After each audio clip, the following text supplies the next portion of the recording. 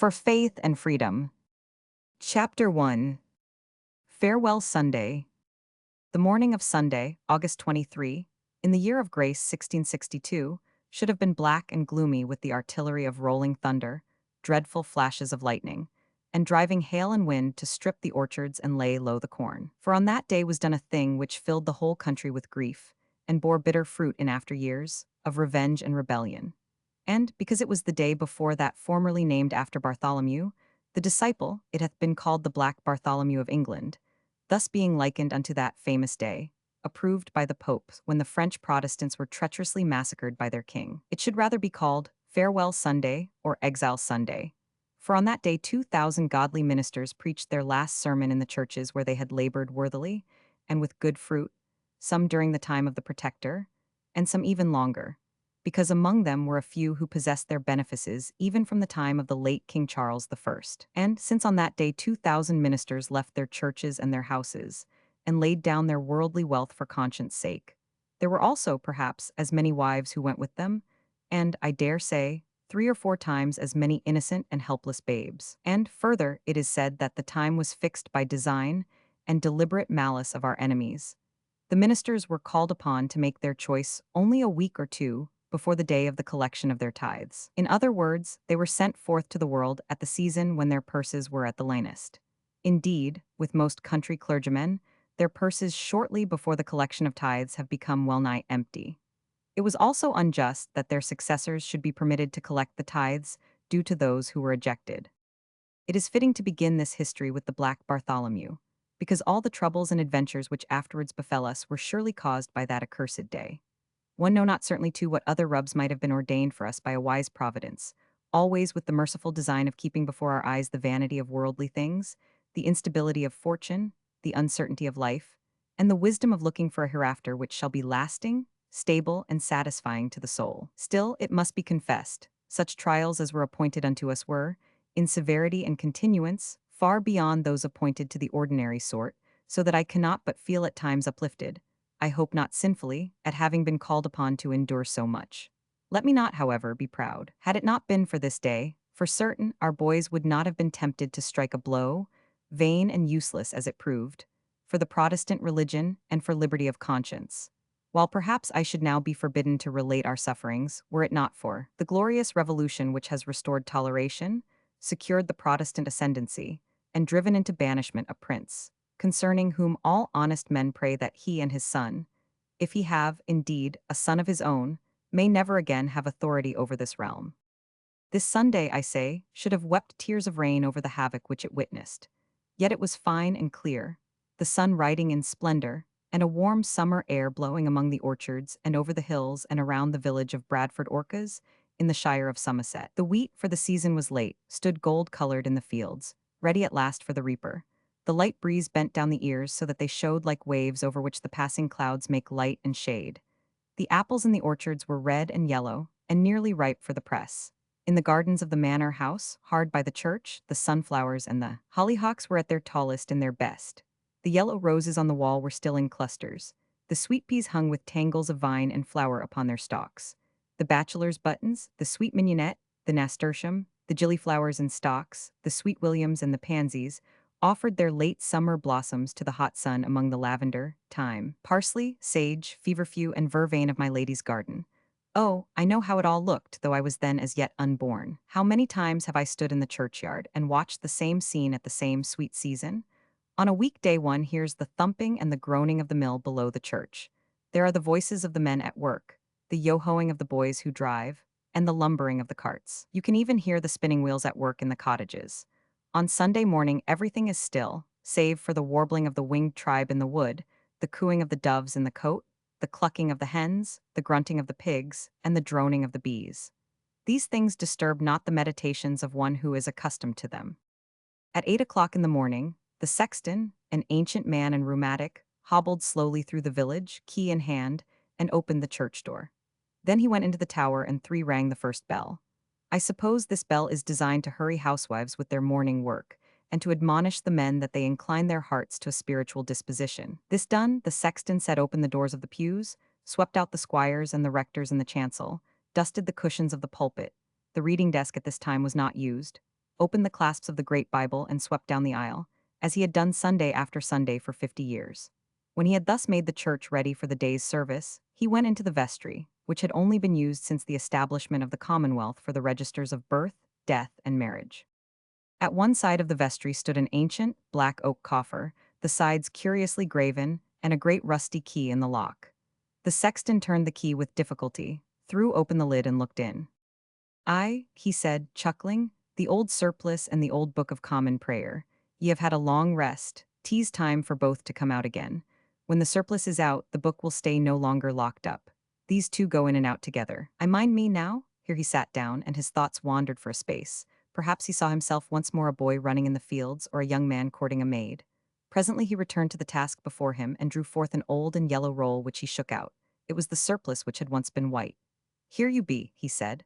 "Put you away for a matter of 12 year and more, and you bide your time. You know you will come back again. You are not in any hurry. Even the sexton dies, but you die not, you bide your time. Everything comes again. The old woman shall give you a taste o' the suds and the hot iron. Thus we go up and thus we go down."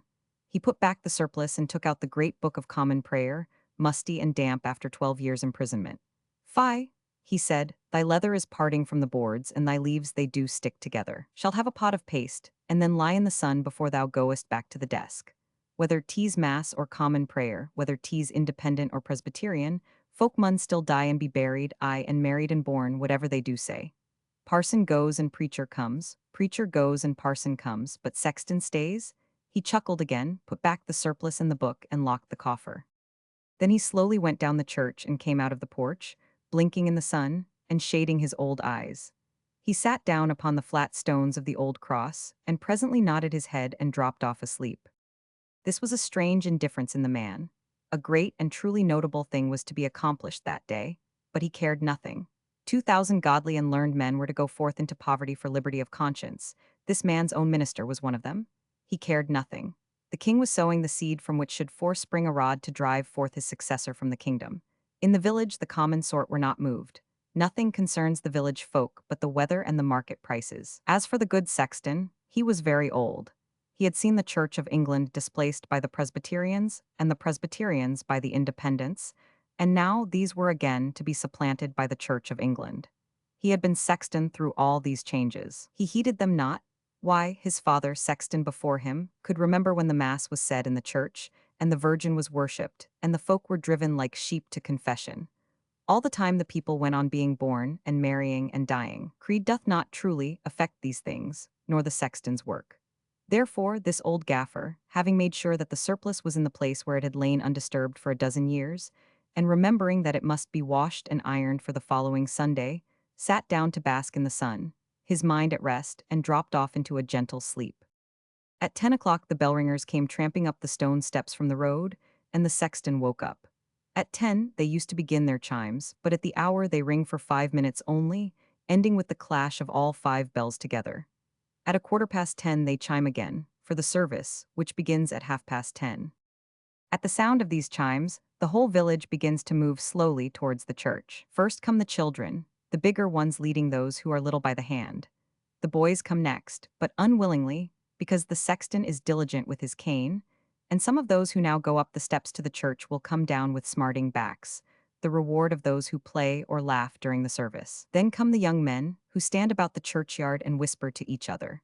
After them follow the elders and the married men, with the women and the girls. 5 minutes before the half hour, the ringers change the chime for a single bell. Then those who are outside gather in the porch and wait for the quality. When the single bell began, there came forth from the rectory the rector himself, Mr. Comfort Aiken, Doctor of Divinity, who was this day to deliver his soul and lay down his charge. He wore the black gown and Geneva bands, for the use of which he contended. At this time he was a young man of 30, tall and thin. He stooped in the shoulders because he was continually reading. His face was grave and austere, his nose thin and aquiline, his eyes bright. Never was any man with brighter eyes than my father. His hair, which he wore long, was brown and curly, his forehead high, rather than broad, his lips were firm. In these days, as my mother hath told me, and as I well believe, he was a man of singular comeliness, concerning which he cared nothing. Always from childhood upwards he had been grave in conversation, and seriously inclined in mind. If I think of my father as a boy, no one ever seems to think that his father was once a boy. I am fain to compare him with Humphrey, save for certain bodily defects, my father having been like a priest of the altar for bodily perfection. That is to say, I am sure that, like Humphrey, he had no need of rod or ferule to make him learn his lessons. And, like that dear and fond friend of my childhood, he would willingly sit in a corner and read a book while the other boys played and went a hunting or a nesting. And very early in life he was smitten with the conviction of sin, and blessed with such an inward assurance of salvation as made him afterwards steadfast in all afflictions. He was not a native of this country, having been born in New England. He came over, being then 18 years of age, to study at Oxford, that university being purged of malignants, as they were then called, and, at the time, entirely in the hands of the godly. He was entered of Balliol College, of which society he became a fellow, and was greatly esteemed for his learning, wherein he excelled most of the scholars of his time. He knew and could read Hebrew, Chaldee, and the ancient Syriac, as well as Latin and Greek. Of modern languages he had acquired Arabic, by the help of which he read the book which is called the Quran of the false prophet Mohammed. French and Italian he also knew and could read easily. As for his opinions, he was an independent, and that not meekly or with hesitation, but with such zeal and vehemence that he considered all who differed from him as his private enemies, nay, the very enemies of God.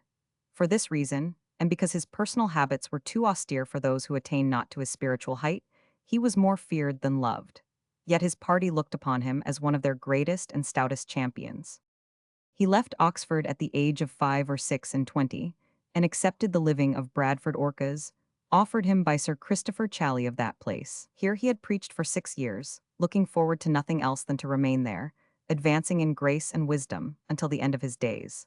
So much was ordered indeed for him, but not quite as he had designed. Let no man say that he knoweth the future, or that he can shape out his destiny. You shall hear presently how Benjamin arrogantly resolved that his future should be what he chose, and what came of that impious resolution. My father's face was always austere. This morning it was more serious and sterner than customary, because the day was to him the most important in his life, and he was about to pass from a condition of plenty. The rectory of Bradford Orcas is not rich, but it affords a sufficiency, to one of penury. Those who knew him, however, had no doubt of the course he was about to take. Even the rustics knew that their minister would never consent to wear a surplice, or to read the Book of Common Prayer, or to keep holy days. You have seen how the sexton opened the box and took out the surplice. Yet my father had said nothing to him concerning his intentions. In his hand he carried his Bible, his own copy. I have it still, six, the margins covered with notes in his writing, bound in black leather, worn by constant handling with brass clasps. Upon his head he had a plain black silk cap, which he wore constantly in his study and at meals to keep off draughts. Indeed, I loved to see him with the silk cap rather than with his tall steeple hat, with neither ribbon nor ornament of any kind, in which he rode when he afterwards went about the country to break the law in exhorting and praying with his friends. Beside him walked my mother, holding in her hand her boy, my brother Barnaby, then 3 years of age. As for me, I was not yet born. She had been weeping, her eyes were red and swollen with tears, but when she entered the church she wept no more, bravely listening to the words which condemned to poverty and hardship herself and her children, if any more should be born to her. Alas, poor soul, what had she done that this affliction should befall her? What had her innocent boy done? For upon her, not upon her husband, would fall the heavy burden of poverty, and on her children the loss. Yet never by a single word of complaint did she make her husband sorry that he had obeyed the voice of conscience, even when there was nothing left in the house, not so much as the widow's cruse of oil. Alas, poor mother, once so free from care! What sorrow and anxiety wert thou destined to endure for the tender conscience of thy husband! At the same time, namely, at the ringing of the single bell, there came forth from the manor house hard by the church, his honor, Sir Christopher, with his family. The worthy knight was then about 50 years of age, tall and handsome still. In his later years there was something of a heavenly sweetness in his face, created, I doubt not, by a long life of pious thoughts and worthy deeds. His hair was streaked with gray, but not yet white. He wore a beard of the kind called stiletto, which was even then an ancient fashion, and he was dressed more soberly than is common with gentlemen of his rank, having no feather in his hat, but a simple ribbon round it. And though his ruffles were of lace, and the kerchief round his neck was lace, the color of his coat was plain brown. He leaned upon a gold-headed cane, on account of an old wound. It was inflicted by a cavalier's musket ball, when he was a captain in the army of Lord Essex. The wound left him somewhat lame, yet not so lame but that he could very well walk about his fields and could ride his horse, and even hunt with the otter-hounds. By his side walked Madam, his wife. After him came his son, Humphrey, newly married, and with Humphrey his wife. And last came his son-in-law, the Reverend Philip Bosquirrel, M.A., late Fellow of All Souls College, Oxford, also newly married with his wife, Sir Christopher's daughter, Patience. Mr. Bosquirrel, like my father, was at that time 30 years of age. Like him, too, his face was comely and his features fine, yet they lacked the fire and the earnestness which marked my father. And in his silken cassock, his small white bands, his lace ruffles, and his 7 dainty walk, it seemed as if Mr. Bosquirrel thought himself above the common run of mankind and of superior clay. 'Tis sometimes the way with scholars and those who survey the world from the eminence of a library. Sir Christopher's face was full of concern, because he loved the young man who was this day to throw away his livelihood. And although he was ready himself to worship after the manner prescribed by law, his opinions were rather independent than Episcopalian. As for Mr. Bosquirrel, who was about to succeed to the ejected minister, his face wore no look of triumph, which would have been ungenerous. He was observed, indeed, after he had silently gone through the service of the day with the help of the common prayer book, to listen diligently unto the preacher. The people, I have already said, knew already what was about to happen. Perhaps some of them, but I think not, possessed a copy of the old prayer book. This, they knew, was to be restored with the surplice and the observance of holy days, feasts and fasts, and the kneeling at the administration of the Holy Communion. Our people are craftsmen as much as they are rustics. Every week the master clothier's men drive their pack horses into the village laden with wool, and return with yarn. They are not, therefore, so brutish and sluggish as most country folk. Yet they made no outward show of caring whether prelacy or independency was to have the sway. Perhaps the abstruse doctrines which my father loved to discuss were too high for them. Perhaps his austerity was too strict for them, so that he was not beloved by them. Perhaps, even, they would have cared little if they had heard that Bishop Bonner himself was coming back. Religion, to country folk, means, mostly, the going to church on Sunday morning. That done, man's service of prayer and praise to his Creator is also done. If the form be changed, the church remains, and the churchyard, one shepherd followeth another, but the flock is always the same. Revolutions overthrow kings and send great heads to the block, but the village heedeth not unless civil war pass that way. To country folk, what difference? The sky and the fields are unchanged. Under Queen Mary they are papists, under Queen Elizabeth they are Protestants. They have the prayer book under King James and King Charles. Under Oliver they have had the Presbyterian and Independent. Now they have the Book of Common Prayer and the surplice again. Yet they remain the same people, and tell the same stories, and, so far as I know, believe the same things, viz., that Christ Jesus saves the soul of every man who truly believes in him. Why, if it were not for his immortal soul, concerning which he takes but little thought, the rustic might be likened unto the patient beast whom he harnesseth to his plough and to his muck cart. He changeth no more, he works as hard, he is as long enduring. His eyes and his thoughts are as much bound by the hedge, the lane, and the field. He thinks and invents and advances no more. Were it not, I say, for the 8th church, he would take as little heed of anything as his ox or his ass. His village would become his country. His squire would become his king. The nearest village would become the camp of an enemy, and he would fall into the condition of the ancient Britain when Julius Caesar found every tribe fighting against every other. I talk as a fool. For sometimes there falls upon the torpid soul of the rustic a spark which causes a mighty flame to blaze up and burn fiercely within him. I have read how a simple monk, called Peter the Hermit, drew thousands of poor, illiterate, credulous persons from their homes, and led them, a mob armed with scythes and pikes, across Europe to the deserts of Asia Minor, where they miserably perished. I have read also of Jack Cade, and how he drew the multitudes after him, crying aloud for justice or death. And I myself have seen these sluggish spirits suddenly fired with a spirit which nothing could subdue. The sleeping soul I have seen suddenly starting into life. Strength and swiftness have I seen suddenly put into sluggish limbs. Light and fire have I seen gleaming suddenly in dull and heavy eyes. Oh, it was a miracle, but I have seen it. And having seen it, I cannot despise these lads of the plough, these honest boys of Somerset, nor can I endure to hear them laughed at or contemned. Bradford Orcas, in the 100 of Horethorne, Somerset, is a village so far from the great towns that one would think a minister might have gone on praying and preaching after his own fashion without ever being discovered. But the arm of the law is long. The nearest town is Sherborne, in Dorsetshire, to which there is a bridle path across the fields. It is the market town for the villages round it. Bradford Orcas is an obscure little village with no history and no antiquities. It stands in the southeastern corner of the county, close to the western declivity of the Corton Hills, which here sweep round so as to form a valley, in which the village is built along the banks of a stream. The houses are for the most part of stone, with thatched roofs, as is the custom in our country. The slopes of the hills are covered with trees, and round the village stand goodly orchards, the cider from which cannot be surpassed. As for the land, but little of it is arable, the greater part is a sandy loam or stone brash. The church, which in the superstitious days was dedicated to St. Nicholas, is built upon a hillock, a rising ground in the west of the village. This building of churches upon hillocks is a common custom in our parts, and seemeth laudable, because a church should stand where it can be seen by all the people, and by its presence remind them of death and of the judgment. The practice doth obtain, for example, at Sherborne, where there is a very noble church, and at Hewish Episcopi, and at many other places in our county. Our church is fair and commodious, not too large for the congregation, having in the west a stone tower embattled, and consisting of a nave and chancel with a very fine roof of carved woodwork. There is an ancient yew tree 9 in the churchyard, from which in old times bows were cut. Some of the bows yet hang in the great hall of the manor house. Among the graves is an ancient stone cross, put up no man knows when, standing in a 6-sided slab of stone, but the top was broken off at the time of the Reformation. 2 or 3 tombs are in the churchyard, and the rest is covered with mounds, beneath which lie the bones and dust of former generations.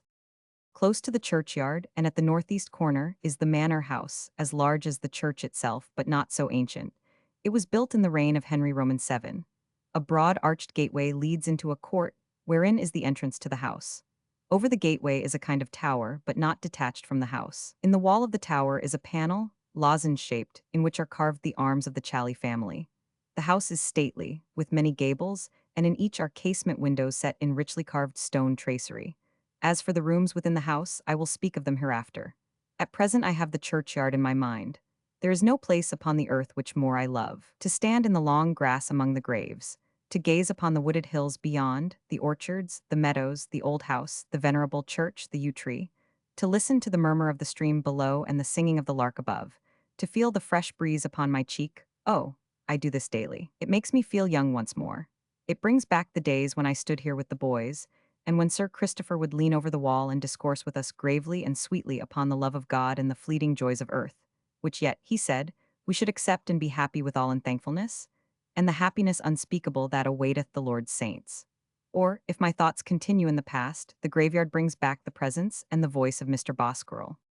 In such a spot as this, he would say, speaking softly and slowly, the pastorals of Virgil or Theocritus might have been written. Here would the shepherds hold their contests. Certainly they could find no place, even in sunny Sicily or at Mantua itself, where, save for 3 months in the year, the air is more delightful. Here they need not to avoid the burning heat of a sun which gently warms, but never burns. Here they would find the shade of the grove pleasant in the soft summer season. Innocent lambs instead of kids, which are tasteless, play in our meadows.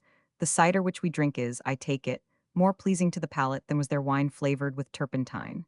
And our viols, violins, and spinets are instruments more delightful than the oaten pipe or the cithara itself. Then would he wave his hand and quote some poet in praise of a country life.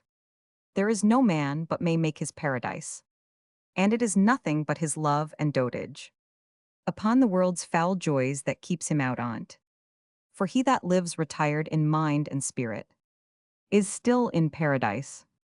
But child, he would add with a sigh, one may not always wish to be in paradise. The world's joys lie elsewhere. Only when youth is gone, then paradise is best. The service began, after the manner of the Independents, with a long prayer, during which the people sat.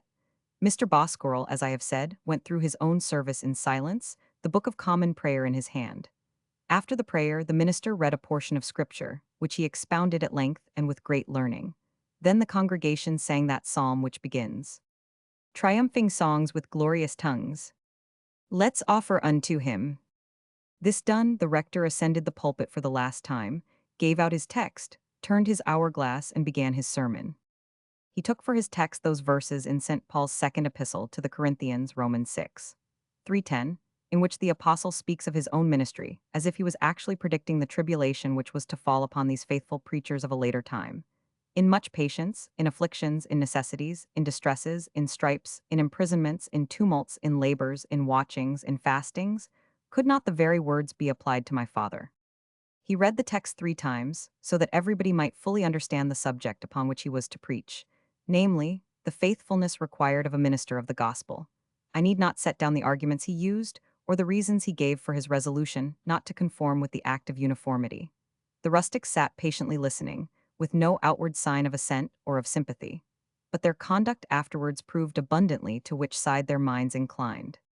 It behoves us all to listen with respect when scholars and wise men inquire into the reasons of things. Yet the preachings and expositions which such as my father bestowed upon their flocks did certainly awaken men's minds to consider by themselves the things which many think too high for them. It is a habit which may lead to the foundation of false and pernicious sects. And it certainly is not good that men should preach the doctrines of the Anabaptists, the Fifth Monarchy men, or the Quakers. Yet it is better that some should be deceived than that all should be slaves. I have been assured by one, I mean Humphrey, who hath travelled, that in those countries where the priest taketh upon himself the religion of the people, so that they think to be saved by attending mass, by fasting, confession, penance, and so forth, not only does religion itself become formal, mechanical, and inanimate, but in the very daily concerns and business of life men grow slothful and lack spirit. Their religion, which is the very heat of the body, the sustaining and vital force of all man's actions, is cold and dead. Therefore, all the virtues are cold also, and with them the courage and the spirit of the people. Thus it is that Italy hath fallen aside into so many small and divided kingdoms. And for this reason 11 Spain, in the opinion of those who know her best, is now falling rapidly into decay. I am well assured, by those who can remember, that the intelligence of the village folk greatly increased during the period when they were encouraged to search the scriptures for themselves. Many taught themselves to read, others had their children taught, in order that they might read or hear daily portions of the scriptures. It is now 30 years since authority resumed the rule.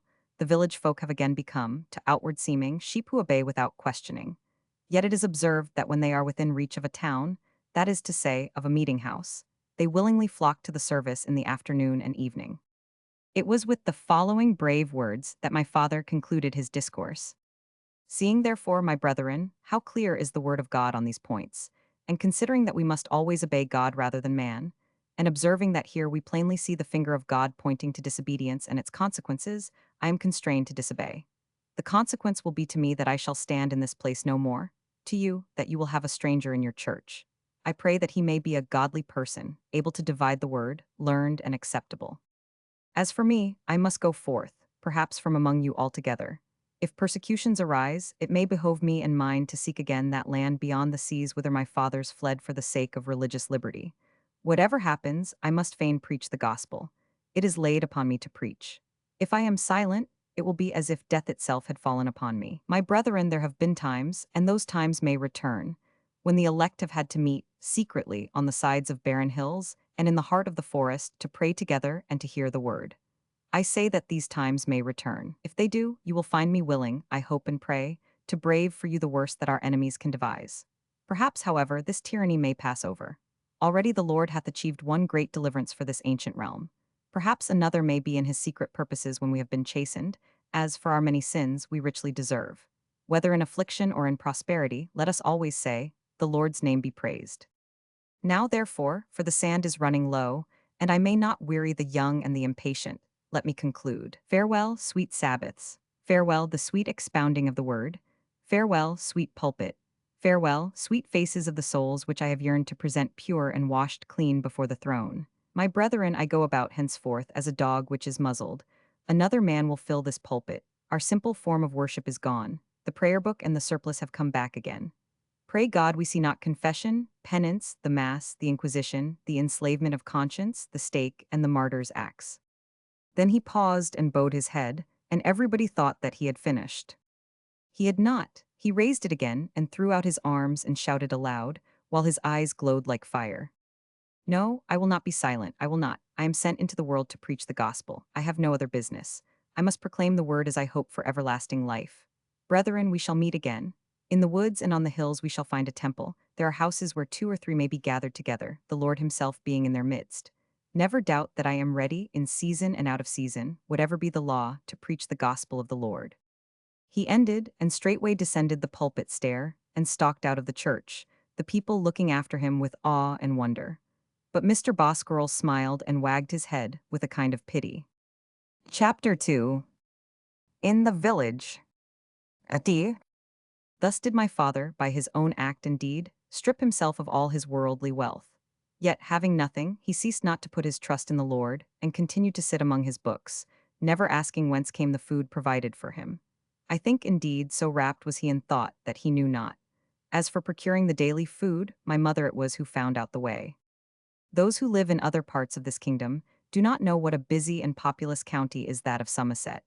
Apart from the shipping and the great trade with Ireland, Spain, and the West Indies carried on from the port of Bristol, we have our great manufactures of cloth, in which we are surpassed by no country in the world. The town of Taunton alone can boast of 1,100 looms always at work making sagathies and desroys. There are many looms at Bristol, where they make for the most part druggets and cantaloons, and there are great numbers at that rich and populous town of Frome Selwood, where they manufacture the Spanish medleys. Besides the cloth workers, we have, in addition, our knitted stocking trade, which is carried on mostly at Glastonbury and Shepton Mallet. Not only does this flourishing trade make the masters rich and prosperous, it is not uncommon to find a master with his 20, aye, and his 40,000 pounds, but it fills all the country with work, so that the towns are frequent, populous, and full of everything that men can want. And the very villages are not like those which may be seen in other parts, poor and squalid, but well built and comfortable. Every cottage has its spinning wheel. The mother, when she is not doing the work of the house, sits at the wheel. The girls, when they have nothing else to do, are made to knit stockings. Every week the master clothier sends round his men among the villages, their pack horses laden with wool. Every week they return, their packs laden with yarn, ready for the loom. There is no part of England where the people are more prosperous and more contented. Nowhere are there more towns, and all thriving. Nowhere are the villages better built. Nor can 114 find anywhere else more beautiful churches. Because the people make good wages, they are independent in their manners. They have learned things supposed to be above the station of the humble. Most of them in the towns, and many in the villages, are able to read. This enables them to search the scriptures and examine into doctrine by the light of their own reason, guided by grace. And to me, the daughter of a nonconforming preacher, it does not seem wonderful that so many of them should have become stiff and sturdy nonconformists. This was seen in the year 1685, and again, 3 years later, when a greater than Monmouth landed on the western shores. My mother then, seeing no hope that her husband would earn, by any work of his own, the daily bread of the household, bravely followed the example of the women in the village. That is to say, she set up her spinning wheel, and spent all the time that she could spare spinning the wool into yarn, while she taught her little boy first and afterwards her daughter, as soon as I was old enough to manage the needles, to knit stockings. What trade, indeed, could her husband follow save one, and that by law prohibited? He could not dig, he could not make anything, he knew not how to buy or sell, he could only study, write, and preach. Therefore, while he sat among his books in one room, she sat over her wheel in the other, working for the master clothiers of Frome Selwood. It still makes my heart to swell with pity and with love when I think upon my mother, thus spending herself and being spent, working all day, huckstering with the rough pack horsemen, more accustomed to exchange rude jests with the rustics than to talk with gentlewomen. And this she continued to do year after year, cheerful and contented, so that her husband should never feel the pinch of poverty. Love makes us willing slaves. My father, happily, was not a man whose mind was troubled about food. He paid no heed at all to what he ate, provided that it was sufficient for his needs. He would sup his broth of pork and turnips and bread, after thanks rendered, as if it were the finest dish in the world, and a piece of cold bacon with a hot cabbage would be a feast for him. The cider which he drank was brewed by my mother from her own apples. To him, it was as good as if it had been Sherris or Rhenish. I say that he did not even know how his food was provided for him. His mind was at all times occupied with subjects so lofty that he knew not what was done under his very eyes. The hand of God, he said, doth still support his faithful. Doubtless we cannot look back upon those years without owning that we were so supported. But my mother was the instrument. Nay, my father sometimes even compared himself with satisfaction unto the prophet Elijah, whom the ravens fed beside the brook Cherith, bringing him flesh and bread in the morning, and flesh and bread in the evening. I suppose my father thought that his bacon and beans came to him in the same manner.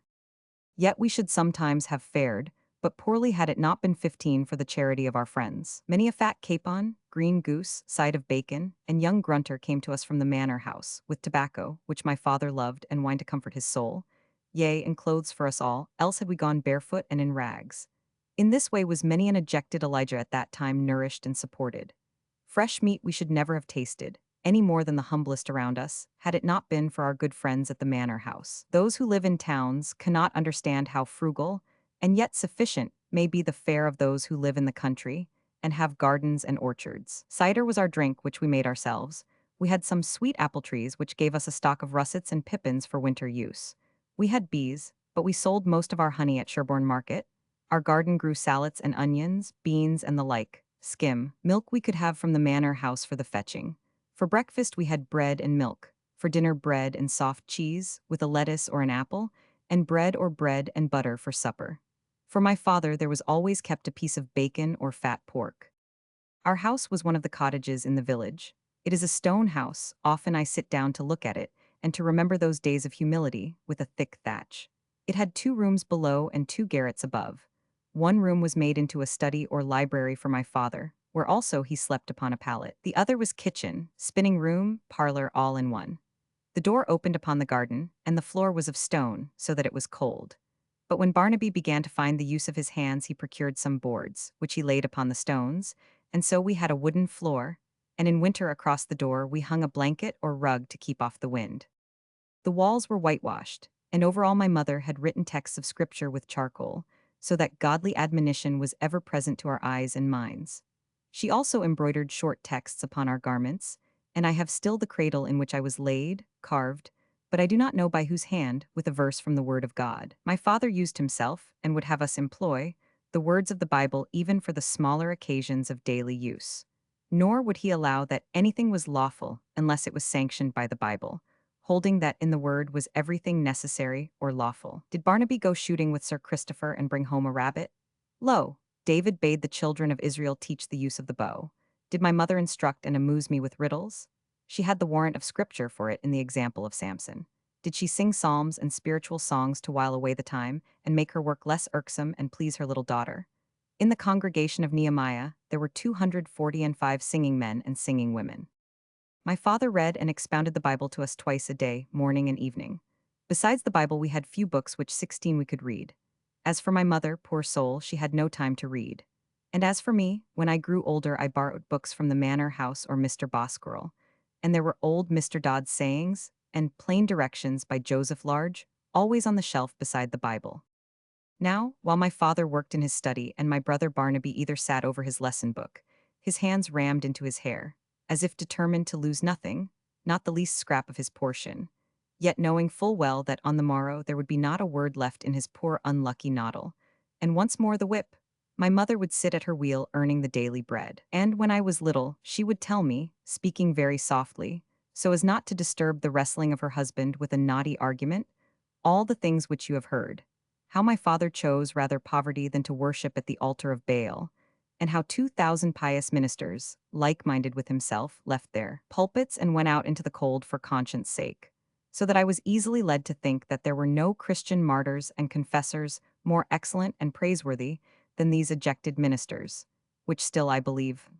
Then would she tell me further of how they fared, and how the common people do still reverence them. There was the history of John Norman of Bridgwater, Joseph Chadwick of Renford, Felix Howe of West Torrington, George Minton, and many others. She also instructed me very early in the history of the Protestant uprising over the best half of Europe, and showed me how, against fearful odds, and after burnings and tortures unspeakable, the good people of Germany, the Netherlands, and Great Britain won their freedom from the Pope, so that my heart glowed within me to think of the great goodness and mercy which caused me to be born in a Protestant country. And she instructed me later in the wickedness of King Charles, whom they now call a martyr, and in the plots of that king, and laud his archbishop, and how king and archbishop were both overthrown and perished when the people arose and would bear no more.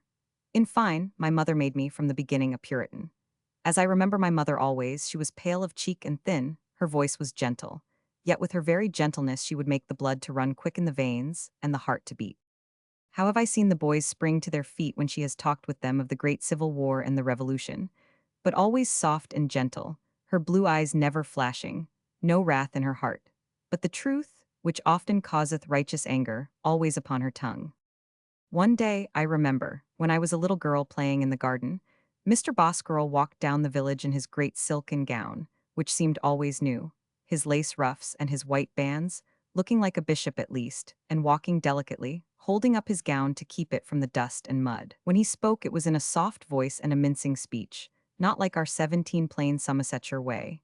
He stopped at our gate and looked down the garden. It was a summer day, the doors and windows of the cottage were open. At our window sat my father bending over his books, in his rusty gown and black cap, thin and lank. At the door sat my mother at her wheel. "Child," said the rector, "take heed thou never forget in thine age the thing which thou seest daily in thy childhood." I knew not what he meant. "Read and mark," he said. "Yea, little Alice, learn by heart what the wise man hath said of the good woman. She layeth her hands to the spindle. She maketh fine linen and selleth it. She eateth not the bread of idleness. Let her works praise her in the gates." Chapter 3. The Boys. Ati. The family of Chally, of Bradford Orcas, is well known. Here there has always been a Chally from time immemorial. They are said to have been on the land before the time of the Conqueror, but because they have never been a great family, like the Mohuns of Dunster, but only modest gentlefolk with some 400 or 500 pounds a year, they have not suffered, like those great houses, from the civil wars, which, when they raged in the land, brought in their train so many attainders, sequestrations, beheadings, imprisonments, and fines. Whether the barons fought, or whether cavaliers and roundheads, the Challys remained at Bradford Orcas. Since the land is theirs and the village, it is reasonable that they should have done everything that has been done for the place. One of them built the church, but I know not when. Another built the tower. Another gave the peal of bells. He who reigned here in the time of Henry Roman VII built the manor house. Another built the mill. The monuments in the church are all put up to the memory of Challys dead and gone. There is one, a very stately tomb, which figures to the life Sir William Chally, who died in the time of Queen Elizabeth, carved in marble and colored, kneeling at a desk. Opposite to him is his second wife, Grace, also kneeling. Behind the husband are 3 boys on their knees, and behind the wife are 3 girls. Apart from this group is the effigy of Philippa, Sir Christopher's first wife, with 4 daughters kneeling behind her. I was always sorry for Philippa, thus separated and cut off from the society of her husband. There are brasses on the floor with figures of other Challys, and tablets in the wall, and the Chally coat of arms is everywhere, cut in lozenges and painted in wood and shining in the east window. It seemed to me in my young days that it was the grandest thing in the world to be a Chally. In this family there was a laudable practice with the younger sons, that they stayed not at home, as is too often their custom, leading indolent lives without ambition or fortune, but they sallied forth and sought fortune in trade, or in the law, or in the church, or in foreign service, wherever fortune is to be honorably won. So that, though I dare say some have proved dead and dry branches, 19 others have put forth flowers and fruit abundantly, forming new and vigorous trees sprung from the ancient root. Thus some have become judges, and some bishops, and some great merchants. Some have crossed the ocean and are now settled in the plantations. Some have attained rank and estates in the service of the Low Countries. Thus Sir Christopher's brother Humphrey went to London and became a Levant merchant and adventurer, rising to great honor and becoming alderman. I doubt not that he would have been made Lord Mayor but for his untimely death. And as for his wealth, which was rumored to be so great, but you shall hear of this in due time. That goodly following of his household, which you have seen enter the church on Farewell Sunday, was shortly afterwards broken into by death. There fell upon the village, I think it was in the year 1665, the scourge of a putrid fever, of which there died, besides numbers of the village folk, Madam herself, the honored wife of Sir Christopher, Humphrey his son, and Madam Patience Bosquirrel his daughter. There were left to Sir Christopher, therefore, only his daughter-in-law and his grandsons Robin and Benjamin. And in that year his household was increased by the arrival of his grandnephew Humphrey. This child was the grandson of Sir Christopher's brother, the Turkey or Levant merchant of whom I have spoken. He was rich and prosperous.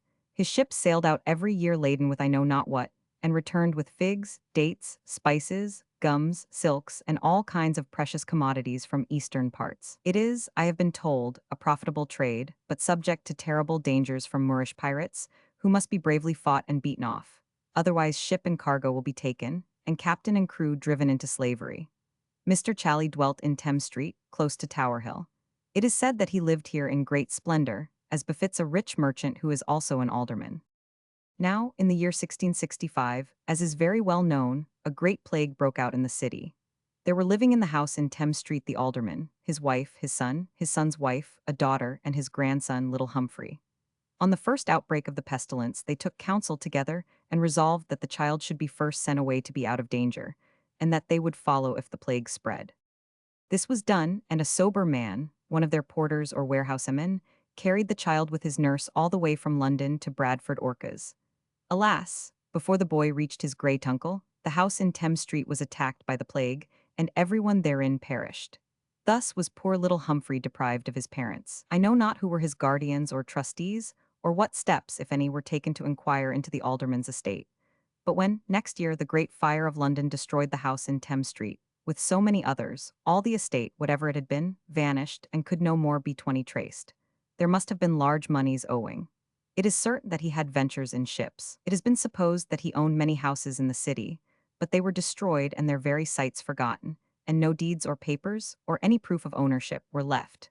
Moreover, there was nobody charged with inquiring into this orphan's affairs.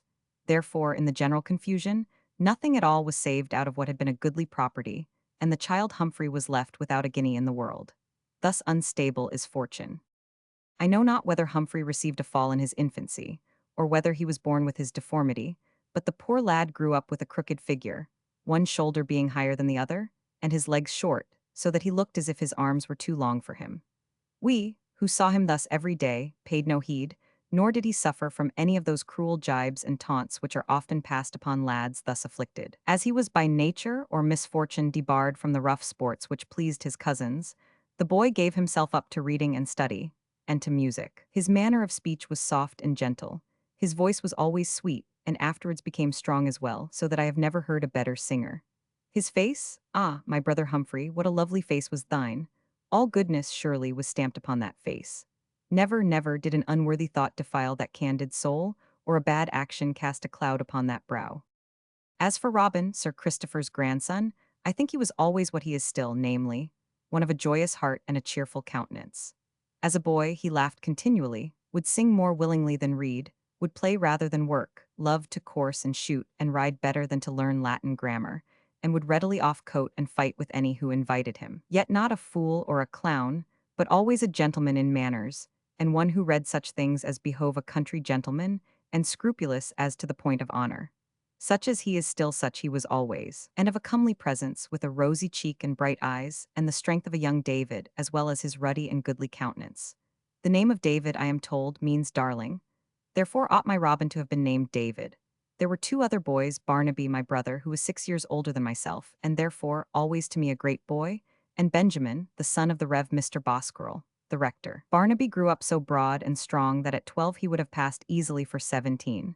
His square shoulders, deep chest, and big limbs made him like a bull for strength. Yet he was shorter than most, and looked shorter than he was by reason of his great breadth. He was always exercising his strength. He would toss the hay with the haymakers, and carry the corn for the reapers, and thresh with the flail, and guide the plough. He loved to climb great trees, and fell to them with an axe. Everybody in the village admired his 21 wonderful strength. Unfortunately, he loved not books, and could never learn anything, so that when, by dint of great application and many repetitions, he had learned a little piece of a Latin verb, he straightway forgot it in the night, and so, next day there was another flogging. But that he heeded little. He was 5 years older than Robin, and taught him all his woodcraft: where to find pheasants' eggs, how to catch squirrels, how to trap weasels and stoats, how to hunt the otter, how to make a goldfinch whistle and a raven talk. Never was there such a master of that wisdom which doth not advance a man in the world. Now, before Barnaby's birth, his mother, after the manner of Hannah, gave him solemnly unto the Lord all the days of his life. And, after his birth, her husband, after the manner of Elkanah, said, Do what seemeth thee good, only the Lord establish his word. He was therefore to become a minister, like his father before him. Alas, poor Barnaby could not even learn the Latin verbs, and his heart, it was found, as he grew older, was wholly set upon the things of this world.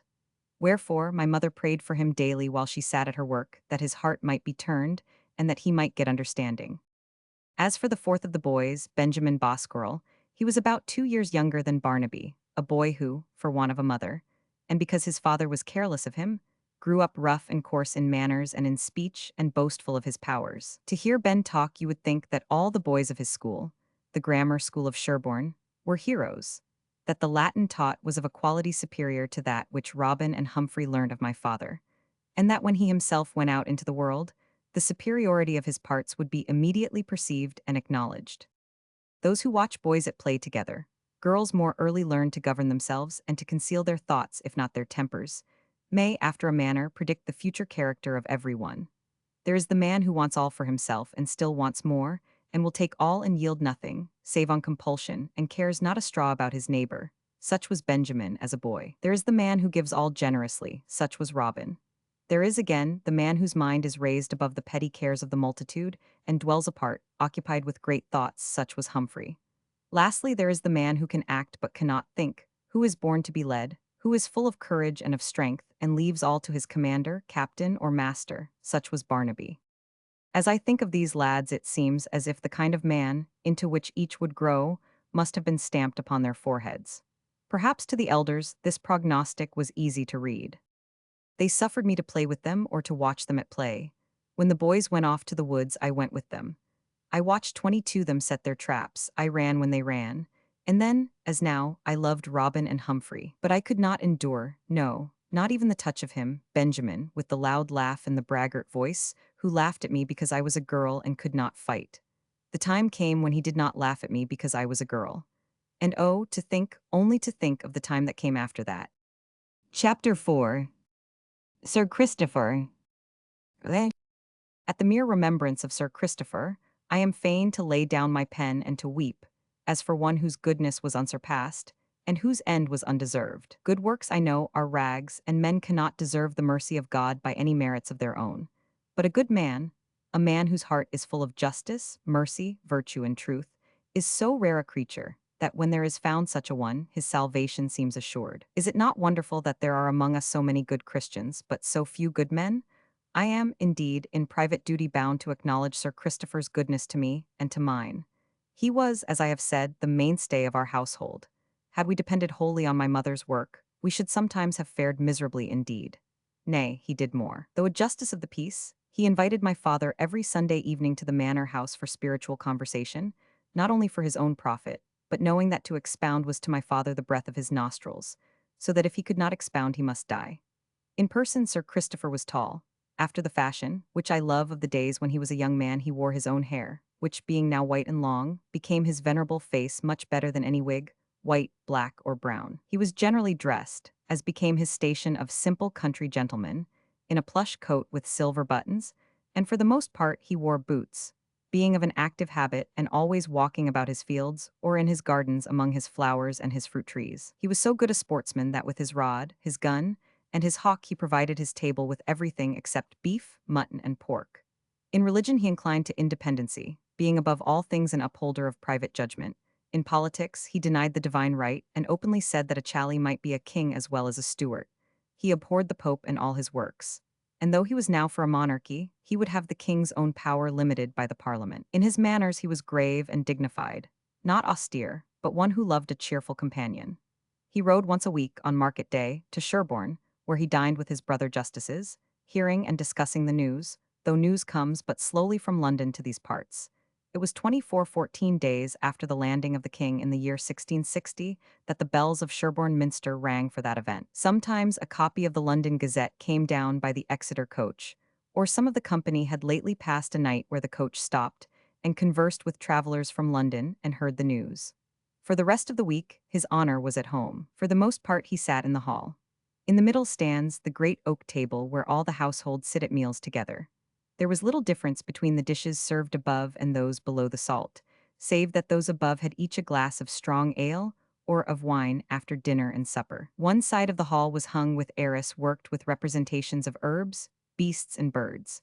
On the other side was the great chimney, where in the winter a noble fire was kept up all day long. On either side of it hung fox skins, otter skins, polecat skins, with fishing rods, stags' heads, horns, and other trophies of the chase.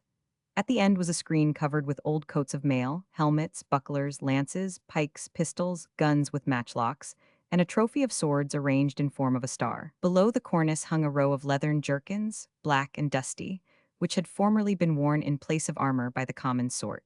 In the oriel window was a sloping desk, having on one side the Bible, and on the other Fox's Book of Martyrs. Below was a shelf with other books, such as Vincent Wing's Almanac, King Charles's Golden Rules, Glanville on Apparitions, The Complete Justice, and the Book of Farriery. There was also in the hall a great sideboard, covered with turkey work, pewter, brass, and fine linen. In the cupboard below was his honor's plate, reported to be worth a great deal of money. Sir Christopher sat in a high chair, curiously carved with arms and a triangular seat. It had belonged to the family for many generations. Within reach of the chair was the tobacco jar, his pipe, and his favorite book, namely, The Gentleman's Academy, or the Book of St. Albans, being a work on hunting, hawking, and armory, by Dame Juliana Berners, who wrote it 250 years ago. Sir Christopher loved especially to read aloud that chapter, in which it is proved that the distinction between gentleman and churl began soon after the creation, when Cain proved himself a churl, and Seth was created gentleman and esquire or armiger by Adam, his father. This distinction was renewed after the flood by Noah himself, a gentleman by lineal descent from Seth. In the case of his sons, Ham was the churl, and the other two were the gentlemen. I have sometimes thought that, according to this author, all of us who are descended from Shem or Japhet should be gentlemen, in which case there would be no churl in Great Britain at all. But certainly there are many, so that, to my poor thinking, Dame Juliana Berners must be wrong. There is, in addition to the great hall, the best parlor. But 25, as this was never wanted, the door of it was never opened except at cleaning time. Then, to be sure, one saw a room furnished very grand, with chairs and turkey work, and hung round with family portraits. The men were clad in armor, as if they had all been soldiers or commanders. The women were mostly dressed as shepherdesses, with crooks in their hands and flowing robes. In the garden was a long bowling green, where in summer Sir Christopher took great pleasure in that ancient game. Below the garden was a broad fish pond, made by damming the stream. Above and below the pond there were trout, and in the pond were carp and jack. A part of the garden was laid out for flowers, a part for the still room, and a part for fruit. I have never seen anywhere a better ordered garden for the still room. Everything grew therein that the housewife wants. Sweet cicely, rosemary, burnet, sweet basil, chives, dill, clary, angelica, lipwort, tarragon, thyme, and mint. There were, as Lord Bacon in his essay on gardens would have, whole alleys of them to have the pleasure when you walk or tread. There were thick hedges to keep off the east wind in spring, so that one would enjoy the sun when that cold wind was blowing. But in Somerset that wind hath not the bitterness that it possesses along the eastern shores of the land. Every morning Sir Christopher sat in his justice's chair under the helmets and the coats of armor. Sometimes gypsies would be brought before him, charged with stealing poultry or poisoning pigs, or a rogue and vagabond would stray into the parish. These gentry were very speedily whipped out of it. As for our own people, there is nowhere a more quiet and orderly village. Quarrels there are with the clothier's men, who will still try to beat down the value of the women's work, and bickerings sometimes between the women themselves. Sir Christopher was judge for all. Truly he was a patriarch like unto Abraham, and a father to his people. Never was sick man suffered to want for medicines and succor. Never was aged man suffered to lack food and fire. Did any youth show leanings towards sloth, profligacy, or drunkenness, he was straightway admonished, and that right soundly, so that his back and shoulders would remind him for many days of his sin. By evildoers Sir Christopher was feared as much as he was beloved by all good men and true. This also is proper to one in high station and authority. In the evening he amused himself in playing backgammon with the boys, or chess with his son-in-law, Mr. Bosquirrel, but the latter with less pleasure, because he was generally defeated in the game. He greatly delighted in the conversation and society of that learned and ingenious gentleman, though on matters of religion and of politics his son-in-law belonged to the opposite way of thinking. I do not know why Mr. Bosquirrel took upon himself holy orders. God forbid that I should speak ill of any in authority, and especially of one who was kind and charitable to all, and refused to become a persecutor of those who desired freedom of conscience and of speech. 26. But if the chief duty of a minister of the gospel is to preach, then was Mr. Bosquirrel little better than a dog who cannot bark. He did not preach. That is to say, he could not, like my father, mount the pulpit, Bible in hand, and teach, admonish, argue, and convince without a written word. He read every Sunday morning a brief discourse, which might, perhaps, have instructed Oxford scholars, but would not be understood by the common people. As for arguments on religion, spiritual conversation, or personal experience of grace, he would never suffer such talk in his presence, because it argued private judgment and caused, he said, the growth of spiritual pride. And of those hot gospelers whose zeal brings them to prison and the pillory, he spoke with contempt. His conversation, I must acknowledge, was full of delight and instruction, if the things which one learned of him were not vanities. He had traveled in Italy and in France, and he loved to talk of poetry, architecture, statuary, medals and coins, antiquities, and so forth. Things harmless and perhaps laudable in themselves, but for a preacher of the gospel who ought to think of nothing but his sacred calling they are surely superfluities. Or he would talk of the manners and customs of strange countries, and especially of the Pope. This person, whom I have been taught to look upon as from the very nature of his pretensions the most wicked of living men, Mr. Bosquirrel regarded with as much toleration as he bestowed upon an independent. Then he would tell us of London and the manners of the great, of the king, whom he had seen, and the court, seeming to wink at things which one ought to hold in abhorrence. He even told us of the playhouse, which, according to my father, is the most subtle engine ever invented by the devil for the destruction of souls. Yet Mr. Bosquirrel sighed to think that he could no longer visit that place of amusement. He loved also music, and played movingly upon the violoncello, and he could make pictures with pen, pencil, or brush. I have some of his paintings still, especially a picture which he drew of Humphrey playing the fiddle, his great eyes looking upwards as if the music was drawing his soul to heaven. I know not why he painted a halo about his face. Mr. Bosquirrel also loved poetry, and quoted Shakespeare and Ben Jonson more readily than the word of God. In person he was of a goodly countenance, having clear-cut features, a straight nose, rather long, soft eyes, and a gentle voice. He was dainty in his apparel, loving fine clean linen and laced neckerchiefs, but was not a gross feeder. He drank but little wine, but would discourse upon fine wines, such as the Tokay of Hungary, commandery wine from Cyprus, and the like, and he seemed better pleased to watch the color of the wine in the glass and to breathe its perfume than to drink it. Above all things he hated coarse speech and rude manners. He spoke of men as if he stood on an eminence watching them, and always with pity, as if he belonged to a nobler creation. How could such a man have such a son? Chapter 5. The Runaway.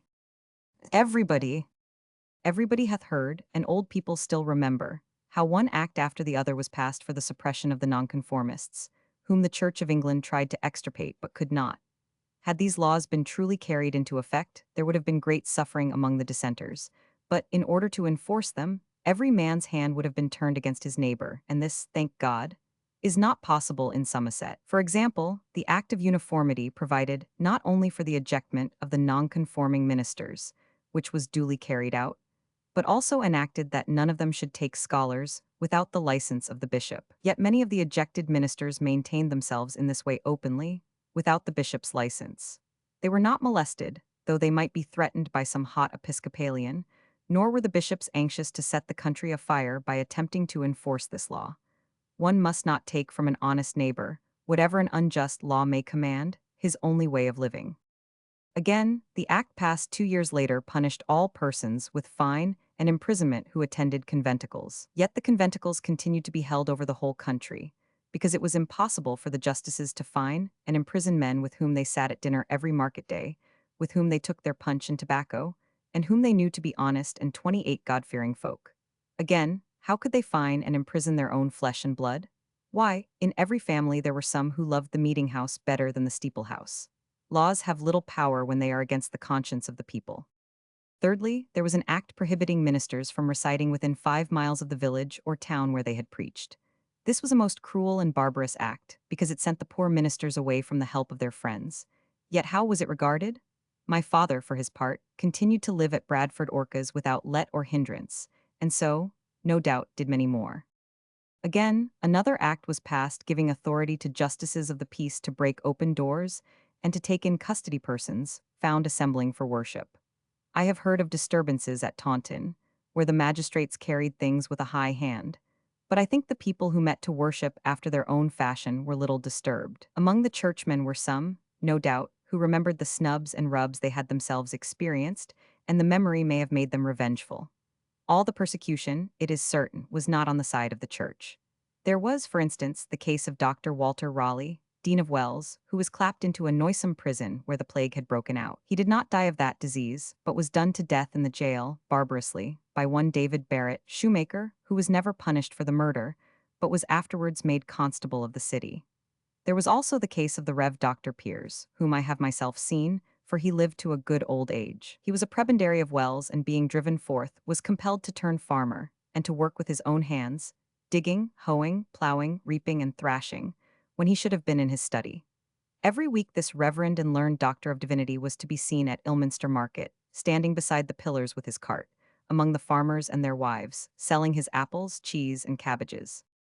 I say that no doubt many remembered these things, yet the affection of the people went forth to the nonconformists and the ejected ministers, as was afterwards but too well proved.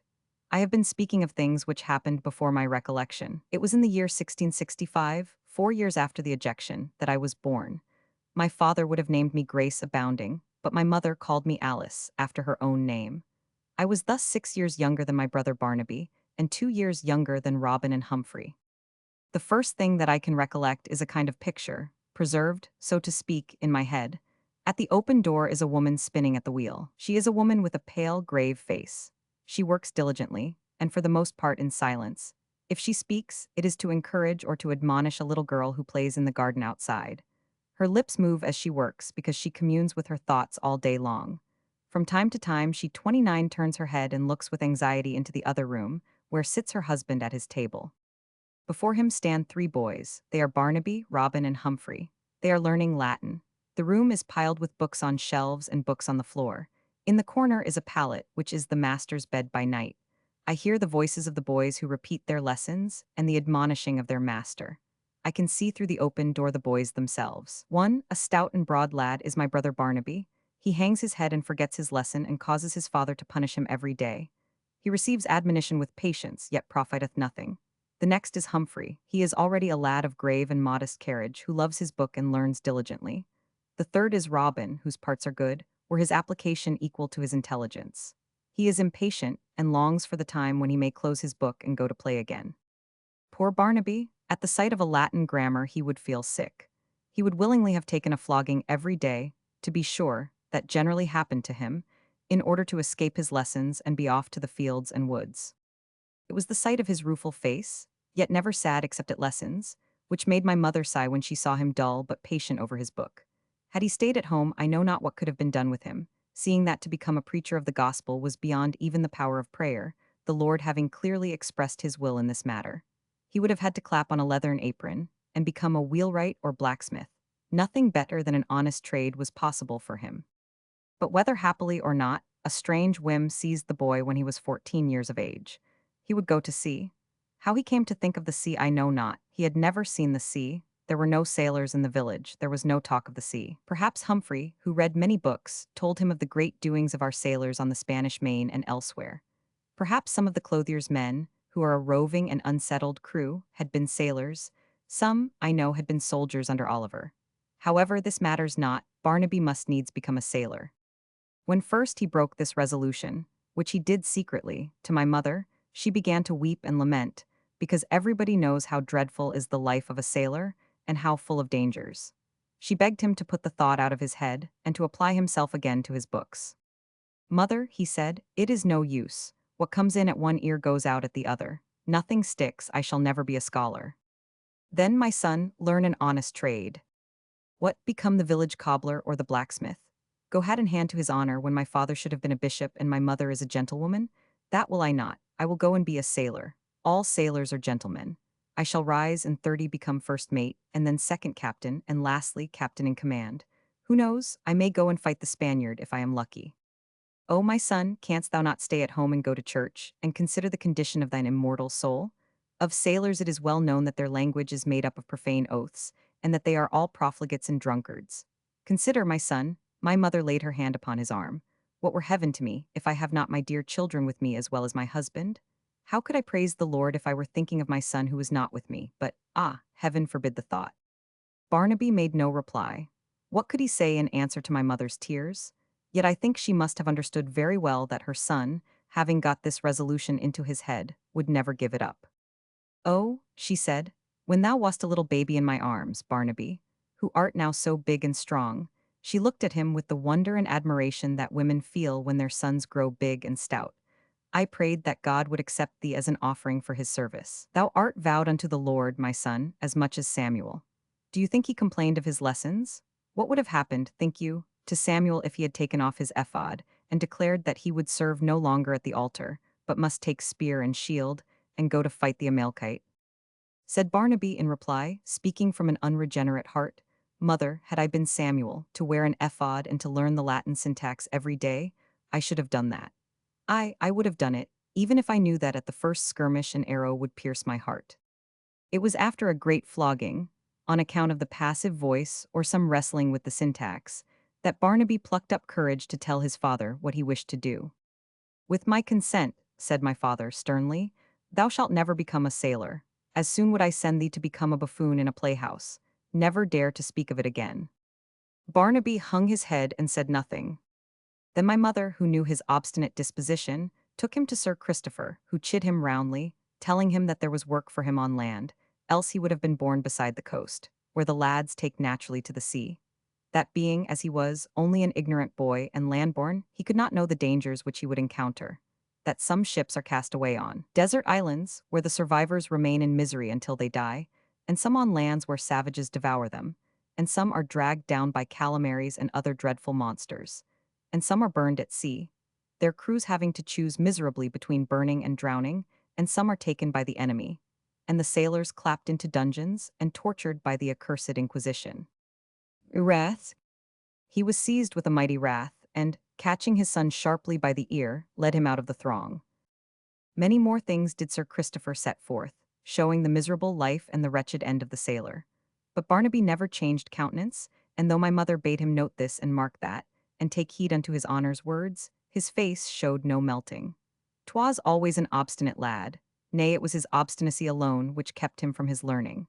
Otherwise he might perhaps have become as great a scholar as Humphrey. "Sir," he said, when Sir Christopher had no other word to say, "with submission, I would still choose to be a sailor if I could." In the end he obtained his wish. That is to say, since no one would help him towards it, he helped himself. And this, I think, is the only way in which men do ever get what they want. It happened one evening that there passed through the village a man with a pipe and tabor, on which he played so movingly that all the people turned out to listen. For my own part I was with my mother, yet I ran to the garden gate and leaned my head over, drawn by the sound of the music. Presently the boys and girls began to take hands together and to dance. I dare not say that to dance is sinful, because David danced. But it was so regarded by my father, so that when he passed by them, on his way home from taking the air, and actually saw his own son Barnaby in the middle of the dancers, footing it merrily with them all, joyfully leading one girl up and the other down at "John, come and kiss me now," he was seized with a mighty wrath, and catching his son sharply by the ear, led him out of the throng and so home. For that evening Barnaby went supperless to bed, with the promise of such a flogging in the morning as would cause him to remember for the rest of his life the sinfulness of dancing. Never had I seen my father so angry. I trembled before his wrathful eyes. But Barnaby faced him with steady looks, making answer none, yet not showing the least repentance or fear. I thought it was because a flogging had no terrors for him. The event proved that I was wrong. That was not the reason. He had resolved to run away, and when we awoke in the morning he was gone. He had crept downstairs in the night. He had taken half a loaf of bread and a great cantle of soft cheese, and had gone away. He had not gone for fear of the rod. He had run away with design to go to sea. Perhaps he had gone to Bristol, perhaps to Plymouth, perhaps to Lyme. My mother wept and my father sighed, and for 10 years more we neither saw nor heard anything of Barnaby, not even whether he was dead or living. Chapter 6. Benjamin, Lord Chancellor. Nes. Summer follows winter and winter summer in due course, turning children into young men and maidens, changing school into work and play into love and love into marriage, and so onwards to the churchyard, where we all presently lie, hopeful of heaven's mercy, whether Mr. Bosquirrel did stand beside our open grave in his white surplice, or my father in his black gown. Barnaby was gone, the other three grew tall, and would still be talking of the lives before them. Girls do never look forward to the future with the eagerness and joy of boys. To the dullest boy, it seems a fine thing to be master of his own actions, even if that liberty lead to whipping post, pillory, or gallows. To boys of ambition and imagination, the gifts of fortune show like the splendid visions of a prophet. They think that earthly fame will satisfy the soul. Perhaps women see these glories and their true worth with clearer eye as not desiring them. And truly it seems a small thing, after a life spent in arduous toil, and with one foot already in the grave, to obtain fortune, rank, or title. Benjamin and Humphrey were lads of ambition, to both, but in fields which lay far apart. The best life seemed to be that which is spent among men on the ant-hill, where all are driving or being driven, loading each other with burdens intolerable, or with wealth or with honors, and then dying and being forgotten in a moment, which we call London. In the kindly country one stands apart and sees the vanity of human wishes. The ambition of Humphrey, it must be confessed, was noble, because it was not for his own advancement, but for the good of mankind. "I shall stay at home," said Robin. "You two may go if you please." Perhaps you will like the noise of London, where a man cannot hear himself speak, they say, for the roaring of the crowd, the ringing of the bells, and the rumbling of the carts. As for me, what is good enough for my grandfather will be surely good enough for me. It should, indeed, be good enough for anybody to spend his days after the manner of Sir Christopher, administering justice for the villagers, with the weekly ordinary at Sherborne for company, the green fields and his garden for pleasure and for exercise, and the welfare of his soul for prayer. Robin, besides, loved to go 33 forth with hawk and gun, to snare the wild creatures, to hunt the otter and the fox, to bait the badger and trap the stoat and weasel, to course the hares. But cities and crowds, even if they should be shouting in his honor, did never draw him, even after he had seen them. Nor was he ever tempted to believe any manner of life more full of delight and more consistent with the end of man's creation than the rural life, the air of the fields, the following of the plough for the men, and the spinning wheel for the women. I shall be a lawyer, said Benjamin, puffing out his cheeks and squaring his shoulders. Very well, then, I say I shall be a great lawyer. What? None of your pettifogging tribe for me. I shall step to the front and stay there. What? Someone must have the prizes and the promotion. There are always places falling vacant and honors to be given away. They shall be given to me. Why not to me as well as another? Well, said Robin, you are strong enough to take them willy-nilly. I am strong enough, he replied with conviction. First, I shall be called to the outer bar, where I shall plead in stuff. I saw them at Exeter last sizes. Next, I shall be summoned to become King's Counsel, when I shall flaunt it in silk. Who but I? Then he seemed to grow actually 3 inches taller, so great is the power of imagination. He was already 6 feet in height, his shoulders broad, and his face red and fiery, so that now he looked very big and tall. Then my inn will make me a bencher, and I shall sit at the high table in term time, and the attorneys shall run after me and fight with each other for my services in court, so that in every great case I shall be heard thundering before the jury, and making the witnesses perjure themselves with terror, for which they will be afterwards flogged. I shall belong to the king's party, none of your canting wigs for me. When the high treason cases come on, I shall be the counsel for the crown. That is the high road to advancement. This is very well so far, said Robin, laughing. Ben is too modest, however. He does not get on fast enough. All in good time, Ben replied. I mean to get on as fast as anybody, but I shall follow the beaten road. First, favor with attorneys and those who have suits in the courts, then the ear of the judge. I know not how one gets the ear of the judge. He looked despondent for a moment, then he held up his head again, but I shall find out. Others have found out, why not I? What? I am no fool, am I? Certainly not, Ben, but as yet we stick at King's Counsel. After the ear of the judge, the favor of the crown. What do I care who is king? It is the king who hath preferment and place and honors in his gift. Where these are given away, there shall I be found. Next am I made serjeant at law. Then I am saluted as brother by the judges on the bench, while all the others burst with envy. After that I shall myself be called to the bench. I 34 am already, my lord. Why do you laugh, Robin? And a knight, Sir Benjamin Bosquirrel, Sir Benjamin. Here he puffed out his cheeks again and swung his shoulders like a very great person indeed. Proceed, Sir Benjamin, said Humphrey gravely, while Robin laughed.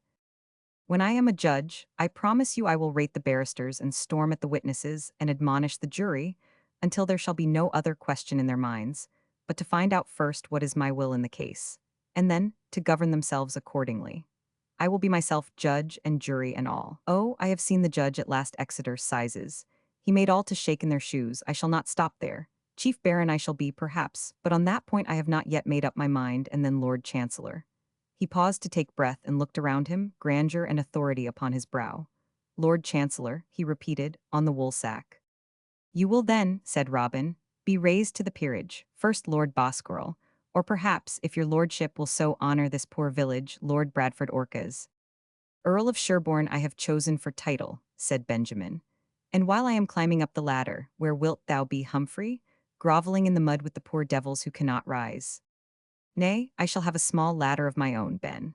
I find great comfort in the thought that when your lordship is roaring and bawling with the gout, your noble toe being like a ball of fire, and your illustrious foot swathed in flannel, I shall be called upon to drive away the pain, and you will honor me with the title not only of humble cousin, but also of rescuer and preserver. Will it not be honor enough to cure the right honorable the Earl of Sherborne, first of the name, the Lord Chancellor, of his gout, and to restore him to the duties of his great office, so that once more he shall be the dread of evildoers and of all who have to appear before him?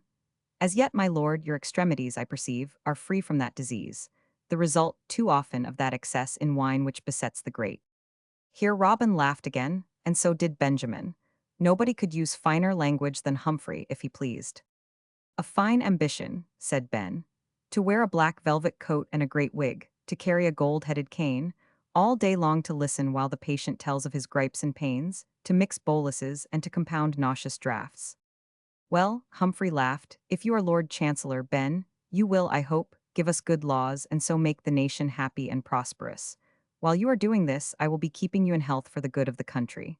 I say that this is a fine ambition. And Robin here will sit in the great chair, and have the 35 rogues hailed before him, and order the head burro to bring out his cat o' nine tails. In the winter evenings he will play backgammon, and in the summer bowls, then a posset and to bed, and never any change from year to year. A fine life, truly.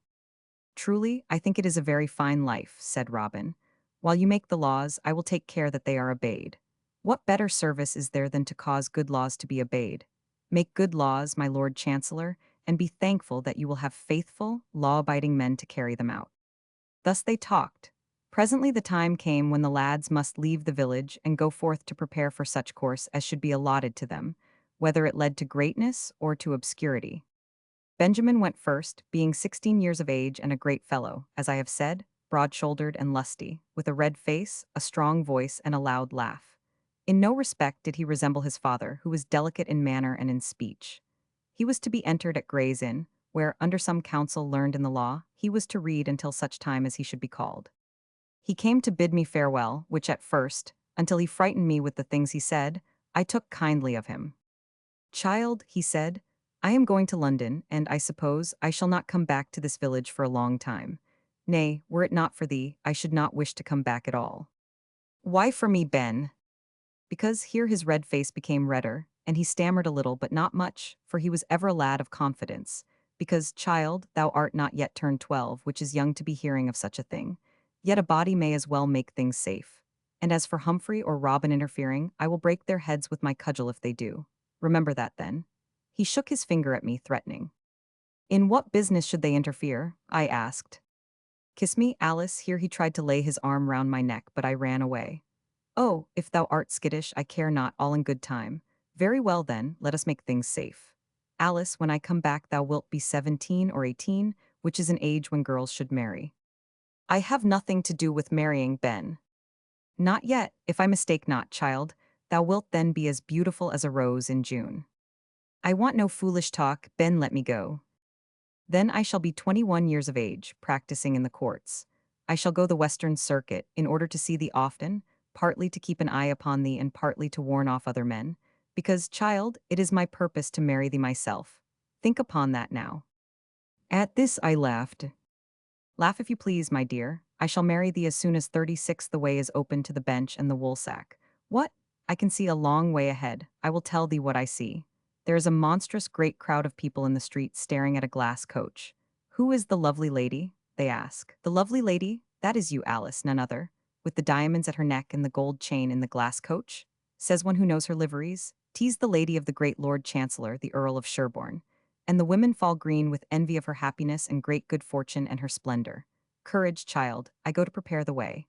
Oh, thou knowest not the grand things that I shall pour into thy lap when I am a judge. This was the first time that any man spoke to me of love. But Benjamin was always masterful, and had no respect for such a nice point as the wooing of a maiden, which, methinks, should be gentle and respectful, not as if a woman was like a savage to be tempted by a string of beads, or so foolish as to desire with her husband such gauds as diamonds, or gold chains, or a glass coach. Nor doth a woman like to be treated as if she was to be carried off by force like the Sabine women of old. The rector rode to London with his son. It is a long journey over rough ways, but it pleased him once more to see that great city, where there are pictures and statues and books to gladden the hearts of such as love these things. And on the way home he sojourned for a few days at his old college of All Souls, where were still left one or two of his old friends. Then he rode back to his village. There are but two places in this country, he said, or perhaps three at most, where a gentleman and a scholar, or one who loveth the fine arts, would choose to live. These are London and Oxford, and perhaps the sister university upon the Granta. Well, I have once more been privileged to witness the humors of the court and the town. I have once more been permitted to sniff the air of a great library. Let us be thankful. He showed his thankfulness with a sigh which was almost a groan. It was 3 years before we saw Benjamin again. Then he returned, but not for long. Like his father, he loved London better than the country, but for other reasons. Certainly, he cared nothing for those arts which so much delighted the rector, and the air of a coffee-house pleased him more than the perfume of books in a library. When he left us, he was a rustic. When he came back, he was already what they call a fopling. That is to say, when he went to pay his respects to Sir Christopher, his grandfather, he wore a very fine cravat of Flanders lace, with silken hose, and lace and ribbons at his wrist. He was also scented with bergamot, and wore a peruke, which, while he talked, he combed and curled, to keep the curls of this monstrous head-dress in place. Gentlemen must, I suppose, wear this invention, and one of the learned professions must show the extent of the learning by the splendors of his full-bottomed wig. Yet I think that a young man looks most comely while he wears his own hair. He had 37 cocked his hat, on which were bows of riband, and he wore a sword. He spoke also in a mincing London manner, having now forsworn the honest broad speech of Somerset, and but not in the presence of his elders, he used strange oaths and ejaculations. Behold him, said his father, by no means displeased at his son's foppery, because he ever loved the city fashions, and thought that a young man did well to dress and to comport himself after the way of the world. Behold him, thus he sits in the coffee-house, thus he shows himself in the pit. Youth is the time for finery and for folly.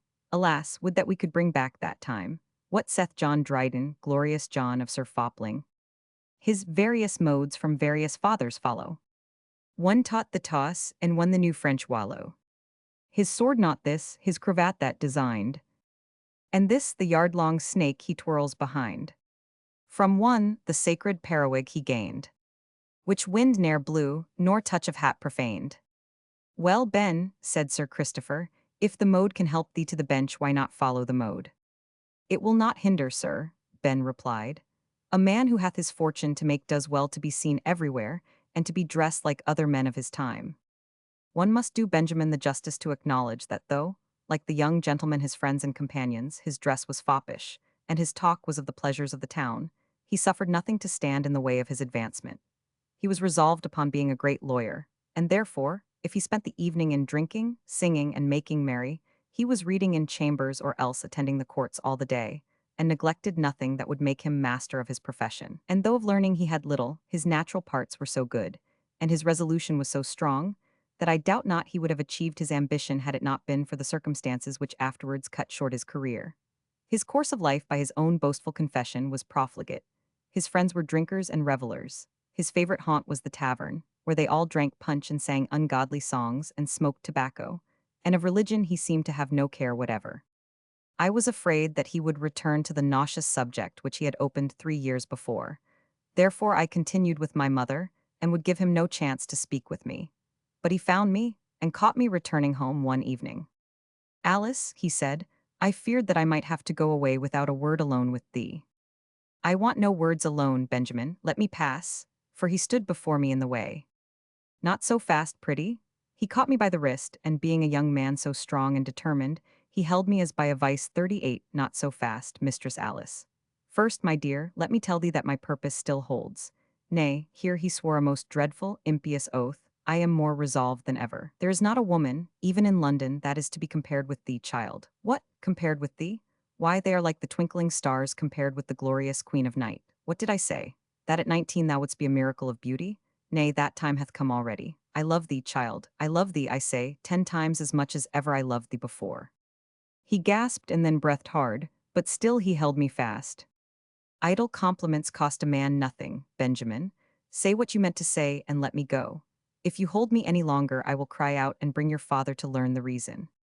Well, he said, I will not keep thee. I have said what I wanted to say. My time hath not yet arrived. I am shortly to be called, and shall then begin to practice. When I come back here again, 'twill be with a ring in one hand, and in the other the prospect of the woolsack. Think upon that while I am gone. Your ladyship is finer than plain, madam, and the court is more delightful than a village green among the pigs and ducks. Think upon it well, thou art a lucky girl, a plain village girl to be promoted to a coronet. However, I have no fears for thee. Thou wilt adorn the highest fortune. Thou wilt be worthy of the great place whither I shall lead thee. What? Is Sir George Jeffreys a better man than I? Is he of better family? Had he better interest? Is he a bolder man? Not so. Yet was Sir George a common serjeant at 23, and recorder at 30, Chief Justice of Chester at 32. What he hath done I can do. Moreover, Sir George hath done me the honour to admit me to his company, and will advance me. This he hath promised, both in his cups and when he is sober. Think it over, child, a ring in one hand and a title in the other. So Benjamin went away again. I was afraid when I thought of him and his promise, because I knew him of old, and his eyes were as full of determination as when he would fight a lad of his own age and go on fighting till the other had had enough. Yet he could not marry me against my will. His own father would protect me, to say nothing of mine. I should have told him then, as I had told him before, that I would never marry him. Then, perhaps, he would have been shaken in his purpose. The very thought of marrying him filled me with terror unspeakable. I was afraid of him not only because he was so masterful.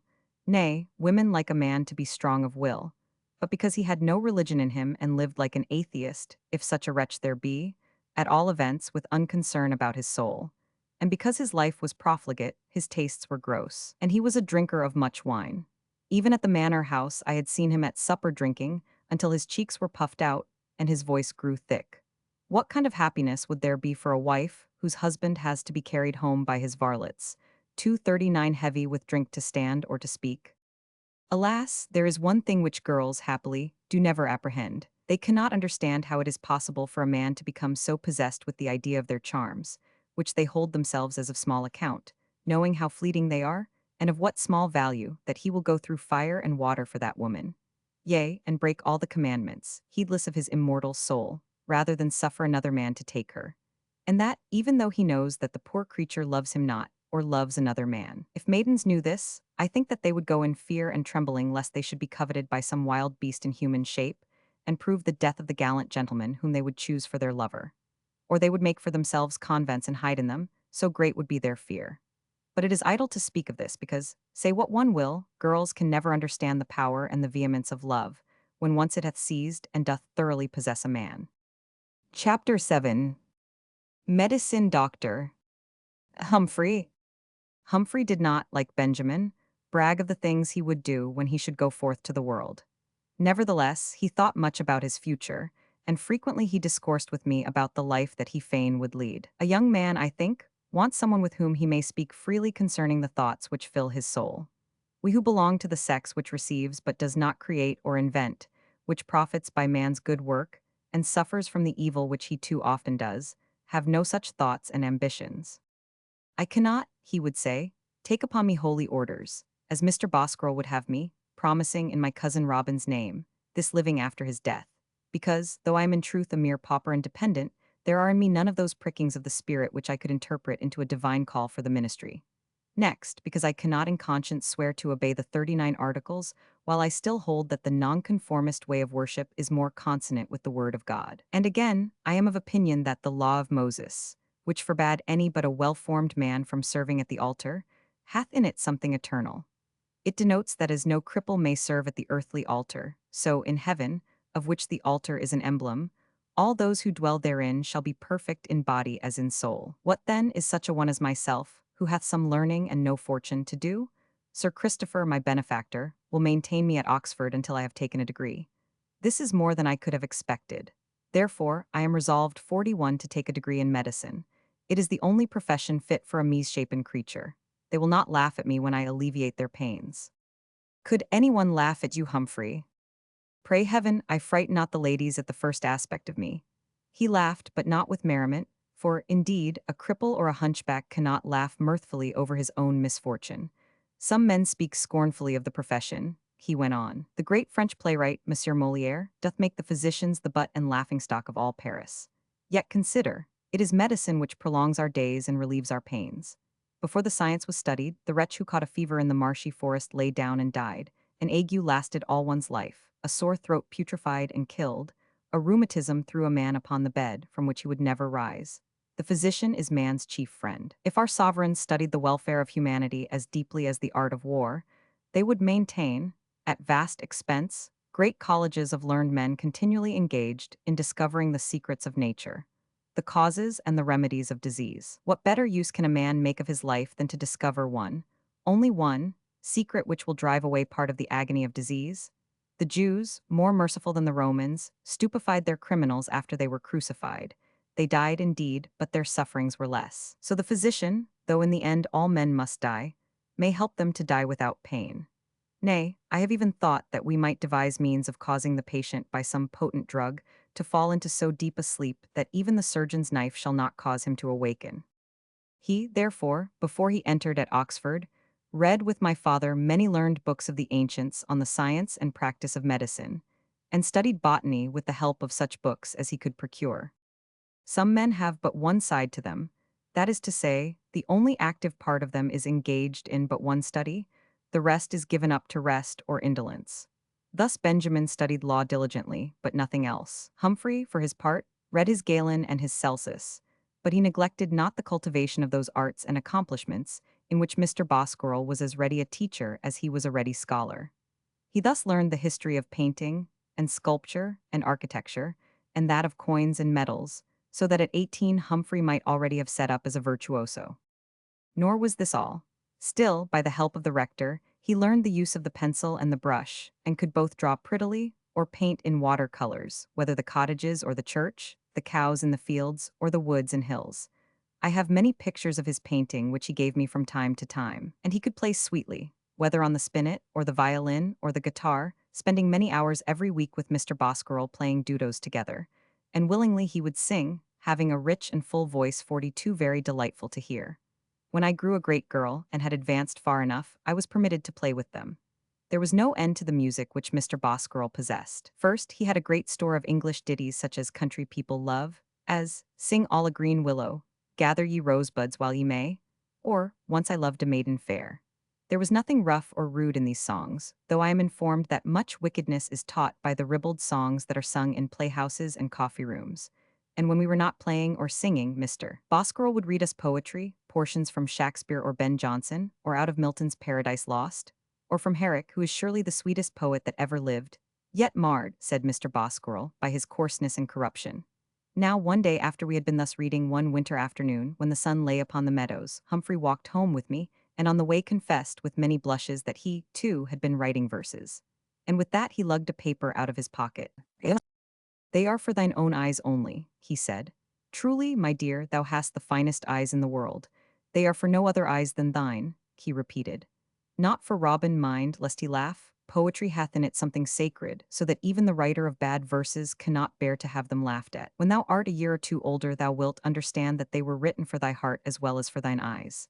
Yet, if thou like the verses, they may be seen by Mr. Bosquirrel, but in private, and if he laugh at them, do not tell me. Yet again, one would like to know what he said. Wherefore, tell me, though his words be like a knife in my side." Thus he wavered between wishing to show them to his master in art and fearing. In the end, when I showed them to Mr. Bosquirrel, he said that, for a beginner, they were very well indeed, that the rhymes were correct and the meter true, that years in practice would give greater firmness, and that the crafty interlacing of thought and passion, which was the characteristic of Italian verse, could only be learned by much reading of the Italian poets. More he said, speaking upon the slight subject of rhyme and poetry with as much seriousness and earnestness as if he were weighing and comparing texts of Scripture. Then he gave me back the verses with a sigh. "Child," he said, "to none of us is given what most we desire. For my part, I longed in his infancy that my son should grow up even as Humphrey, as quick to learn, with as true a taste, with as correct an ear, with a hand as skillful. But, you see, I complain not, though Benjamin loves the noisy tavern better than the quiet coffee house where the wits resort. To him such things as verses, art, and music are foolishness. I say that I complain not, but I would to heaven that Humphrey were my own, and that his shoulders were straight, poor lad. Thy father hath made him a 43 Puritan. He is such as John Milton in his youth, and as beautiful in face as that stout republican. I doubt not that we shall have from the hand of Humphrey, if he live and prosper, something fine, the nature of which, whether it is to be in painting, or in music, or in poetry, I know not. Take the verses, and take care that thou lose them not, and, child, remember, the poet is allowed to say what he pleases about a woman's eyes. Be not deceived into thinking, but no, no, there is no fear. Good night, thou sweet and innocent saint." I knew not then what he meant, but these are the verses, and I truly think that they are very moving and religious. For if woman be truly the most beautiful work of the Creator, which all men aver, then it behoves her all the more still to point upwards. I read them with a pleasure and surprise that filled my whole soul and inflamed my heart with pious joy. Around, above, and everywhere, the earth hath many a lovely thing. The zephyrs soft, the flowers fair, the babbling brook, the bubbling spring. The gray of dawn, the azure sky. The sunset glow, the evening gloom. The warbling thrush, the skylark high. The blossoming hedge, the garden's bloom. The sun in state, the moon in pride. The twinkling stars in order laid. The winds that ever race and ride. The shadows flying o'er the glade. Oh, many a lovely thing hath earth to charm the eye and witch the soul. Yet one there is of passing worth. For that one thing I give the whole. The crowning work, the last thing made. Creation's masterpiece to be. Bend o'er yon stream, and there displayed. This wondrous thing reflected see. Behold a face for heaven designed. See how those eyes thy soul betray. Love, secret love, there sits enshrined. And upward still doth point the way. When Humphrey went away, he did not, like Benjamin, come blustering and declaring that he would marry me, and that he would break the skull of any other man who dared make love to me. Not at all. Humphrey, with tears in his eyes, told me that he was sorry I could not go to Oxford as well, that he was going to lose the sweetest companion in the world, and that he should always love me, and then he kissed me on the forehead and so departed. Why should he not always love me? I knew very well that he loved me, and that I loved him. Although he was so young, being only 17 when he was entered at Exeter College, I suppose there never was a young gentleman went to the 44 University of Oxford with so many accomplishments and so much learning. By my father's testimony, he read Greek as if it were his mother tongue, and he wrote and conversed easily in Latin. And you have heard what arts and accomplishments he added to this solid learning. He was elected to a scholarship at his college, that of Exeter, and after he took his degree as Bachelor of Medicine, he was made a Fellow of All Souls, where Mr. Bosquirrel himself had also been a Fellow. This election was not only a great distinction for him, but it gave him what a learned young man especially desires, the means of living and of pursuing his studies. While he was at Oxford, he wrote letters to Sir Christopher, to Mr. Bosquirrel, and to my father, to whom also he sent such new books and pamphlets as he thought would interest him. To me, he sent sometimes drawings and sometimes books, but never verses. Now, to make an end of Humphrey for the present, when he had obtained his fellowship, he asked for and obtained leave of absence and permission to study medicine in those great schools which far surpass, they say, our English schools of medicine. These are that of Montpellier, the yet more famous school of Padua in Italy, and that of Leyden, whither many Englishmen have resorted for study, notably Mr. Evelyn, whose book called Silva was in the rector's library.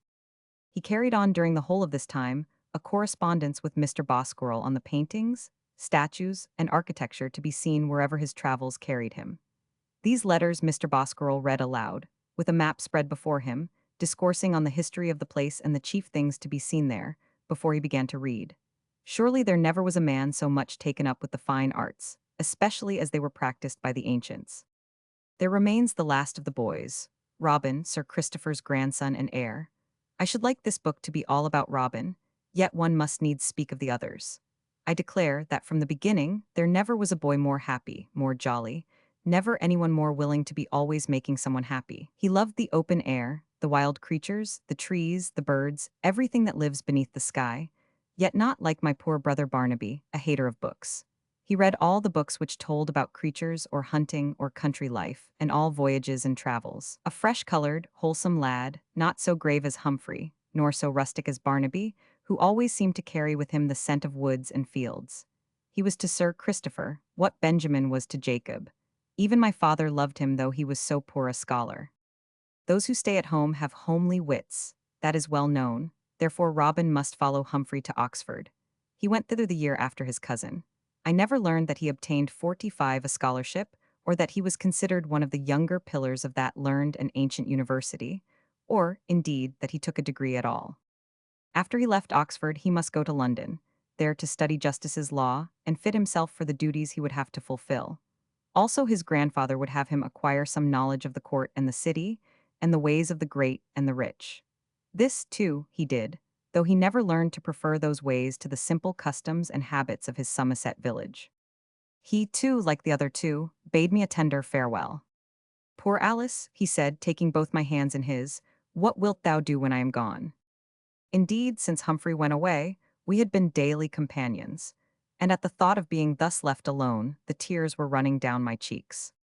Why, sweetheart, he said, to think that I should ever make thee cry, I who desire nothing but to make thee always laugh and be happy. What wilt thou do? Go often to my mother. She loves thee as if thou wert her own daughter. Go and talk to her concerning me. It pleaseth the poor soul to be still talking of her son. And forget not my grandfather, play backgammon with him, fill his pipe for him, sing to the spinet for him, talk to him about Humphrey and me. And forget not Mr. Bosquirrel, my uncle. The poor man looks as melancholy since Humphrey went away as a turtle robbed of her nest. I saw him yesterday opening one of his drawers full of medals, and he sighed over them fit to break his heart. He sighed for Humphrey, not for Ben. Well, child, what more? Take Lance, 'twas his dog, for a run every day. Make George Sparrow keep an eye upon the stream for otters. And there are 1,000 things, but I will write them down.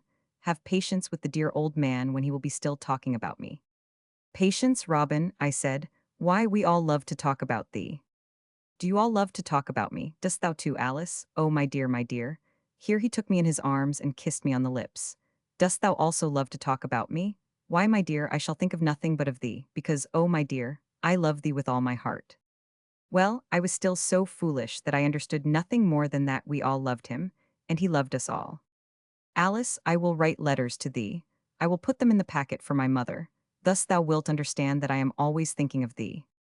He was as good as his word. But the letters were so full of the things he was doing and seeing that it was quite clear that his mind had plenty of room for more than one object.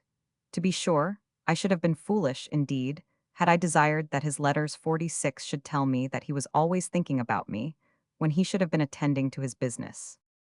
After a year in London, his grandfather thought that he should travel. Therefore, he went abroad and joined Humphrey at Montpellier, and with him rode northwards to Leyden, where he sojourned while his cousin attended the lectures of that famous school. Chapter 8. A Royal Progress. W. When all the boys were gone, the time was quiet indeed for those who were left behind. My mother's wheel went spinning still, but I think that some kindness on the part of Mr. Bosquirrel as well as Sir Christopher caused her weekly tale of yarn to be of less importance.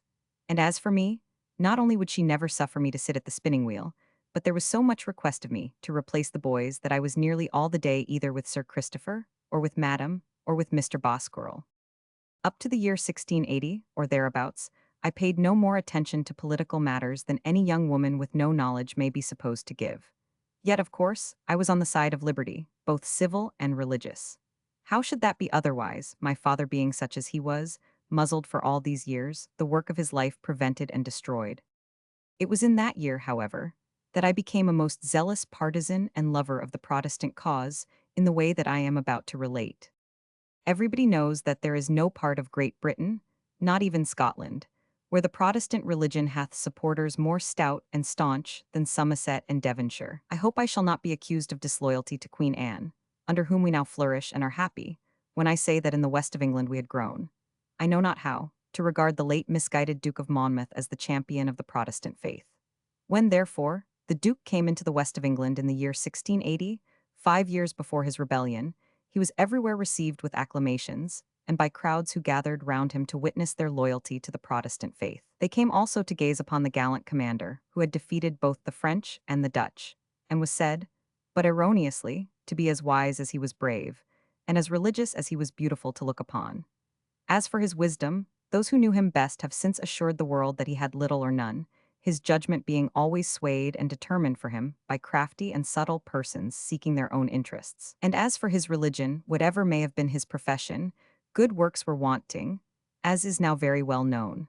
But at that time, and among our people, the 48 wicked ways of courts were only half understood. And there can be no doubt that, whether he was wise or religious, the show of affection with which the Duke was received upon this journey turned his head and caused him to think that these people would rally round him if he called upon them.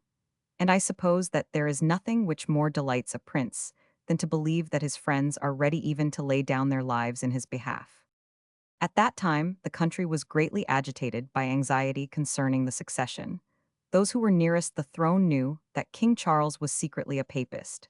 We in the country had not learned that dismal circumstance, yet we knew the religion of the Duke of York. Thousands there were, like Sir Christopher himself, who now lamented the return of the king, considering the disgraces which had fallen upon the country. But what was done could not be undone. They therefore asked themselves if the nation would suffer an avowed papist to ascend a Protestant throne. If not, what should be done? And here, as everybody knows, was opinion divided. for some declared that the Duke of Monmouth, had he his rights, was the lawful heir, and others maintained, on the king's own words, that he was never married to Mistress Lucy Waters. Therefore, they would have the Duke of York's daughter, a Protestant princess, married to William of Orange, proclaimed queen. The Monmouth party were strong, however, and it was even said, Mr. Henry Clark, minister of Crewkerne, wrote a pamphlet to prove it, that a poor woman, Elizabeth Parset by name, touched the Duke, he being ignorant of the thing for king's evil, and was straightway healed. Sir Christopher laughed at the story, saying that the king himself, whether he was descended from a Scottish Stuart or from King Solomon himself, could no more cure that dreadful disease than the seventh son of a seventh son, as some foolish people believe, or the rubbing of the part affected by the hand of a man that had been hanged, as others do foolishly believe, which is the reason why on the gibbets the hanging corpses are always handless. It was noised abroad beforehand that the Duke was going to ride through the West Country in order to visit his friends. The progress, it was more like a royal progress than the journey of a private nobleman, began with his visit to Mr. Thomas Thynne of Longleat House. It is said that his chief reason for going to that house was to connect himself with the obligation of the tenant of Longleat to give the king and his suite a night's lodging when they visited that part of the country. Mr. Thynne, who entertained the Duke on this occasion, was the same who was afterwards murdered in London by Count Königsmarck. They called him Tom of 10,000. The poet Dryden hath written of this progress, in that poem wherein, under the fabled name of Absalom, he figures the Duke. He now begins his progress to ordain, with chariots, horsemen, and a numerous train. Fame runs before him as the morning star, and shouts of joy salute him from afar. Each house receives him as a guardian god, and consecrates the place of his abode. It was for his hospitable treatment of the Duke that Mr. Thynne was immediately afterwards deprived of the command of the Wiltshire militia.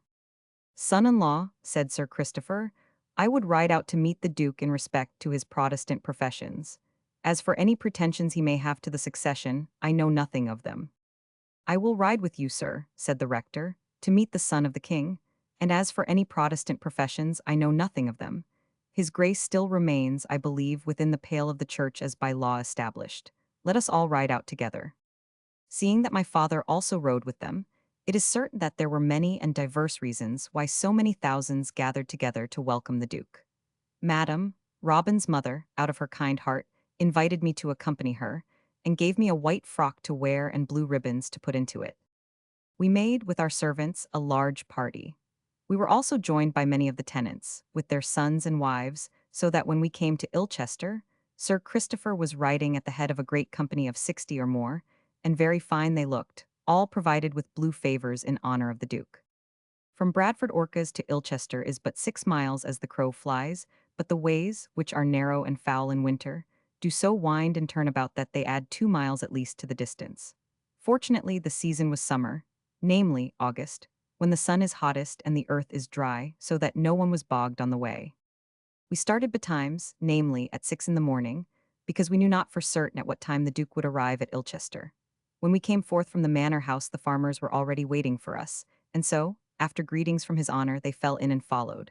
We first took the narrow and rough lane which leads to the high road, but when we reached it, we found it full of people riding like ourselves, or trudging, staff in hand, all in the same direction. They were going to gaze upon the Protestant Duke, who, if he had his way, would restore freedom of conscience and abolish the acts against the nonconformists.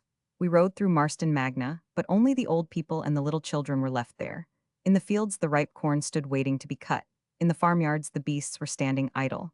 All the hinds were gone to Ilchester to see the Duke. And I began to fear lest, when we got to Ilchester, we should be too late. At Marston we left the main road and entered upon a road, call it a track rather than a road, across the country, which is here flat and open. In winter it is miry and boggy, but it was now dry 50 and hard. This path brought us again to the main road in 2 miles or thereabouts, and here we were but a mile or so from Ilchester. Now, such a glorious sight as awaited us here I never expected to see. Once again, after 5 years, I was to see a welcome still more splendid. But nothing can ever efface from my memory that day. For first, the roads, as I have said, were thronged with rustics. And next, when we rode into the town, we found it filled with gentlemen most richly dressed, and ladies so beautiful, and with such splendid attire that it dazzled my eyes to look upon them. It was a grand thing to see the gentlemen take off their hats and cry, "Huzzah for brave Sir Christopher!" Everybody knew his opinions, and on what side he had fought in the Civil War. The old man bent his head, and I think that he was pleased with this mark of honor.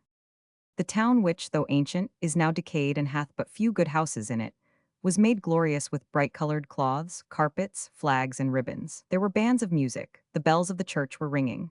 The main street was like a fair with booths and stalls, and in the marketplace there were benches set up with white canvas covering, where sat ladies in their fine dresses, some of them with naked necks, unseemly to behold. Yet it was pretty to see the long curls lying on their white shoulders. Some of them sat with half-closed eyes, which, I have since learned, is the fashion at court. Mostly, they wore satin petticoats and demi-gowns also of satin, furnished with a long train. Our place was beside the old cross with its gilt ball and vane.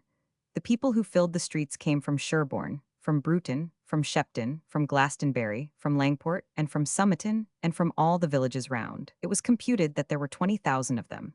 2,000 at least rode out to meet the Duke, and followed after him when he rode through the town. And, oh, the shouting as he drew near, the clashing of the bells, the beating of the drums, the blowing of the horns, the firing of the guns, as if the more noise they made the greater would be the Duke. Since that day I have not wondered at the power which a prince hath of drawing men after him, even to the death. Never was heir to the crown received with such joy and welcome as was this young man, who had no title to the crown and was base born. Yet because he was a brave young man, and comely above all other young men, gracious of speech and ready with a laugh and a joke, and because he was the son of the king, and the reputed champion of the Protestant faith, the people could not shout too loud for him. The Duke was at this time in the prime of manhood, being 35 years of age. At that age, Mr. Boskerel used to say, one would desire to remain if the body of clay were immortal, for then the volatile humors of youth have been dissipated. The time of follies has passed. Love is regarded with the sober 51 eyes of experience. Knowledge has been acquired. Skill of eye and hand has been gained, if one is so happy as to be a follower of art and music. Wisdom hath been reached, if wisdom is ever to be attained. But wisdom, he would add, is a quality generally lacking at every period of life. When last I saw the Duke, he told us while we waited, was 15 years ago in St. James's Park.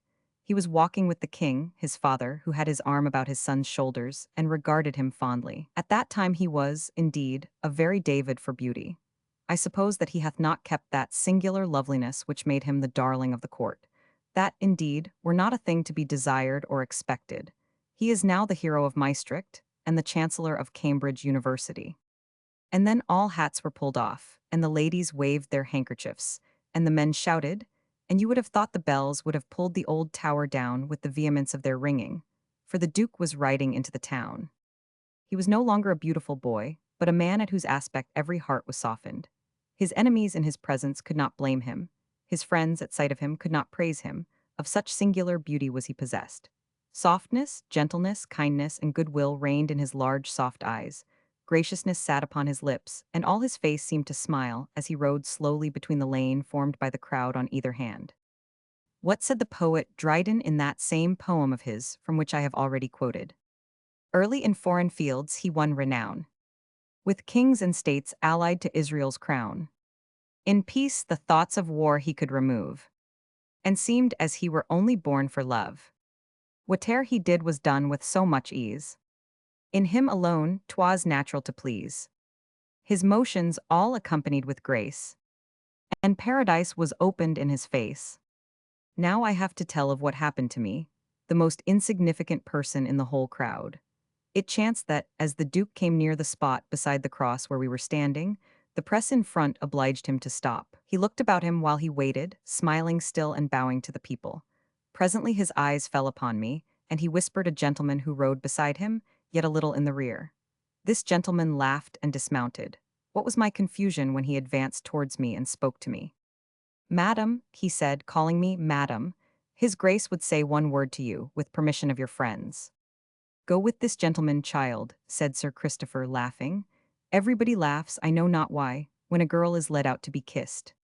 "Fair white rose of Somerset," said his Grace. 'Twas the most 52 musical voice in the world, and the softest. "Fair white rose," he repeated the words, "let me be assured of the welcome of Ilchester by a kiss from your sweet lips, which I will return in token of my gratitude." All the people who heard these words shouted as if they would burst themselves asunder. And the gentleman who had led me forth lifted me so that my foot rested on the Duke's boot, while his Grace laid his arm tenderly round my waist and kissed me twice. "Sweet child," he said, "what is thy name?" "By your grace's leave," I said, the words being very strange, "my name is Alice. I am the daughter of Dr. Comfort Aiken, an ejected minister. I have come with Sir Christopher Chally, who stands yonder." "Sir Christopher," said the Duke, as if surprised. "Let me shake hands with Sir Christopher. I take it kindly, Sir Christopher, that you have so far honored me." So he gave the old man, who stepped forward bareheaded, his hand, still holding me by the waist. "I pray that we may meet again, Sir Christopher, and that before long." Then he drew a gold ring, set with an emerald, from his forefinger, and placed it upon mine. "God grant it bring thee luck, sweet child," he said, and kissed me again, and then suffered me to be lifted down. And you may be sure that it was with red cheeks that I took my place among my friends. Yet Sir Christopher was pleased at the notice taken of him by the Duke, and my father was not displeased at the part I had been made to play. When the Duke had ridden through the town, many of the people followed after, as far as White Lackington, which is close to Ilminster. So many were they that they took down a great piece of the park paling to admit them all, and there, under a Spanish chestnut tree, the Duke drank to the health of all the people. At Ilminster, whither he rode a few days later, at Chard, of Ford Abbey, at Colleton, and at Exeter. Wherever he went he was received with the same shouts and acclamations. It is no wonder, therefore, that he should believe, a few years later, that those people would follow him when he drew the sword for the Protestant religion. One thing is certain, that in the west of England, from the progress of Monmouth to the rebellion, there was uneasiness, with an anxious looking forward to troubled times. The people of Taunton kept as a day of holiday and thanksgiving the anniversary of the raising of Charles's siege. When the mayor in 1683 tried to stop the celebration, they nearly stoned him to death. After this, Sir George Jeffreys, afterwards Lord Jeffreys, who took the spring circuit in 1684, was called upon to report on the loyalty of the West Country. He reported that the gentry were loyal and well disposed, but he knew not the mind of the weavers and spinners of the country. Rose, fair white rose of Somerset, let me be assured by a kiss from your sweet lips. It was this progress, the sight of the Duke's sweet face, his flattery of me, and his soft words, and the ring he gave me, which 53 made me from that moment such a partisan of his cause as only a woman can be. Women cannot fight, but they can encourage those who do, and they can not only ardently desire, but they can despise and contemn those who think otherwise. I cannot say that it was I who persuaded our boys 5 years later to join the Duke, but I can truly say that I did and said all that a woman can, that I rejoiced when they did so, and that I should never have forgiven Robin had he joined the forces of the Papist king. Chapter 9. With the Elders. So? So we went home again, all well pleased, and I holding the Duke's ring tight, I promise you. It was a most beautiful ring when I came to look at it. A great emerald was in the midst of it, with little pearls and emeralds set alternately around it. Never was such a grand gift to so humble a person. I tied it to a black ribbon, and put it in the box which held my clothes. But sometimes I could not forbear the pleasure of wearing it round my neck secretly, not for the joy of possessing the ring, so much as for remembering the lovely face and the gracious words of the giver. At that time I was in my 16th year, but well grown for my age. Like my father, I was above the common stature and taller than most. We continued for more than 4 years longer to live without the company of the boys, which caused me to be much in the society of my elders, and as much at the manor house and the rectory as at home. At the former place, Sir Christopher loved to have me with him all day long, if my mother would suffer it. When he walked abroad, I must walk with him. When he walked in his garden, I must be at his side. When he awoke after his afternoon sleep, he liked to see me sitting ready to talk to him. I must play to him and sing to him, or I must bring out the backgammon board, or I must read the last letters from Robin and Humphrey. Life is dull for an old man whose friends are mostly dead, unless he have the company of the young. So David, in his old age, took to himself a young wife. I have sometimes thought that he would have done better to have comforted his heart with 55 the play and prattle of his grandchildren, of whom, I suppose, there must have been many families. Now, as I was so much with his honor, I had much talk with him upon things on which wise and ancient men do not often converse with girls, and I was often present when he discoursed with my father, or with his son-in-law, the rector, on high and serious matters. It was a time of great anxiety and uncertainty. There were great pope burnings in the country, and when some were put in pillory for riot at these bonfires, not a hand was lifted against them.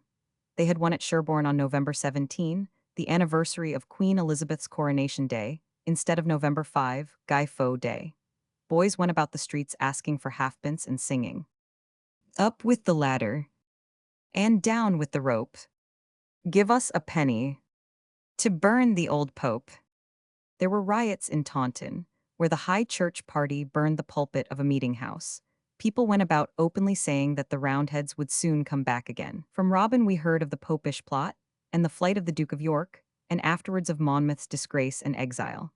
At all the market towns where men gathered together they talked of these things, and many whispered together. A thing which Sir Christopher loved not, because it spoke of conspiracies and secret plots, whereas he was all for bold declaration of conscience. In short, it was an anxious time, and everybody understood that serious things would happen should the king die. There were not wanting, besides, omens of coming ills, if you accept such things as omens or warnings. To Taunton, afterwards the town most affected by the rebellion, a plain warning was vouchsafed by the rumbling and thundering and shaking of the earth itself, so that dishes were knocked down and cups broken, and plaster shaken off the walls of houses. And once this did I myself see with my own eyes. The sun rose with 4 other suns for companions. A most terrifying sight, though Mr. Bosquirrel, who spoke learnedly on omens, had an explanation of this miracle, which he said was due to natural causes alone. And at Isle Brewers there was a monstrous birth of 2 girls with but one body from the breast downwards. Their names were Aquila and Priscilla, but I believe they lived but a short time. I needs must tell of Mr. Bosquirrel, because he was a man the like of whom I have never since beheld. I believe there can be few men such as he was, who could so readily exchange the world of heat and argument for the calm and dispassionate air of art and music. Even religion, if I may venture to say so, seemed of less importance to him than painting and sculpture. I have said that he taught me to play upon the spinet. Now that Humphrey was 56 gone, he desired my company every day in order, he pretended, that I might grow perfect in my performance, but in reality because he was lonely at the rectory and found pleasure in my company. We played together, he upon the violoncello and I upon the spinet, such music as he chose. It was sometimes grave and solemn music, such as Lully's Miserere or his De Profundis. Sometimes it was some part of a Roman Catholic mass.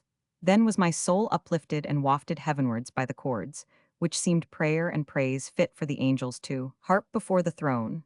Sometimes it was music which spoke of human passions, when I would be, in like manner, carried out of myself. My master would watch not only my execution, commenting or correcting, but he would also watch the effect of the music upon my mind. "We are ourselves," he said, "like unto the instruments upon which we play, for as one kind of instrument, as the drum, produces but one note, and another, as the cymbals, but a clashing which is in itself discordant, but made effective in a band. So others are, like the most delicate and sensitive violins, those of Cremona, capable of producing the finest music that the soul of man hath ever devised. It is by such music, child, that some of us mount unto heaven. As for me, indeed, I daily feel more and more that music leadeth the soul upward, and that, as regards the disputations on the word of God, the letter indeed killeth, but the spirit which music helpeth us to feel, the spirit, I say, giveth life." He sighed and drew his bow gently across the first string of his violoncello. "'Tis a time of angry argument. The word of God is thrown from one to the other as a pebble is shot from a sling. It wearies me. In this room, among these books of music, my soul finds rest, and the spiritual part of me is lifted heavenwards. Humphrey and you, my dear, alone can comprehend this saying. Thou hast a mind like his, to feel and understand what music means. Listen, here he executed a piece of music at which the tears rose to my eyes. That is from the Romish Mass which we are taught ignorantly to despise. My child, I am indeed no Catholic, and I hold that ours is the purer Church. Yet in losing the Mass, we have lost the great music with which the Catholics sustain their souls. Some of our anthems, truly, are good, but what is a single anthem, finished in 10 minutes, compared with a grand Mass which lasts 3 hours? Playing. We played together, he on the violoncello, I upon the spinet. Then he had portfolios filled with engravings, which he would bring forth and contemplate with a kind of rapture, discoursing upon the engraver's art and its difficulties, so that I should not, as is the case with ignorant persons, suppose that these things were produced without much training and skill. He had also boxes full of coins, medals, and transparent gems carved most delicately with heathen gods and goddesses, shepherds and swains, after the ancient fashion, unclothed and unashamed. On these things he would gaze with admiration, which he tried to teach me, but could not succeed, because I cannot believe that we may without blame 57 look upon such figures. Nevertheless, they were most beautiful, the hands and faces and the very hair so delicately and exquisitely carved that you could hardly believe it possible. And he talked solemnly and scholarly of these gods, as if they were things which peculiarly deserved the attention of wise and learned men. Nay, he would be even lifted out of himself in considering them. Child, he said, we know not and we cannot even guess the wonders of art that in heaven we shall learn to accomplish, as if carving and painting were the occupation of angels, or the miracles of beauty and of dexterity that we shall be able to design and execute. Here, the hand is clumsy and the brain is dull.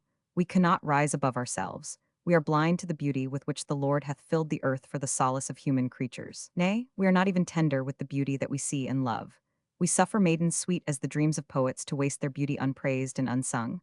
I am old, child, or I would praise thee in immortal verse. Much I fear that thou wilt grow old without the praise of sweet numbers. Well, there is no doubt more lasting beauty of face and figure hereafter to joy the souls of the elect. And thou wilt make his happiness for one man on earth. Pray heaven, sweet child, that he look also to thine. He would say such things with so grand an air, speaking as if his words should command respect, and with so kindly an eye and a soft smile, while he gently stroked the side of his nose, which was long, that I was always carried away with the authority of it.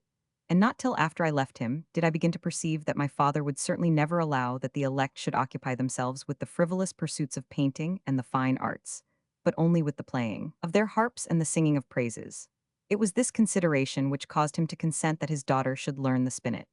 I did not tell him, God forgive me for the deceit if there was any, that we sometimes played music written for the Mass, nor did I repeat what Mr. Bosquirrel said concerning art and the flinging about of the word of God, because my father was wholly occupied in controversy, and his principal, if not his only, weapon was the word of God.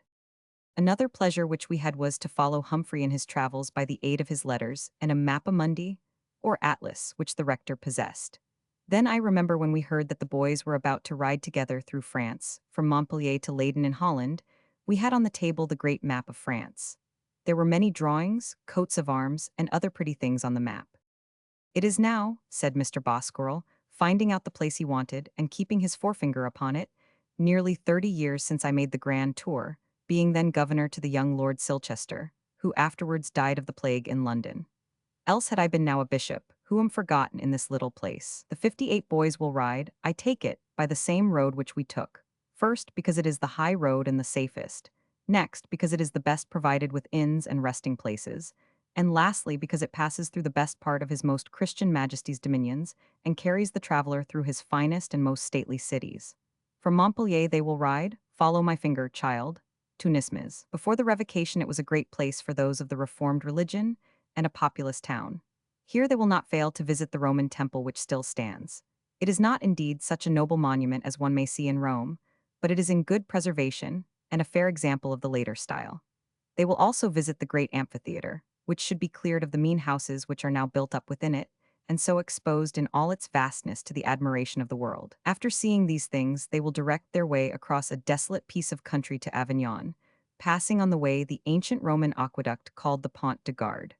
At Avignon, they will admire the many churches and the walls, and will not fail to visit the palace of the popes during the Great Schism. Thence they will ride northwards, unless they wish first to see the Roman remains at Arles.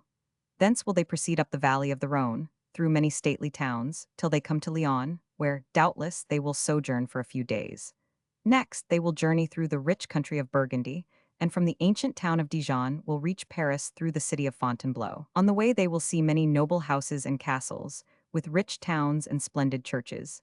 In no country are there more splendid churches, built in the Gothic style, which we have now forgotten. Some of them, alas, have been defaced in the wars so-called of religion, where, as happened also to us, the delicate carved work, the scrolls and flowers and statues were destroyed, and the painted windows broken. Alas, that men should refuse to suffer art to become the minister and handmaid of religion. Yet in the first and most glorious temple, in which the glory of the Lord was visibly present, there were carved and graven lilies with lions, oxen, chariots, cherubim, palm trees, and pomegranates. He closed his atlas and sat down. Child, he said, meditating, for a scholar in his youth, there is no pleasure comparable with the pleasure of traveling in strange countries, among the monuments of ancient days. My own son did never, to my sorrow, desire the pleasant paths of learning, and did never show any love for the arts, in which I have always taken so great delight. He desireth rather the companionship of men, he loveth to drink and sing, and he nourisheth a huge ambition. 'Tis best that we are not all alike. Humphrey should have been my son, Forget not, my child, that he hath desired to be remembered to thee in every letter which he hath written. If the rector spoke much of Humphrey, Madam made amends by talking continually of Robin, and of the great things that he would do when he returned home. Justice of the peace that he would certainly be made, captain first and afterwards colonel in the Somerset militia, that also should he be, knight of the shire if he were ambitious, but that I knew he would never be, high sheriff of the county, if his slender means permitted, for the estate was not worth more than 500 or 600 pounds a year. Perhaps he would marry an heiress. It would be greatly to the advantage of the family if an heiress were to come into it with broad acres of her own. But she was not a woman who would seek to control her son in the matter of his affections, and if he chose a girl with no fortune to her back, if she was a good girl and pious, Madam would never say him nay, and he would soon return. The boy had been at Oxford and next in London, learning law, such as justices require. He was now with Humphrey at the University of Leyden, doubtless learning more law. My dear, said Madam, we want him home. His grandfather groweth old, though still, thank God, in the full possession of his faculties, yet a young man's presence is needed. I trust and pray that he will return as he went, innocent in spite of the many temptations of the wicked city. And, oh, child, what if he should have lost his heart to some designing city hussy? He came, as you shall hear immediately. Robin came home. Would to God that he had waited, if only for a single month. Had he not come, all our afflictions would have been spared us. Had he not come, that good old man, Sir Christopher, but it is vain to imagine what might have been. We are in the hands of the Lord. Nothing that happens to us is permitted but by him, and for some wise purpose was Sir Christopher in his old age. Alas, why should I anticipate what I have to narrate? Chapter 10. Le Roi est mort.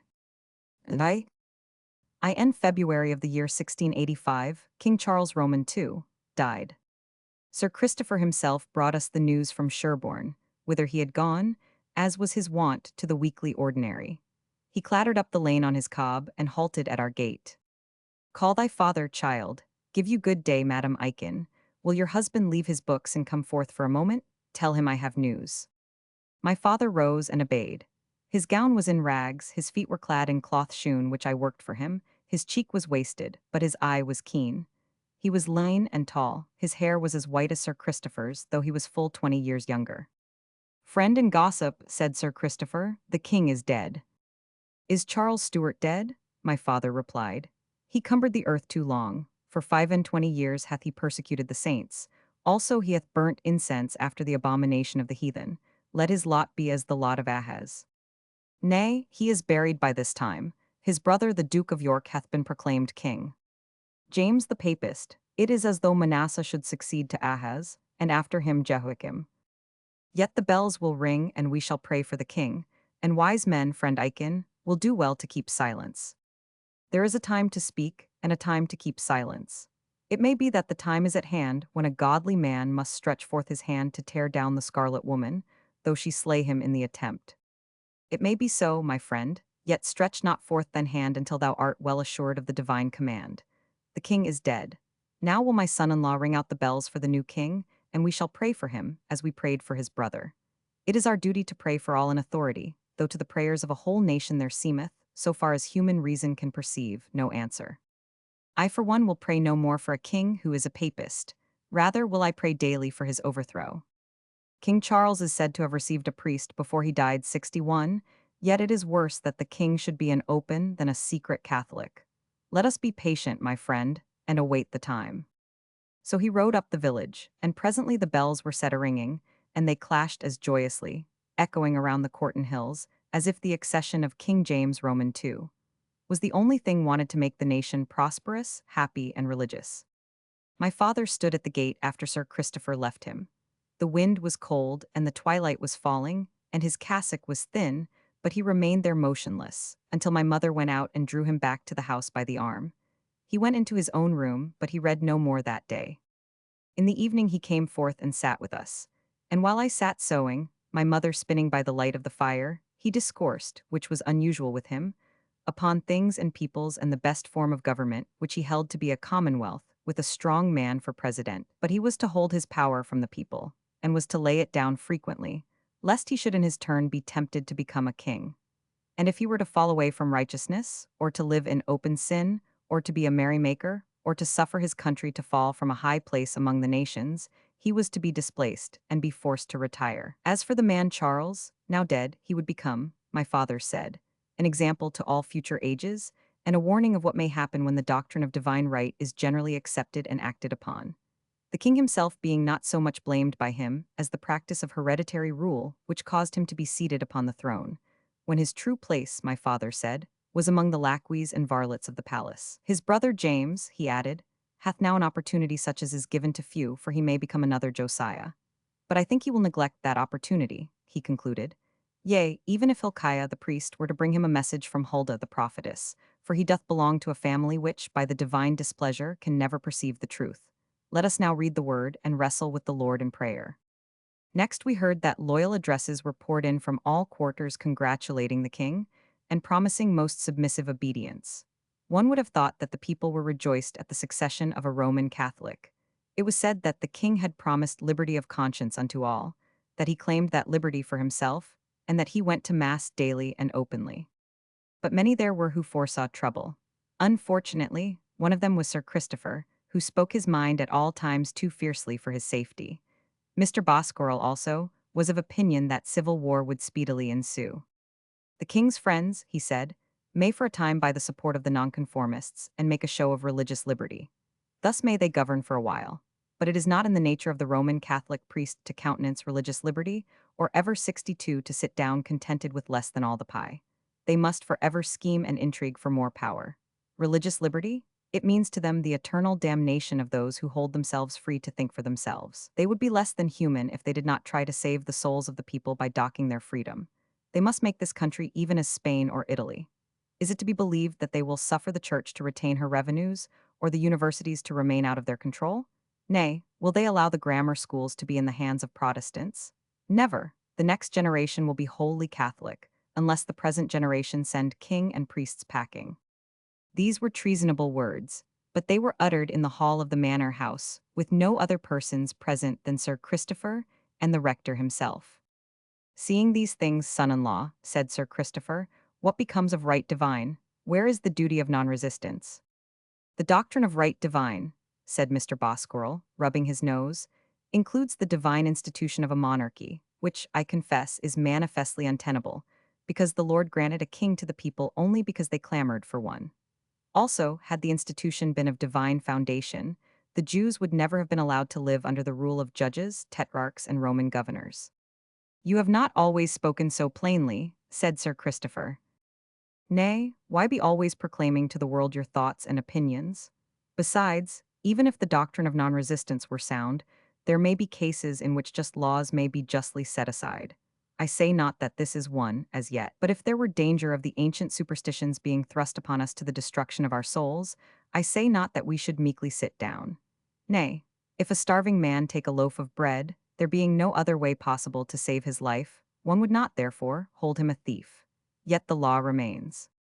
Shall the blood which hath been poured out for the cause of liberty prove to be shed in vain? Asked Sir Christopher. Why, sir, said the rector, the same question might be asked in France, where the Protestants fought longer and against greater odds than we in this country. Yet the blood of those martyrs hath been shed, so far as man can see, in vain. The Church of Rome is there the conqueror indeed. It is laid upon the Protestants, even upon us, who hold that we are a true branch of the ancient apostolic church, to defend ourselves continually against an enemy who is always at unity, always guided by one man, always knows what he wants, and is always working to get it. We, on the other hand, do not know our own minds, and must forever be quarreling among ourselves.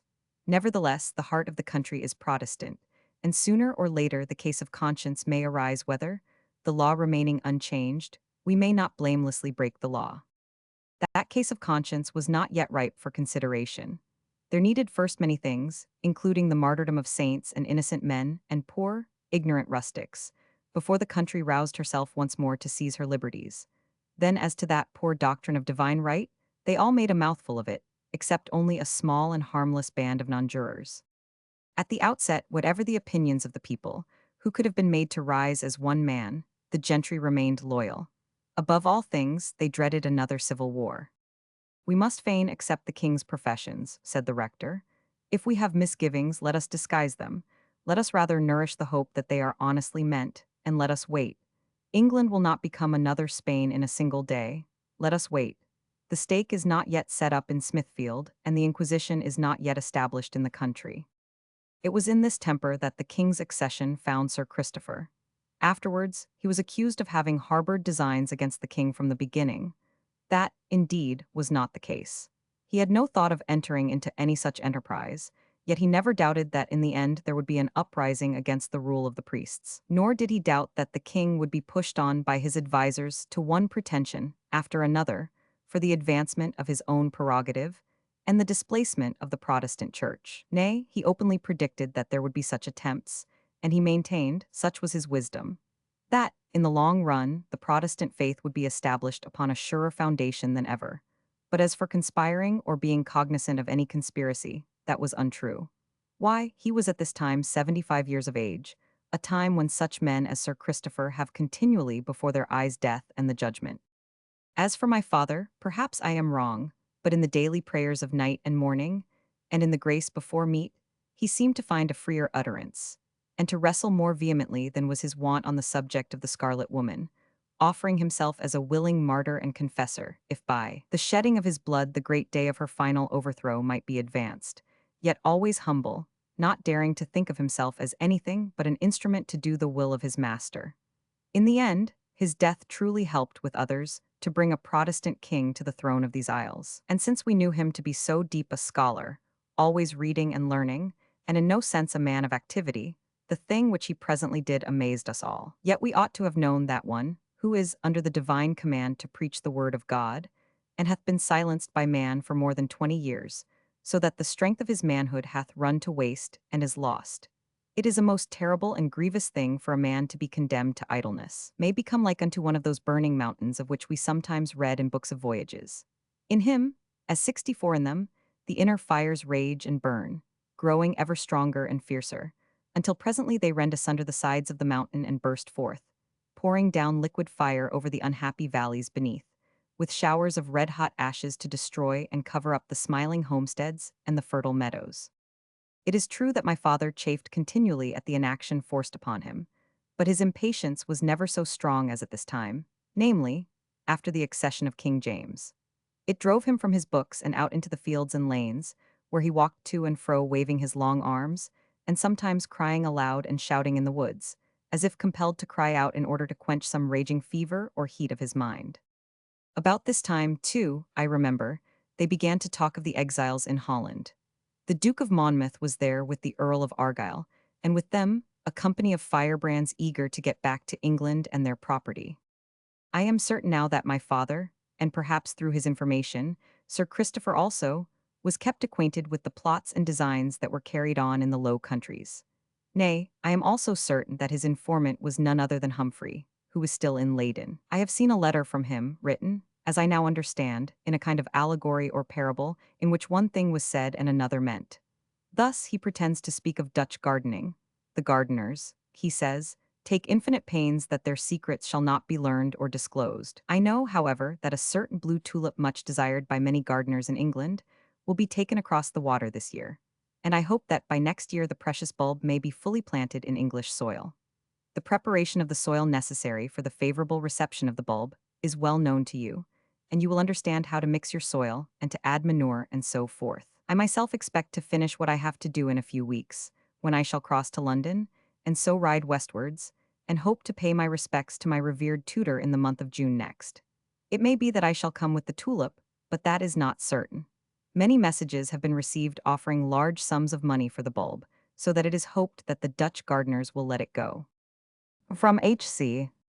The tulip, in a word, was the Duke of Monmouth, and the Dutch gardeners were the Scotch and English exiles then in Holland, and the English gardeners were the Duke's friends, and H.C. was Humphrey Chally.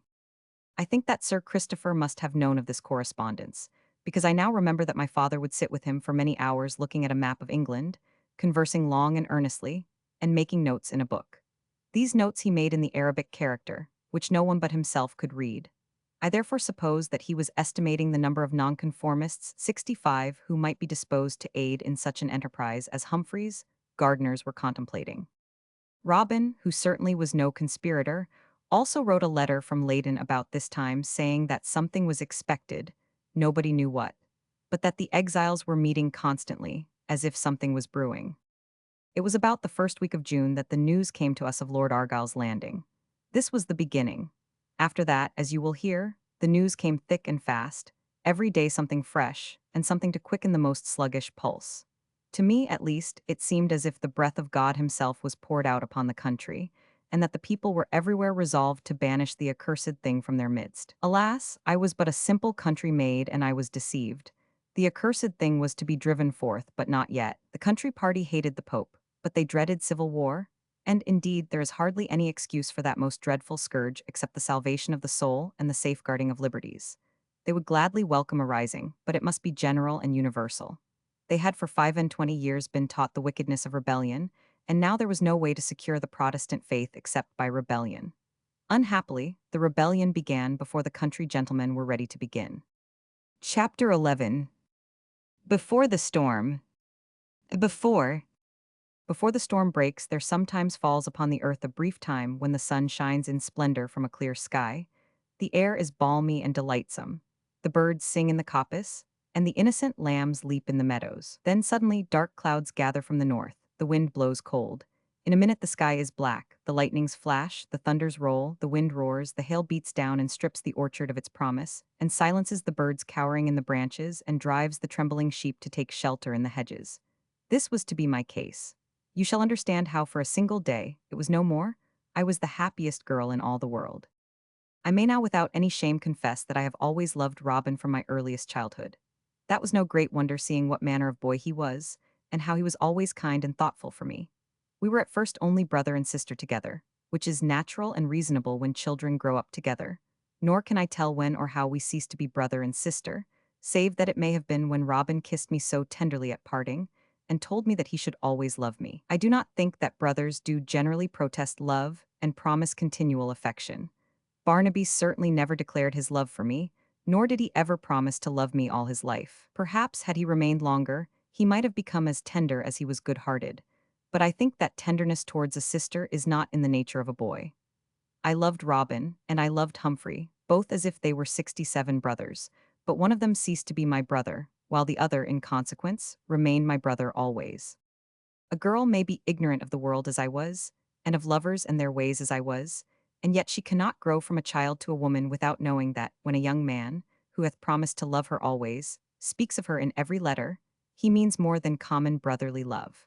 Nor can any woman be indifferent to a man who thus regards her, nor can she think upon love without the desire of being herself loved. Truly, I had always before my eyes the spectacle of that holy love which consecrates every part of life. I mean, in the case of my mother, whose waking and sleeping thoughts were all for her husband, who worked continually and cheerfully with her hands that he might be enabled to study without other work, and gave up her whole life, without grudging, even reckoning it her happiness and her privilege, in order to provide food and shelter for him. It was enough reward for her that he should sometimes lay his hand lovingly upon her head, or turn his eyes with affection to meet hers.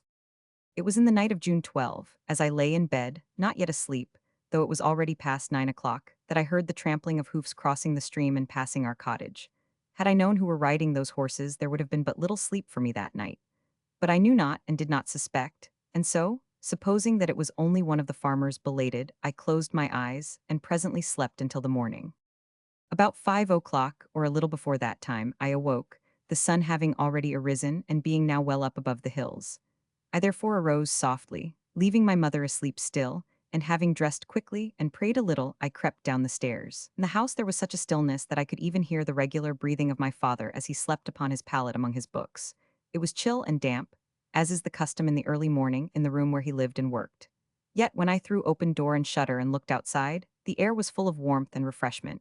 As for the birds, they had long since left their nests, and now were busy looking for their breakfast. The larks were singing overhead, and the bees already humming and droning. Who would lie abed when he could get up and enjoy the beauty of the morning? When I had breathed a while, with pleasure and satisfaction, the soft air, which was laden with the scent of flowers and of hay, I went indoors again and swept and dusted the room. Then I opened the cupboard and considered the provision for breakfast. For my father there would be a slice of cold bacon with a good crust of homemade bread, better bread or sweeter was nowhere to be had, and a cup of cider, warming to the spirits and good, for one who is no longer young, against any rawness of the morning. For my mother and myself there would be, as soon as our neighbors' cows were milked, a cup of warm milk and bread soaked in it.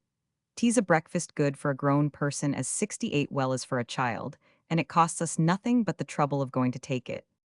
When I had swept the room and laid everything in its place, I went into the garden, hoe in hand, to weed the beds and trim the borders. The garden was not very big, it is true, but it produced many things useful for us, notably onions and salad, besides many herbs good for the house, for it was a fertile strip of ground and planted in every part of it.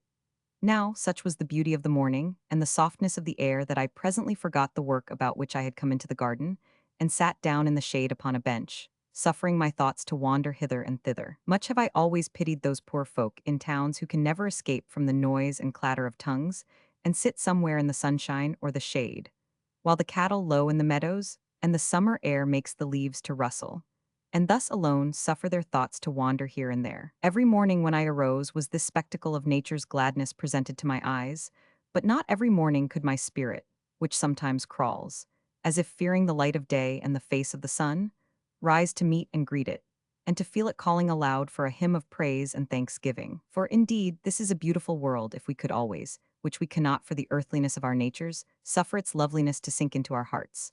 I know not what I thought this morning, but I remember, while I considered the birds which neither reap nor sow, nor take any thought of tomorrow, yet are daily fed by heaven, that the words were whispered in mine ear. Are ye not much better than they? And this, without doubt, prepared my heart for what should follow. While I sat thinking of I know not what, there came footsteps, quick footsteps along the road, and I knew those footsteps and sprang to my feet and ran to the garden gate, crying, "Robin! It is Robin." Yes, it was Robin. He seized me by both hands, looking in my face curiously and eagerly. "Alice," he said, drawing a deep breath, "oh, but what hath happened to thee?" "What should happen, Robin?" "Oh, thou art changed, Alice. I left thee almost a child, and now I thought to catch thee in my arms, a sweet rustic nymph, and now, fain must I go upon my knees to a goddess." Robin, who, indeed, would have expected such language from Robin? Robin! And Robin was come home again, and I was lying in his arms, and he was kissing me. "Alice," he said, still gazing upon me with a kind of wonder which made me blush, "do you remember when we parted 4 years ago, the words we said? As for me, I have never forgot them. I was to think of thee always, I was to love thee always. Truly I may say that there is never a day but thou hast been in my mind, but not like this." He continued to look upon me as 69 upon some strange creature, so that I began to be frightened and turned away. "Nay, Alice, forgive me. I am one who is dazzled by the splendor of the sun. Forgive me, I cannot speak. I thought of a village beauty, rosy-cheeked, sweet and wholesome as an August coriander, and I find Robin not a goddess. Well then, a woman tall and stately, and more beautiful than words can say." "Nay, Robin, you do but flatter. That is not like the old Robin I remember, and I should have added loved, but the word stuck. I swear, sweet saint, if I may swear, nay, then I do affirm that I do not flatter. Hear me tell a plain tale. I have travelled far since last I saw thee. I have seen the great ladies of the court both of St. James's and of the Louvre. I have seen the famous beauties of Provence and the black-eyed witches of Italy, but nowhere have I seen a woman half so fair. Robin, you must not, nay, Robin, you shame me." Then he knelt at my feet and seized my hand and kissed it. Oh, the foolishness of a man in love, and yet it pleases us. No woman is worth it. No woman can understand it, nor can she comprehend the power and might of man's love, nor why he singles out her alone from all the rest and fills his heart wholly with her, so that all other women are henceforward as his sisters. It is wonderful, it is most wonderful, yet it pleases us. Nay, we cannot choose but thank God for it with all our heart and with all our soul. I would not, if I could, set down all the things which Robin said. First, because the words of love are sacred. Next, because I would not that other women should know the extravagance of his praise. It was in broken words, because love can never be eloquent. As for me, what could I do, what could I say? For I had loved him from my very childhood, and now all my heart went out from me and became his. I was all his. I was his slave to command. That is the quality of earthly love by which it most closely resembles the heavenly love. So that just as the godly man is wholly devoted to the will of the Lord in all things great and small, resigned to his chastisements, and always anxious to live and die in his service, so in earthly love one must be wholly devoted to the person whom one loves. And Robin was come home again, and I was lying in his arms, and he was kissing me and calling me all the sweet and tender things that he could invent, and laughing and sighing together as if too happy to be quiet. Oh, sweetest moments of my life, why did they pass so quickly? Oh, sacrament of love, which can be taken only once, and yet changes the whole of life and fills it with memory which is wholly sweet.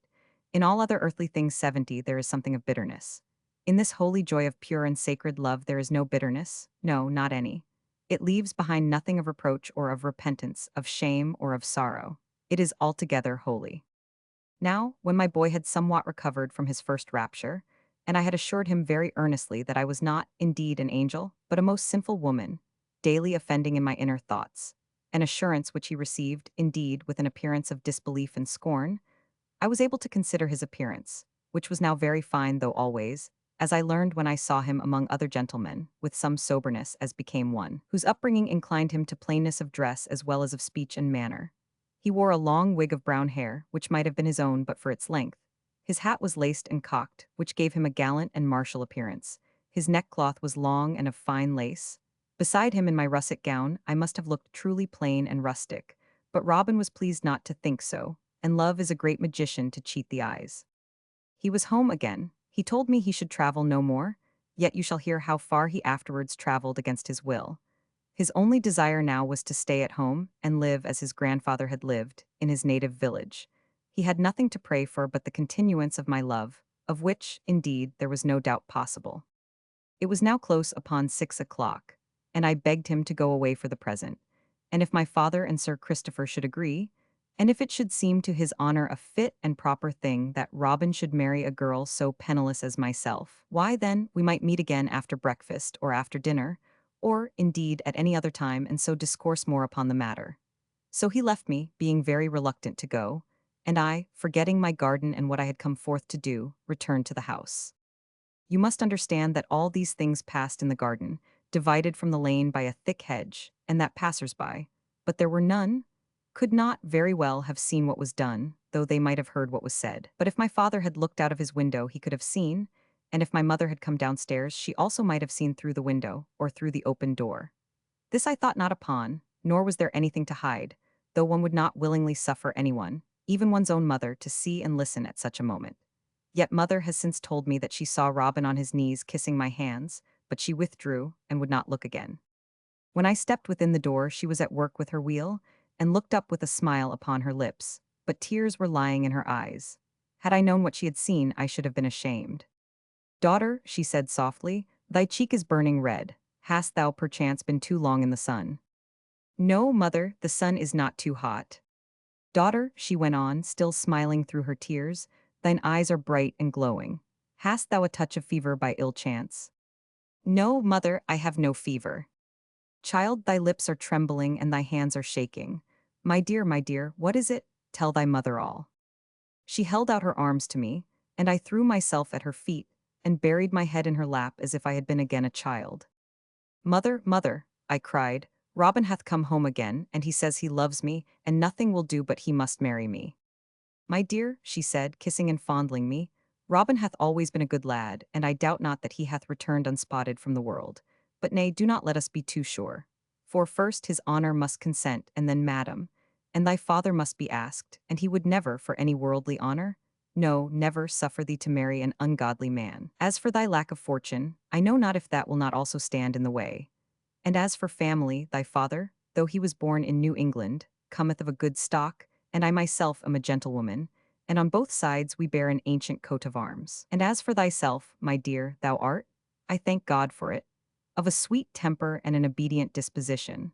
From the earliest thou hast never given thy mother any uneasiness, and I think thy heart hath been mercifully disposed towards goodness from thy childhood upwards. It is a special grace in this our long poverty and oppression, and it consoles me partly for the loss of my son Barnaby.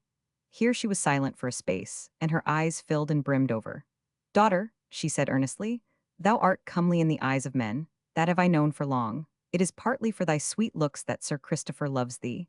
Mr. Bosquerel plays music with thee partly because his eyes love to behold the beauty of woman. Nay, I mean no reproach, because it is the nature of men to love all things beautiful, whether it be the plumage of a bird or the shape of a woman's head. Yes, thou art beautiful, my dear. Beauty passes, but love remains. Thy husband will perchance never cease to think thee lovely if he still proves daily thy goodness and the loveliness of thy heart. My dear, thou hast long comforted thy mother, Now shalt thou go with the blessing of the Lord, to be the solace and the joy of thy husband. Chapter 12. Humphrey. Presently my father came in, the Bible in his hand. By his countenance it was plain that he had been already engaged in meditation, and that his mind was charged as with a message. Alas, to think of the many great discourses that he pronounced, being as a dog who must be muzzled should he leave the farmyard, to us women alone. If they were written down, the world would lift up its hands with wonder, and ask if a prophet indeed had been vouchsafed to this unhappy country. The Roman Church will have that the time of saints did not end with the last of the apostles. That may be, and yet a saint has no more power after death than remains in his written words and in the memory of his life. Shall we not, however, grant that there may still be prophets, who see and apprehend the meaning of words and of things more fully than others, even as spiritually minded as themselves? Now, I say, considering what was immediately to befall us, the passage which my father read and expounded that morning was in a manner truly prophetic. It was the vision of the basket of summer fruit which was vouchsafed to the prophet Amos. He read to us that terrible chapter. Everybody knows it, though it hath but 14 verses. I will turn your feasts into mourning and all your songs into lamentation. I will send a famine in the land, not a famine of bread nor a thirst for water, but of hearing the words of the Lord. He then applied the chapter to these times, saying that the scriptures and the prophecies apply not only to the Israel of the time when Amos or any other prophet lived, but to the people of God in all ages, yet so that sometimes one prophet seems to deliver the message that befits the time, and sometimes another. All these things prophesied by Amos had come to pass in this country of Great Britain, so that there was, and had now been for 25 years, a grievous famine and a sore thirst for the words of the Lord. He continued to explain and to enlarge upon this topic for nearly an hour, when he concluded with a fervent prayer that the famine would pass away and the sealed springs be open again for the children of grace to drink and be refreshed. This done, he took his breakfast in silence, as was his wont, 73 loving not to be disturbed by any earthly matters when his mind was full of his morning discourse. When he had eaten the bread and meat and taken the cup of cider, he arose and went back to his own room and shut the door. We should have no more speech of him until dinner time. I will speak with him, my dear, said my mother, but not yet. Let us wait till we hear from Sir Christopher. I would that my father had read us a passage of encouragement and promise on this morning of all mornings, I said. My mother turned over the leaves of the Bible. I will read you a verse of encouragement, she said. It is the word of God as much as the book of the prophet Amos. So she found and read for my comfort words which had a new meaning to me. My beloved spake and said unto me, Rise up, my love, my fair one, and come away. For lo, the winter is past, the rain is over and gone, the flowers appear on the earth, the time of the singing of birds is come, and the voice of the turtle is heard in our land. The fig tree putteth forth her green figs, and the vines with the tender grape give a good smell. Arise, my love, my fair one, and come away. And again these that follow. Set me as a seal upon thine heart, as a seal upon thine arm, for love is strong as death, jealousy is cruel as the grave. The coals thereof are coals of fire, which hath a most vehement flame. Many waters cannot quench love, neither can the floods drown it. If a man would give all the substance of his house for love, it would utterly be contemned. In these gracious, nay, these enraptured words, doth the Bible speak of love. And though I am not so ignorant as not to know that it is the love of the Church for Christ, yet I am persuaded by my own spiritual experience, whatever doctors of divinity may argue, that the earthly love of husband and wife may be spoken of in these very words as being the type of that other and higher love. And in this matter, I know that my mother would also confirm my judgment. It might have been between 9 and 10 that Humphrey came. Surely he was changed more than Robin, for the great white periwig which he wore, being now a physician, falling upon his shoulders, did partly hide the deformity of his wry shape, and the black velvet coat did also become him mightily. As for his face, that was not changed at all. It had been grave and serious in youth. It was now more grave and more serious in manhood. He stood in the doorway, not seeing me. I was making a pudding for dinner, with my sleeves rolled up and my arms white with flour. Mistress Aiken, he said, our old friends passed out of mind. Why, my mother left her wheel and gave him her hand. Tease Humphrey. I knew that we should see thee this morning, Humphrey. Is thy health good, my son, and is all well with thee? All is well, madam, and my health is good. How is my master, thy husband? He is always well, but thou knowest what manner of life he leads. Of late he hath been much disquieted, he is restless, his mind runs much upon the prophecies of war and pestilence. It is the news from London and the return of the mass which keeps him uneasy. Go in and see him, Humphrey. He will willingly suffer thee to disturb him, though we must not go near him in his hours of study. Presently, but where is my old playfellow? Where is Alice? She is behind you, Humphrey. He turned, and his pale face flushed when he saw me. Alice, he cried. Is this truly Alice? Nay, she is changed indeed. I knew not, I could not expect. Nay, how could one expect? There is no change, said my mother sharply. Alice was a child and is now a woman, that is all. Humphrey expects, I said, that we should all stop still while time went on.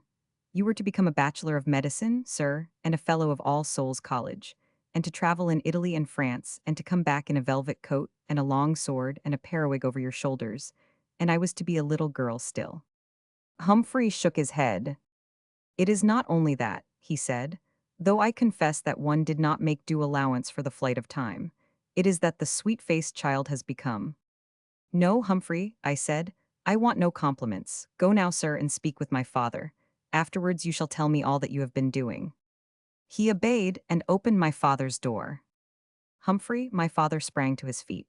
Welcome, my pupil, thou bringest good news? Nay, I have received thy letters, I read the good news in thy face, I see it in thine eyes. Welcome home. Sir, I have indeed great news, said Humphrey.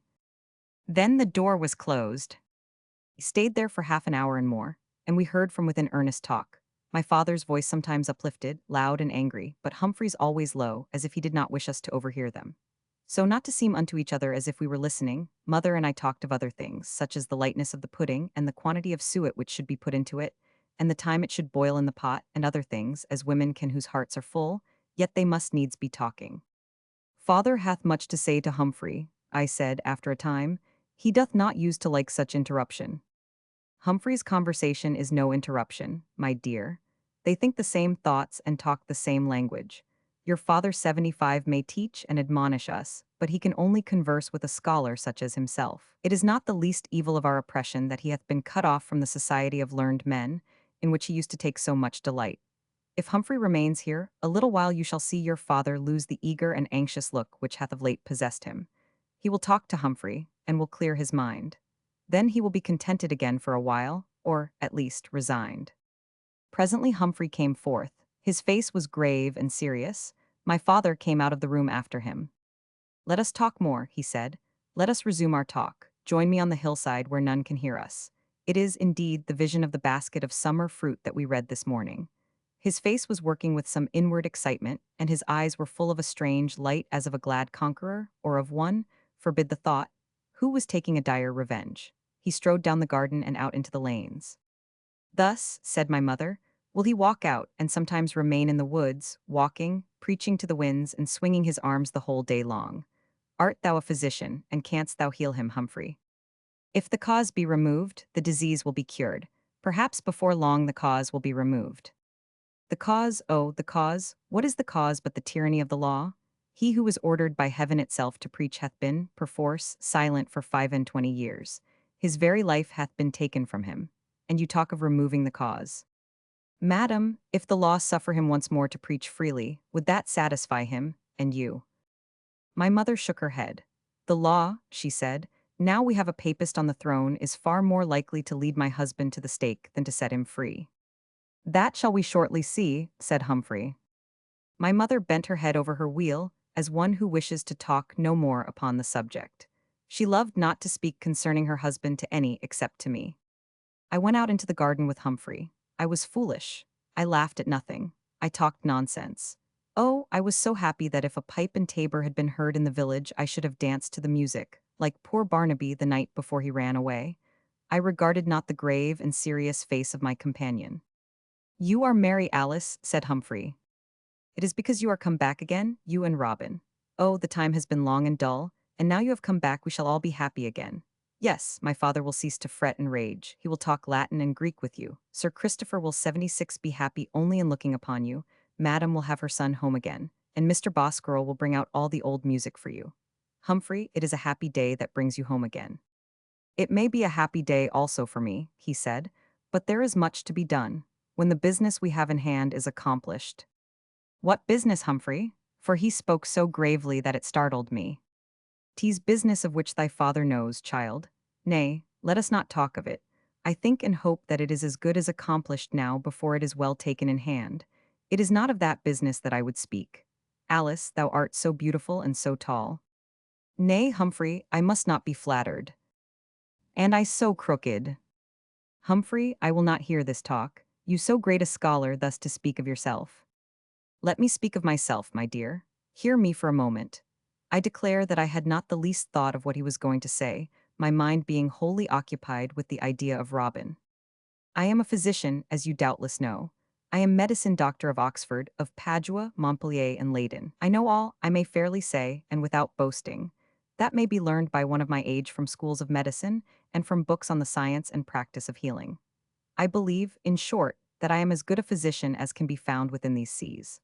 I am minded, as soon as tranquillity is restored, to set up as a physician in London, where I have already many friends, and am assured of some support. I think, humbly speaking, that reasonable success awaits me. Alice, you know that I have loved you all my life. Will you marry me, crooked as I am?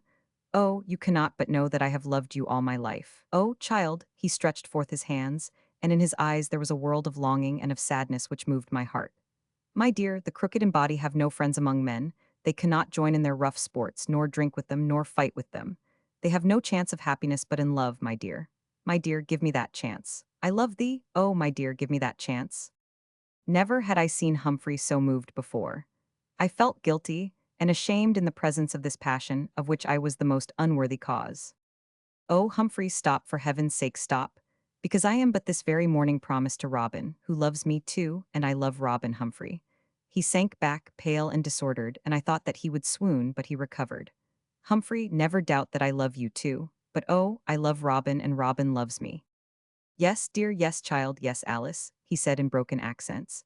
I understand. Everything is for Robin, everything for Robin. Why, I might have guessed it. For Robin, the straight and comely 77 figure. For Robin, the strength. For Robin, the inheritance. For Robin, happy love. For me, a crooked body. For me, a feeble frame. For me, the loss of fortune. For me, contempt and poverty. For me, the loss of love. All for Robin, all for Robin. Humphrey, surely thou wouldst not envy or be jealous of Robin. Never had I seen him thus moved, or heard him thus speak. He made no answer for a while. Then he said, slowly and painfully, Alice, I am ashamed. Why should not Robin have all? Who am I that I should have anything? Forgive me, child. I have lived in a paradise which fools create for themselves. I have suffered myself to dream that what I ardently desired was possible and even probable. Forgive me. Let me be as before your brother. Will you forgive me, dear? Oh, Humphrey, there is nothing for me to forgive. Nay, there is much for me to repent of. Forget it then, if there is nothing to forgive. I have forgotten it already, Humphrey. So, he turned upon me his grave, sweet face. To think of it makes me yearn with tenderness and pity. So, farewell, fond dream. Do not think, my dear, that I envy Robin. 'Twas a sweet dream. Yet I pray that heaven in wrath may forget me if ever I suffer this passion of envy to hurt my cousin Robin or thyself. So saying, he burst from me with distraction in his face. Poor Humphrey, alas! When I look back and consider this day, there is a doubt which haunts me. Always had I loved Robin, that is most true. But I had always loved Humphrey, that is most true. What if it had been Humphrey instead of Robin who had arisen in the early morning to find his sweetheart in the garden when the dew was yet upon the grass? Chapter 13. One day. Happy. In times of great sorrow, the godly person ought to look forward to the never-ending joy and happiness that will follow this short life. Yet we still look backwards to the happy time that is past and can never come again. And then, how happy does it seem to have been in comparison with present affliction? It pleased heaven after many trials to restore my earthly happiness, at least in its principal part, which is earthly love. Some losses, grievous and lamentable, there were which could not be restored. Yet for a long time I had no other comfort, apart from that hope, which I trust was never suffered to leave me, than the recollection of one single day in its course, too short, from dewy morn till dusky eve. I began that day with the sweetest joy that a girl can ever experience, namely, the return of her lover and the happiness of learning that he loves her more than ever, with the knowledge that her heart hath gone forth from her, and is wholly his. To such a girl the woods and fields become the very garden of Eden. The breath of the wind is as the voice of the Lord blessing another eve. The very showers are the tears of gladness and gratitude. The birds sing hymns of praise, the leaves of the trees whisper words of love, the brook prattles of kisses, the flowers offer incense. the royal course of the sun in splendor, the glories of the sunrise and sunset, the twinkling stars of night, the shadows of the flying clouds, the pageant of the summer day, these are all prepared for that one happy girl and for her happy lover. O divine gift of love, which thus gives the whole world 79 with its fruits in season to each pair in turn. Nay, doth it not create them anew? What was Adam without Eve? And Eve was created for no other purpose than to be a companion to the man. I say then that the day when Robin took me in his arms and kissed me, not as he had done when we parted and I was still a child, but with the fervent kiss of a lover, was the happiest day in all my life. I say that I have never forgotten that day, but by recalling any point of it I remember all, how he held my hand and how he made me confess that I loved him, how we kissed and parted to meet again. As for poor Humphrey, I hardly gave him so much as a thought of pity. Then how we wandered along the brook hand in hand. Never to part again, my dear, said the fond lover. Here will we live, and here we will die. Let Benjamin become, if he please, Lord Chancellor, and Humphrey a great physician. They will have to live among men in towns, where every other man is a rogue. We shall live in this sweet country place, where the people may be rude, but they are not knaves. Why, in that great city of London, where the merchants congregate upon the exchange and look so full of dignity and wisdom, each man is thinking all the time that, if he fail to overreach his neighbor, that neighbor will overreach him. Who would live such a life when he can pass it in the fields with such a companion as my Alice? The pleasures of London had only increased his thirst for the country life. Surely, never was seen a swain more truly rustic in all his thoughts. The fine ladies at the playhouse, with their painted faces, made him, he told me, think of one who wore a russet frock in Somersetshire, and did not paint her sweet face. This was the way he talked.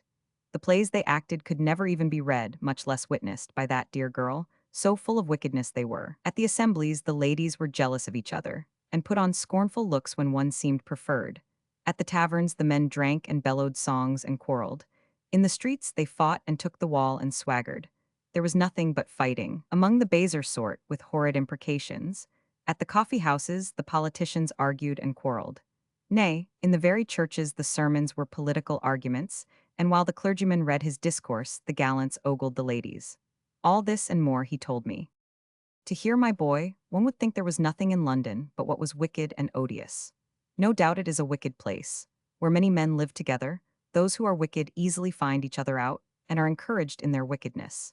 Yet there must be many honest and God-fearing persons, otherwise the judgment of heaven would again fall upon that city as it did in the time of the plague, and in the great fire. My pretty Puritan, said Robin, I am now come away from that place, and I hope never to see it again. Oh, native hills, I salute you. Oh, woods and meadows, I have returned to wander 80 again in your delightful shade. Then, which was unusual in my boy, and would have better become Mr. Bosquirrel or Humphrey, he began to repeat verses. I knew not that he had ever learned any. As I range these spacious fields, feast on all that nature yields. Everything inspires delight, charms my smell, my taste, my sight. Every rural sound I hear soothes my soul and tunes my ear. I do not know where Robin found these verses, but as he repeated them, waving his arm around, I thought that Humphrey himself never made sweeter lines. He then told me how Humphrey would certainly become the most learned physician of the time, and that he was already master of a polite and dignified manner, which would procure him the patronage of the great and the confidence of all. It was pleasant to hear him praise his cousin without jealousy or envy. To be sure, he knew not then, though afterwards I told him, that Humphrey was his rival. Even had he known this, such was the candor of my Robin and the integrity of his soul that he would have praised him even more loudly. One must not repeat more of the kind and lovely things that the dear boy said while we strolled together by the brookside. While thus abroad we walked, 'twas in the forenoon, after Humphrey's visit, Sir Christopher, his grandfather, dressed in his best coat and his gold-laced hat, which he commonly kept for church, and accompanied by Madam, walked from the manor house through the village till they came to our cottage. Then, with great ceremony, they entered, Sir Christopher bowing low and Madam dropping a deep courtesy to my mother, who sat humbly at her wheel. Madam, said Sir Christopher, we would, with your permission, say a few words with the learned Dr. Aiken and yourself. My father, who had now returned and was in his room, came forth when he was called. His face had recovered something of its serenity, but his eyes were still troubled. Madam sat down, but Sir Christopher and my father stood. Sir, said his honor, I will proceed straight to the point. my grandson desires to marry your daughter Alice. Robin is a good lad, not a scholar if you will, for his religion, the root of the matter is in him.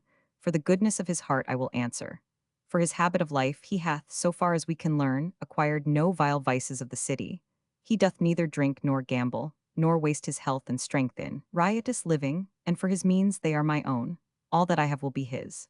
'Tis no great estate, but 'twill serve him as it hath served me.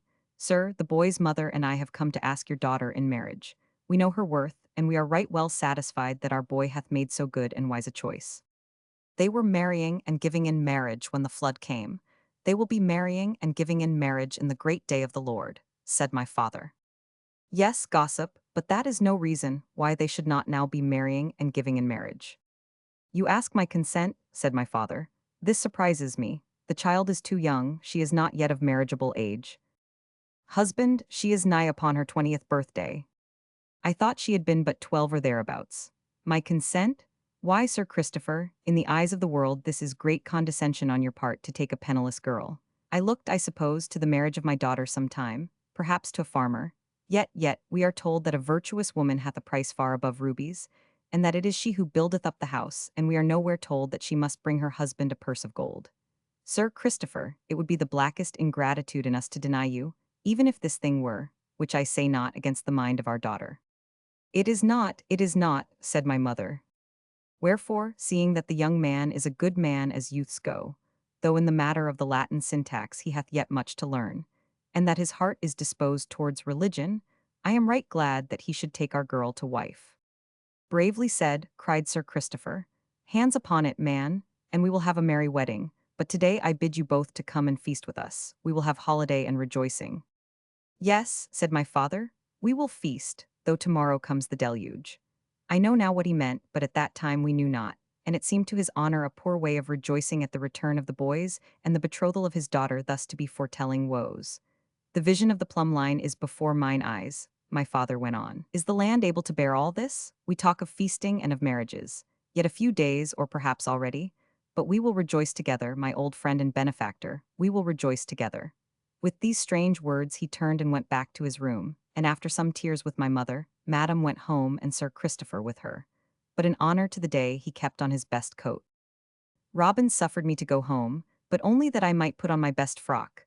I had but two, and make my hair straight, which had been blown into curls, as was the way with my hair. And then, learning from my mother with the utmost satisfaction what had passed, he led me by the hand, as if I were already his bride, and so to the manor house, where first Sir Christopher saluted me with great kindness, calling me his dear granddaughter, and saying that next to Robin's safe return he asked for nothing more than to see me Robin's wife. And Madam kissed me, with tears in her eyes, and said that she could desire nothing better for her son, and that she was sure I should do my best endeavors to make 82 the boy happy. Then Humphrey, as quietly as if he had not also asked me to be his wife, kissed my hand and wished me joy, and Mr. Bosquirrel also kissed me, and declared that Robin ought to be the happiest dog on earth. And so we sat down to our feast. The conversation at dinner was graver than the occasion demanded. For though our travelers continually answered questions about the foreign lands and peoples they had seen, yet the subject returned always to the condition of the country, and to what would happen. After dinner we sat in the garden, and the gentlemen began to talk of right divine and of non-resistance. And here it seemed to me as if Mr. Bosquirrel was looking on as from an eminence apart, for when he had once stated the texts and arguments upon which the high church party do mostly rely, he retired and made no further objections, listening in silence while my father held forth upon the duty of rising against wicked princes. At last, however, being challenged to reply by Humphrey, Mr. Bosquirrel thus made answer. The doctrine that subjects may or may not rebel against their sovereign is one which I regard with interest so long as it remains a question of logic and argument only. Unfortunately, the times are such that we may be called upon to make a practical application of it, in which case there may follow once more civil war, with hard knocks on both sides, and much loss of things temporal. Wherefore to my learned brother's arguments, which I admit to be plausible, I will, for the present, offer no reply, except to pray heaven that the occasion may not arise of converting a disputed doctrine into a rule of conduct. Alas, even while he spoke the messenger was speeding swiftly towards us, who was to call upon all present to take a side. The question is now, I hope, decided forever, but many men had first to die. It was not decided then, but 3 years later, when King William cut the knot, and with the applause of the nation, pulled down his father-in-law, and mounted the throne himself with his gracious consort. We are agreed at last that kings, like judges, generals, and all great officers of state, are to hold their offices in good behavior. If they enter into machinations against the liberty of the people and desert the national religion, they must descend, and let others take their place. But before that right could be established for the country, streams of blood must first flow. While they talked, we, I mean Madam, my mother, and myself, sat and listened. But my mind was full of another subject, and I heard but little of what was said, noting chiefly the fiery ardor of my father and the careless grace of Mr. Bosquirrel. Presently my father, who was never easy in the company of Mr. Bosquirrel, so oil and water will not agree to fill a cup in friendship, and besides, being anxious to rejoin the society of his books, arose and went away, and with him my mother, he in his ragged 83 cassock, who was a learned scholar, she in her plain homespun, who was a gentlewoman by birth. Often had I thought of our poverty with bitterness, but now it was with a softened heart that I saw them walk side by side across the lawns, for now I understood plainly, and for the first time, how love can strengthen and console. My mother was poor, but she was not therefore unhappy. Mr. Bosquirrel also rose and went away with Humphrey. They went to talk of things more interesting to the rector than the doctrine of non-resistance, of painting, namely, and statuary and metals. And when we presently walked from the rectory gardens, we heard a most gladsome scraping of fiddle-strings within, which showed that the worthy man was making the most of Humphrey's return. When Sir Christopher had taken his pipe of tobacco, he fell asleep. Robin and I walked in the garden and renewed our vows. Needs must that I should tell him all that I had done or thought since he went away. As if the simple thoughts of a country maid should be of interest to a man. Yet he seemed pleased to question and to listen, and presently broke into a rapture, swearing that he was in love with an angel. Young lovers, it is feared, may fall into grievous sin by permitting themselves these extravagances of speech and thought. Yet it is hard to keep them sober, and besides, because every sin in man meeteth with its correspondent in woman, if the lover be extravagant, the maiden takes pleasure in his extravagance. To call a mortal, full of imperfections, an angel, is little short of blasphemy. Yet I heard it with, I confess, a secret pleasure. We know ourselves and the truth concerning ourselves. We do not deceive ourselves as to our imperfections. Yet we are pleased that our lovers should so speak and think of us as if we were angels indeed. Robin told me, presently ceasing his extravagances for a while, that he was certain something violent was on foot. To be sure, everybody expected so much. He said, moreover, that he believed Humphrey had certain knowledge of what was going to happen.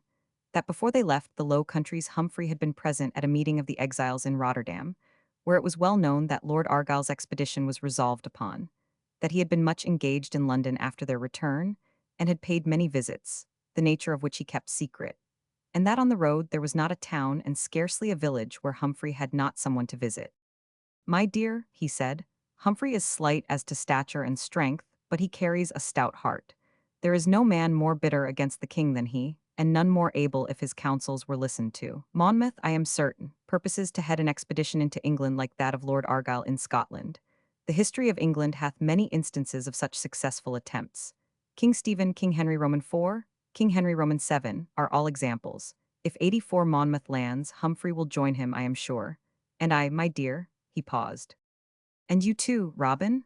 Oh, must you two go forth to fight? And yet, if the Duke doth head a rising, all the world would follow. Oh, to drive away the Papist king and restore our liberty. My dear, I will do what my grandfather approves. If it be my duty to go, he will send me forth. I had almost forgotten to say that Madame took me to her own chamber, where she opened a box and pulled out a gold chain, very fine. This she hung about my neck and bade me sit down and gave me some sound advice, reminding me that woman was the weaker vessel, and should look to her husband not only to love and cherish her, but also to prevent her from falling into certain grievous sins, as of temper, deceitfulness, vanity, and the like, to which the weaker nature is ever prone. Many other things she said, being a good and virtuous woman, but I passed them over. After supper we went again into the garden, the weather being warm and fine. The sun went down, but the sky was full of light, though it was past 9 o'clock and time for me to go home and to bed. Yet we lingered.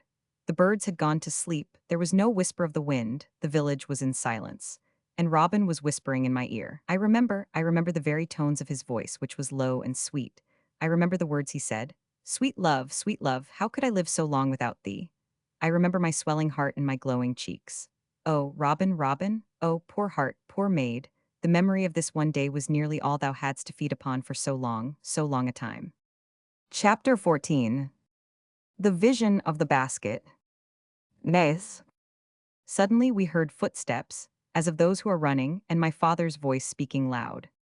Sing, O daughter of Zion, shout, O Israel, be glad and rejoice with all the heart. Now, in the name of heaven, cried Sir Christopher, what meaneth this? The arm of the Lord, the deliverance of Israel. He burst upon us, dragging a man with him by the arm. In the twilight I could only see, at first, that it was a broad, thick-set man, but my father's slender form looked taller as he waved his arms and cried aloud. Had he been clad in a sheepskin, he would have resembled one of those ancient prophets whose words were always in his mouth. Good friend, said Sir Christopher, what meaneth these cries, whom have we here? Then the man with my father stepped forward and took off his hat. Why, I knew him at once, though it was 10 years since I had seen him last. 'Twas my brother Barnaby, none other, come home again. He was now a great strong man. A stouter have I never seen, though he was somewhat under the middle height, broad in the shoulders and thick of chest. Beside him Robin, though reasonable in breadth, showed like a slender sapling. But he had still the same good-natured face, though now much broader. It needed no more than the first look to know my brother Barnaby again. Barnaby, I cried, Barnaby, hast thou forgotten me? I caught one of his great hands. Never, surely, were there bigger hands than Barnaby's. Hast thou forgotten me? Why, he said slowly, 'twas ever a boy slow of speech and of understanding, belike 'tis sister. He kissed my forehead. It is sister, he said, as if he were tasting a cup of ale and was pronouncing on its quality. How dost thou, sister? Bravely, I hope. Thou art grown, sister. I have seen my mother, and she does bravely, too, though I left her crying. 'Tis their way, the happier they be. Barnaby, said Sir Christopher, is it thou, scapegrace? Where hast thou? But first tell us what has happened. Briefly, man. In 2 words, sir. The Duke of Monmouth landed the day 86 before yesterday at Lyme Regis with my Lord Grey, and a company of 100, of whom I was one. The Duke had landed, then what Robin expected had come to pass, and my brother Barnaby was with the insurgents. My heart beat fast. The Duke of Monmouth hath landed. Sir Christopher repeated, and sat down again, as one who knows not what may be the meaning of the news. Aye, sir, the Duke hath landed. We left Holland on the 24th of May, and we made the coast at Lyme at daybreak on Thursday the 11th. 'Tis now, I take it, Saturday. The Duke had with him on board ship Lord Grey, Mr. Andrew Fletcher of Saltown, Mr. Heywood Dare of Taunton. I know the man, said Sir Christopher, for an impudent, loud-tongued fellow.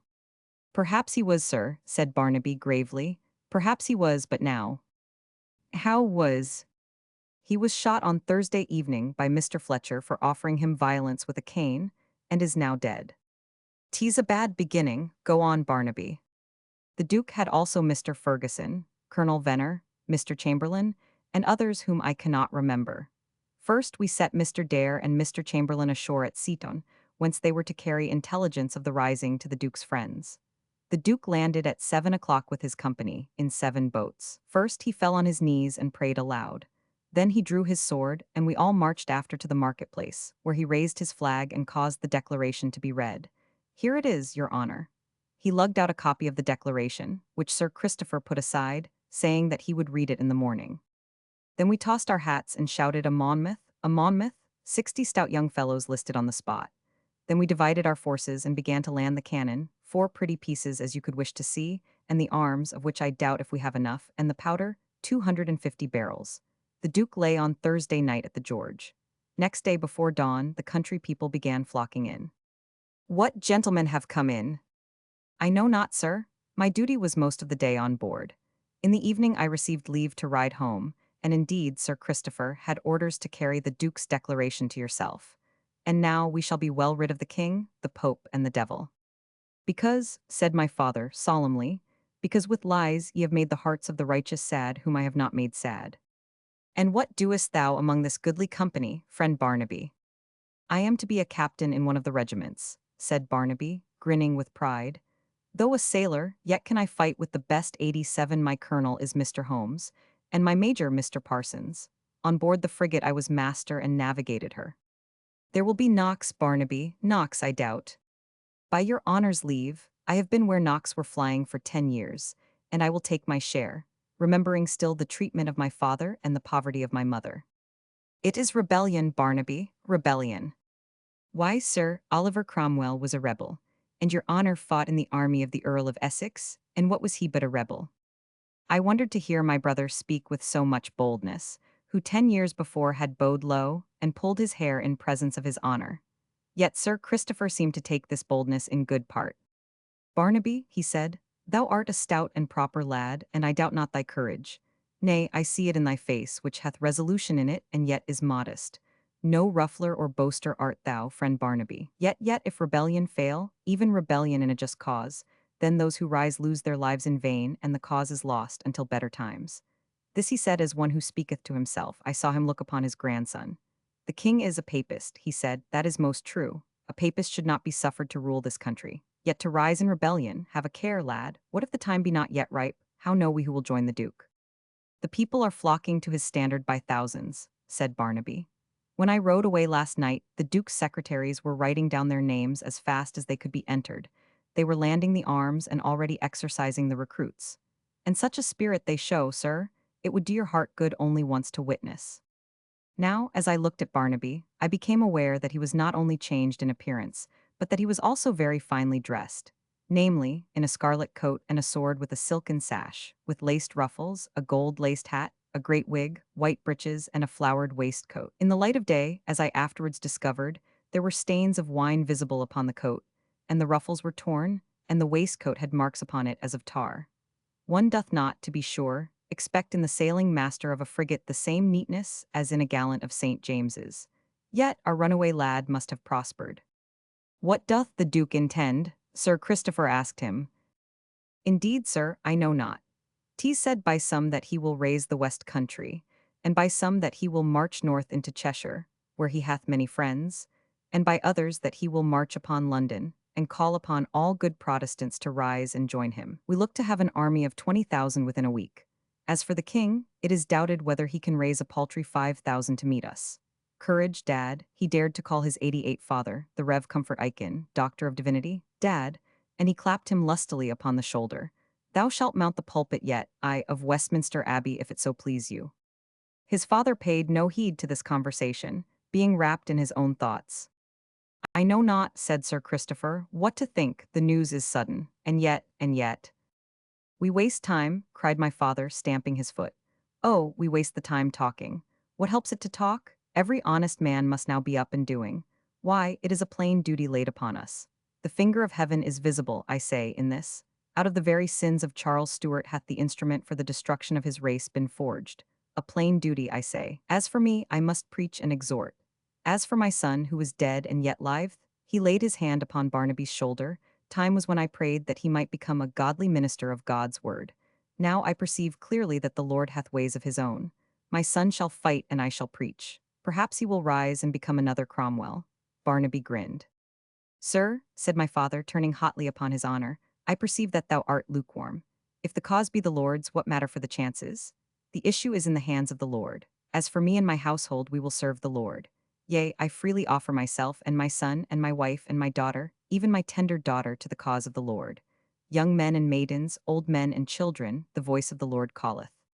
Nobody made reply. My father looked before him, as if he saw in the twilight of the summer night a vision of what was to follow. His face, as he gazed, changed. His eyes, which were fierce and fiery, softened. His lips smiled. Then he turned his face and looked upon each of us in turn, upon his son and upon his wife and upon me, upon Robin and upon Sir Christopher. It is, indeed, he said, the will of the Lord. Why, what though the end be violent death to me, and to all of us ruin and disaster? We do but share the afflictions foretold in the vision of the basket of summer fruit. What is death? What is the loss of earthly things compared with what shall follow to those who obey the voice that calls? Children, let us up and be doing. As for me, I shall have a season of freedom before I die. For 25 years have I been muzzled or compelled to whisper and mutter in corners and hiding places. I have been a dumb dog. I, whose heart was full and overflowing with the sweet and precious word of God, I to whom it is not life but death to sit in silence. Now I shall deliver my soul before I die. Sirs, the Lord hath given to every man a weapon or two with which to fight. To me he hath given an eye and a tongue for discerning and proclaiming the word of sacred doctrine. I have been muzzled, a dumb dog, I say, though sometimes I have been forced to climb among the hills and speak to the 89 bending tree tops. Now I shall be free again, and I will speak, and all the ends of the earth shall hear." His eyes gleamed, he panted and gasped and waved his arms. "As for sister, Dad," said Barnaby, "she and mother may bide at home. No, they shall go with me. I offer my wife, my son, my daughter, and myself to the cause of the Lord." "A camp is but a rough place for a woman," said Barnaby. "She is offered, she is dedicated, she shall go with us." I know not what was in his mind, or why he wished that I should go with him, unless it was a desire to give everything that he had, to hold back nothing, to the Lord. Therefore he would give his children as well as himself. As for me, my heart glowed to think that I was even worthy to join in such a cause. What could a woman do? But that I should find out. "Robin," I whispered, "'tis religion calls. If I am to be among the followers of the Duke, thou wilt not remain behind." "Child," it was my mother who whispered to me. I had not seen her before. "Child, let us obey him. Perhaps it will be better for him if we are at his side. And there is Barnaby, but we must not be in their way. We shall find a place to sit aside and wait. Alas, that my son hath returned to us only to go fighting. We will go with them, daughter." "We should be better without women," said Barnaby, grumbling. "I would as lief have a woman on shipboard as in a camp. To be sure, if Dad has set his heart upon it, and then he will not stay long in camp, where the cursing of the men is already loud enough to scare a preacher out of his cassock. Dad, I say." But my father was fallen again into a kind of rapture, and heard nothing. "When doth the Duke begin his march?" he said suddenly. "I know not, but we shall find him, never fear. I must have speech with him at the earliest possible time. Hours are precious, and we waste them, we waste them. Well, sir, it is bedtime. Tomorrow we can ride, unless, because it is the Sabbath, you would choose to wait till Monday. And as to the women, by your leave, it is madness to bring them to a camp." "Wait till Monday? Art thou mad, Barnaby? Art thou mad? Why, I have things to tell the Duke. Shall we waste 8 precious hours? Up, let us ride all night. Tomorrow is the Sabbath, and I will preach. Yea, I will preach. My soul longeth, yea, even it fainteth for the courts of the Lord. Quick, quick, let us mount and ride all night." At this moment, Humphrey joined us. "Lads," said Sir Christopher, "you are fresh from Holland. Knew you aught of this?" "Sir," said Humphrey, "I confess that I have already told Dr. Aiken what to expect. I knew that the Duke was coming. Robin did not know, because I would not drag him into the conspiracy. 90, I knew that the Duke was coming, and that without delay. I have myself had speech in Amsterdam with his Grace, who comes to restore the Protestant religion and to give freedom of worship to all good Protestant people. His friends have promises of support everywhere. Indeed, sir, I think that the expedition is well planned and is certain of support. Success is in the hands of the Lord, but we do not expect that there will be any serious opposition. With submission, sir, I am under promise to join the Duke. I came over in advance to warn his friends, as I rode from London, of his approach. Thousands are waiting in readiness for him. But, sir, of all this, I repeat, Robin knew nothing. I have been for 3 months in the councils of those who desire to drive forth the popish king, but Robin have I kept in the dark." "Humphrey," said Robin reproachfully, "am not I also a Protestant?" Chapter 15. A Night and Morning. When I read of men possessed by some spirit, that is to say, compelled to go hither and thither where, but for the spirit, they would not go, and to say things which they would not otherwise have said, I think of our midnight ride to Lyme, and of my father there, and of the 3 weeks' madness which followed. It was some spirit, whether of good or evil, I cannot say, and I dare not so much as to question, which seized him. That he hurried away to join the Duke on the first news of his landing, without counting the cost or weighing the chances, is easy to be understood.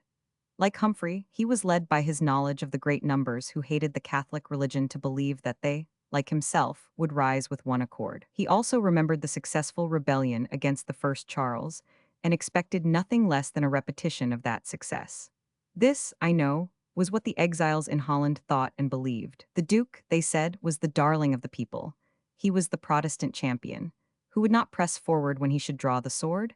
But what man in his sober senses would have dragged his wife and daughter with him to the godless riot of a camp? Perhaps he wanted them to share his triumph, to listen while he moved the soldiers, as that ancient hermit Peter moved the people to the holy wars? But I know not. He said that I was to be, like Jephthah's daughter, consecrated to the cause of the Lord, and what he meant by that I never understood. He was so eager to start upon the journey that he would not wait 92 a moment. The horses must be saddled, We must mount and away. Mark that they were Sir Christopher's horses which we borrowed.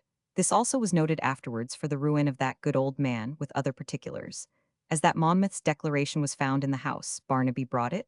One of Monmouth's captains, Barnaby Aiken by name, had ridden from Lyme to Bradford in order to see him. He was a friend of the preacher Dr. Aiken. He was grandfather to one of the rebels and granduncle to another, with many other things. But these were enough. Surely, surely, friend, said Sir Christopher, thou wilt not take wife and daughter? They cannot help the cause, they have no place in a camp. Young men and maidens, one with another, quick, we waste the time.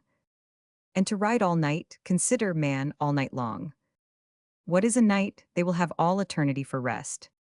He hath set his heart upon it, said my mother. Let us go, a night's weariness will not do much harm. Let us go, Sir Christopher, without further parley. Go then in the name of God, said the old man. Child, give me a kiss. He took me in his arms and kissed me on the forehead. Thou art then, he said tenderly, devoted to the Protestant cause. Why, thou art already promised to a Protestant since this morning. Forget not that promise, child. Humphrey and Barnaby will protect thee, and— Sir, cried Robin quickly, by your leave, I alone have the right to go with her and to protect her. Nay, Robin, I said, stay here until Sir Christopher himself bids thee go. That will perhaps be very soon. Remember thy promise. We did not know, Robin, an hour ago that the promise would be claimed so soon. Robin, for he murmured, I charge thee, remain at home until— I promise thee, sweetheart. But he hung his head and looked ashamed. Sir Christopher, holding my hand, stepped forth upon the grass and looked upwards into the clear sky, where in the transparent twilight we could see a few stars twinkling. This, friend Aiken, this, Humphrey, he said gravely, is a solemn night for all. No more fateful night hath ever fallen upon any of us. No, not that day when I joined Hampton's new regiment and followed with the army of Lord Essex. Granted that we have a righteous cause, we know not that our leader hath in him the root of the matter. To rise against the king is a most weighty matter, fatal if it fail, a dangerous precedent if it succeed. Civil war is, of all wars, the most grievous. To fight under a leader who doth not live after the laws of God is, methinks, most dangerous. The Duke hath lit a torch which will spread flames everywhere. It is the voice of the Lord which calleth us, my father interrupted. Tomorrow I shall speak again to God's elect. Sir, said Humphrey very seriously, I pray you think not that this enterprise hath been rashly entered upon, nor that we depend upon the judgment of the Duke alone. It is, most unhappily, true that his life is sinful, and so is that of Lord Grey, who hath deserted his own lawful wife for her sister. But those who have pushed on the enterprise consider that the Duke is, at least, a true Protestant. They have, moreover, received solid assurances of support from every quarter. You have been kept in the dark from the beginning at my own earnest request, because, though I knew full well your opinion, I would not trouble your peace or endanger your person. Suffer us then to depart, and for yourself do nothing, and keep— oh, sir, I entreat you, keep Robin at home until our success leaves no room for doubt. Go then, go, said Sir Christopher. I have grievous misgivings that all is not well, but go, and heaven bless the cause. Robin kissed me, whispering that he would follow, and that before many days, and so we mounted and rode forth. In such hot haste did we depart that we took with us no change of raiment or any provision for the journey at all, save that Barnaby, who, as I afterwards found, never forgot the provisions, found time to get together a small parcel of bread and meat, and a flask of canary, with which to refresh our spirits later on. We even rode away without any money. My father rode one horse and my mother sat behind him. Then I followed, Barnaby marching manfully beside me, and Humphrey rode last. The ways are rough, so that those who ride, even by daylight, go but slowly, and we, riding between high hedges, went much too slowly for my father, who, if he spoke at all, cried out impatiently, Quicker, quicker, we lose the time. He sat bending over the horse's head, with rounded shoulders, his feet sticking out on either side, his long white hair and his ragged cassock floating in the wind. In his left hand he carried his Bible as a soldier carries his sword. On his head he wore the black silk cap in which he daily sat at work. He was praying and meditating. He was preparing the sermon which he would deliver in the morning. Barnaby plodded on beside me. Night or day made no difference to him. He slept when he could and worked when he must. Sailors keep their watch day and night without any difference. It was Sir Christopher that I came after, he told me presently. Mr. Dare, who hath since been killed by Mr. Fletcher, told the Duke that if Sir Christopher Chally would only come into camp, old as he is, the country gentlemen of his opinions would follow to a man, so respected is he. Well, he will not, but we have his grandnephew Humphrey, and if I mistake not, we shall have his grandson, if kisses mean anything. So Robin is thy sweetheart, sister, thou art a lucky girl, and we shall have dad to preach to us. Well, I know not what will happen, but some will be knocked o' the head, and if dad goes in the way of knocks, but whatever 94 happens, he will get his tongue again, and so he will be happy.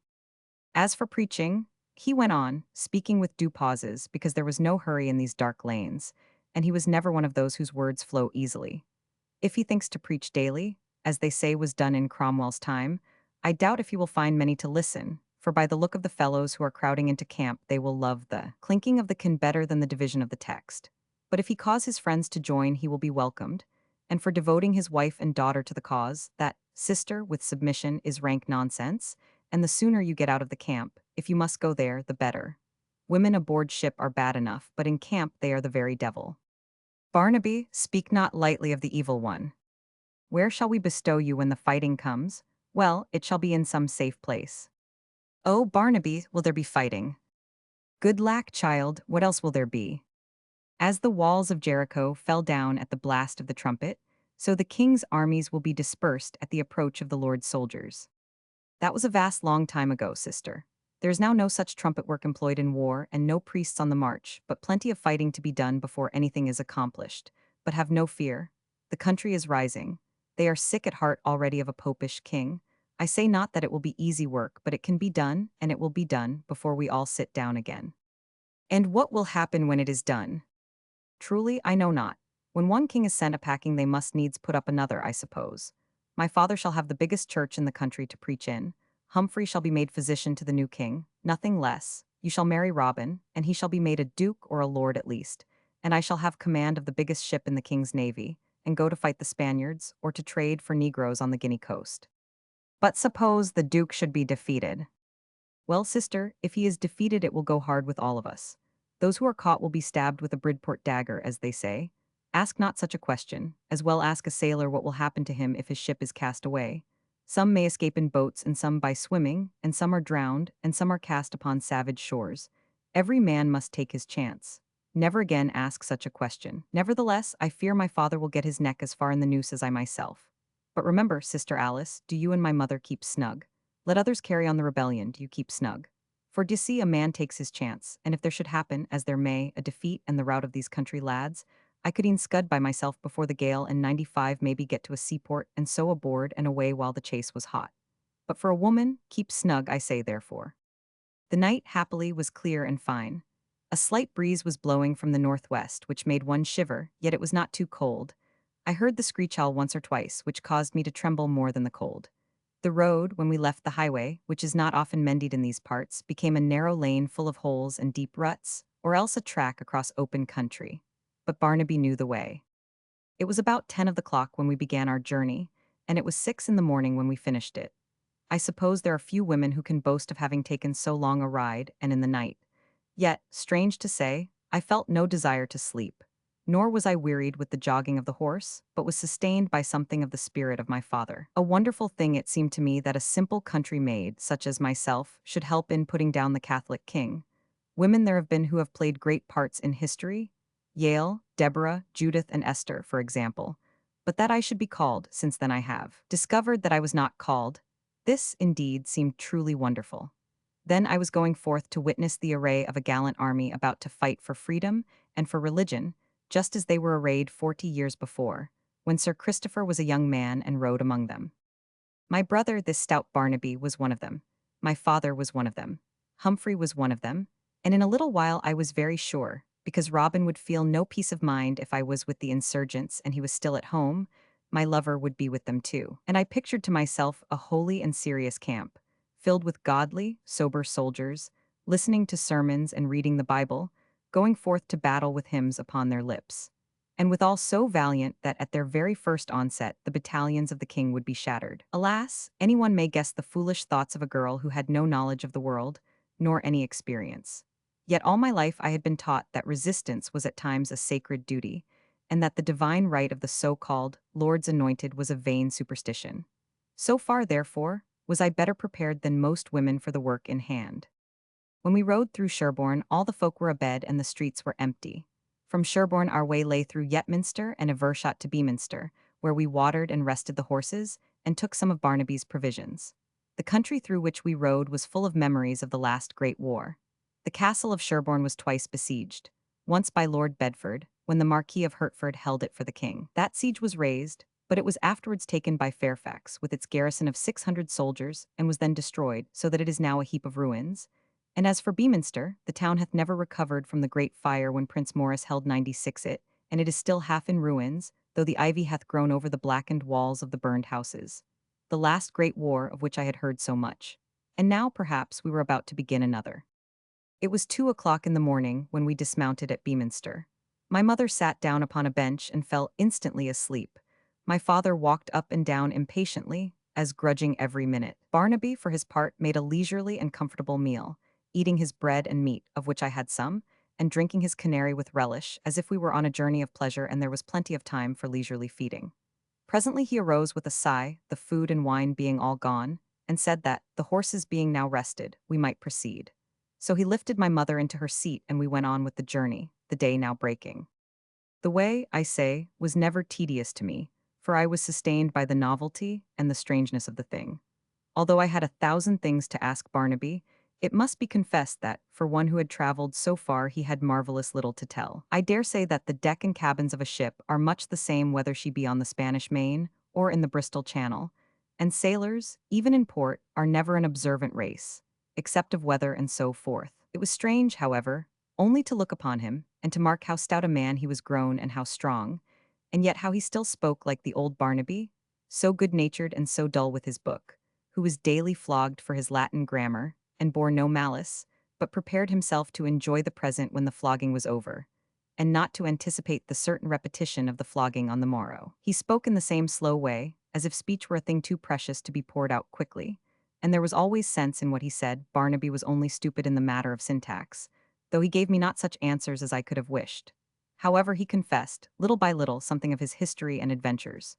When he ran away, it was, as we thought, to the port of Bristol, where he presently found a berth as cabin boy on board a West Indiaman. In this truly enviable post, everybody on board has a cuff or a kick or a rope send for the boy. He continued for some time. But, said Barnaby, you are not to think that the rope send was half so bad as my father's rod, nor the captain's oath so bad as my father's rebuke, nor the rough work and hard fare so bad as the Latin syntax.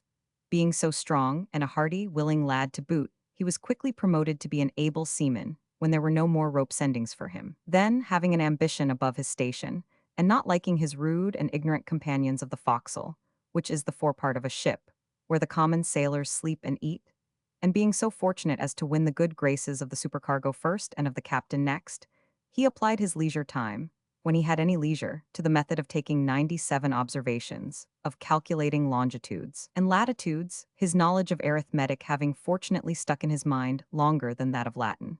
These things, I understand, are of the greatest use to a sailor and necessary to an officer. Armed with this knowledge, and the recommendation of his superiors, Barnaby was promoted from before the mast and became what they call a mate, and so rose by degrees until he was at last second captain. But by this time he had made many voyages to the West Indies, to New York and Baltimore, and to the west coast of Africa in the service of his owners, and, I dare say, had procured much wealth for them, though but little for himself. And, being at Rotterdam upon his owner's business, he was easily persuaded, being always a stout Protestant, and desirous to strike a blow in revenge for the ejection of his father, to engage as sailing master on board the frigate which brought over the Duke of Monmouth and his company, and then to join him on his landing. This was the sum of what he had to tell me. He had seen many strange people, wonderful things, and monsters of the deep. Indians, whom the cruelty and avarice of the Spaniards have well nigh destroyed, the sugar plantations in the islands, Negro slaves, Negroes free in their own country, sharks and calamaries, of which I had read and heard. He had seen all these things and still remained in his mind, I mean as if he had seen nothing. So wonderfully made are some men that whatever they see, they are in no way moved. I say then that Barnaby answered my questions, as we rode along briefly, and as if such matters troubled him not. When I asked him, for example, how the poor miserable slaves liked being captured and sold and put on board ship crowded together for so long a voyage, Barnaby replied that he did not know, his business being to buy them and carry them across the water, and, if they rebelled on board ship, to shoot them down or flog them, and when they got to Jamaica to sell them, where, if they would not work, they would be flogged until they came to a better mind. If a man was born a Negro, What else, he asked, could he expect? There was one question which I greatly desired to ask him, but dared not. It concerned the welfare of his soul. Presently, however, Barnaby answered that question before I put it. Sister, he said, my mother's constant affliction concerning me, before I ran away, was as to the salvation of my soul. And truly, that formerly seemed to me so difficult a thing to compass, like navigation to an unknown port over an unknown sea, set everywhere with hidden rocks, and liable to sudden gusts, that I could not understand how a plain man could ever succeed in it. Wherefore it comforted me mightily, after I got to see to learn on good authority that there is another way, which, compared with my father's, is light and easy. In short, sister, though he knows it not, there is one religion for landsfolk and another for sailor folk. A sailor, everybody knows, cannot get so much as a sail bent without cursing and swearing.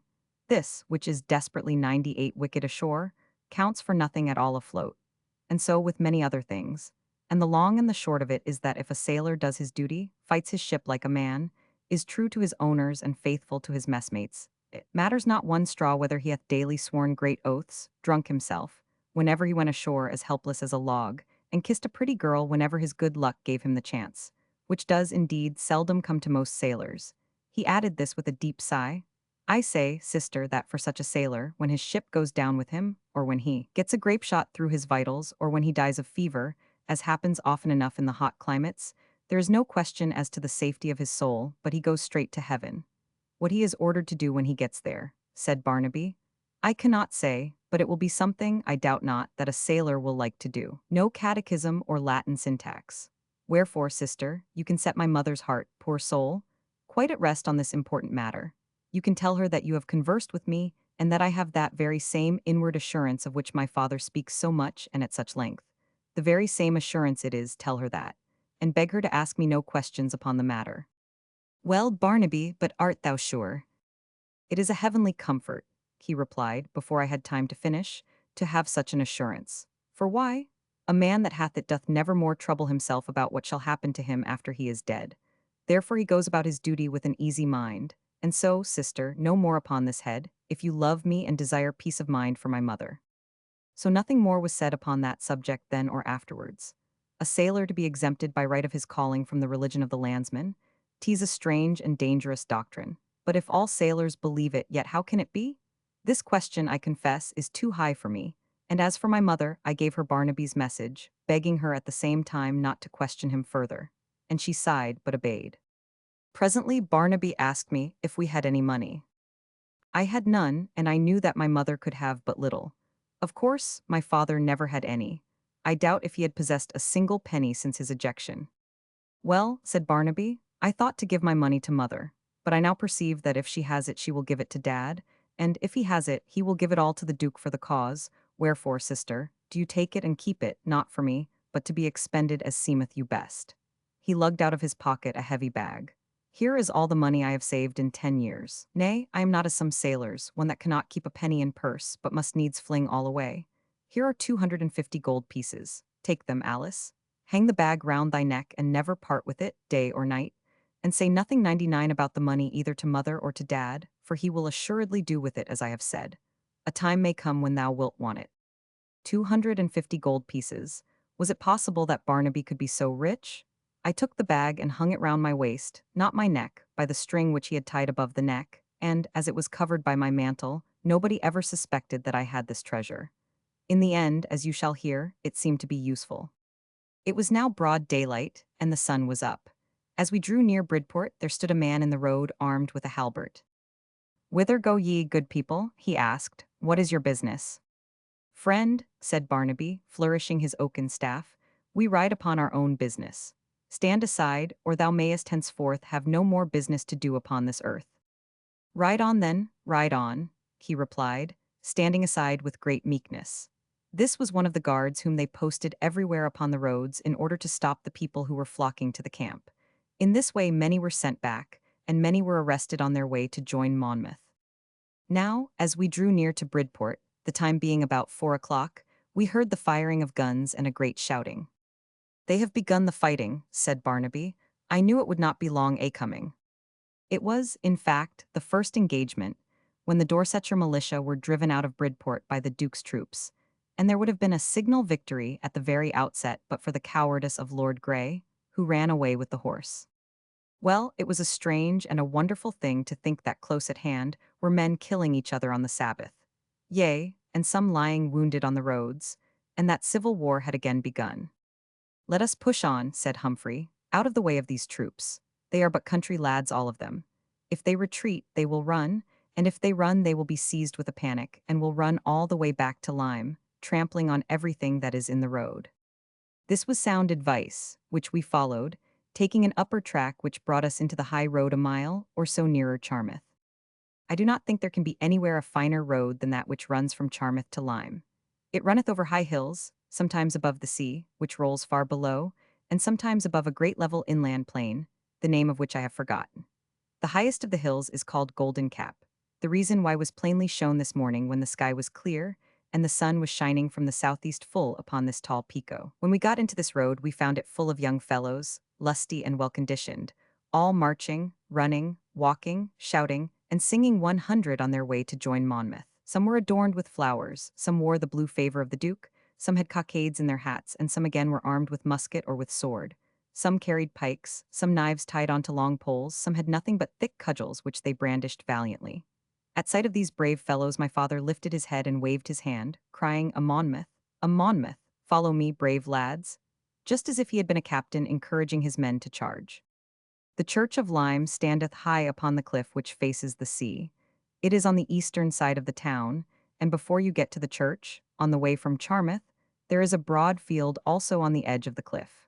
It was this field that was the first camp of Monmouth's men. There were no tents for the men to lie in, but there were wagons filled, I suppose, with munitions of war.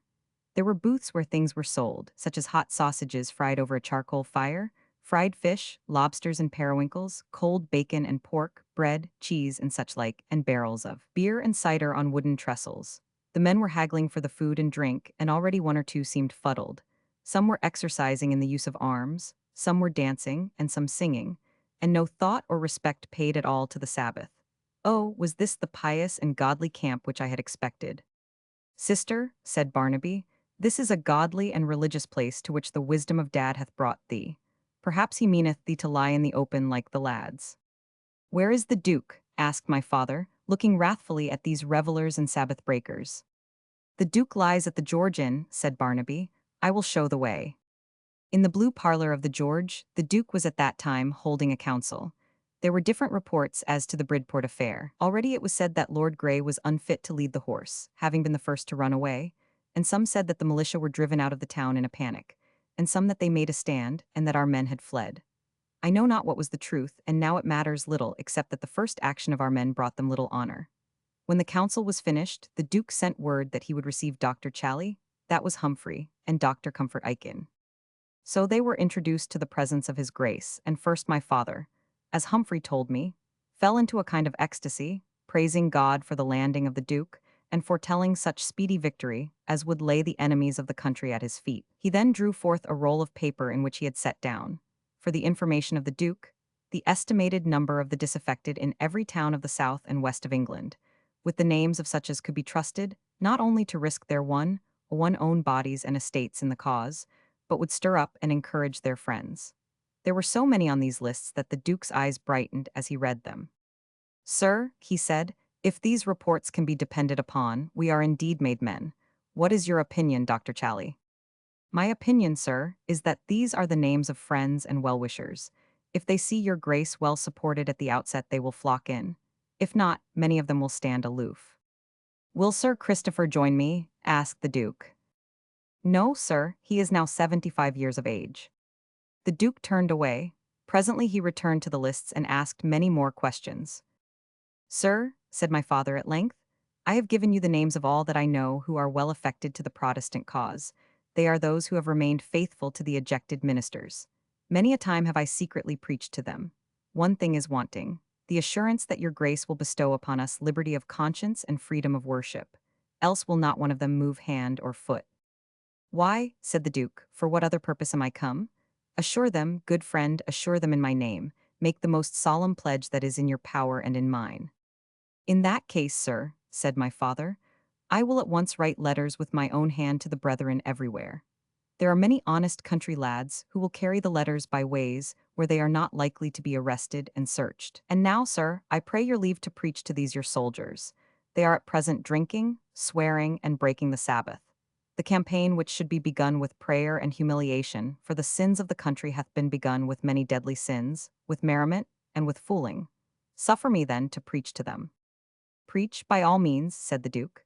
You shall have the parish church. I fear, sir, that my business will not suffer me to have the edification of your sermon, but I hope that it will tend to the soberness and earnestness of my men. Forgive them, sir, for their lightness of heart. They are for the most part young. Encourage them by promises rather than by rebuke. And so, sir, for this occasion, farewell. In this way, my father obtained the wish of his heart, and preached once more in a church before the people who were the young soldiers of Monmouth's army. I did not hear that sermon because I was asleep. It was in tones of thunder that my father preached to them. He spoke of the old war and the brave deeds that their fathers had done under Cromwell. Theirs was the victory. Now, as then, the victory should be theirs, if they carried the spirit of faithfulness into battle. He warned them of their sins, sparing none. And in the end, he concluded with such a denunciation of the king as made one owe to all who heard it, and had been taught to regard the king's majesty as sacred, open their mouths and gape upon each other. For then, for the first time, they truly understood what it was that they were engaged to do. While my father waited to see the Duke, Barnaby went about looking for a lodging. The town is small, and the houses were all filled, but he presently found a cottage, call it rather a hut, on the shore beside the Cobb, where, on promise of an extravagant payment, the fisherman's wife consented to give up her bed to my mother and myself. Before the bargain was concluded, I had laid myself down upon it and was sound asleep. So I slept the whole day, though outside there was such a trampling on the beach, such a landing of stores and creaking of chains, as might have awakened the seven sleepers. But me nothing could awaken. In the evening I woke up refreshed. My mother was already awake, but for weariness could not move out of her chair. The good woman of the cottage, a kindly soul, brought me rough food of some kind with a drink of water. The army had drunk up all the milk, eaten all the cheese, the butter, the eggs, and the pork, beef, and mutton in the place. And then Humphrey came and asked if I would go with him into the town to see the soldiers. So I went, and glad I was to see the sight. But Lord, to think that it was the Sabbath evening.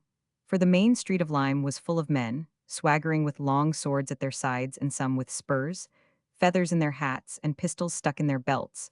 All were talking loud, as I am told is the custom in a camp of soldiers. Outside the George there was a barrel on a stand, and vendors and drawers ran about with cans, fetching and carrying the liquor for which the men continually called.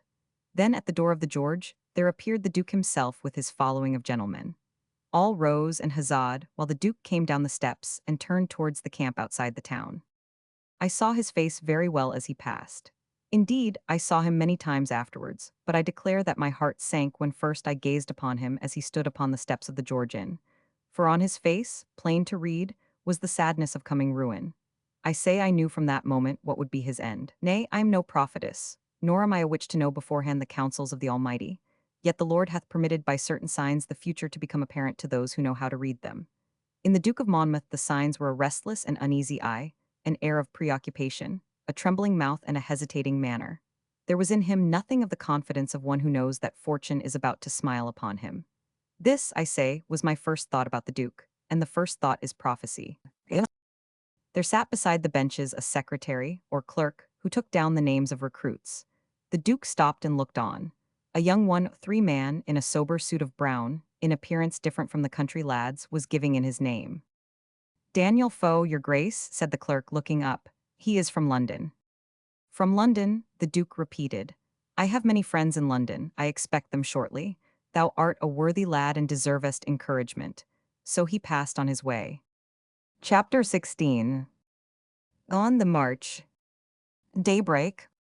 At daybreak next morning, the drums began to beat, and the trumpets began to blow, and after breakfast, the newly raised army marched out in such order as was possible. I have not to write a history of this rebellion, which hath already been done by able hands. I speak only of what I saw and the things with which I was concerned. First, then, it is true that the whole country was swiftly put into a ferment by the Duke's landing. And, had those who planned the expedition provided a proper supply of arms, the army would have quickly mustered 20,000 men, all resolute and capable of meeting any force that the king could have raised. Nay, it would have grown and swelled as it moved. But there were never enough arms from the outset. Everything at first promised well for the Duke. But there were not arms for the half of those who came in. The spirit of the Devon and Somerset militia was lukewarm. They ran at Bridport, at Axminster, and at Chard. Nay, some of them even deserted to join the Duke. There were thousands scattered about the country, those, namely, who still held to the doctrines of the persecuted ministers, and those who abhorred the Catholic religion, who wished well and would have joined. Humphrey knew well-wishers by the thousand whose names were on the lists in Holland. But how could they join when the army was so ill-found? And this was the principal reason, I have been assured, why the country gentlemen with their following did not come in at first, because there were no arms. How can soldiers fight when they have no arms? How could the Duke have been suffered to begin with so scanty a preparation of arms?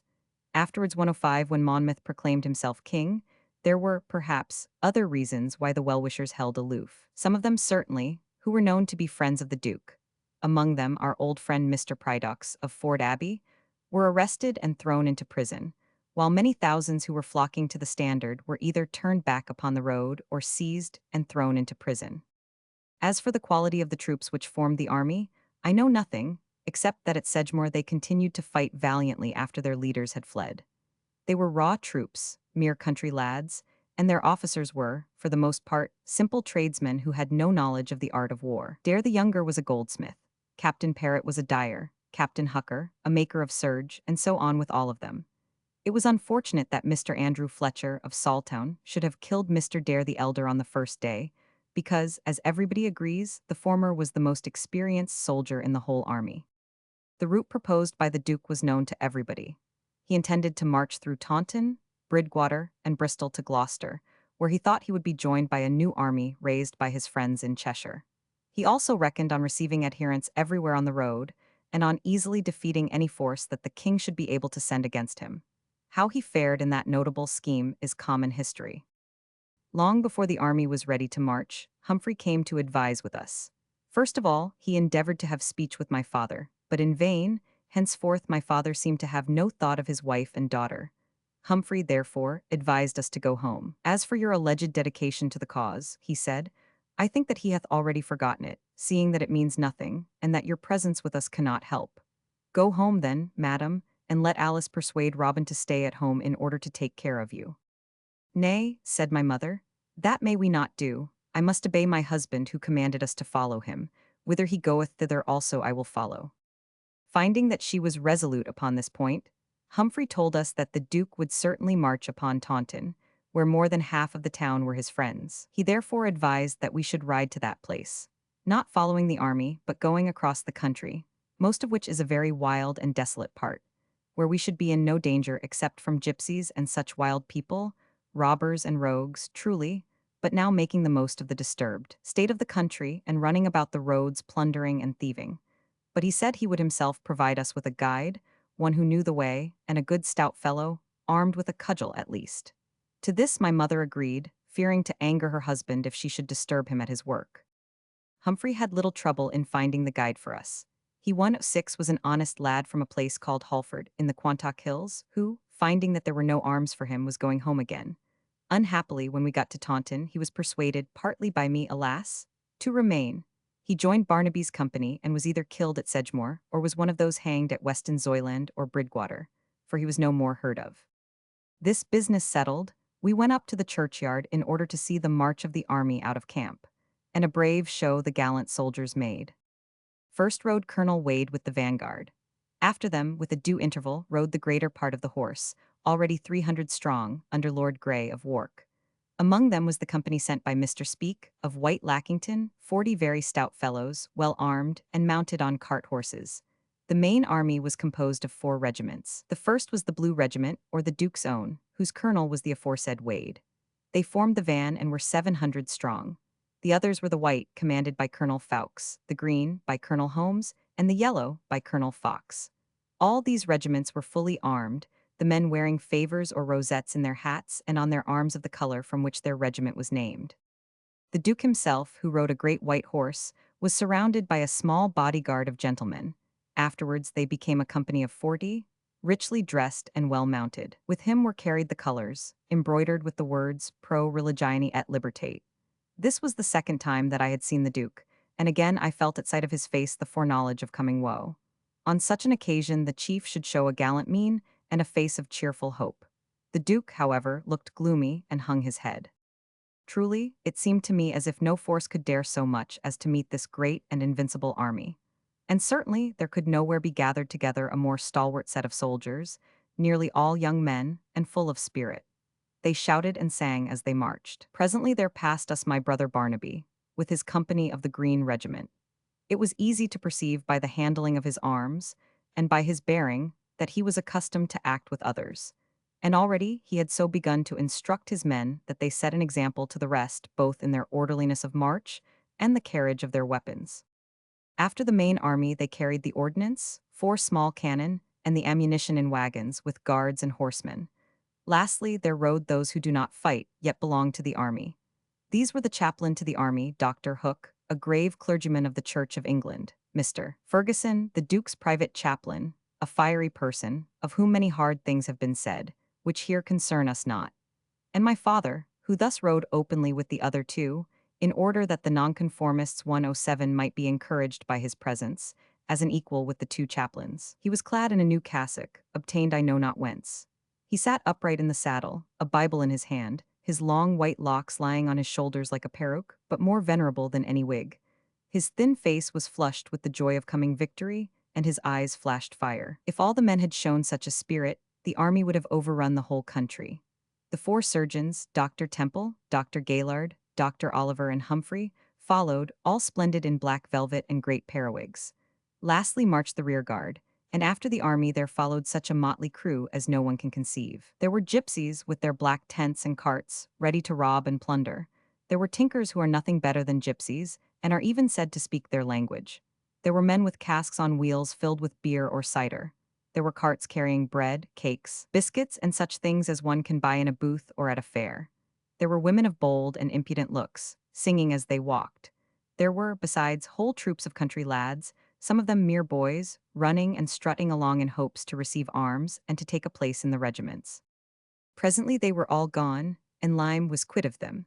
What became in the end of all the rabble rout which followed the army I know not. One thing was certain: the godly disposition, the pious singing of psalms, and the devout exposition of the word which I had looked for in the army were not anywhere apparent. Rather there was evident a tumultuous joy, as of schoolboys out for a holiday. Certainly no schoolboys could have made more noise or showed greater happiness in their faces. Among them, however, there were some men of middle age, whose faces showed a different temper, but these were rare. "Lord help them," said our friendly fisherwoman who stood with us.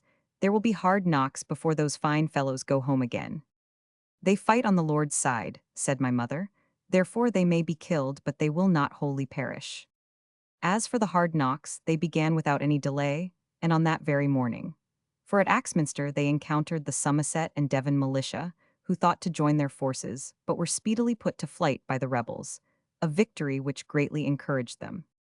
It hath been maliciously said, I have heard, that we followed the army, as if we were 2 sutler women, on foot, I suppose, tramping in the dust, singing ribald songs like those poor creatures whom we saw marching out of Lyme. You have heard how we agreed to follow Humphrey's advice. Well, we left Lyme very early the next morning, our fisherwoman having now become very friendly and loth to let us go, and rode out, our guide, poor lad. His death lies heavy on my soul, yet I meant the best. And truly, he was on the side of the Lord, marching beside us armed with a stout bludgeon. 108 we kept the main road, which was very quiet at this early hour as far as Axminster, where we left it. And after crossing the river by a ford or wash, we engaged upon a track, or path, which led along the banks of a little stream for a mile or 2 as far as the village of Chardstock. Here we made no halt, but leaving it behind, we struck into a most wild and mountainous country full of old forests and great bare places. It is called the Forest of Narach, and is said to shelter numbers of gypsies and vagabonds, and to have in it some of those wild people who live in the hills and woods of Somerset, and do no work except to gather the dry broom and tie it up and sell it, and so live hard and hungry lives, but know not any master. These are reported to be a harmless people, but the gypsies are dangerous because they are ready to rob and even murder. I thought of Barnaby's bag of gold tied about my waist and trembled. However, we met with none of them on our journey, because just then they were all running after Monmouth's army. There was no path over the hills by the way we took, but our guide knew the country so well that he needed none, pointing out all the hills with a kind of pride as if they belonged to him, and telling us the name of every one, but these I have long since forgotten. The country, however, I can never forget because it is so wild and beautiful. One place I remember. It is a very strange and wonderful place. The ground here is high, and at one place it rises to a kind of point or hill, falling away, on all sides but one, in steep sides, up which a man could climb with difficulty. Round the hill have been cut deep trenches, no doubt to fortify and strengthen the place, which is by nature a fortress. And on the side where the ground is level, there are raised very high earthworks or walls with trenches beyond, most wonderful to consider. Within this double or triple circle of trenches and earthen walls there stands a farmhouse, solitary among the hills. Here we found an ancient dame who told us that the place had been a castle of the Romans. Yet it was not like unto the castle at Sherborne, which Oliver Cromwell slighted after he took the place, blowing it up with gunpowder. Nor was it like the castle at Taunton, which I afterwards saw, for there were no stone walls or towers, or any appearance of stone work. To be sure, Sherborne Castle was not built by the Romans. Then this old dame showed us bits of pots dug up within the walls, and rusty arrowheads and green copper things, which she said were buckles to fasten their clothes withal. She gave us a cup of cider while we rested and took here our dinner of cold bacon and bread which we had brought with us. After dinner our guide took us to the hill called the Beacon, and showed us the broad vale of Taunton, spread out below us like unto a map, with its farmhouses, fields, orchards, and churches. And all for Monmouth, he said. Surely there cannot be a richer, more fertile, or more lovely place in all England than the Vale of Taunton. When we had rested and enjoyed this enchanting prospect, we remounted our nags and descended by a gradual incline 109 into the plain below. Humphrey had provided us with a letter commendatory. He, who knew the names of all who were well affected, assured us that the lady to whom the letter was addressed, Miss Susan Blake by name, was one of the most forward in the Protestant cause. She was well known and much respected, and she kept a school for young gentlewomen, where many children of the nonconformist gentry were educated. He instructed us to proceed directly to her house and to ask her to procure for us a decent and safe lodging. He could not have given us a letter to any better person. It was late in the afternoon when we rode into Taunton. The streets were full of people running about, talking now in groups and now by twos and threes, now shouting and now whispering. While we rode along the street, a man ran bawling. Great news, great news. Monmouth is upon us with twice 10,000 men. It seems that they had only that day learned of the defeat of the militia by the rebels. A company of the Somerset militia were in the town, under Colonel Luttrell, in order to keep down the people. Taunton is, as everybody knows, a most rich, prosperous, and populous town. I had never before seen so many houses and so many people gathered together. Why, if the men of Taunton declared for the Duke, his cause, one felt sure, was already won. For there is nowhere, as I could not fail to know, a greater stronghold of dissent than this town, except London, and none where the nonconformists have more injuries to remember. Only 2 years before this their meeting houses had been broken into, and their pulpits and pews brought out and burned, and they were forced, against their conscience, to worship in the parish church. We easily found Miss Blake's house, and, giving our horses to the guide, we presented her with our letter. She was a young woman somewhat below the common stature, quick of speech, her face and eyes full of vivacity, and about 30 years of age. But when she had read the letter and understood who we were, and whence we came, she first made a deep reverence to my mother, and then she took my hands and kissed me. "Madam," she said, "believe me, my poor house will be honored indeed by the presence of the wife and the daughter of the godly Dr. Comfort Aiken. Pray, go no further. I have a room that is at your disposal. Go thither, madam, I beg, and rest after your journey. The wife of Dr. Comfort Aiken. 'Tis indeed an honor." And so, with the kindest words, she led us upstairs, and gave us a room with a bed in it, and caused water for washing to be brought, and presently went out with me to buy certain things needful for us, who were indeed somewhat rustical in our dress, in order that we might present the appearance of gentlewomen. Thanks to Barnaby's heavy purse, I could get them without troubling my mother's careful mind about the cost. She won 10, then gave us supper and told us all the news. The king, she said, was horribly afraid, and it was rumored that the priests had all been sent away to France. The Taunton people were resolved to give the Duke a brave reception. All over the country, there was no doubt, men would rally by thousands. She was in a rapture of joy and gratitude. Supper over, she took us to her schoolroom, and here, oh, the pretty sight! Her school girls were engaged in working and embroidering flags for the Duke's army. "I know not," she said, "whether his grace will condescend to receive them, but it is all we women can do." Poor wretch, she afterwards suffered the full penalty for her zeal. All that evening we heard the noise of men running about the town, with the clanking of weapons and the commands of officers. But we knew not what had happened. Lo, in the morning the glad tidings that the militia had left the town. Nor was that all, for at daybreak the people began to assemble, and, there being none to stay them, broke into the great church of St. Mary's, and took possession of the arms that had been deposited for safety in the tower. They also opened the prison and set free a worthy nonconformist divine, named Vincent. All the morning the mob ran about the streets, shouting, "A Monmouth! A Monmouth!" The magistrates and royalists not daring so much as to show their faces, and there was nothing talked of but the overthrow of the king and the triumph of the Protestant religion. Nay, there were fiery speakers in the marketplace and before the west porch of the church, who mounted on tubs and exhorted the people. Grave merchants came forth and shook hands with each other, and godly ministers who had been in hiding walked forth boldly. It was truly a great day for Taunton. The excitement grew greater when Captain Hucker, a well-known surge maker of the town, rode in with a troop of Monmouth's horse. Captain Hucker had been seized by Colonel Phillips on the charge of receiving a message from the Duke, but he escaped and joined the rebels, to his greater loss, as afterwards appeared. However, he now rode in to tell his fellow townsmen of his own wonderful and providential escape, and that the Duke would certainly arrive the next day, and he exhorted them to give him such a welcome as he had a right to expect at their hands. He also reminded them that they were the sons of the men who, 40 years before, defended Taunton under Admiral Blake. There was a great shouting and tossing of caps after Captain Hucker's address, and no one could do too much for the horsemen with him, so that I fear these brave fellows were soon fain to lie down and sleep till the fumes of the strong ale should leave their brains. Schoolgirls. Her schoolgirls were engaged in working and embroidering flags for the Duke's army. All that day and half the night we sat in Miss Blake's schoolroom finishing the flags, in which I was permitted to join. There were 27 flags in all presented to the army by the Taunton maids, 12 by Miss Blake, and 15 by one Mrs. Musgrave, also a schoolmistress. And now, indeed, seeing that 111 the militia at Axminster had fled almost at the mere aspect of one man, and that those of Taunton had also fled away secretly by night, and catching the zeal of our kind entertainer, and considering the courage and spirit of these good people, I began to feel confident again, and my heart, which had fallen very low at the sight of the Duke's hanging head and gloomy looks, rose again, and all dangers seemed to vanish. And so, in a mere fool's paradise, I continued happy indeed, until the fatal news of Sedgemoor fight awoke us all from our fond dreams. Chapter 17. Taunton. And I never weary in thinking of the gaiety and happiness of those 4 days at Taunton among the rebels. There was no more doubt in any of our hearts.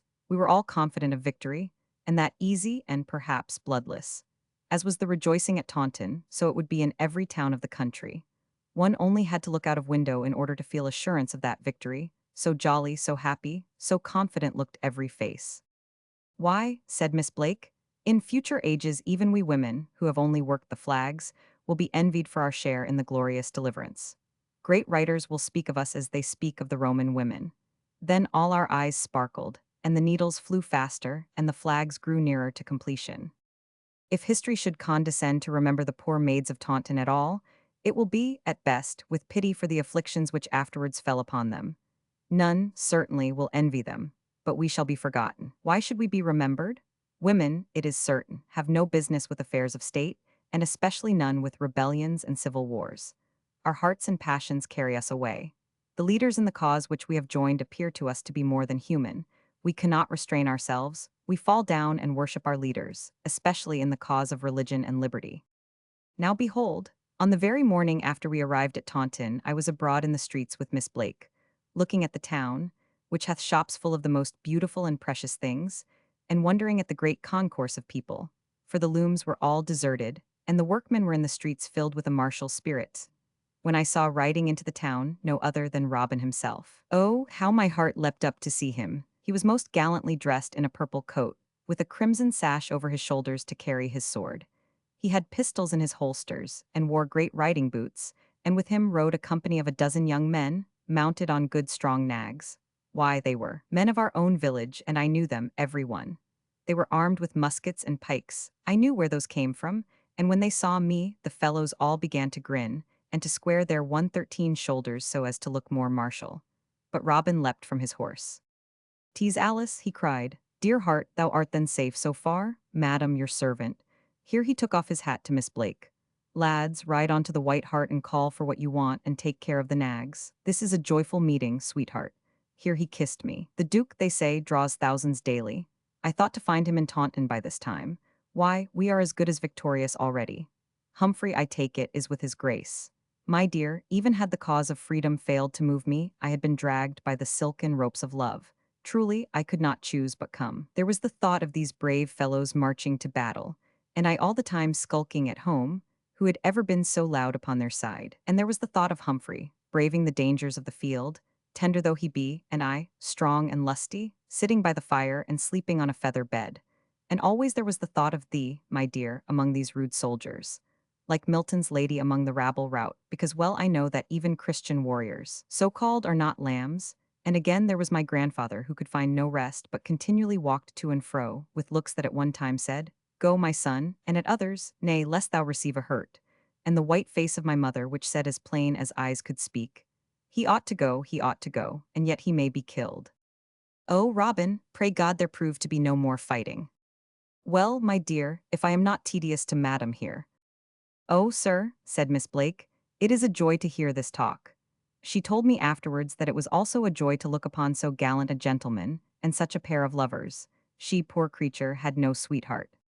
Then on Monday, Robin continued, the day before yesterday, I could refrain no longer but laid the matter before my grandfather. Sweetheart, there is, I swear, no better man in all the world. Of that I am well assured, Robin. First, he said that if anything befell me, he should go down in sorrow to his grave.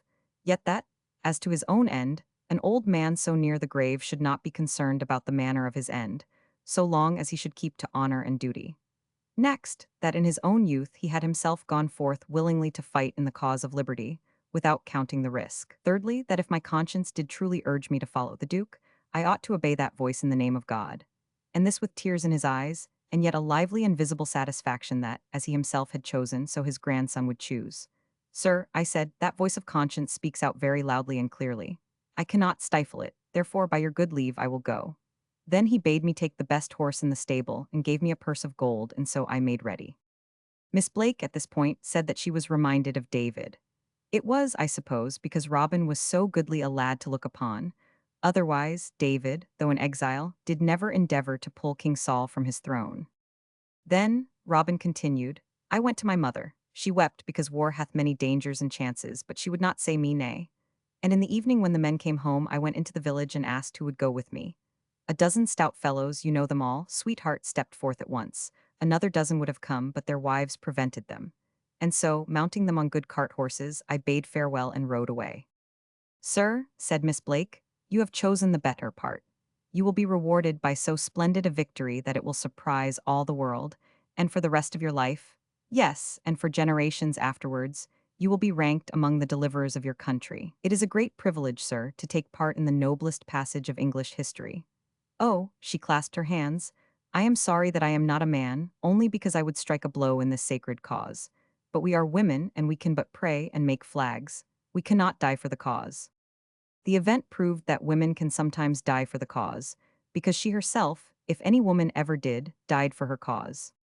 Then Robin left us in order to take steps about his men and himself. Captain Hucker received them in the name of the Duke. They joined the cavalry, and Robin was told that he should be made a captain. This done, he rode out with the rest to meet the Duke. Now, when his approach was known, everybody who had a horse rode forth to meet him, so that there followed him, when he entered the town, not counting his army, so great a company that they almost made another army. As soon as it was reported that the Duke was within a mile, they had that day marched 16 miles from Ilminster. The church bells were set a-ringing. Children came out with baskets of flowers in readiness to strew them at his feet as he should pass. There were roses, and lilies, and all kinds of summer flowers, so that his horse had a most delicate carpet to walk upon. The common people crowded the sides of the streets. The windows were filled with ladies, who waved their handkerchiefs and called aloud on heaven to bless the good Duke. The brave Duke, the sweet and lovely Duke. If there were any malcontents in the town, they kept snug. It would have cost them dear even to have been seen in the streets that day. The Duke showed on this occasion a face full of hope and happiness. Indeed, if he had not shown a cheerful countenance on such a day, he would have been something less, or something greater, than human. I mean that he would have been either insensible and blockish not to be moved by such a welcome, or else he would have been a prophet, as foreseeing what would follow. He rode bareheaded, carrying his hat in his hand. He was 115, dressed in a shining corselet with a blue silk scarf and a purple coat. His long brown hair hung in curls upon his shoulders. His sweet lips were parted with a gracious smile. His beautiful brown eyes, never had any prince more lovely eyes, looked pleased and benignant. Truly there was never made any man more comely than the Duke of Monmouth. The face of his father and that of his uncle, King James, were dark and gloomy, but the Duke's face was naturally bright and cheerful. King Charles's long nose in him was softened and reduced to the proportions of manly beauty.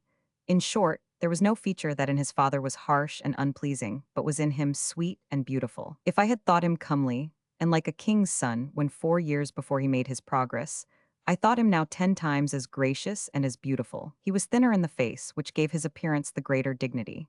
He had ever the most gracious smile and the most charming eyes, and at such a moment as this who could believe the things which they said about his wife and Lady Wentworth? No, they were inventions of his enemies. They must be base lies, so noble a presence could not conceal a guilty heart. He must be as good and virtuous as he was brave and lovely. Thus we talked, sitting in the window, and thus we cheered our souls. Even now, to think how great and good he looked on that day, it is difficult to believe that he was in some matters so vile. I am not of those who expect one kind of moral conduct from one man and a different kind from another. There is but one set of commandments for rich and poor, for prince and peasant. But the pity of it, oh, the pity of it with such a prince. Never, in short, did one see such a tumult of joy. It is impossible to speak otherwise. The people had lost their wits with excess of joy, nor did they show their welcome in shouting only, for all doors were thrown wide open, and supplies and necessaries of all kinds were sent to the soldiers in the camp outside the town, so that the country lads declared they had never fared more sumptuously. There now rode after the Duke several nonconformist ministers beside my father. Thus there was the pious Mr. Lark of Lyme. He was an aged Baptist preacher, who thought it no shame to his profession to gird on a sword and to command a troop of horse. And others there were, whose names I forget, who had come forth to join the deliverer. Lord Grey rode on one side of him, and Colonel Speak on the other. Dr. Hook, the chaplain, and my father rode behind. My heart swelled with joy to hear how the people, when they had shouted themselves hoarse, cried out for my father, because his presence showed that they would have once more that liberty of worship for want of which they had so long languished. The Duke's own chaplain, Mr. Ferguson, had got a naked sword in his hand, and was marching on foot, crying out in a most vainglorious manner, "I am Ferguson, the famous Ferguson, that Ferguson for whose head so many £100 were offered. I am that 116 man, I am that man." He wore a great gown and a silken cassock, which consorted ill with the sword in his hand, and in the evening he preached in the great church, while my father preached in the old meeting-house to a much larger congregation, and, I venture to think, with a much more edifying discourse. The army marched through the town in much the same order as it had marched out of Lyme, and it seemed not much bigger, but the men marched more orderly, and there was less laughing and shouting. But the streets were so thronged that the men could hardly make their way. In the marketplace the Duke halted, while his declaration was read aloud. One thing I could not approve. They dragged forth 3 of the justices, high churchmen and standing stoutly for King James, and forced them to listen bareheaded to the declaration, a thing which came near afterwards to their destruction. Yet they looked sour and unwilling, as anyone would have testified. The declaration was a long document, and the reading of it took half an hour at least, but the people cheered all the time. After this, they read a proclamation, warning the soldiers against taking aught without payment. But Robin laughed, saying that this was the way with armies, where the general was always on the side of virtue, yet the soldiers were always yielding to temptation in the matter of sheep and poultry, that human nature must not be too much tempted, and that camp rations are sometimes scanty. But it was a noble proclamation, and I cannot but believe that the robberies afterwards complained of were committed by the tattered crew who followed the camp, rather than by the brave fellows themselves. The Duke lay at Captain Hucker's house, over against the Three Cups Inn. This was a great honor for Mr. Hucker, a plain serge-maker, and there were many who were envious, thinking that the Duke should not have gone to the house of so humble a person. It was also said that for his services, Mr. Hucker boasted that he should expect nothing less than a coronet and the title of peer, once the business was safely dispatched. A peer to be made out of a master serge-maker, but we must charitably refuse to believe all that is reported. And, indeed, I say it with sorrow of that most unfortunate lady, Miss Blake, much idle tattle concerning neighbors was carried on in her house, and I was told that it was the same in every house of Taunton, so that the women spent all their time in talking of their neighbors' affairs and what might be going on in the houses of their friends. This is a kind of talk which my father would never permit, as testifying to idle curiosity and leading to undue importance concerning things which are fleeting and trivial. However, the Duke was bestowed in Captain Hucker's best bed, of that there was no doubt, and the bells rang and bonfires blazed, and the people sang and shouted in the streets. Chapter 18. The Maids of Taunton. The next day was made remarkable in our eyes by an event which, though doubtless of less importance than the enlistment of a dozen recruits, seemed to us a very great thing indeed, namely, the presentation to the Duke of the colors embroidered for him by Susan Blake's school girls. I was myself permitted to walk with the girls on this occasion, as if I had been one of them, though a stranger to the place, and but newly arrived. Such was the kindness of Susan Blake and her respect for the name of the learned and pious Dr. Comfort Aiken. At 9 of the clock, the girls who were to carry the flags began to gather in the schoolroom. There were 27 in all, but 12 only were the pupils of Miss Blake. The others were the pupils of Mrs. Musgrave, another schoolmistress in the town. I remember not the names of all the girls, but some of them I can still write down. One was Catherine Bovitt, daughter of Colonel Bovitt. She it was who walked first and named to the Duke those who followed. There was also Mary Blake, cousin of Susan, who was afterwards thrown into prison with her cousin, but presently was pardoned. Miss Hucker, daughter of Captain Hucker, the master serge maker who entertained the Duke, was another. There were 3 daughters of Captain Herring, 2 daughters of Mr. Thomas Baker, one of Monmouth's privy councillors. There was Mary Mead, the girl who carried the famous golden flag, and others whom I have forgotten. When we were assembled, being dressed all in white, and each maid wearing the Monmouth colours, we took our flags and sallied forth. In the street there was almost as great a crowd to look on as the day before, when the Duke rode in, and certainly it was a very pretty 118 sight to see. First marched a man playing on the crowd very briskly. After him, one who beat a tabor and one who played a fife, so that we had music on our march. When the music stopped, we lifted our voices and sang a psalm all together. That done, the crowder began again. As for the procession, no one surely had ever seen the like of it. After the music walked 26 maids, the youngest 8 and the eldest not more than 12. They marched 2 by 2, very orderly, all dressed in white with blue favors, and every girl carrying in her hands a flag of silk embroidered by herself, assisted by Miss Blake or some other older person, with devices appropriate to the nature of the enterprise in hand. For one flag had upon it, truly figured in scarlet silk, an open Bible, because it was for liberty to read and expound that book that the men were going forth to fight. Upon another was embroidered a great cross. Upon a third were the arms of the Duke. A fourth bore upon it, to show the zeal of the people, the arms of the town of Taunton, and a fifth had both a Bible and a drawn sword, and so forth, every one with a legend, embroidered upon it plain for all to read. The flags were affixed to stout white staves, and as the maids walked apart from each other, and at a due distance, the flags all flying in the wind made a pretty sight indeed, so that some of the women who looked on shed tears. Among the flags was one which I needs must mention, because, unless the device was communicated by some person deep in the Duke's counsels, it most strangely jumped with the event of the following day. Mary Mead, poor child, carried it. We called it the Golden Flag, because it had a crown worked in gold thread upon it, and the letters J.R. A fringe of lace was sewn round it, so that it was the richest flag of all. What could the crown with the letters J.R. mean, but that James, Duke of Monmouth, would shortly assume the crown of these 3 kingdoms? Last of all walked Miss Susan Blake, and I by her side. She bore in one hand a Bible bound in red leather, stamped with gold, and in the other a naked sword. The Duke came forth to meet us, standing bareheaded before the porch. There were standing beside and behind him the Lord Grey, his 2 chaplains, Dr. Hook and Mr. Ferguson, my father, Mr. Lark, the Baptist minister of Lyme Regis. He wore a corslet and carried a sword, and the colonels of his regiments. His bodyguard were drawn up across the street, looking brave and splendid in their new favors. The varlets waited beyond with the horses for the Duke's party, who, to look upon the martial array, the bravery of the guard, the gallant bearing of all, the confidence in their looks, and the presence, which should surely bring a blessing, of the ministers of religion, would think that all this pomp and promise could be shattered at a single blow. As each girl advanced in her turn, she knelt on one knee and offered her flag, bowing her head. We had practiced this ceremony 119 several times at the school, until we were all quite perfect in our parts. Then the Duke stepped forward and raised her, tenderly kissing her. Then she stood aside holding her flag still in her hands. My turn, because I had no flag, came last but one, Miss Susan Blake being the last. Now, I hope it was not folly, or a vainglorious desire to be distinguished by any particular notice of his grace. I could not refrain from hanging the ring, which the Duke had given me at Ilchester 5 years ago, outside my dress by a blue ribbon. Miss Blake, to whom I had told the story of the ring, advised me to do so, partly to show my loyalty to the Duke, and partly because it was a pretty thing and one which some women would much desire to possess. Miss Catharine Bovitt informed the Duke that I was the daughter of the learned preacher, Dr. Comfort Aiken.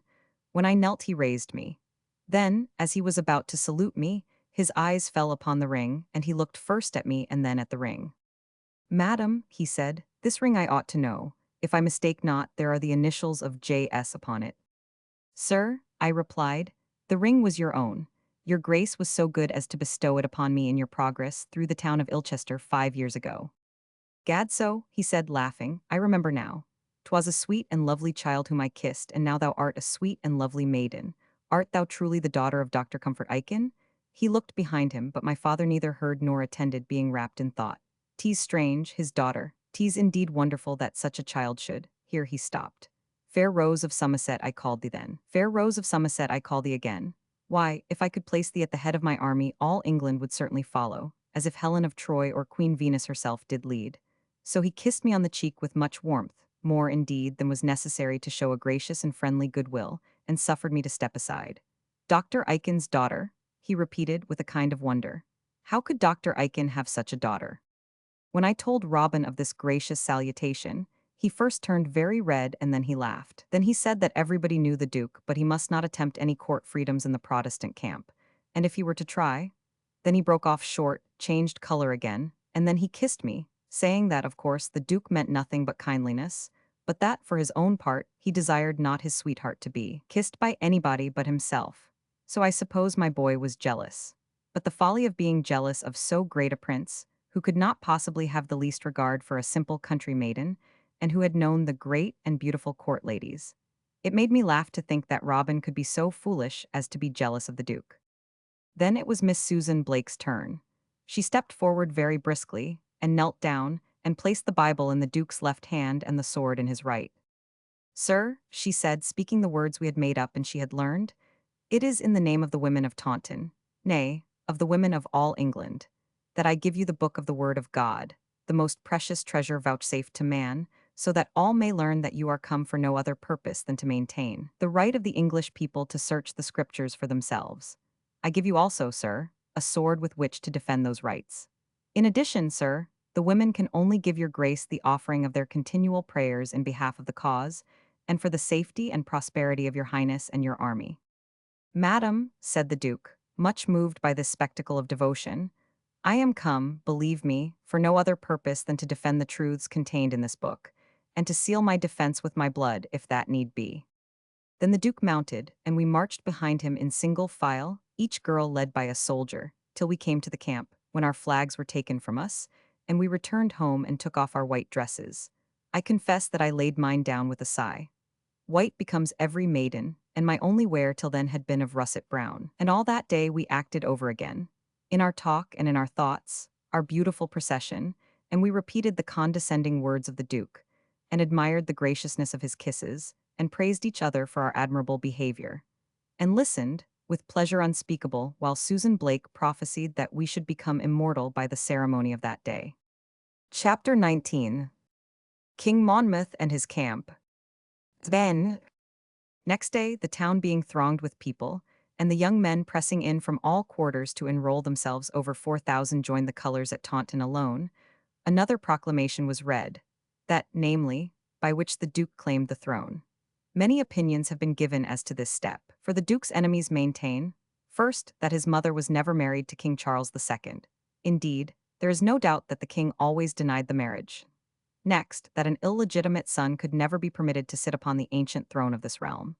And thirdly, that in usurping the crown, the Duke broke faith with his friends, to whom he had solemnly given his word that he would not put forward any such pretensions. Nay, some have gone so far as to allege that he was not the son of Charles at all, but of some other whom they even name, and they have pointed to his face as showing no resemblance at all to that swarthy and gloomy-looking king. On the other hand, the Duke's friends say that there were in his hands clear proofs of the marriage, that the promise given to his friends was conditional, and one which could be set aside by circumstances, that the country gentry, to whom a republic was most distasteful, were afraid that he designed to re-establish that form of government, and further, that his friends were all fully aware, from the beginning, of his intentions.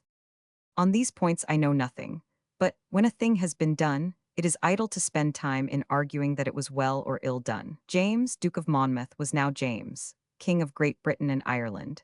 And if we were all rebels before, who had risen in the name of religion and liberty, I suppose we were all 10 times as much rebels now, when we had, in addition, set up another king, and declared King James to be an usurper, and no more than the Duke of York. Nay, that there might be wanting no single circumstance of aggravation, it was in this proclamation declared that the Duke of York had caused his brother, the late king, to be secretly poisoned. I know not what foundation exists for this accusation, but I have been told that it gave offense unto many, and that it was an ill-advised thing to say. The proclamation was read aloud at the market cross by Mr. 122 Tiley, of Taunton, on the Saturday morning, before a great concourse of people. It ended with the words, "We, therefore, the noblemen, gentlemen, and commons at present assembled, in the names of ourselves and of all the loyal and Protestant noblemen, gentlemen, and commons of England, in pursuance of our duty and allegiance, and for the delivering of the kingdom from popery, tyranny, and oppression, do recognize, publish, and proclaim the said high and mighty Prince James, Duke of Monmouth, as lawful and rightful sovereign and king, by the name of James Roman II. By the grace of God, King of England, Scotland, France, and Ireland, defender of the faith. God save the king." After this, the Duke was always saluted as king, prayed for as king, and styled His Majesty. He also touched some, as only the king can do for the king's evil, and, it is said, wrought many miracles of healing, a thing which, being noised abroad, should have strengthened the faith of the people in him. But the malignity of our enemies caused these cases of healing to be denied, or else explained as fables and inventions of the Duke's friends. Among the accessions of this day was one which I cannot forbear to mention. It was that of an old soldier who had been one of Cromwell's captains, Colonel Besant by name. He rode in, being a man advanced in years, yet still strong and hale, at the head of a considerable company raised by himself. 'Twas hoped that his example would be followed by the adhesion of many more of Cromwell's men, but the event proved otherwise. Perhaps, being old republicans, they were deterred by the proclamation of Monmouth as king. Perhaps they had grown slothful with age, and were now unwilling to face once more the dangers and fatigues of a campaign. Another recruit was the once famous Colonel Parrot, who had been engaged with Colonel Blood in the robbery of the crown jewels, though the addition of a robber to our army was not a matter of pride. He came, it was afterwards said, because he was desperate, his fortunes broken, and with no other hope than to follow the fortunes of the Duke. It became known in the course of the day that the army was to march on the Sunday. Therefore, everybody on Saturday evening repaired to the camp, some to bid farewell and Godspeed to their friends, and others to witness the humors of a camp. I was fortunate in having Robin for a companion and protector, the place being rough, and the behavior and language of the men coarse, even beyond what one expects at a country fair. The recruits still kept pouring in from all parts, but, as I have already said, many were disheartened when they found that there were no arms and went home again. They were not all riotous and disorderly. Some of the men, those, namely, who were older and more sober-minded, we found gathered together in groups, earnestly engaged in conversation. "They are considering the proclamation," said Robin. "Truly 123, we did not expect that our Duke would so soon become king. They say he is illegitimate. What then? Let him mount the throne by right of arms, as Oliver Cromwell could have done had he pleased. Who asks whether Oliver was illegitimate or no? The country will not have another Commonwealth, and it will no longer endure a Catholic king. Let us have King Monmouth then, who is there better?" In all the camp there was none who spoke with greater cheerfulness and confidence than Robin. Yet he did not disguise from himself that there might be warm work. "The king's troops," he said, "are closing in all round us, that is certain. Yet, even if they all join, we are still more numerous and in much better heart, of that I am assured. At Wellington, the Duke of Albemarle commands the Devonshire militia. Lord Churchill is at Chard with the Somerset regiment. Lord Bath is reported to be marching upon us with the Cornishmen. The Duke of Beaufort hath the Gloucester militia at Bristol. Lord Pembroke is at Chippenham with the Wiltshire trainbands. Lord Feversham is on the march with the King's standing army. What then? Are these men Protestants or are they Papists? Answer me that, sweetheart." Alas, had they been true Protestants, there would have been such an answer, as would have driven King James across the water 3 years sooner. The camp was now like a fair, only much finer and bigger than any fair I have ever seen. That of Lyme Regis could not be compared with it. There were booths where they sold gingerbread, cakes, ale, and cider, Monmouth favors for the recruits to sew upon their hats or sleeves, shoes and stockings were sold in some, and even chapbooks were displayed. There was a puppet show with Patient Grizzle, and a stand where a monkey danced. Men and women carried about in baskets last year's withered apples, with Kentish cobs and walnuts. There were booths where they fried sausages and roasted pork all day long. Tumblers and clowns were performing in others. Painted and dressed-up girls danced in others. There was a bull baiting. A man was making a fiery oration on the Duke's proclamation. But I saw no one preaching a sermon.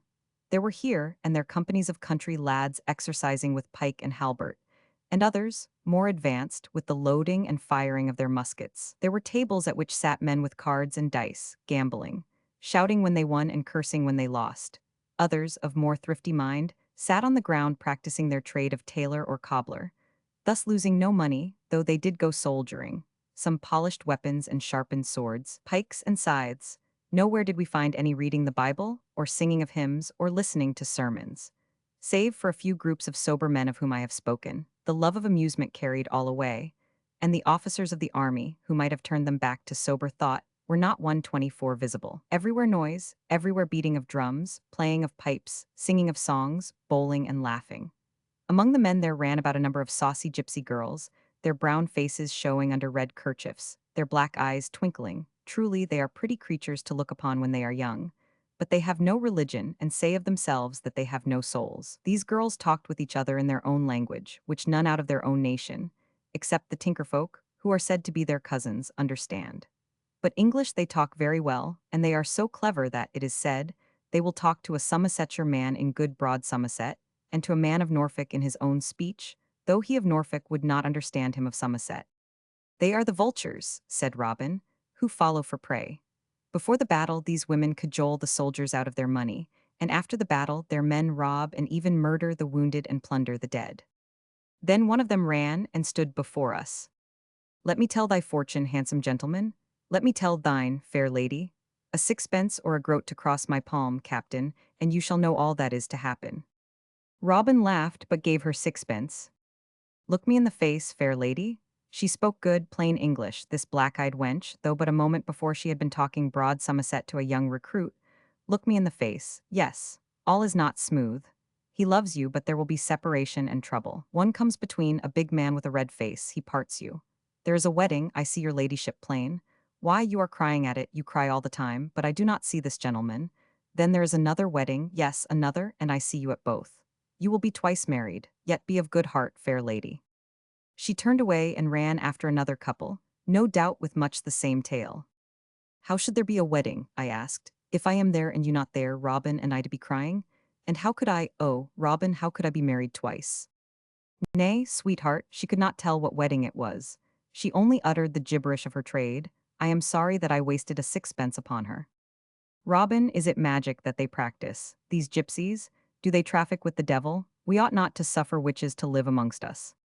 Most are of opinion that they have no other magic than the art of guessing, which they learn to do very quickly, putting things together from their appearance.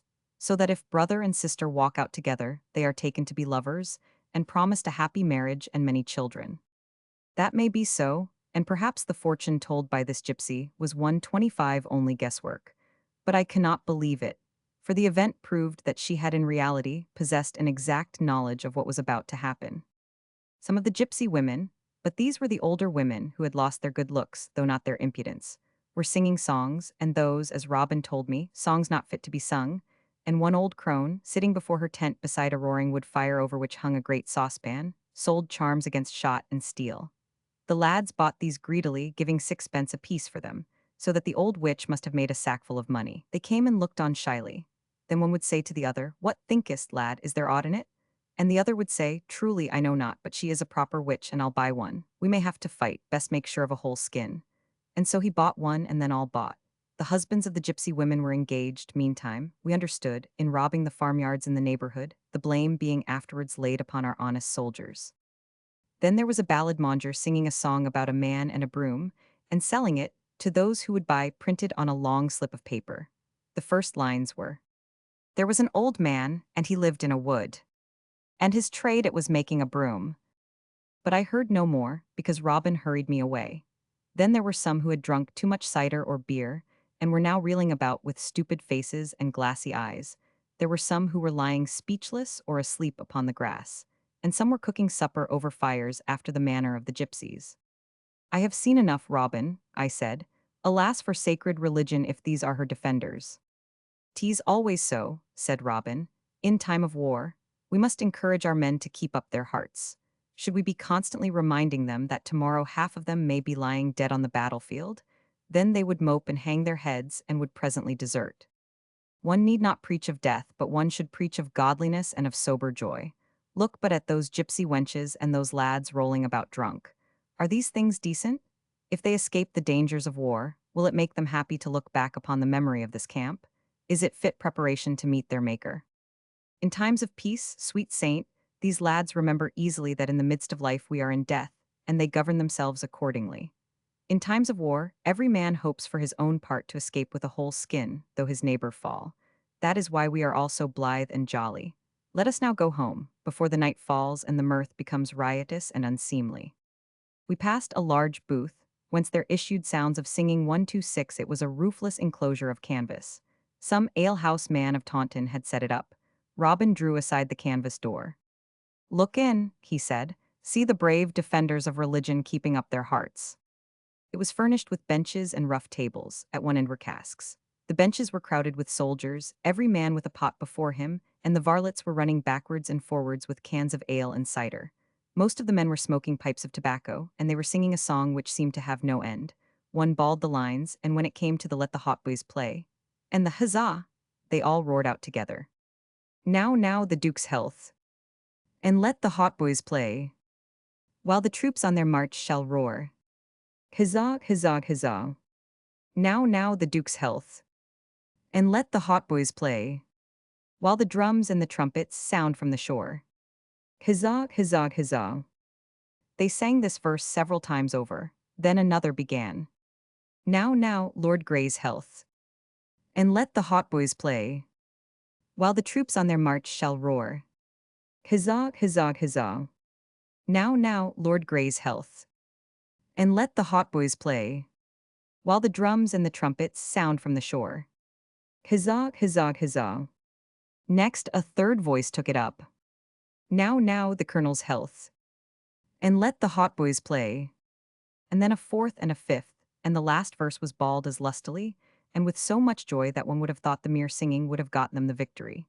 Men are so made, I suppose, that they cannot work together without singing and music to keep up their hearts. Sailors sing when they weigh anchor. Men who unlade ships sing as they carry out the bales. Even Cromwell's Ironsides could not march in silence, but sang psalms as they marched. The sun was set and the twilight falling when we left the camp, and there was no abatement of the roaring and singing, but rather an increase. They will go on, said Robin, until the drink or their money gives out. Then they will lie down and sleep. You have now seen our camp, sweetheart. It is not, truth to say, as decorous as a conventicle, nor is the talk so godly as in Sir Christopher's hall. For rough fellows there must be rough play. In a month these lads will be veterans. The singing will have grown stale to them. The black-eyed gypsy. Women will have no more power to charm away 127 their money. They will understand the meaning of war. The camp will be sober if it is not religious. So we walked homewards. I, for my part, saddened to think in what a spirit of riot these young men, whom I had pictured so full of godly zeal, were preparing to meet the chance of immediate death and judgment. Sweet, said Robin, I read thy thoughts in thy troubled eyes. Pray for us. Some will fight none the worse for knowing that there are good women who pray for them. We were now back in the town. The streets were still full of people, and no one seemed to think of bed. Presently we passed the Castle Inn. The windows were open, and we could see a great company of gentlemen sitting round a table on which were candles lit and bowls full of strong drink. Nearly every man had his pipe at his lips and his glass before him, and one of them was singing to the accompaniment of a guitar. Their faces were red and swollen, as if they had taken too much. At one end of the table sat Humphrey. What? Could Humphrey, too, be a reveller with the rest? His face, which was gloomy, and his eyes, which were sad, showed that he was not. The officers have supped together, said Robin. It may be long before we get such good quarters again. A cup of hypsy and a song in good fellowship, thou wilt not grudge so much. Nay, I said, 'tis all of a piece, like man like master. Officers and men alike, all drinking and singing. Is there not one good man in all the army? As I spoke, one finished a song at which all laughed, except Humphrey, and drummed the table with their fists and shouted. Then one who seemed to be the president of the table turned to Humphrey. Doctor, he said, thou wilt not drink, thou dost not laugh, and thou hast not sung. Thou must be tried by court-martial, and the sentence of the court is a brimming glass of punch or a song. Then, gentlemen, said Humphrey, smiling, I will give you a song, but blame me not if you mislike it. I made the song in praise of the sweetest woman in the world. He took the guitar and struck the strings. When he began to sing, my cheeks flamed and my breath came and went, for I knew the song. He had given it to me 4 years agone. Who was the sweetest woman in the world? Oh, he made this song for me. He made this song for me and none but me. But these rude revelers would not know that, and I never guessed that the song was for me. How could I think that he would write these extravagances for me? But poets cannot mean what they say. As rides the moon in azure skies, the twinkling stars beside, as when in splendor she doth rise, their lesser lights they hide. So beside Celia, when her face we see, all unregarded other maidens be. As Helen in the town of Troy, shone fair beyond all thought, that to behold her was a joy, by death too poorly bought. So when fair Celia deigns the lawn to grace, all life, all joy, dwells in her lovely face. As the sweet river floweth by, green banks and alders tall, it stayeth not for prayer or sigh, nor answereth if we call. So Celia heeds not though love cry and weep. She heavenward wendeth while we earthward creep. The marbled saint, so cold and pure, minds naught of earthly ways, nor can man's gods entice or lure that fixed heavenly gaze. So Celia, though thou queen and empress art, to heaven alone belongs thy heart. Now, while Humphrey sang this song, a hush fell upon the revelers. They had expected nothing but a common drinking song. After the bawling and the noise and the ribaldry, 'twas like a breath of fresh air after the closeness of a prison, or like a drink of pure water to one half dead with thirst. Robin, I said, there is one good man in the camp. I say that while Humphrey sang this song, which to be sure was neither a drinking song, nor a party song, nor a song of wickedness and folly, the company looked at each other in silence, and neither laughed nor offered to interrupt. Nay, there were signs of grace in some of their faces, which became grave and thoughtful. When Humphrey finished it, he laid down the guitar and rose up with a bow, saying, I have sung my song, gentlemen all, and so, good night, and walked out of the room. Robin, I said again, thank God there is one good man in the camp. I had forgotten Humphrey. Yes, Robin replied. Humphrey is a good man if ever there was one, but he is glum, something oppresses him. His eyes are troubled and he hangs his head, or if he laughs at all, it is as if he would rather cry. Yet all the way home from Holland he was joyful, save when his head was held over the side of the ship. He sang and laughed, he spoke of great things about to happen. I have never known him more happy. And now his face is gloomy, and he sighs when he thinks no one watcheth him. Perhaps like thee, sweet, he cannot abide the noise and riot of the camp. He would fain see every man Bible in hand. Today he spent 2 hours with the Duke before the council, and was with thy father afterwards. 'Tis cert that the Duke hath great confidence in him. Why is he so gloomy? He bitterly reproached me for leaving Sir Christopher, as if he alone had a conscience to obey or honor to remember. Humphrey came forth at this moment, and stood for a moment 129 on the steps. Then he heaved a great sigh and walked away slowly with hanging head, not seeing us. What is the matter with him? Said Robin. Perhaps they flout him for being a physician. These fellows have no respect for learning or for anyone who is not a country gentleman. Well, perhaps when we are on the march he will again pick up his spirits. They are going to sing again. Shall we go, child? But the president called a name, which made me stop a little longer. Barnaby, he cried, jolly Captain Barnaby, now that Dr. Gravers hath left us we will begin the night. Barnaby, my hero, thy song, pill up, gentlemen, the night is young and tomorrow we march. Captain Barnaby, tip us a sea-song. Silence, gentlemen, for the captain's song. It was my brother that they called upon, no other. He got up from his place at the summons and rose to his feet. Heavens, what a broad man he seemed compared with those who sat beside him. His face was red and his cheeks swollen because of the strong drink he had taken. In his hand he held a full glass of it. Robin called it hypsy, and it is a mixture of wine, brandy, and water with lemon juice and sugar, very heady and strong. Said not Barnaby that there was one religion for a landsman and another for a sailor? I thought of that as he stood looking round him. If it were so, it would be truly a happy circumstance for most sailors, but I know not on what assurance this belief can be argued. Then Barnaby waved his hand. Yo-ho, my lads, he shouted. The ship's in port and the crew has gone ashore. Then he began to sing in a deep voice which made the glasses ring. Shut the door, lock the door. Out of window, fling the key. Hasten, bring me more, bring me more. Fill it up for me. The daylight which you think. The daylight which you think. Tease, but the candles flicker. The morning star will never wink. Till there cometh stint of liquor. For tea's tipple, tipple, tipple all around the world, my lads. And the sun in drink is nightly lapped and curled, my lads. And tonight let us drink, and tomorrow we'll to see. For tea's tipple, tipple, tipple, yes, tea's tipple, tipple, tipple. Makes the world and us to G. Take me home, Robin, I said. I have seen and heard enough.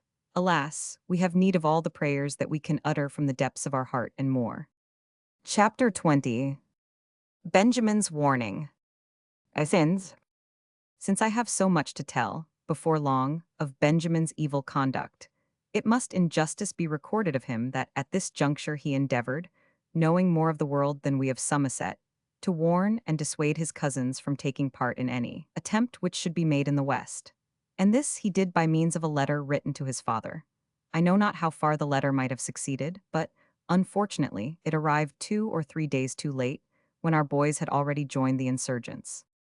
Honored sir, he wrote, I write this epistle, being much concerned in spirit lest my grandfather, whose opinions are well known, not only in his own county, but also at the court, should be drawn into, or become cognizant of, some attempt to raise the West Country against their lawful king. It will not be news to you that the Earl of Argyll hath landed in Scotland, where he will meet with such a reception, which will doubtless cause him to repent of his rashness. It is also currently reported, and everywhere believed, that the Duke of Monmouth intends immediately to embark and cross the sea, with the design of raising the country in rebellion.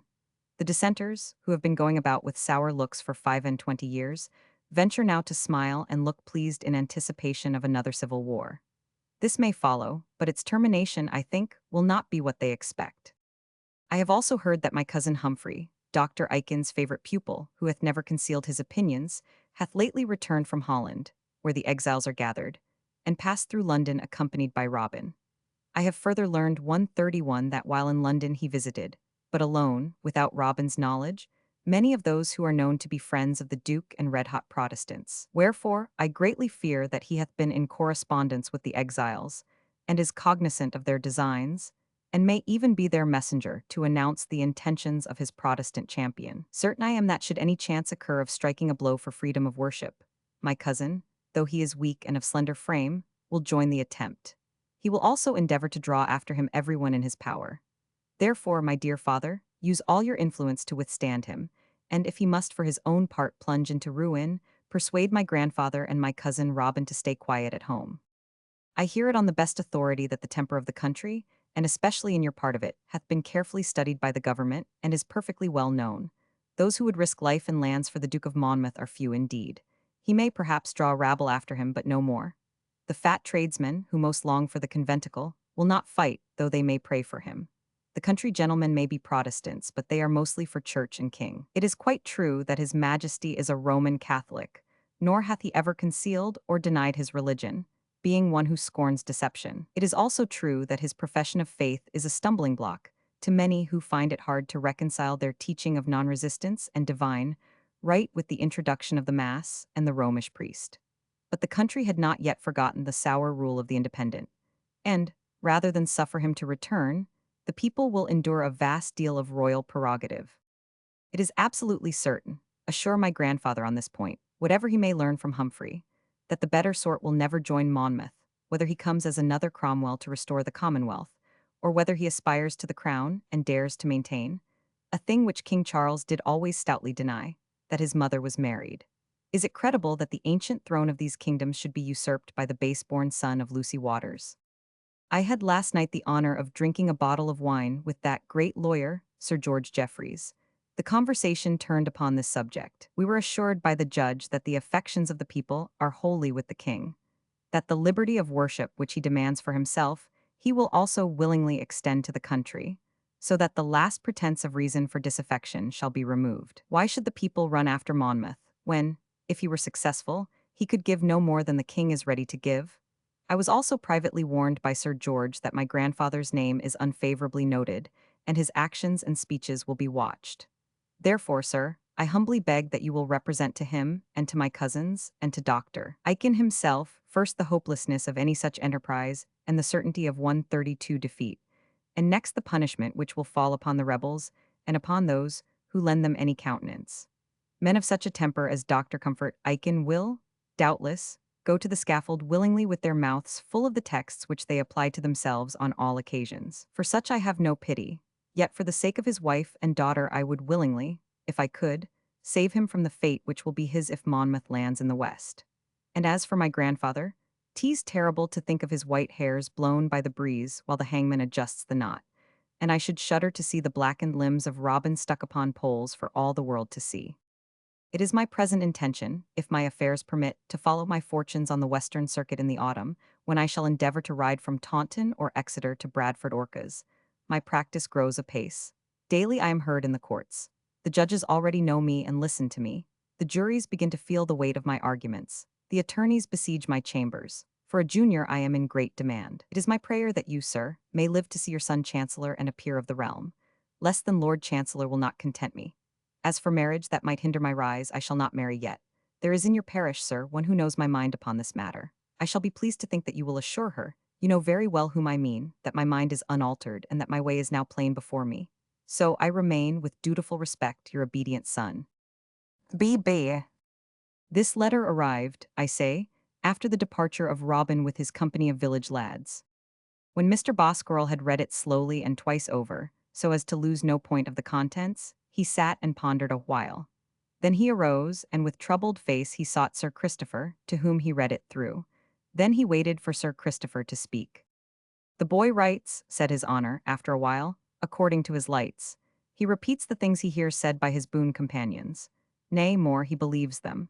Why, it is easy for them to swear loyalty, and to declare in their cups where the affections of the people are placed. Sir Christopher, what is done cannot be undone. The boys are gone, alas!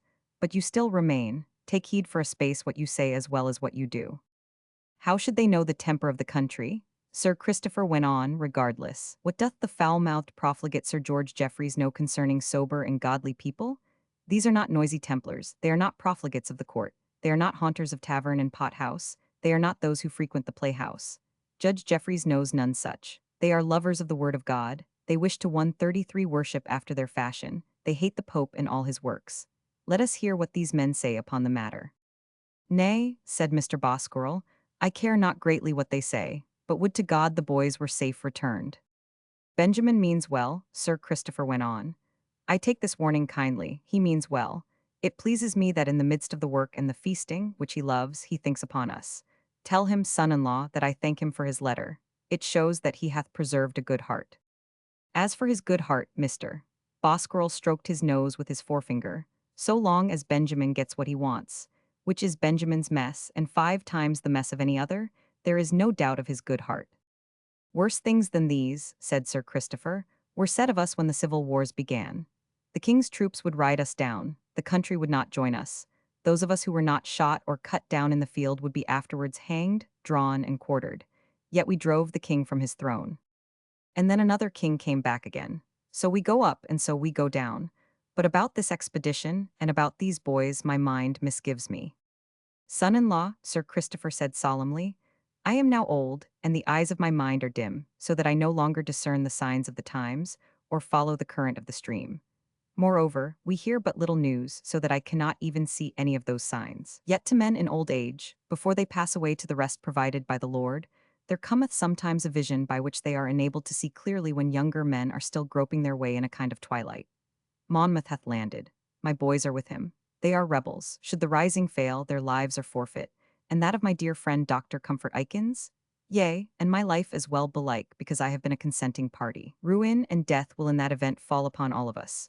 Whether it will so happen I know not, nor do I weigh the chance of that event against the voice of conscience, duty, and honor. My boys have obeyed that voice. They have gone forth to conquer or to die. My vision doth not tell me what will happen to them, but it shows me the priest flying from the country, the king flying from the throne, and that fair angel, whom we call freedom of conscience, returning to bless the land. To know that the laws of God will triumph, ought not that to reconcile a man, already 75 years of age, to death, even a death upon the gallows? What matter for this earthly body so that it be spent until the end in the service of the Lord? Chapter 21. We wait for the end. And I have said that my father from the beginning unto the end of this business was as one beside himself, being in an ecstasy or rapture of mind insomuch that he heeded nothing. The letters he sent out to his friends, the nonconformists, either brought no answer or else they heaped loads of trouble, being intercepted and read, upon those to whom they were addressed. But he was not moved. The defection of his friends and of the gentry caused him no uneasiness. Nay, he even closed his eyes and ears to the drinking, the profane oaths, and the riotous living in the camp. Others there were, like-minded with himself, who saw the hand of the Lord in this enterprise, and thought that it would succeed by a miracle. The desertions of the men, which afterwards followed, and the defection of those who should have joined, these things were but the weeding of the host, which should be still further weeded, as in a well-known chapter in the book of Judges, until none but the righteous should be left behind. These things he preached daily and with mighty fervor to all who would listen, but these were few in number. As regards his wife and daughter, he took no thought for them at all, being wholly enwrapped in his work. He did not so much as ask if we had money, to be sure. For 25 years he had never asked that question, or if we were safely bestowed, or if we were well. Never have I seen any man so careless of all earthly affections when he considered the work of the Lord. But when the time came for the army to march, what were we to do? Where should we be bestowed? As to following the army, said Robin, that is absurd. We know not whither we may march or what the course of events may order. You cannot go home without an armed escort, for the country is up. The clubmen are out everywhere to protect their cattle and horses, a rough and rude folk they would be to meet, and the gypsies are robbing and plundering. Can you stay here until we come back, or until the country hath settled down again? Miss Blake generously promised that we should stay with her as long as we chose, adding many kind things about myself, out of friendship and a good heart. And so it was resolved that we 135 should remain in Taunton, where no harm could befall us, while my father still accompanied the army to exhort the soldiers. I will take care of him, said Barnaby. He shall not preach of a morning till he hath taken breakfast, nor shall he go to bed until he hath had his supper. So long as the provisions last out he shall have his ration. After that I cannot say. Maybe we shall all go on short commons, as hath happened to me already, and truth to tell I love it not. All these things belong to the voyage and are part of our luck. Farewell, therefore, mother, heart up. All will go well, kiss me, sis, we shall all come back again. Never fear, King Monmouth shall be crowned in Westminster. Dad shall be Archbishop of Canterbury, and I shall be captain of a king's ship. All our fortunes shall be made, and you, sis, shall have a great estate, and shall marry whom you please, Robin or another. As for the gentry who have not come forward, hang 'em, we'll divide their estates between us and so change places, and they will be so astonished at not being shot for cowardice that they will rejoice and be glad to clean our boots. Thus shall we all be happy. So they marched away, Monmouth being now at the head of an army 7,000 strong, and all in such spirits that you would have thought nothing could withstand them. And when I consider, and remember how that army marched away, with the cheers of the men, and the laughter and jokes of the young recruits, the tears run down my cheeks for thinking how their joy was turned to mourning, and life was exchanged for death. The last I saw of Robin was that he was turning in his saddle to wave his hand, his face full of confidence and joy.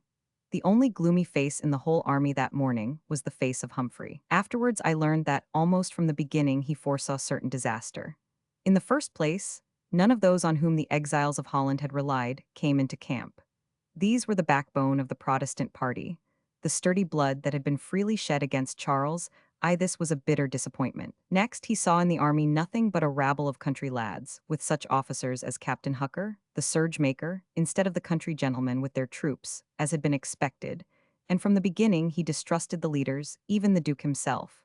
So he hung his head and laughed not with the rest, but his doubts he kept locked up in his own heart. Robin knew none of them. It was a pretty sight to see the Taunton maids walking out for a mile, and more with their lovers who had joined Monmouth. They walked hand in hand with the men. They wore the Monmouth favors. They had no more doubt or fear of the event than their sweethearts. Those who visit Taunton now may see these women, now grown old, creeping about the streets lonely and sorrowful, mindful still of that Sunday morning when they saw their lovers for the last time. When I consider the history of this expedition, I am amazed that it did not succeed. It was, surely, by a special judgment of God that the victory was withheld from Monmouth and reserved for William. I say not presumptuously that the judgment was pronounced against the Duke on account of his sinful life, but I think it was the will of heaven that the country should endure for 3 years the presence of a prince who was continually seeking to advance the Catholic religion. The people were not yet ripe, perhaps, for that universal disgust which caused them without bloodshed, in this island at least, to pull down King James from his throne. When, I say, I consider the temper and the courage of that great army which left Taunton, greater than any which the king could bring against it. When I consider the multitudes who flocked to the standard at Bridgewater, I am lost in wonder at the event. From Sunday, the 21st, when the army marched out of Taunton, till the news came of their rout on Sedgemoor, we heard nothing certain about them. On Tuesday, the Duke of Albemarle, hearing that the army had gone, occupied Taunton with the militia, and there were some who expected severities on account of the welcome given to the Duke and the recruits whom he obtained here. But there were no acts of revenge that I heard of, and indeed he did not stay long in the town. As for us, we remained under the shelter of Miss Blake's roof, and daily expected news of some great and signal victory. But none came, save one letter. Every day we looked for this news, and every day we planned and laid down the victorious march for our army. They will first occupy Bristol, said Miss Blake. That is certain because there are many stout Protestants in Bristol, and the place is important. Once master of that great city, our king will get possession of ships, and so will have a fleet. There are, no doubt, plenty of arms in the town, with which he will be able to equip an army 10 times greater than that which he now has. Then with, say, 30,000 men, he will march on London. The militia will, of course, lay down their arms or desert at the approach of this great and resolute army. The king's regiments will prove, I expect, to be Protestants, every man.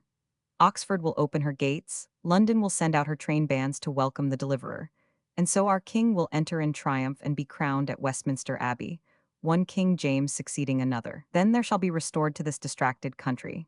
Being a schoolmistress, Miss Blake could use language worthy of the dignity of history, the blessings of religious freedom, and the pure word of God, stripped of superstitious additions made by man, shall be preached through the length and breadth of the land. What shall be done, I asked, with the bishops? They shall be suffered to remain, she said, speaking with a voice of authority, for those congregations which desire a prelacy 137 but stripped of their titles and of their vast revenues. We will not persecute, but we will never suffer one church to lord it over another. Oh, when will the news come? Where is the army now? The letter of which I have spoken was from Robin. Sweetheart, he said, all goes well so far. At Bridgewater we have received a welcome only second to that of Taunton. The mayor and aldermen proclaimed our king at the High Cross, and the people have sent to the camp great store of provisions and arms of all kinds.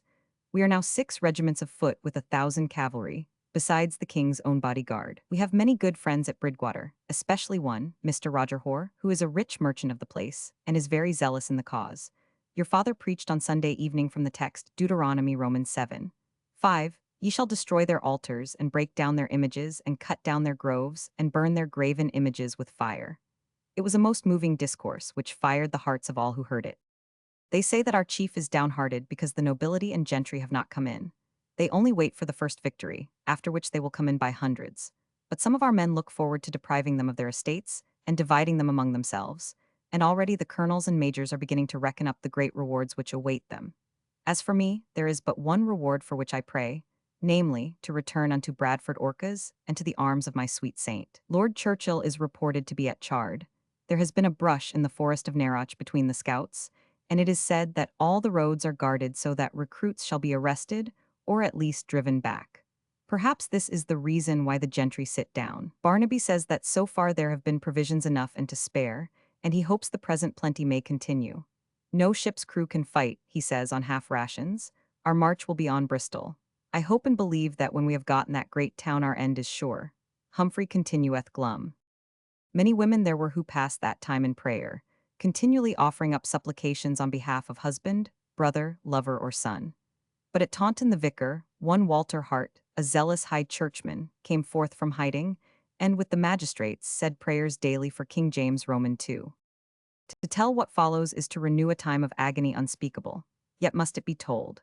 Farewell, happy days of hope and confidence. Farewell, the sweet exchange of dreams. Farewell to our lovely hero, the gracious Duke. All the troubles that man's mind can conceive were permitted to be rained upon our heads. Defeat, wounds, death, prison. Nay, for me such a thing as no one could have expected or even feared, such a fate as never entered the mind of man to invent.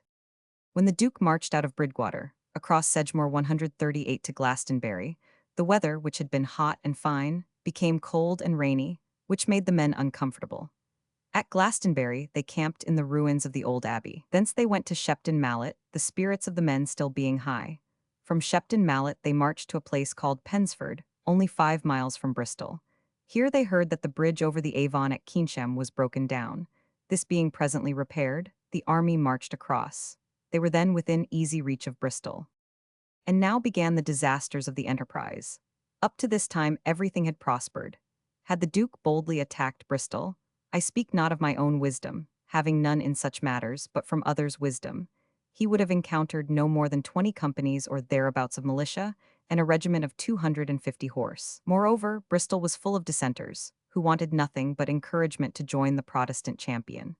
Not only the Duke's friends, but also his enemies, agree in declaring that it wanted nothing but courage to take that great, rich, and populous city, where he would have found everything that he wanted, men and money, arms and ammunition. I cannot but think that for his sins, or for the sins of the nation, a judicial blindness was caused to fall upon the Duke, so that he chose of two ways open to him that which led to his destruction. In short, he turned away from Bristol and drew up his forces against Bath.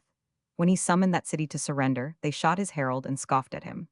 Then, instead of taking the town, the Duke retired to Philip's Norton, where, Tease said, he expected some great reinforcements. But none came, and he now grew greatly dejected, showing his dejection in his face, which could conceal nothing. Yet he fought an action with his half-brother, the Duke of Grafton, in which he was victorious, a thing which ought to have helped him. In this action, Lieutenant Blake, Miss Blake's cousin, was killed. From Philip's Norton the army marched to Frome, and here such was the general despondency that 2,000 men, a third of the whole army, deserted in the night and returned to their own homes. I think also it was at Frome that they learned the news of Lord Argyle's discomfiture. Then a council was held, at which it was proposed that the army should be disbanded and ordered to return, seeing that the king had proclaimed a pardon to all who would peacefully lay down their arms and return home, and that the Duke, with Lord Grey, and those who would be certainly exempted from that pardon, should make the best of their way out of the country. Alas, here was a way open to the safety of all those poor men, but again was the Duke permitted to choose the other way, that, namely, which led to the destruction of his army and himself. Yet they say that he himself recommended the safer course. He must have known that he wanted arms and ammunition, that his men 139 were deserting, and that no more recruits came in. Colonel Venner, one of his principal men, was at this juncture sent away to Holland in order to get assistance in arms and money, and the king's proclamation of pardon was carefully kept from the knowledge of the soldiers. On July the 4th, the army returned to Bridgwater, and now Dr. Hook, chaplain to the army, and some of the officers were sent away secretly in order to raise an insurrection in London and elsewhere. The only hope being that risings in various parts would call away some of the king's forces from the west. Some of the Taunton men in the army rode from Bridgwater to see their friends. But we women, who, for the most part, remained at home, learned no news save that as yet there had been no signal victory. We did not hear of the large desertions nor of the Duke's despondency. Therefore, we continued in our fool's paradise and looked every day for some great and crowning mercy.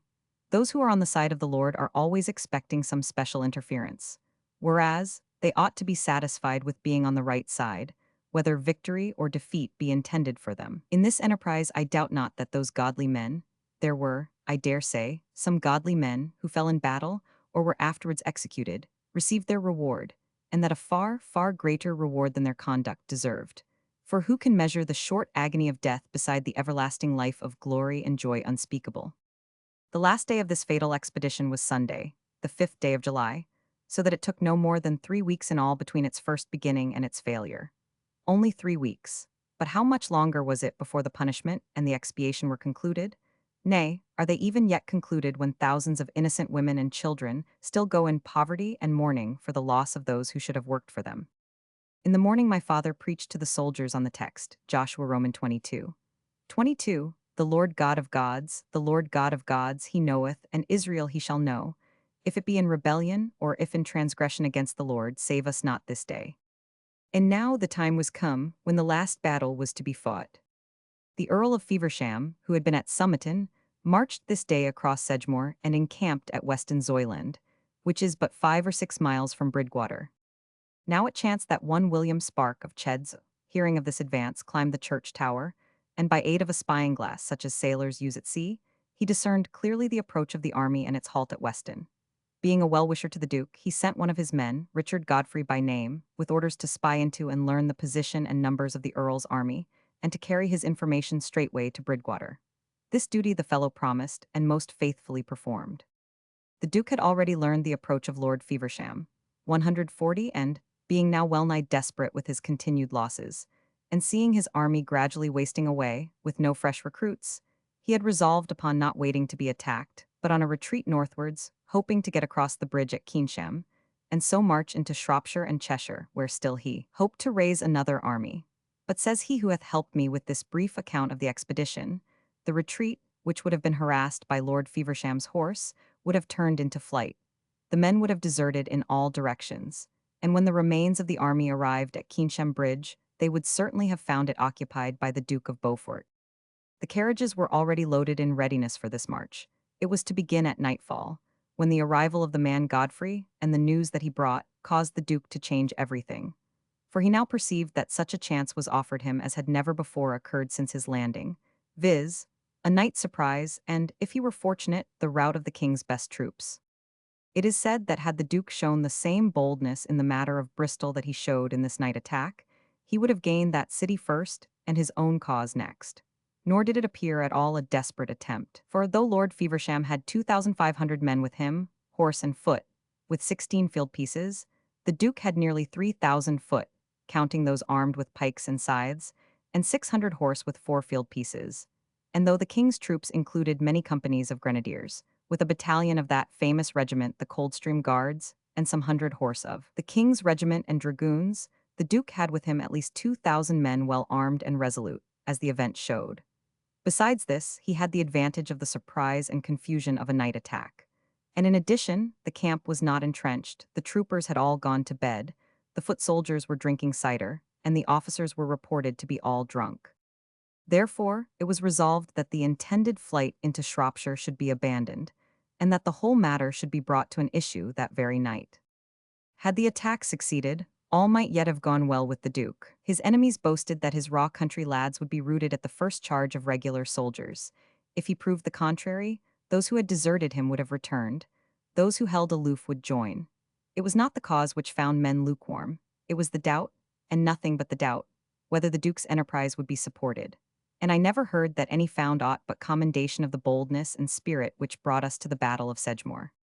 All that day we spent in quiet meditation, in prayer, in the reading of the Bible, and in godly discourses. And herein I must commend the modesty as well as the piety of Miss Susan Blake, in that she invited my mother, as her elder and the wife of an eminent minister, to conduct the religious exercises, though as the hostess 141 she might have demanded that privilege. We stirred not abroad at all that day. The meeting houses, which had been opened when the Duke marched in, were now closed again. In the evening, while we sat together discoursing upon the special mercies vouchsafed to the people of the Lord, a strange thing happened. Nay, I do not say that news may not have reached Taunton already of the Duke's intentions, and of the position of the king's forces, but this seems incredible since it was not known, except to the council by whom it was decided, till late in the afternoon, and it was not to be thought that these would hurry to spread the news abroad and so ruin the whole affair. The window being open then, we could hear the voices of those who talked in the street below. Now there passed 2 men, and they were talking as they went. Said one, and these were the words we heard. I tell thee that the Duke will have no more to do than to lock the stable doors, and so seize the troopers in their beds. We all started and listened. The voice below repeated, I say, sir, and I have it first hand, that he hath but to lock the stable doors, and so seize all the troopers in their beds. Then they passed on their way.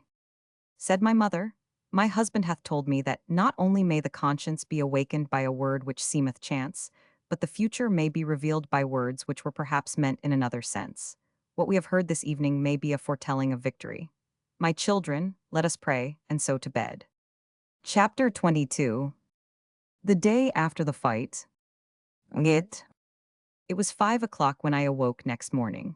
Though the hour was so early, I heard a great trampling and running about the streets, and looking out of window, I saw a concourse of the townspeople gathered together, listening to one who spoke to them. But in the middle of his speech they broke away from him and ran to another speaker, and so distractedly, and with such gestures that they were clearly much moved by some news, the nature of which I could not guess. For in some faces there was visible the outward show of triumph and joy, and on others there lay plainly visible the look of amazement or stupefaction.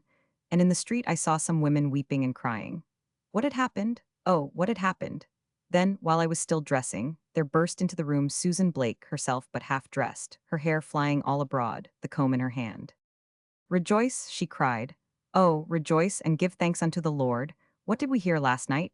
That the Duke had but to shut the stable doors and seize the troopers in their beds. Look out of window. See the people running and listening eagerly. Oh, 'tis the crowning mercy that we have looked for. The Lord hath blown and his enemies are scattered. Remember the strange words we heard last night. What said the unknown man? Nay, he said it twice. The Duke had but to lock the stable doors. Nay, and yesterday I saw, and last night I heard, the screech owl 143 thrice, which was meant for the ruin of our enemies. Oh, Alice, Alice, this is a joyful day." "But look," I said, "they have a downcast look. They run about as if distracted, and some are wringing their hands." "'Tis with excess of joy," she replied, looking out of the window with me, though her hair was flying in the wind. "They are so surprised and so rejoiced that they cannot speak or move. But there are women weeping and wailing. Why do they weep? It is for those who are killed.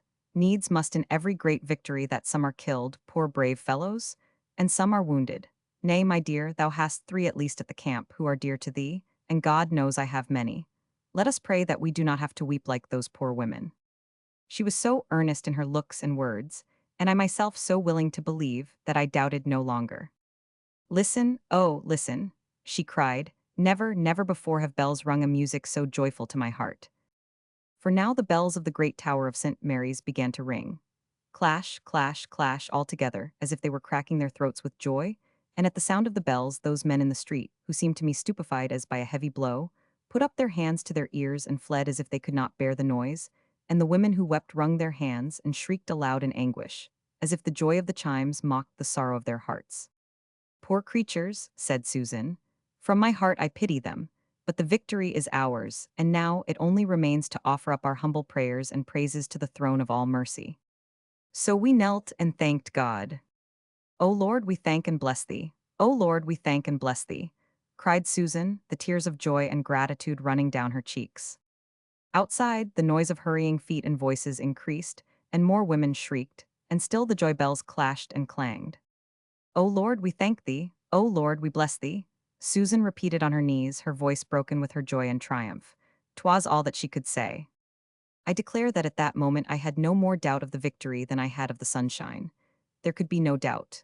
The joy bells were ringing. How should we know that the Rev. Mr. Hart, the vicar, caused them to be rung, and not our friends? There could be no manner of doubt. The people running to and fro in the street had heard the news, and were rushing to tell each other, and to hear more. The women who wept were mothers or wives of the slain.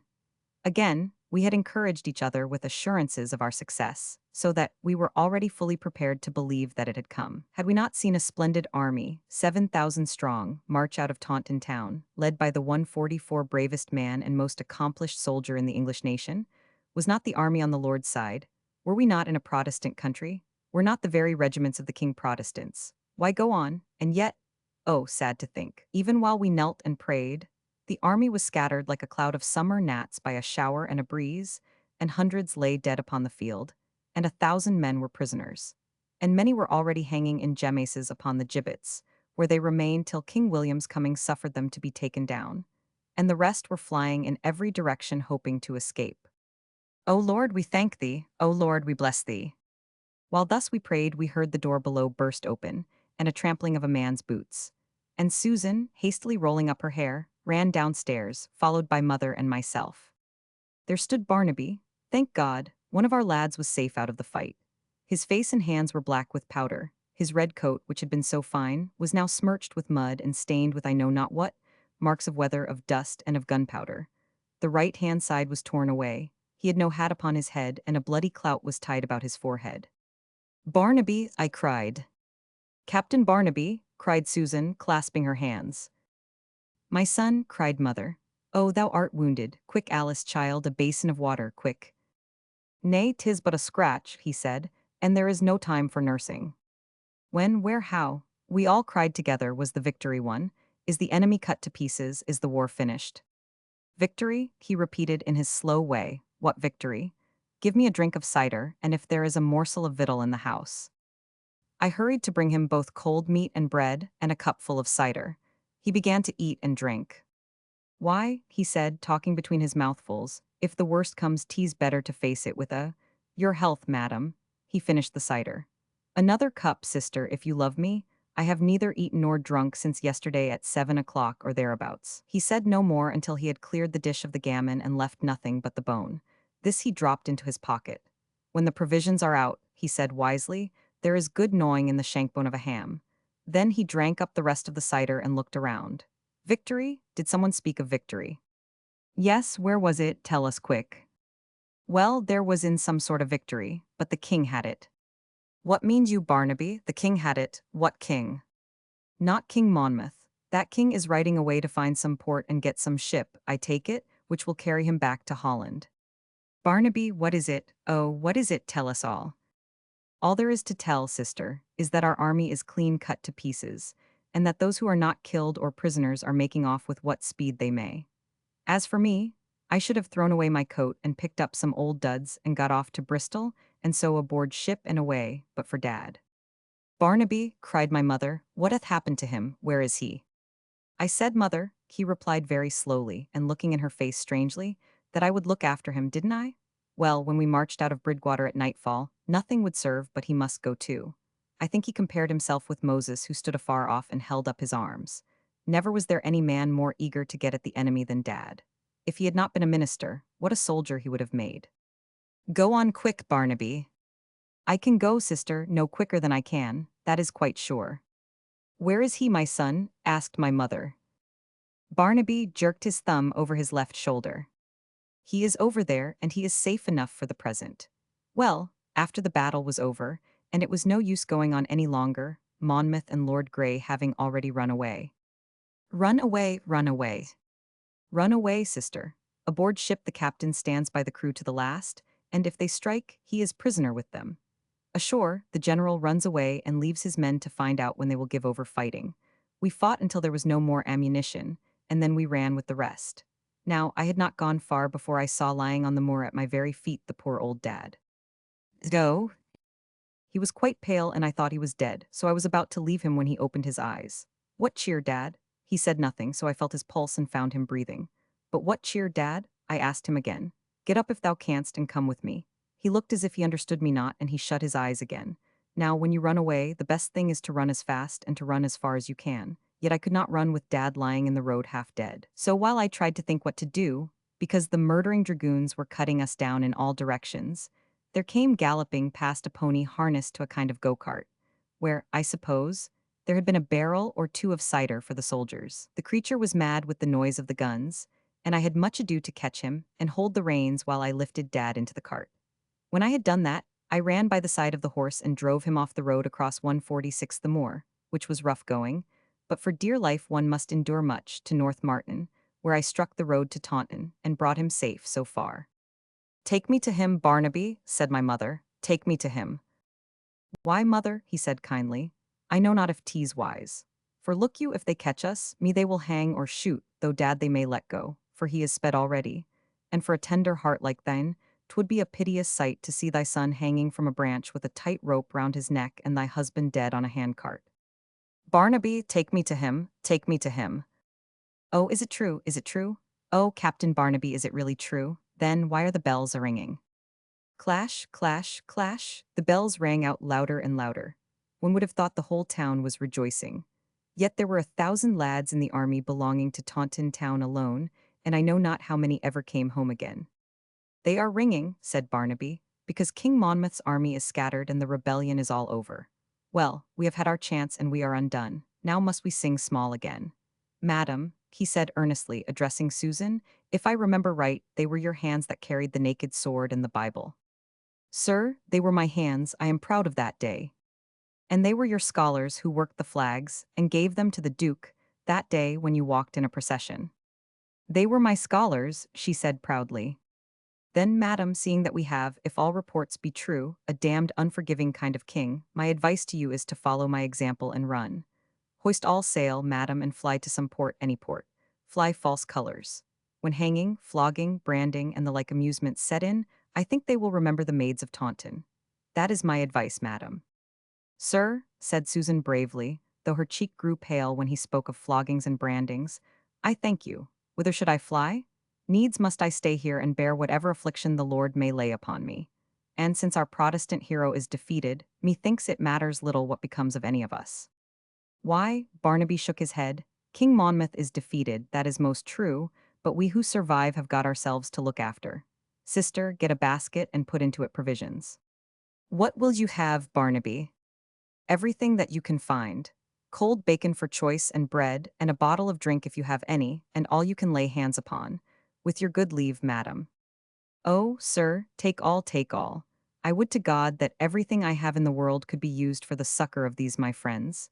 And with that she began to weep and to cry. I filled a great basket with all that there was in the house, and he took it upon his arm.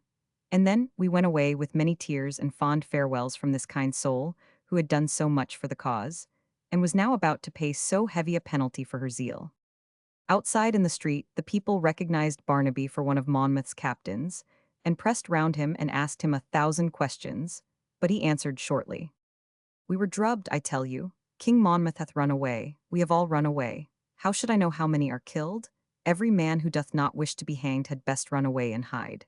The game is up, friend, we are sped. What more can I say? How do I know in the devil's name whose fault it was?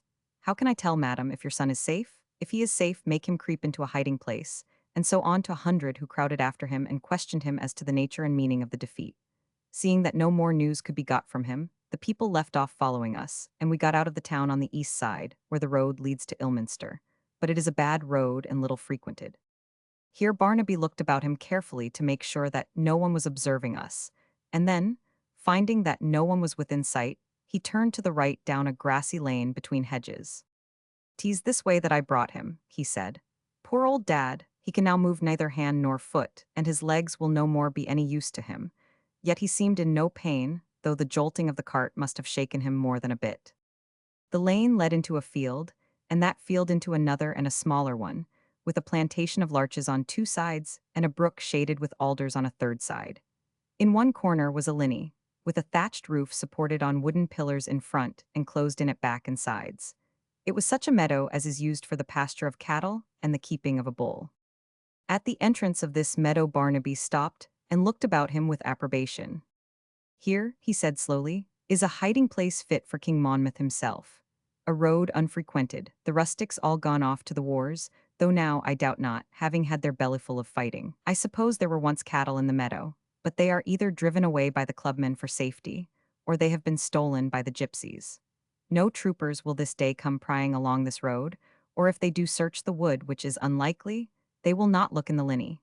Here can we be snug until we make up our minds what course is best." "Barnaby," I said, "take us to my father without more speech." "I have laid him," he went on, "upon the bare ground in the linny, but it is soft and dry lying, and the air is warm, though last night it rained and was cold. He looks happy, mother, and I doubt if he hath any feeling left in his limbs. Once I saw a man 148 shot in the backbone and never move afterwards, but he lived for a bit. Here he is. Alas, lying motionless on his back, his head bare, his white hair lying over his face, his eyes closed, his cheek white, and no sign of life in him except that his breast gently heaved, was my father." Then certain words which he had uttered came back to my memory. "What matters the end," were the words he said, "if I have freedom of speech for a single day?" He had enjoyed that freedom for 3 weeks. My mother threw herself on her knees beside him and raised his head. "Ah, my heart," she cried, "my dear heart, my husband, have they killed thee? Speak, my dear, speak if thou canst. Art thou in pain? Can we do aught to relieve thee? Oh, is this the end of all?" But my father made no reply. He opened his eyes, but they did not move. He looked straight before him, but he saw nothing. And this, until the end, was the burden of all. He spoke no word to show that he knew anyone, or that he was in pain, or that he desired anything. He neither ate nor drank, yet for many weeks longer he continued to live. Chapter 23. In hiding. Adi. Thus we began our miserable flight. Thus, in silence, we sat in the shade of the linny all the morning. Outside, the blackbird warbled in the wood and the lark sang in the sky. But we sat in silence, not daring so much as to ask each other if those things were real, or if we were dreaming a dreadful dream. Still and motionless lay my father's body, as if the body of a dead man. He felt no pain, of that I am assured. It makes me sick even to think that he might have suffered pain from his wound. He had no sense at all of what was going on. Yet once or twice, during the long trance or paralysis into which he had fallen, he opened his lips as if to speak. And he breathed gently, so that he was not dead. Barnaby, for his part, threw himself upon his face, and laying his head upon his arm, fell asleep instantly. The place was very quiet. At the end of the meadow was a brook, and there was a wood upon the other side. We could hear the prattling of the water over the pebbles. Outside the linny, a great elm tree stretched out its branches. Presently I saw a squirrel sitting upon one and peering curiously at us, not at all afraid, so still and motionless we were. I remember that I envied the squirrel. He took no thought even for his daily bread. He went not forth to fight. And the hedge sparrows, no more afraid than if the linny was empty, hopped into the place and began picking about among the straw. And so the hours slowly passed away, and by degrees I began to understand a little better what had happened to us, for at the first shock one could not perceive the extent of the disaster, and we were as in a dream when we followed Barnaby out of the town. The great and splendid army was destroyed. That gallant hero, the Duke, was in flight. Those of the soldiers who were not killed or taken prisoners were running hither and thither trying to escape. My father was wounded, stricken to death, as it seemed, and deprived of power to move, to feel, or to think. While I considered this, I remembered again how he had turned his eyes from gazing into the sky, and asked me what it mattered, even if the end would be death to him and ruin unto all of us. And I do firmly believe that at that moment he had an actual vision of the end, and really saw before his eyes the very things that were to come to pass, and that he knew all along what the end would be. Yet 150 he had delivered his soul. Why, then he had obtained his prayer, and by daily exhortation had doubtless done much to keep up the spirit of those in the army who were sober and godly men. Did he also, like Sir Christopher, have another vision which should console and encourage him? Did he see the time to follow when a greater than the Duke should come and bring with him the deliverance of the country? There are certain gracious words with which that vision closes, the last which he did expound to us. The vision, I mean, of the basket of summer fruit. Did those words ring in his mind and comfort him even in the prospect of his own end? Then my thoughts, which were swift and yet beyond my control, left him and considered the case of Barnaby. He had been a captain in the Green Regiment. He would be hanged, for certain, if he were caught. My sweetheart, my Robin, had also been a captain in the Duke's army. All the Duke's officers would be hanged if they were caught, but perhaps Robin was already dead. Dead on the battlefield, his face white, his hands stiff, blood upon him somewhere, and a cruel wound upon his dear body. Oh, Robin, yet I shed no tears. Humphrey, who had been one of the Duke's chirurgeons, he would also be surely hanged if he were caught. Why, since all would be hanged, why not hang mother and me as well, and so an end? About noon Barnaby began to stir. Then he grunted and went to sleep again. Presently he moved once more, then he rolled over on his broad back and went to sleep again. It was not until the sun was quite low that he awoke, sitting up suddenly, and looking about him with quick suspicion, as one who hath been sleeping in the country of an enemy, or where wild beasts are found. Then he sprang to his feet and shook himself like a dog. "Sister," he said, "thou shouldst have awakened me earlier. I have slept all the day. Well, we are safe so far." Here he looked cautiously out of the linny towards the wood and the road. "So far, I say, we are safe. I take it we had best not wait until tomorrow, but budge tonight. For not only will the troopers scour the country, but they will offer rewards, and the gypsies, aye, and even the country folk, will hasten to give information out of their greedy hearts. We must budge this very night." "Whither shall we go, Barnaby?" He went on as if he had not heard my question. "We shall certainly be safe here for tonight, but for tomorrow I doubt. Best not run the chance. For today their hands are full, they will be hanging the prisoners. Some they will hang first and try afterwards, some they will try first and hang afterwards. What odds if they are to be hanged in the end? The cider orchards never had such fruit as they will show this autumn, if the king prove revengeful, as to judge by his sour face he will be." Here he cursed the king, his sour face, his works and ways, his past, his present, and his future in round language, which I hope his wounded father did not hear. "We must lie snug for a month or two somewhere, until the unlucky Monmouth men will be suffered to return home in peace. Aye, 'twill be a month and more, I take it, before the country will be left quiet. A month and more, and Dad not able to crawl. Where shall we lie snug, Barnaby? That, sister, is what I am trying to find out. How to lie snug with a couple of women and a wounded man who cannot move? 'Twas madness of the poor old dad to bring thee to the camp, child. For now we cannot, any of us, part company, and if we stay together, 'twill maybe bring our necks to the halter. Leave us, Barnaby, I said. Oh, leave us to do what we can for the poor sufferer and save thyself. Ta, ta, ta, sister, knowest not what thou sayest. Let me consider, there may be some way of safety.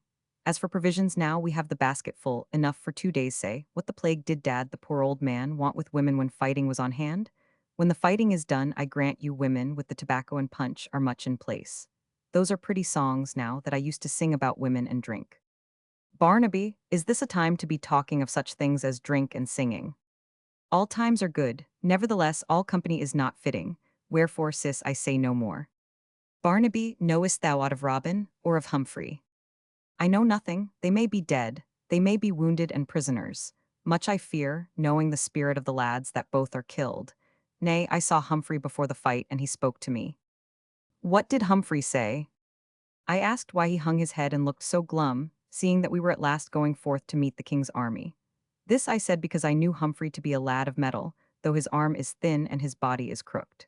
I go heavy, Barnaby, he said, speaking low lest others should hear, because I see plainly that, unless some signal success come to us, this our business will end badly. Then he began to talk about the thousands who were to have been raised all over the country. How he himself had brought to the Duke promises of support, gathered all the way from London to Bradford Orcas, and how his friends in Holland even promised both men and arms, but none of these promises had been kept. How Dad had brought promises of support from all the nonconformists of the West, but hardly any, save at Taunton, had come forward, and how the army was melting away and no more recruits coming in. And then he said that he had been the means of bringing so many to the Duke that if they died their deaths would lie upon his conscience. And he spoke lovingly of Robin and of thee, sister. And so we parted, and I saw him no more. As for what he said, I minded it not a straw. Many a croaker turns out in the long run to be brave in the fight. Doubtless he is dead, and Robin too. Both 152 are dead. I take it, sis, thou hast lost thy sweetheart. Cry a little, my dear, he added kindly. 'Twill ease the pain at thy heart. 'Tis natural for a woman to cry. I cannot cry, Barnaby, I wish I could.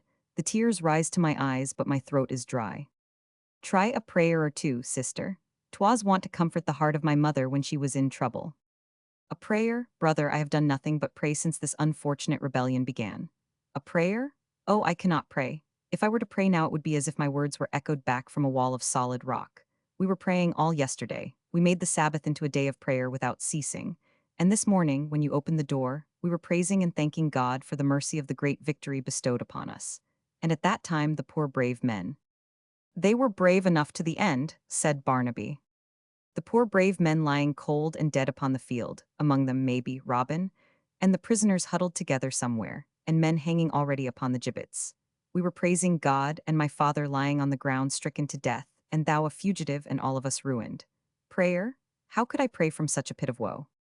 Child, my mother lifted her pale face. In the darkest hour pray without ceasing. Even if there happen a darker hour than this, in everything, by prayer and supplication with thanksgiving, let your requests be made known, with thanksgiving, my daughter.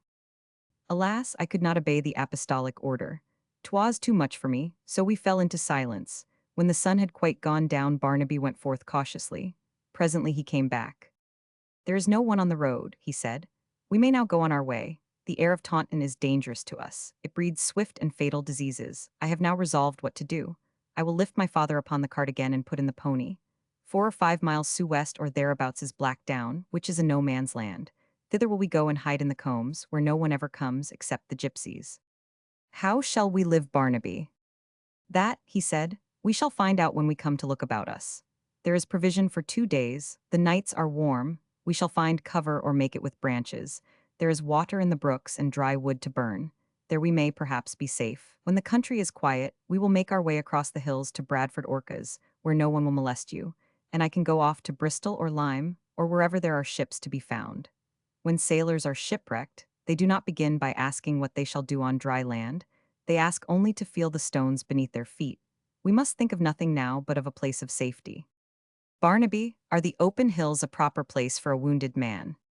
Why, child, for a choice between the hills and what else may happen if we stay here? Give me the hills, even for a wounded man. But indeed, he whispered, so that my mother should not hear him, he will die. Death is written on his face. I know not how long he will live, but he must die. Never did any man recover from such evil plight. He harnessed the pony to the cart, which was little more than a couple of planks laid side by side, and laid father upon them, just as he had brought him from Taunton. My mother made a kind of pillow for him, with grass tied up in her kerchief, and so we hoped that he would not feel the jogging of the cart. The stream, said Barnaby, comes down from the hills. Let us follow its course upwards. It was a broad stream with a shallow bed, for the most part flat and pebbly, and on either side of the stream lay a strip of soft turf, broad enough for the cart to run upon. So that, as long as that lasted, we had very easy going, my mother and I walking one on each side, so as to steady the pillow and keep the poor head upon it from pain.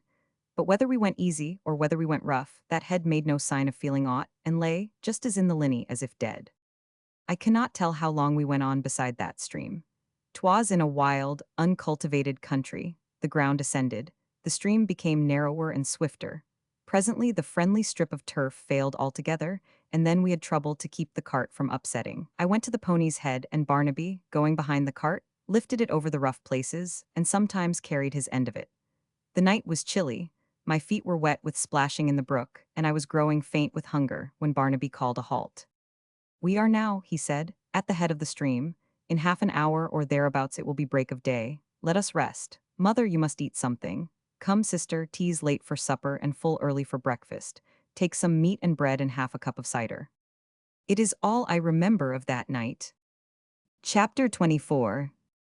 The Camp in the Combe. Our camping place, when I awoke in the morning, I found to be near the head of a most beautiful combe, or valley, among the Blackdown hills.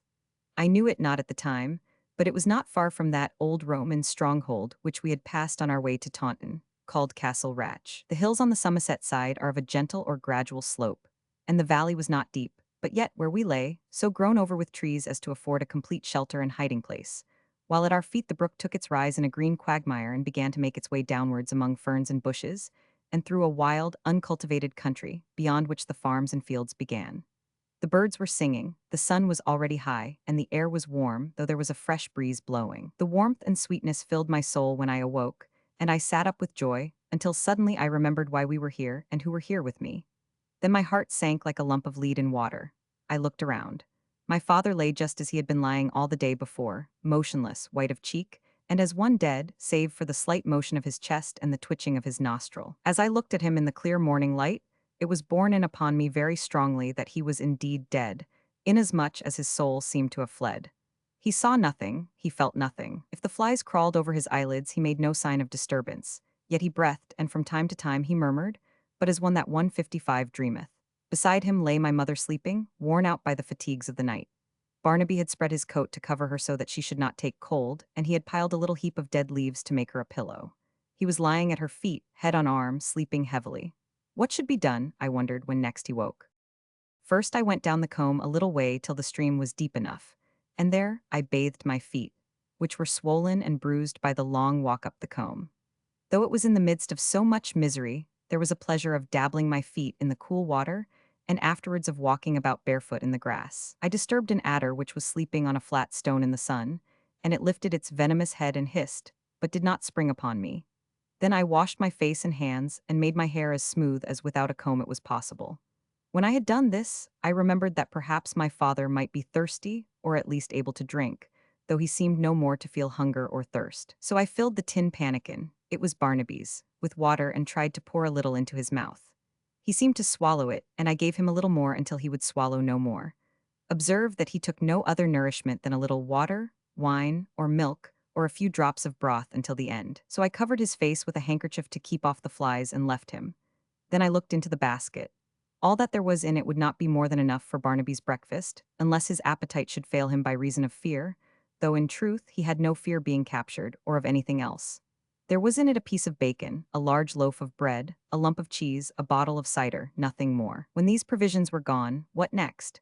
Could we venture into the nearest village and buy food, or to the first farmhouse? Then we might fall straight into the jaws of the enemy, who were probably running over the whole country in search of the fugitives. Could we buy without money?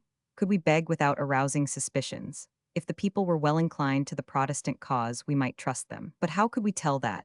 So in my mind, I turned over everything except the one thing which might have proved our salvation, and that you shall hear directly. Also, which was a very strange thing, I quite forgot that I had upon me, tied by a string round my waist and well concealed, Barnaby's bag of gold, 250 pieces. Thus there was money enough and to spare. I discovered next that our pony had run away in the night. The cart was there, but no pony to drag it. Well, it was not much, but it seemed an additional burden to bear. I ventured a little way up the valley, following a sheep track which mounted higher and higher. I saw no sign anywhere of man's presence. That, I take it, is marked in woods by circles of burnt cinders, by trees felled, by bundles of broom or fern tied up, or by shepherds' huts. Here there was nothing at all. You would have said that the place had never been 156 visited by man. Presently I came to a place where the woods ceased, the last of the trees being much stunted and blown over from the west. And then the top of the hill began, not a sharp pico or point, but a great open plain, flat or swelling out here and there with many of the little hillocks which people say are ancient tombs, and no trees at all but only bare turf so that one could see a great way off. But there was no sign of man anywhere, no smoke in the combe at my feet, no shepherd on the hill. At this juncture of our fortunes any stranger might be an enemy, therefore I returned but so far well pleased. Barnaby was now awake, and was inspecting the basket of provisions. "Sister," he said, "we must go upon half rations for breakfast, but I hope, unless my skill fails, to bring you something better for supper. The bread you shall have, and mother. The bacon may keep till tomorrow. The cider you had better keep against such times as you feel worn out and want a cordial, though a glass of Nance were better, if Nance grew in the woods." He looked around as if to see whether a miracle would not provide him with a flask of strong drink, but seeing none, shook his head. "As for me," he went on, "I am a sailor and I understand how to forage.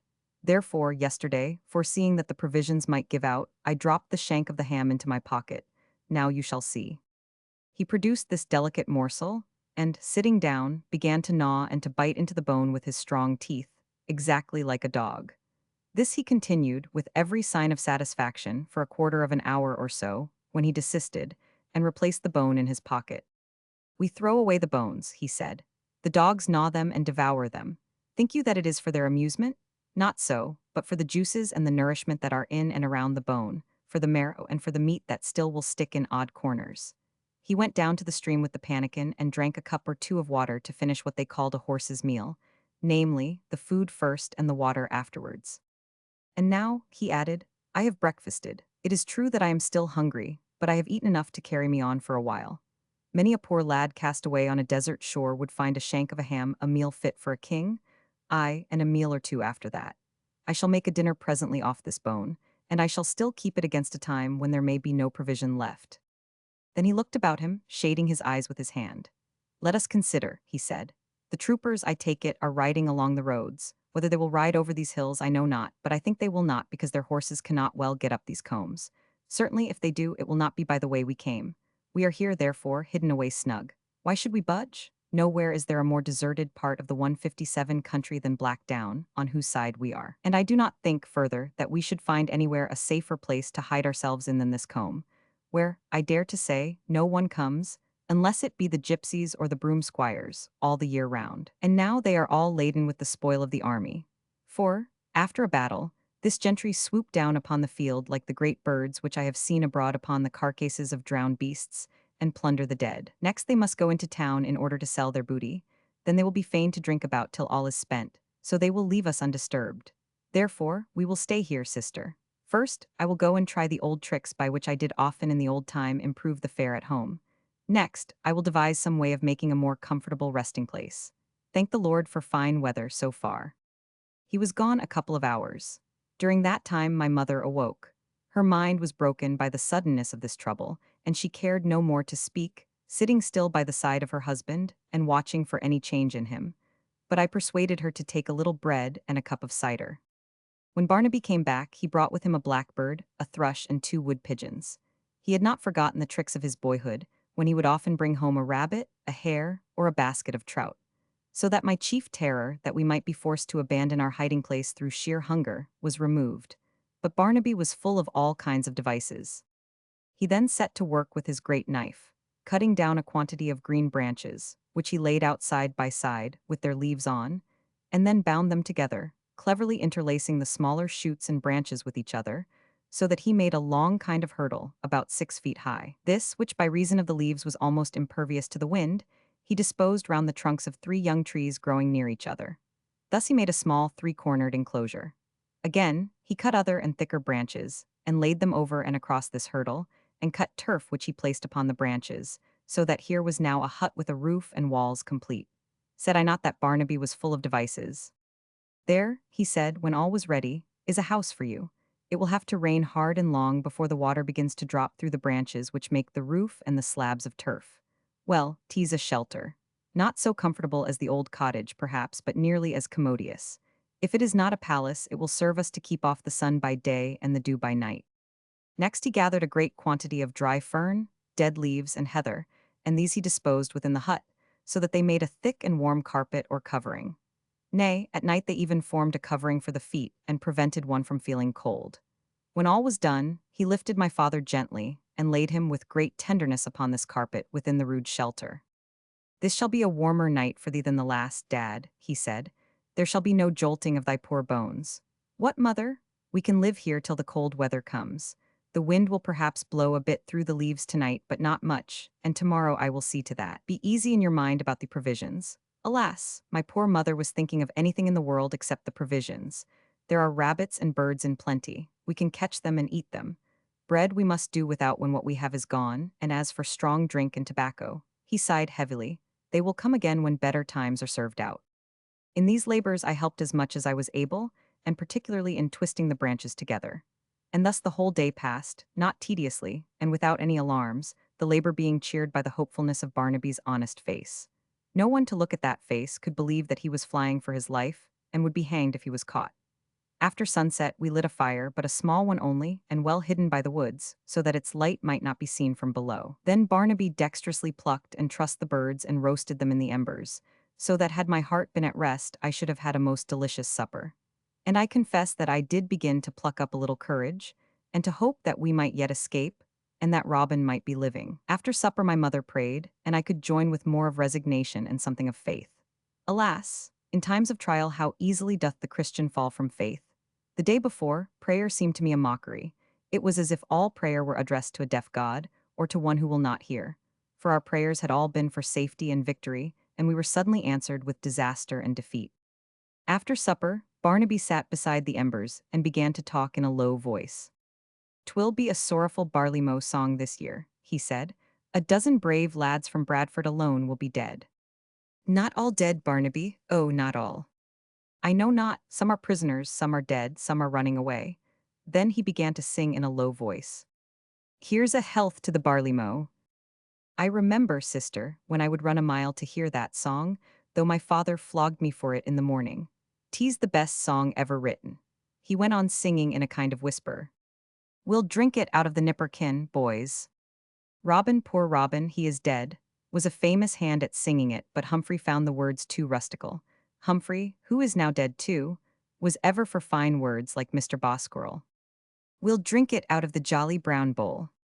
I think I see him now, poor Robin. Well, he is no more. He used to laugh in all our faces while he sang it. "We'll drink it out o' the river, my boys. Here's a health to the barley-mow. The river, the well, the pipe, the hogshead, the half.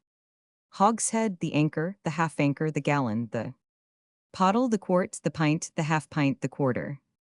Pint, the nipperkin, the jolly brown bowl, my boys. Here's a health to the barley-mow."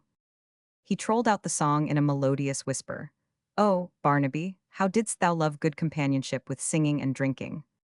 'Twill be lonely for thee, sister, at Bradford when thou dost return. Sir Christopher, I take it, will not long hold up his head, and madam will pine away for the loss of Robin, and mother looks as if she would follow after, so white and wan is she. If she would speak or complain or cry it would comfort her, poor soul. 'Twas a sad day for her when she married the poor old dad. Poverty and hard work, and now a cruel end, poor mother. Barnaby, you tear my heart." "Nay, child, 'tis better to talk than to keep silence. Better have your heart torn than be choked with your pain. Thou art like unto a man who hath a wounded leg, and if he doth not consent to have it cut off, though the anguish be sharp, he will presently bleed to death. Say to thyself therefore, plain and clear, Robin is dead, I have lost my sweetheart. No, no, Barnaby, I cannot say those cruel words. Oh, I cannot say them, I cannot feel that Robin is truly dead. Put the case that he is living. Then he is either a prisoner or he is in hiding. If a prisoner, he is as good as dead, because the Duke's officers and the gentlemen who joined him, they will never forgive, that is quite certain. If I were a prisoner, I should feel my neck already tightened. If he is not a prisoner, where is he to hide? Whither betake himself? I can get sailors' duds and go abroad before the mast, and 10 to 1 nobody will find me out because, d'ye see, I can talk the sailors' language and I know their manners and customs. But Robin, what is Robin to do if he is alive? And this, I say, is doubtful. Best say to thyself, I have lost my sweetheart. So wilt thou all the sooner recover thy cheerfulness.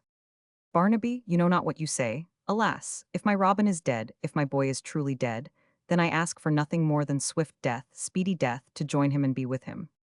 If he escape, he will make for Bradford Orcas and hide in the Corton woods. That is quite certain. They always make for home. I would that we were in that friendly place, so that you could go live in the cottage and bring provisions, with tobacco and drink, to us unsuspected and unseen.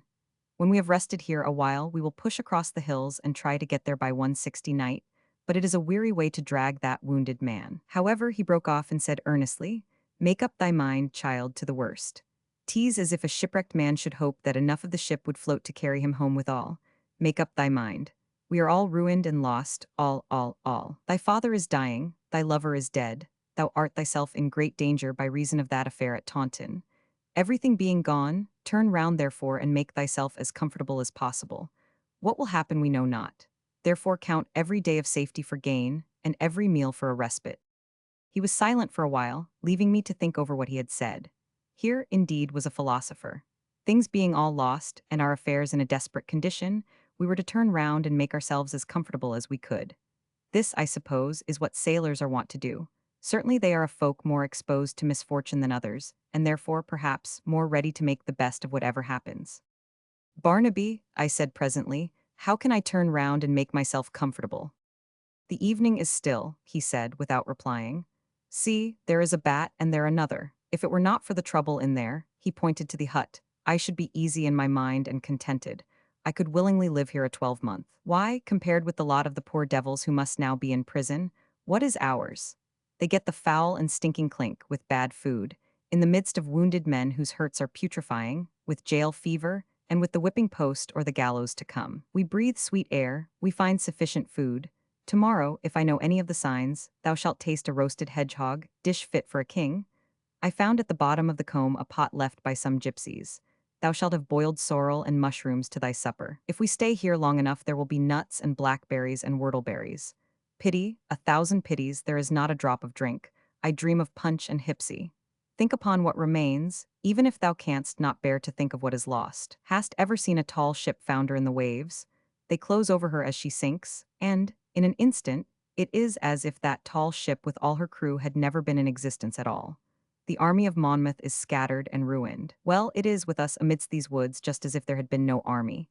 It has been a dream, perhaps. Who can tell? Sometimes all the past seems to have been a dream. It is all a dream, past and future. There is no past and there is no future. All is a dream, but the present we have, let us be content therewith. He spoke slowly and with measured accents as one enchanted.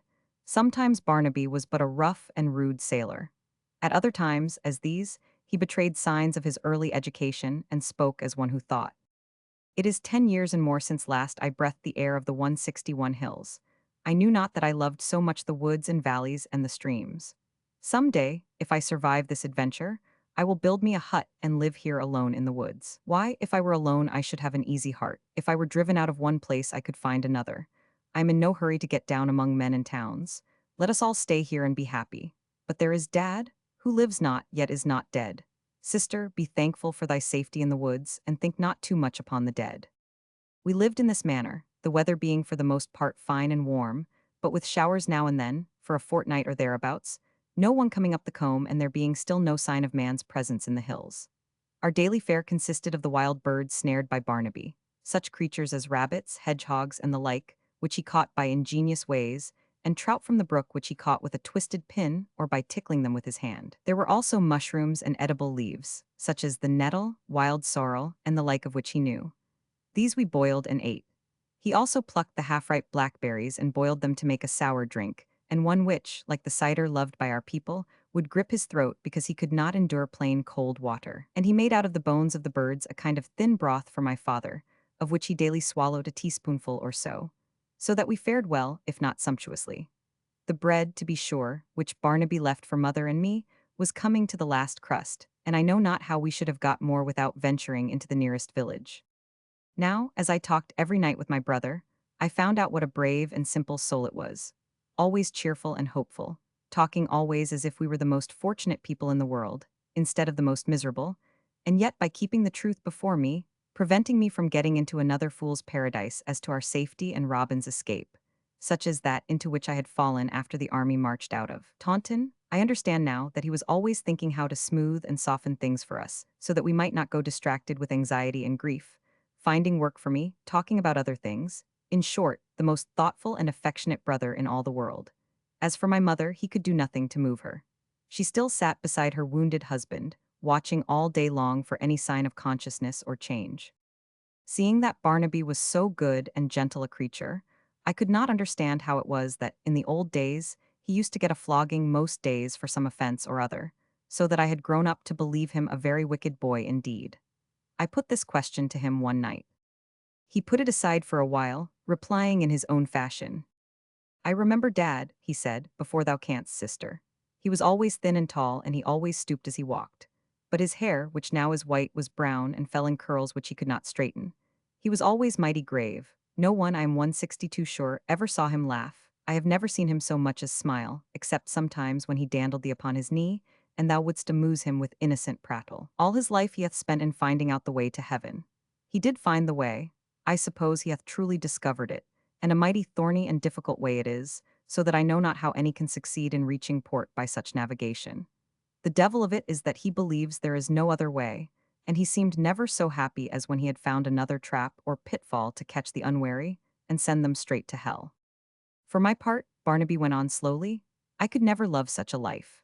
Let others, if they will, find out rough and craggy ways that lead to heaven. For my part, I am content to jog along the plain and smooth high road with the rest of mankind, though it brings us in the end to a lower place, inhabited by the baser sort. Well, I dare say I shall find mates there, and we will certainly make ourselves as comfortable as the place allows. Let my father, therefore, find out what awaits him in the other world. Let me take what comes in this. Some of it is sweet and some is bitter.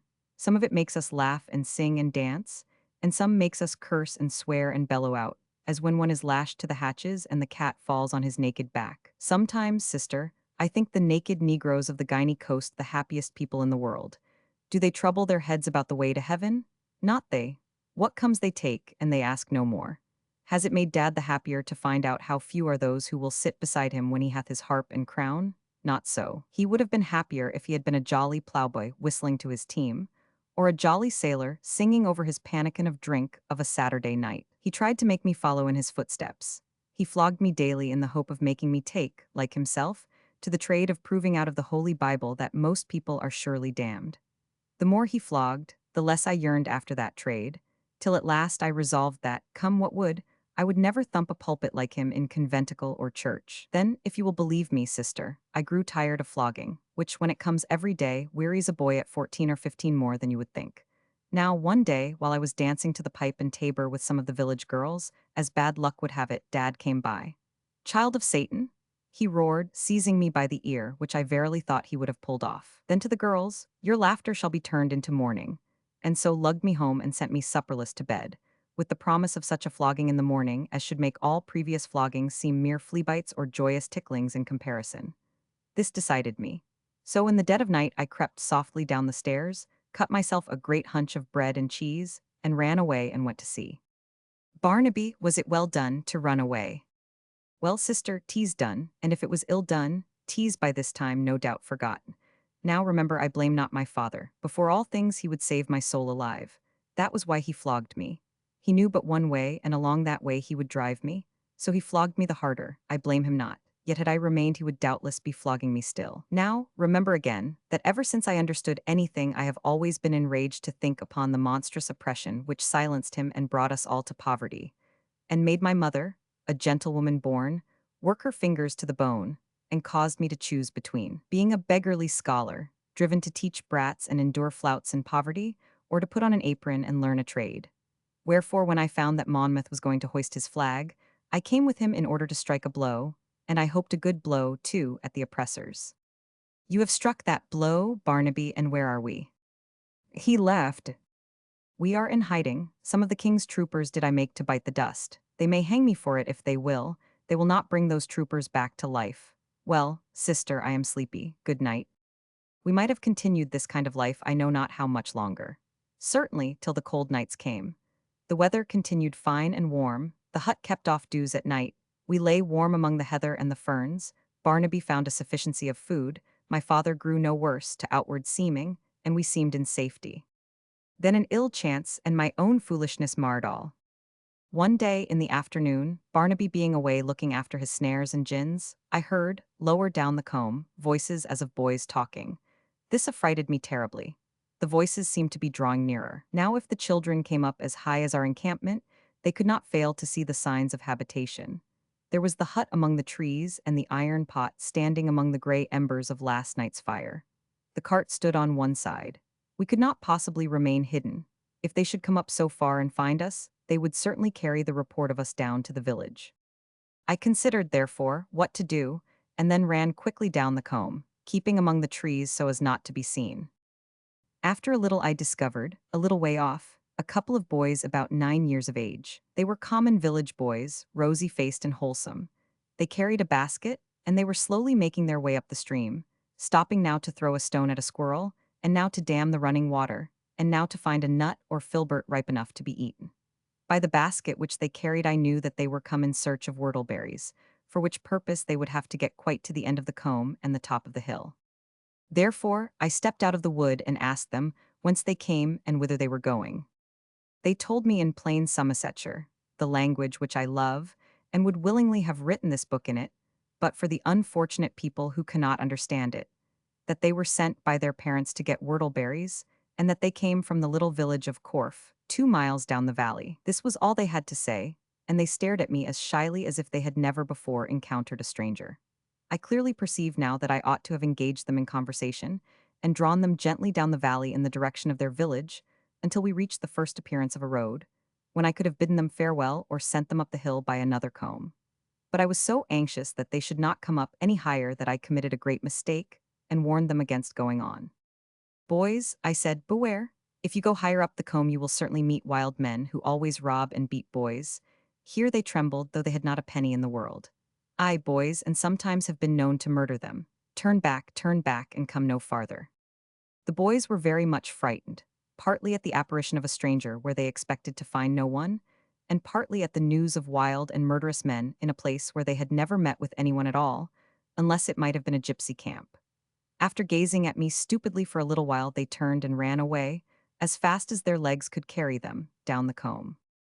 I watched them running, and when they were out of sight I went back again, still disquieted because they might return. When I told Barnaby in the evening, he, too, was uneasy. For, he said, the boys would spread abroad the report that there were people in the valley. What people could there be but fugitives? Sister, he said, tomorrow morning must we change our quarters. On the other side of the hills looking south, or to the east in Narroch Forest, we may make another camp and be still more secluded. For tonight I think we are in safety. What happened was exactly as Barnaby thought. For the lads ran home and told everybody that up in the combe there were wild men who robbed and murdered people, that a lady had come out of the wood and warned them to go no farther, lest they should be robbed and murdered. They were certain it was a lady, and not a countrywoman, nor was it a witch, nor a fairy or elf of whom there are many on Blackdown. No, it was a lady. This strange circumstance set the villagers a-talking. They talked about it at the inn, whither they nightly repaired. Beware. Boys, I said, beware. If you go up higher you will certainly meet wild men. In ordinary times they might have talked about it to their heart's content, and no harm done, but in these times talk was dangerous. In every little village there are one or two whose wits are sharper than the rest, and therefore they do instigate whatever mischief is done in that village. At Corfe, the cobbler, it was 165 who did the mischief, for he sat thinking while the others talked, and he presently began to understand that there was more in this than his fellows imagined. He knew the hills. There were no wild men upon them who would rob and murder two simple village boys. Gypsies there were, and broom squires sometimes, and hedge terrors, but murderers of boys none. And who was this gentlewoman? Then he guessed the whole truth. There were people lying hidden in the combe. If people hidden, they were Monmouth's rebels. A reward would be given for their capture. Fired with this thought, he grasped his cudgel and walked off to the village of Orchard Portman, where, as he had heard, there was lying a company of grenadiers sent out to scour the country. He laid his information and received the promise of reward. He got that reward, in short, but nothing prospered with him afterwards. His neighbors, who were all for Monmouth, learned what he had done and shunned him. He grew moody, he fell into poverty, who had been a thriving tradesman, and he died in a ditch. The judgments of the Lord are sometimes swift and sometimes slow, yet they are always sure. Who can forget the dreadful end of Tom Bowman, as he was called, the only wretch who could be found to cut up the limbs of the hanged men and dip them in the cauldrons of pitch? For he was struck dead by lightning, an awful instance of the wrath of God. Early next morning, about 5 of the clock, I sat before the hut in the shade. Barnaby was up and had gone to look at his snares. Suddenly I heard steps below, and the sound as of weapons clashing against each other. Then a man came into sight, a fellow he was with a leathern apron, who stood gazing about him. There was no time for me to hide, because he immediately saw me and shouted to them behind to come on quickly. Then a dozen soldiers, all armed, ran out of the wood and made for the hut. "Gentlemen," I cried, running to meet them, "whom seek you?" "Who are you?" asked one who seemed to be a sergeant over them. "Why are you in hiding?" Then a thought struck me. I know not if I was wise or foolish. "Sir," I replied, "my father, it is true, was with the Duke of Monmouth, but he was wounded and now lies dead in this hut. You will suffer us to bury our dead in peace." "Dead is he, that will we soon see." So saying, he entered the hut and looked at the prostrate form. He lifted one hand and let it drop. It fell like the hand of one who is recently dead. He bent over the body and laid his hand upon the forehead. It was cold as death. The lips were pale as wax and the cheeks were white. He opened an eye. There was no expression of light in it. "Humph," he said, "he seems dead. How did he come here?" "My mother and I drove him here for safety in yonder cart. The pony hath run away." "That may be so, that may be so. He is dressed in a cassock. What is his name?" "He was Dr. Comfort Aiken, an ejected minister and preacher in the Duke's army." A prize if he had been alive? Then a sudden suspicion seized him. He had in his hand a drawn sword. He pointed it at the breast of the dead man. "If he be truly dead," he said, "another wound will do him no harm." Wherefore, he made as if he would drive the sword through my father's breast, and my mother shrieked and threw herself across the body. "So," he said with a horrid grin, "I find that he is not dead, but only wounded. My lads, here is one of Monmouth's preachers, but he is sore wounded." "Oh," I cried, "for the love of God suffer him to die in peace." Aye, he shall die in peace, I promise you so much. Meanwhile, madam, we will take better care of him in Ilminster jail than you can do here. The air is raw upon these hills." The fellow had a glib tongue and a mocking manner. "You have none of the comforts which a wounded man requires. They are all to be found in Ilminster prison, whither we shall carry him. There will he have nothing to think about, with everything found for him. Madam, your father will be well bestowed with us." At that moment, I heard the footsteps of Barnaby crunching among the brushwood. "Fly, Barnaby, fly," I shrieked. "The enemy is upon us." He did not fly, he came running.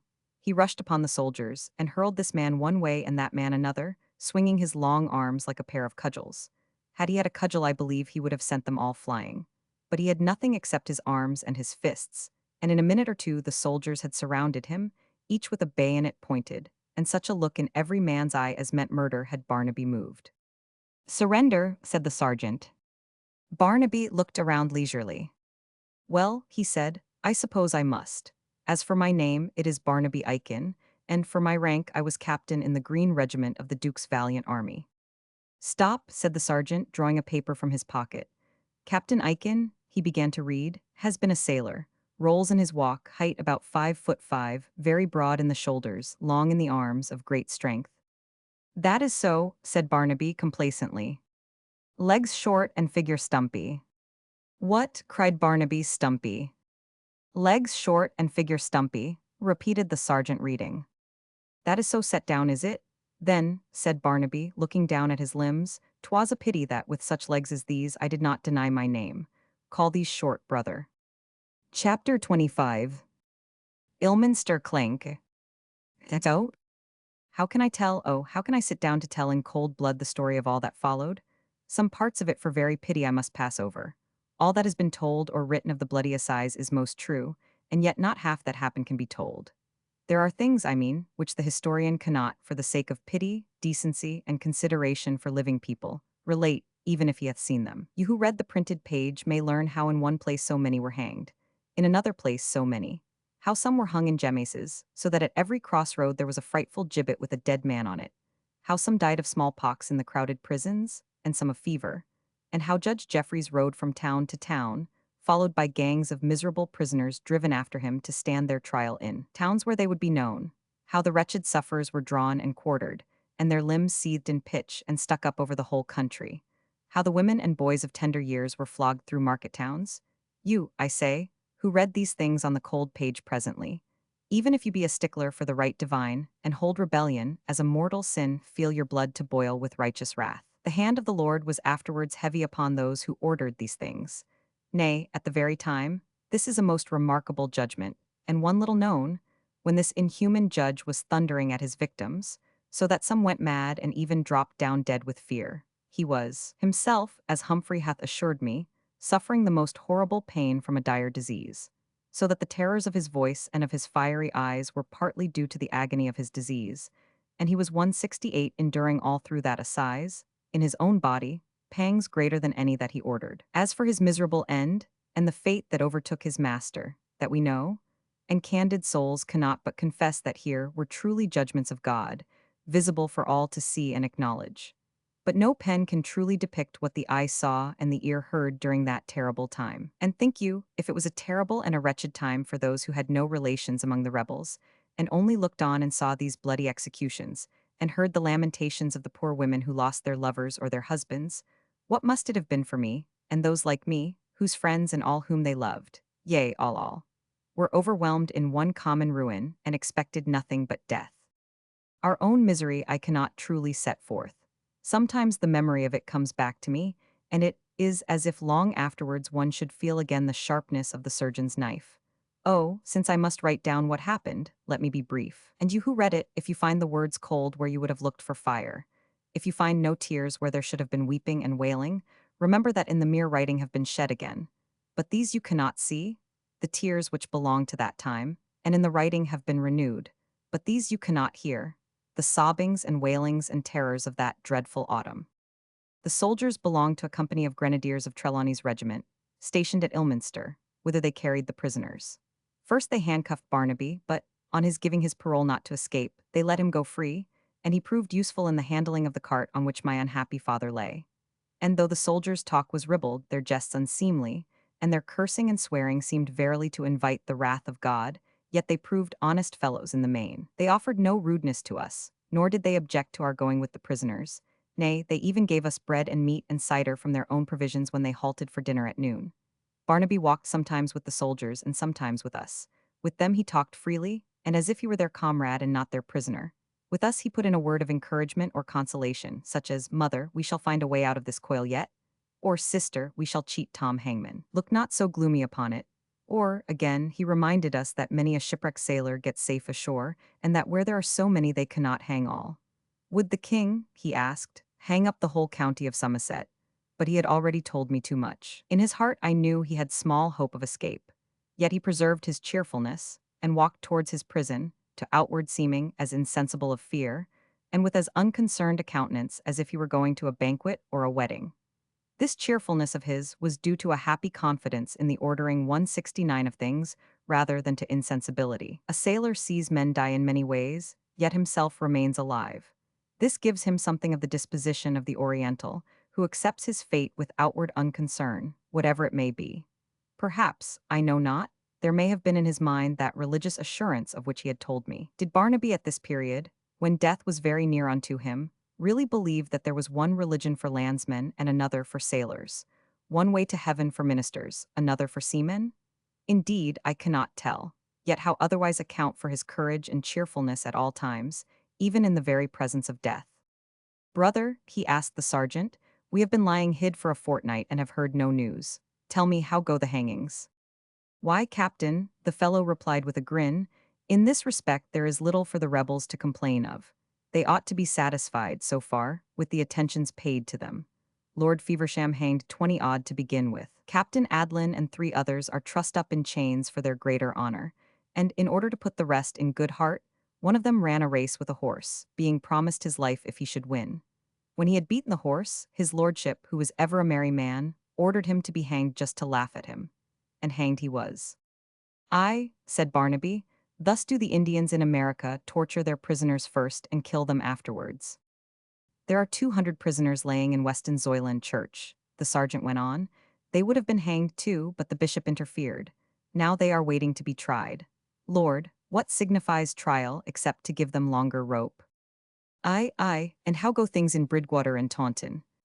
"From Weston to Bridgwater there is a line of gibbets already. In Taunton, 20, I believe, have swung, 20 at least. The drums beat, the fifes played, and the trumpets sounded, and Colonel Kirk drank to the health of every man, such was his condescension, before he was turned off. 'Twould have done your heart good, Captain, only to see the brave show." "Aye, aye," said Barnaby, unmoved.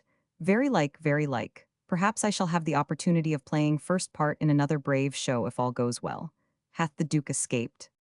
"We heard yesterday that he is taken somewhere near the New Forest, so that he will before long lay his lovely head upon the block. Captain, your friends have brought their pigs to a pretty market." "They have, brother, they have," replied Barnaby, still with unmoved countenance. "Yet many a man hath recovered from worse straits than these." I listened with sinking heart. Much I longed to ask if the sergeant knew aught of Robin, but I refrained, lest merely to 170 name him might put the soldiers on the lookout for him, should he, happily, be in hiding. Next the sergeant told us, which terrified me greatly, that there was no part of the country where they were not scouring for fugitives, that they were greatly assisted by the clergy, who, he said, were red-hot for King James, that the men were found hiding as we had hidden in linneys, in hedges, in barns, in woods, that they were captured by treachery, by information laid, and even, most cruel thing of all, by watching and following the men's sweethearts who were found taking food to them. He said also that, at the present rate, they would have to enlarge their prisons to admit 10 times their number, for they were hailing into them not only the men who had followed Monmouth, but also those who had helped him with money, arms, or men. The sergeant was a brutal fellow, yet there was about him something of good nature, and even of compassion for the men he had captured. But he seemed to take delight in speaking of the sufferings of the unfortunate prisoners. The soldiers, he told us, were greatly enraged towards the rebels, not, I suppose, on account of their rebellion, because 3 years later they themselves showed how skin-deep was their loyalty, but because the rustics, whom they thought contemptible, had surprised and nearly beat them. And this roused in them the spirit of revenge. "Captain," said the sergeant, "'tis pity that so lusty a gentleman as thou shouldst die. Hast thou no friends at court? No, nor any who would speak for thee. 'Tis pity, yet a man can die but once. With such a thick neck as thine bespeak, if so much grace be accorded thee, a long rope and a high gallows. Else when it comes to the quartering," he stopped and shook his head. "But there, I wish you well out of it, Captain." In the evening, just before sunset, we arrived at Ilminster, after a sad and weary march of 10 miles at least. But we could not leave the prisoners until we knew how and where they were bestowed, and during all this time my mother, who commonly walked not abroad from one Sabbath to the next, was possessed with such a spirit that she seemed to feel no weariness. When we rode all night in order to join the Duke she complained not. When we rode painfully across the hills to Taunton she murmured not. Nor when we carried our wounded man up the rough and steep combe. No, nor on this day, when she walked beside her husband's head, careful lest the motion of the cart should cause him pain. But he felt nothing, poor soul, he would feel nothing any more. Ilminster is a goodly town, rich and prosperous with its spinners and weavers.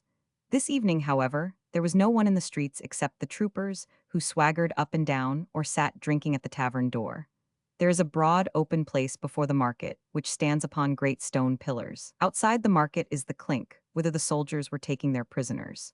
The troopers paid not the least heed to our mournful little procession, a 171 wounded man, a prisoner in scarlet and lace, but the cloth tattered and stained, and the lace torn. They were only 2 more men on their way to death. What doth a soldier care for the sight of a man about to die? "Mother," said Barnaby when we drew near the prison gates, "come not within. I will do all that I can for him. Go now and find a decent lodging, and sister, hark ye, the lads in our army were rough, but they were as lambs compared with these swaggering troopers. Keep snug, therefore, and venture not far abroad." I whispered in his ear that I had his bag of money safe, so that he could have whatever he wanted if that could be bought. Then the prison gates were closed, and we stood without. It would have been hard indeed if the wife and daughter of Dr. Comfort Aiken could not find a lodging among godly people, of whom there are always many in every town of Somerset. We presently obtained a room in the house of one Martha Prior, widow of the learned and pious Joshua Prior, whilom preacher and ejected minister. Her case was as hard as our own. This poor woman had 2 sons only, and both had gone to join the Duke, one already risen to be a master serge maker and one a draper of the town. Of her sons she could hear no news at all, whether they were alive or dead. If they were already dead, or if they should be hanged, she would have no means of support, and so must starve or eat the bread of charity. I learned afterwards that she never did hear anything of them, so that it is certain that they must have been killed on the battlefield or cut down by the dragoons in trying to escape. But the poor soul survived not long their loss. The church of Ilminster stands upon a rising ground. On the north of the church is the grammar school, and on the other 3 sides are houses of the better sort, of which Mrs. Prior had one. The place, which surrounds the churchyard, and hath no inn or alehouse in it, is quiet and retired.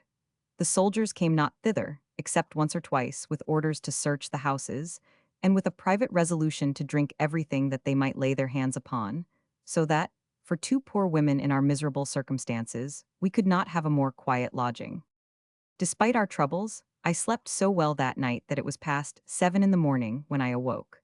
The needs of the body do sometimes overcome the cares of the spirit. For a whole fortnight had we been making our beds on the heather, and therefore, without taking off our clothes.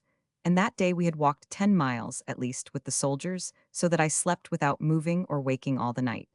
In the morning, I dressed quickly and hurried to the jail, not knowing whether I might be admitted or should be allowed speech of Barnaby. Outside the gate, however, I found a crowd of people going into the prison and coming out of it. Some of them, women like ourselves, were weeping. They were those whose brothers or lovers, husbands or sons, were in those gloomy walls. Others there were who brought, for such of the prisoners as had money to buy 172 them, eggs, butter, white bread, chickens, fruit, and all kinds of provisions. Some brought wine, cider, and ale, some tobacco. The warders who stood at the gates made no opposition to those who would enter. I pressed in with a beating heart, prepared for a scene of the most dreadful repentance and gloomy forebodings. What I saw was quite otherwise. The gates of the prison opened upon a courtyard, not very big, where the people were selling their wares, and some of the prisoners were walking about, and some were chaffering with the women who had the baskets. On the right-hand side of the yard was the clink itself.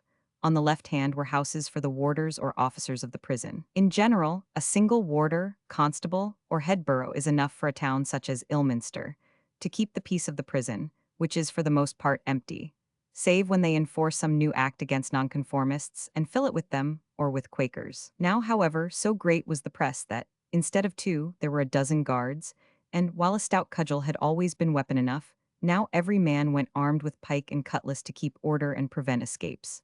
6 of them occupied the gatehouse. Other 6 were within, in a sort of guardhouse, where they slept on the left hand of the court. The ground floor of the clink we found to be a large room, at least 40 feet each side in bigness. On one side of it was a great fireplace, where, though it was the month of July, there was burning a great fire of Welsh coal, partly for cooking purposes, because all that the prisoners ate was cooked at this fire, and partly because a great fire kept continually burning sweetens the air and wards off jail fever. On another side was a long table and several benches. Thick wooden pillars supported the joists of the rooms above. The windows were heavily barred, but the shutters had been taken down, and there was no glass in them. In spite of fire and open windows, the place was stifling and smelt most horrible. Never have I breathed so foul an air. There lived in this room about 80 prisoners. Later on the numbers were doubled. Some were smoking tobacco and drinking cider or ale. Some were frying pieces of meat or smoked herrings over the fire. And the tobacco, the ale, the wine, the cooking, and the people themselves, nearly all country lads, unwashed, who had slept since Sedgemoor at least, in the same clothes without once changing, made so foul an air that jail fever, putrid throats, and smallpox, all of which afterwards broke out, should have been expected sooner. They were all talking, laughing, and even singing, so that, in addition to the noisome stench of the place, there was such a din as one may hear at Sherborne Fair of an evening. I expected, as I have said, a gloomy silence with the rattling of chains, the groans of those who looked for death, and perhaps a godly repentance visible upon every countenance. Yet they were all laughing, except a few who sat retired and who were wounded. I say that they were all laughing. They had nothing to expect but death, or at 173 the best to be horribly flogged, to be transported, to be fined, branded, and ruined. Yet they laughed. What means this hardness and indifference in men? Could they not think of the women they had left at home? I warrant that none of them were laughing. Among them, a pipe of tobacco in his lips and a mug of strong ale before him on the table, his hat flung backwards, sat Barnaby, his face showing, apparently, complete satisfaction with his lot. When he saw us at the door, he rose and came to meet us. "Welcome," he said. "This is one of the places where King Monmouth's men are to receive the honor due to them. Courage, gentle hearts, be not cast down. Everywhere the prisons are full, and more are brought in every day. Our very numbers are our safety. They cannot hang us all. And hark, here," he whispered, "sister, we now know that Colonel Kirke hath been selling pardons at £10, £20, and £30 apiece. Wherefore we are well assured that somehow or other we shall be able to buy our release. There are plenty besides Colonel Kirke who will sell a prisoner his freedom." "Where is your father?" asked my mother. "He is bestowed above, where it is quieter, except for the groaning of the wounded. Go upstairs and you will find him. And there is a surprise for you, besides. You will find with him one you little expect to see." "Oh, Barnaby, is there new misery for me? Is Robin a prisoner?" "Robin is not here, sis, and as for misery, why, that is as you take it. To be sure the man above is in prison, but no harm will happen to him. Why should it? He did not go out with Monmouth's men. But go upstairs, and see for yourselves." Chapter 26. Sir Christopher. And I know not whom I expected to find in consequence of Barnaby's words, as we went up the dark and dirty stairs which led to the upper room. Robin was not a prisoner. Why, then? But I knew not what I thought, all being strange and dreadful. At the top of the stairs we found ourselves in a room of the same size as the lower chamber, but not so high, and darker, being a gloomy place indeed, insomuch that it was not for some minutes that one could plainly discern things. It was lighted by a low, long window, set very close with thick bars, the shutters thrown open so that all the light and air possible to be admitted might come in. It had a great fireplace, but there was no fire burning, and the air of the room struck raw, though outside it was a warm and sunny day. The roof was supported, as in the room below, by means of thick square pillars, studded with great nails set close together. For what purpose I know not. Every part of the woodwork in the room was in the same way stuck full of nails. On the floor lay half a score mattresses, the property of those who could afford to pay the warders an exorbitant fee for the luxury. At Ilminster, as I am told, at Newgate, the chief prison of the country, the same custom obtains of exacting heavy fees from the poor wretches clapped into ward. It is, I suppose, no sin to rob the criminal, the debtor, the traitor, or the rebel. For those who had nothing to pay there were only a few bundles of straw, and on these were lying half a dozen wretches, whose white faces and glazed eyes showed that they would indeed cheat Tom the hangman, though not in the way that Barnaby hoped.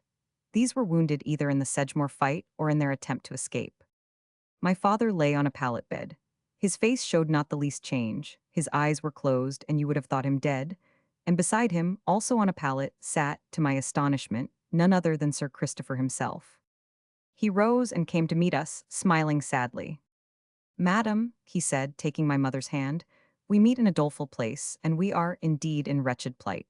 I cannot bid you welcome. I cannot say that I am glad to see you. There is nothing that I can say of comfort or of hope, except, which you know already, that we are always in the hands of the Lord." "Sir Christopher," said my mother, "it was kind and neighborly in you to come, but you were always his best friend. Look at his poor white face." She only thought upon her husband. "You would think him dead, more than a fortnight he hath lain thus, motionless. I think he feels no pain. Husband, if thou canst hear me, make some sign, if it be but to open one eye." "No," she cried. "Day after day have I thus entreated him, and he makes no answer. He neither sees nor hears. Yet he doth not die, wherefore I think that he may yet recover speech and sit up again, and presently perhaps walk about, and address himself again unto his studies." She waited not for any answer, but knelt down beside him, and poured some drops of milk into the mouth of the sick man. Sir Christopher looked at her mournfully and shook his head. Then he turned to me, and kissed me without saying a word. "Oh, sir," I cried, "how could you know that my father would be brought unto this place? With what goodness of heart have you come to our help?" "Nay, child," he replied gravely, "I came because I had no choice but to come. Like your father and your brother Alice, I am a prisoner." "You, sir, you a prisoner? Why, you were not with the Duke." "That is most true, and yet a prisoner.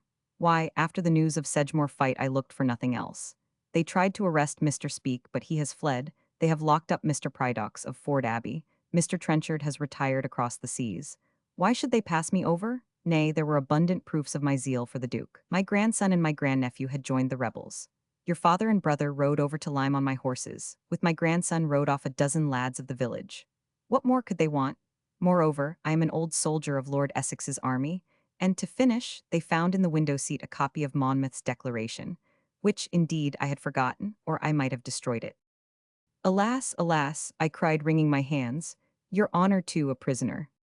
Since the sergeant spoke to Barnaby about the interest of friends, I had been thinking that Sir Christopher, whose power and interest, I fondly thought, must be equal to those of any lord in the land, would interpose to save us all. And he was now a prisoner himself, involved in the common ruin. One who stands upon a bridge and sees with terror the last support carried away by the raging flood feels such despair as fell upon my soul. Oh, sir, I cried again, it is line upon line, woe upon woe. He took my hand in his and held it tenderly. My child, he said, to an old man of 75, what doth it matter whether he die in his bed, or whether he die upon a 176 scaffold? Through the pains of death, as through a gate, we enter upon our rest. It is dreadful, I cried again, I cannot endure it. The shame and ignominy of this death, he said, I shall, I trust, regard lightly. We have struck a blow for freedom and for faith. Well, we have been suffered to fail. The time hath not yet come. Yet in the end, others shall carry on the cause, and religion shall prevail. Shall we murmur who have been God's instruments? Alas, alas, I cried again.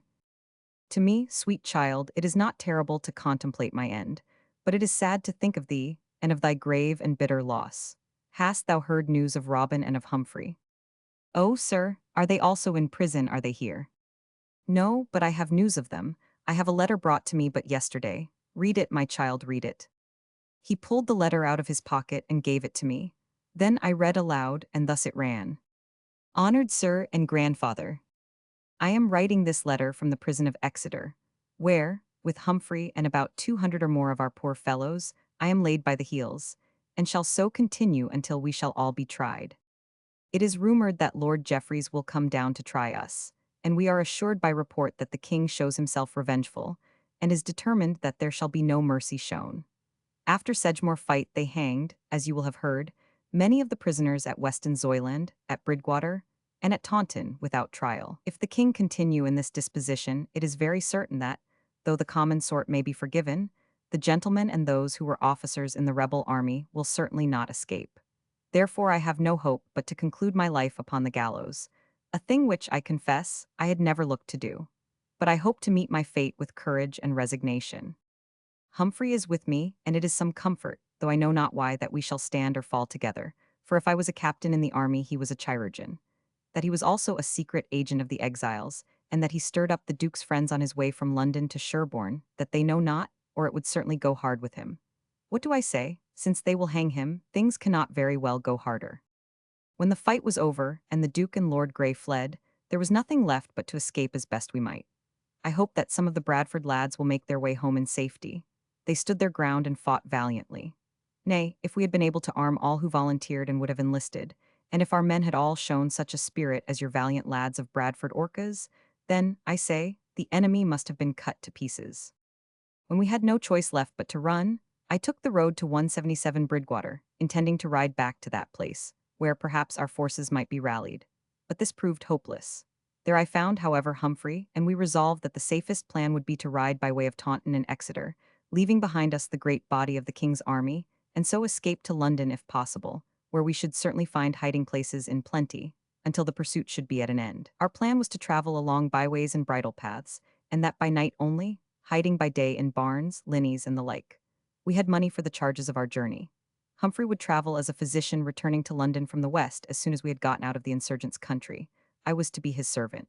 Thus we arranged the matter in our minds, and already I thought that we were safe, and in hiding somewhere in London, or across the seas in the Low Countries again.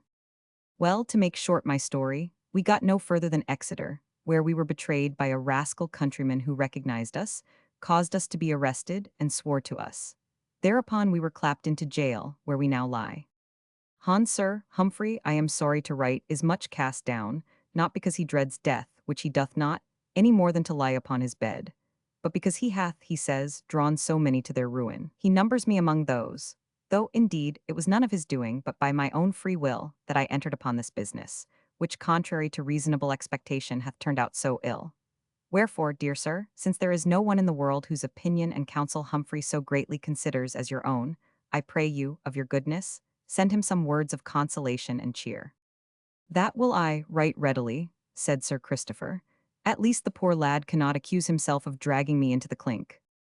I hear, continued Robin's letter, that my mother hath gone with Mr. Bosquirrel to London, to learn if aught can be done for us. If she do not return before we are finished, bid her think kindly of Humphrey and not to lay these things to his charge. As for my dear girl, my Alice, I hear nothing of her. Miss Blake, who led the maids when they gave the flags to the Duke, is, I hear, clapped into prison. Alice is not spoken of. I am greatly perturbed in spirit concerning her, and I would gladly, if that might be compassed, have speech with her before I die. I fear she will grieve and weep, but not more than I myself at leaving her poor maid. I hear also nothing concerning her father, who is red hot for the cause, and therefore, I fear, will not be passed over or forgotten. Nor do I hear aught of Barnaby, who, I hope, hath escaped on shipboard, as he said that he should do if things went ajar. Where are they all? The roads are covered with rough men, and it is not fit for such as Alice and her mother to be traveling. I hope that they have returned in safety to Bradford Orcas, and that my old master, Dr. Aikin, hath forgotten his zeal 178 for the Protestant Duke, and is already seated again among his books. If that is so, tell Alice, honoured sir, that there is no hour of the day or night but I think of her continually, that the chief pang of my approaching fate is the thought that I shall leave her in sorrow, and that I cannot say or do anything to stay her sorrow. Comfort her I cannot, save with words which will come better from the saintly lips of her father. I again pray thee to assure her of my faithful love. Tell her that the recollection of her sweet face and steadfast eyes fills me with so great a longing that I would fain die at once, so as to bring nearer the moment when we shall be able to sit together in heaven. My life hath been glorified, if I may say so in humility, by her presence in my heart, which drove away all common and unclean things. Of such strength is earthly love. Nay, I could not, I now perceive, be happy even with the joys of heaven if she were not by my side. Where is she, my heart, my love? Pray God she is in safety. And now, sir, I have no more to say. The prison is a hot and reeking place. At night it is hard to bear the foulness and the stench of it. Humphrey says that we may shortly expect some jail fever or smallpox to break out among us, in which case the work of the judges may be lightened. The good people of this ancient city are in no way afraid of the king's vindictiveness, but send in of their bounty quantity of provisions: fruit, eggs, fresh meat, salted meat, ale, and cider, every day for the poor prisoners, which shows which way their opinions do line, even although the clergy are against us. Honored sir, I am sure and certain that the miscarriage of our enterprise was caused by the conduct of those who had us in hand. In a year or two there shall be seen, but not by us, another uprising, under another leader with another end. So no more, I send to thee, dear and honored sir, my bounden duty and my grateful thanks for all that I owe to your tender care and affection. Pray my mother for me, to mourn no more for me than is becoming to one of her piety and virtue. Alas, it is thinking upon her, and upon my poor lost Alice, that my heart is well nigh torn in pieces. But tell Humphrey, through no fault, no, through no fault of his. From thy dutiful and obedient grandson, Barcy. I read this all through. Then I folded up the letter and returned it to Sir Christopher. As he took it, the tears came into his dear and venerable eyes and rolled down his cheeks. My dear, he said, it is hard to bear. Everyone who is dear to thee will go, there is an end of all, unless some way, of which we know nothing, be opened unto us. Why, I said, if we were all dead and buried, and our souls together in heaven. Patience, my dear, said the old man. Oh, must they all die, all? My heart will burst. Oh, sir, will not one suffice for all? Will they not take me and hang me and let the rest go free? Child, he took my hand between his own. God knows that if one life would suffice for all, it should be mine. Nay, I would willingly die 10 times over to save thy Robin for thee. He is not dead yet, however, nor is he sentenced. There are so many involved that we may hope for a large measure of mercy. Nay, more. His mother hath gone to London, as he says in his letter, with my son-in-law Philip Bosquirrel, to see if aught can be done, even to the selling of my whole estate, to procure the enlargement of the boys. I know not if anything can be done, but be assured Philip Bosquirrel will leave no stone unturned. Oh, can money buy a pardon? I have 200 gold pieces, they are Barnaby's. Then, my dear, they must be used to buy pardon for Barnaby and thy father, though I doubt whether any pardon need be bought for one who is brought so low. Beside the bed my mother sat crouched, watching his white face as she had done all day long in our hiding place. I think she heeded nothing that went on around her, being wrapped in her hopes and prayers for the wounded man. Then Sir Christopher kissed me gently on the forehead. They say the king is unforgiving, my dear. Expect not therefore anything. Say to thyself every morning that all must die. To know the worst brings with it something of consolation. Robin must die, Humphrey must die, your brother Barnaby must die, your father, but he is well nigh dead already, and I myself, all must die upon the scaffold if we escape this noisome jail. In thinking of this, remember who will be left. My dear, if thou art as a widow and yet a maiden, I charge thee solemnly that thou forget thine own private griefs and minister to those who will have none but thee to help them. Live not for thyself, but to console and solace those who, like thyself bereaved, will need thy tender cares. Chapter 27. Before the Assize. When? Then we sat down and waited. 'Twas all that we could do. Day after day we went to the prison, where my mother sat by my father, whose condition never changed in the least, being always that of one who slept, or, if his eyes were open, was unconscious, and though he might utter a few rambling words, had no command of his mind or of his speech. Wherefore we hoped that he suffered nothing. 'Twas a musket ball had struck, the surgeon said, in his backbone between the shoulders, whereby his powers of motion and of thought were suspended. I know not whether anyone attempted to remove the ball, or whether it was lodged there at all, because I am ignorant of such matters. And to me, whether he had been struck in the back or no, it was to my mind sure and certain that the Lord had granted my father's earnest prayer that he should again be permitted to deliver openly the message that was upon his soul, nay, had given him 3 weeks of continual and faithful preaching, the fruits of which, could we perceive them, should be abundant. That prayer granted, the Lord, I thought, was calling him to rest.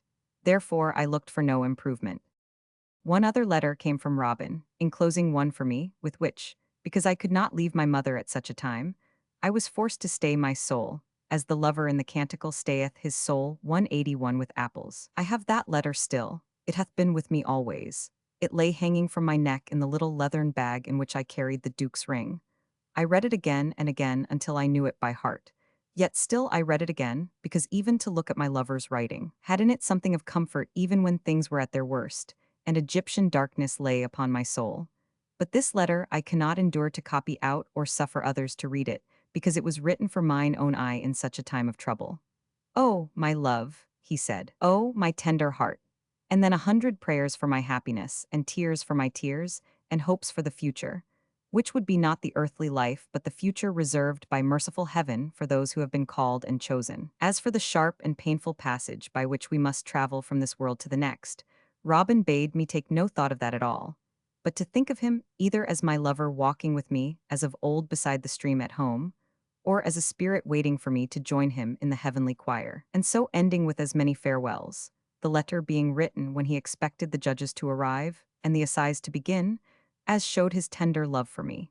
No, I cannot write down this letter for the eyes of all to read. There are things which must be kept hidden in our own hearts, and without doubt, every woman to whom good fortune hath given a lover such as Robin, with a heart as fond and a pen as ready, though he could never, like Humphrey, write sweet verses, hath received an epistle or two like unto mine for its love and tenderness, but I hope, without the sadness of impending death. It was 4 weeks after we were brought to Ilminster that the news came to us of the coming trials. There were 5 judges, but the world knows but of one, namely, George Lord Jeffreys, Chief Justice of England. And now, indeed, we began to understand the true misery of our situation. For everyone knew the character of the judge who, though a young man still, was already the terror alike of prisoners, witnesses, and juries. It promised to be a black and bloody assize indeed, since this man was to be the judge. The aspect of the prison by this time was changed. The songs and merriment, the horseplay and loud laughter by which the men had at first endeavored to keep up their hearts were gone. The country lads pined and languished in confinement, their cheeks grew pale and their eyes heavy. Then, the prison was so crowded that there was barely room for all to lie at night, and the yard was too small for all to walk therein by day. In the morning, though they opened all the shutters, the air was so foul that in going into it from the open one felt sick and giddy, and was sometimes fain to run out and drink cold water. Oh, the terrible place for an old man such as Sir Christopher! Yet he endured without murmuring the foulness and the hardness, comforting the sick, still reproving blasphemies, and setting an example of cheerfulness. The wounded men all died, I believe, which, as the event proved, was 180 too lucky for them. It would have saved the rest much suffering if they had all died as well. And to think that this was only one of many prisons thus crowded with poor captives. At Wells, Phillips Norton, Shepton Mallet, Bath, Bridgwater, Taunton, Ilchester, Somerton, Langport, Bristol, and Exeter, there was a like assemblage of poor wretches thus awaiting their trials. I said that there was now little singing. There was, however, drinking enough and more than enough. They drank to drown their sorrows, and to forget the horrid place in which they lay and the future which awaited them. When they were drunk, they would bellow some of their old songs, but the brawling of a drunkard will not communicate to his companions the same joy as the music of a merry heart. While we were expecting to hear that the judge had arrived at Salisbury, the fever broke out in the prison of Ilminster.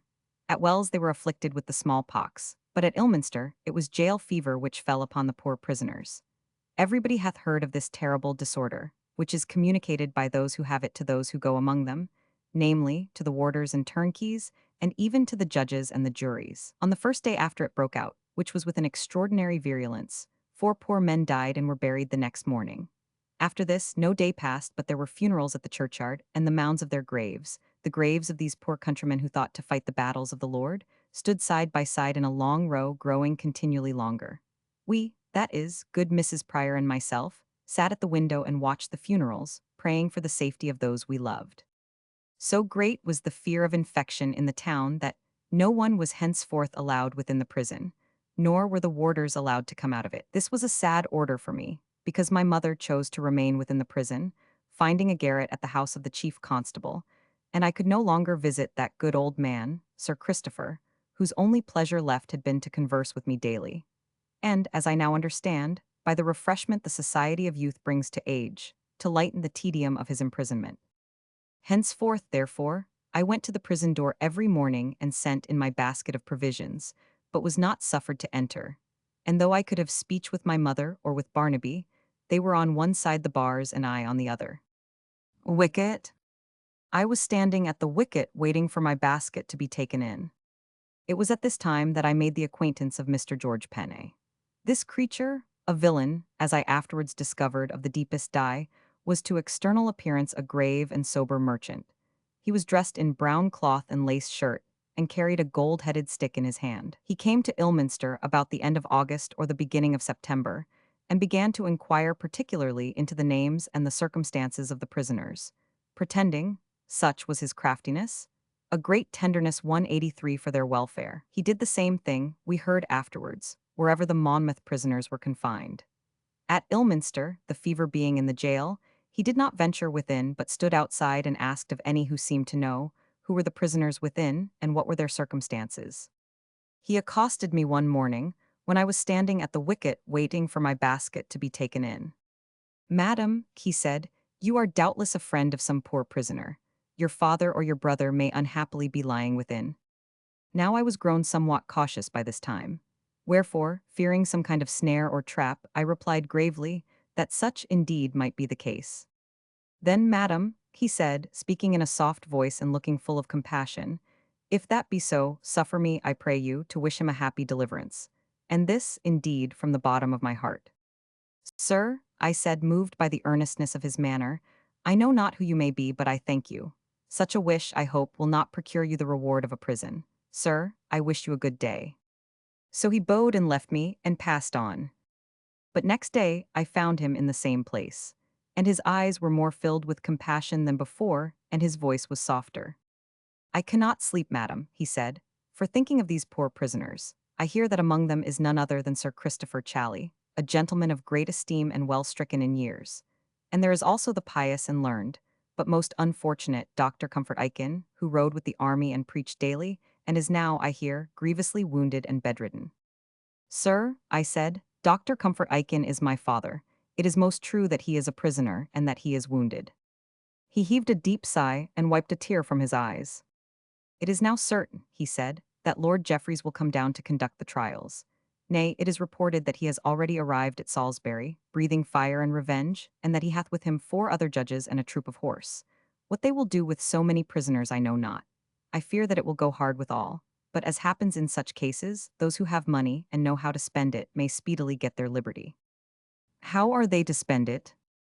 Why, madam, it is not indeed to be looked for that you should know.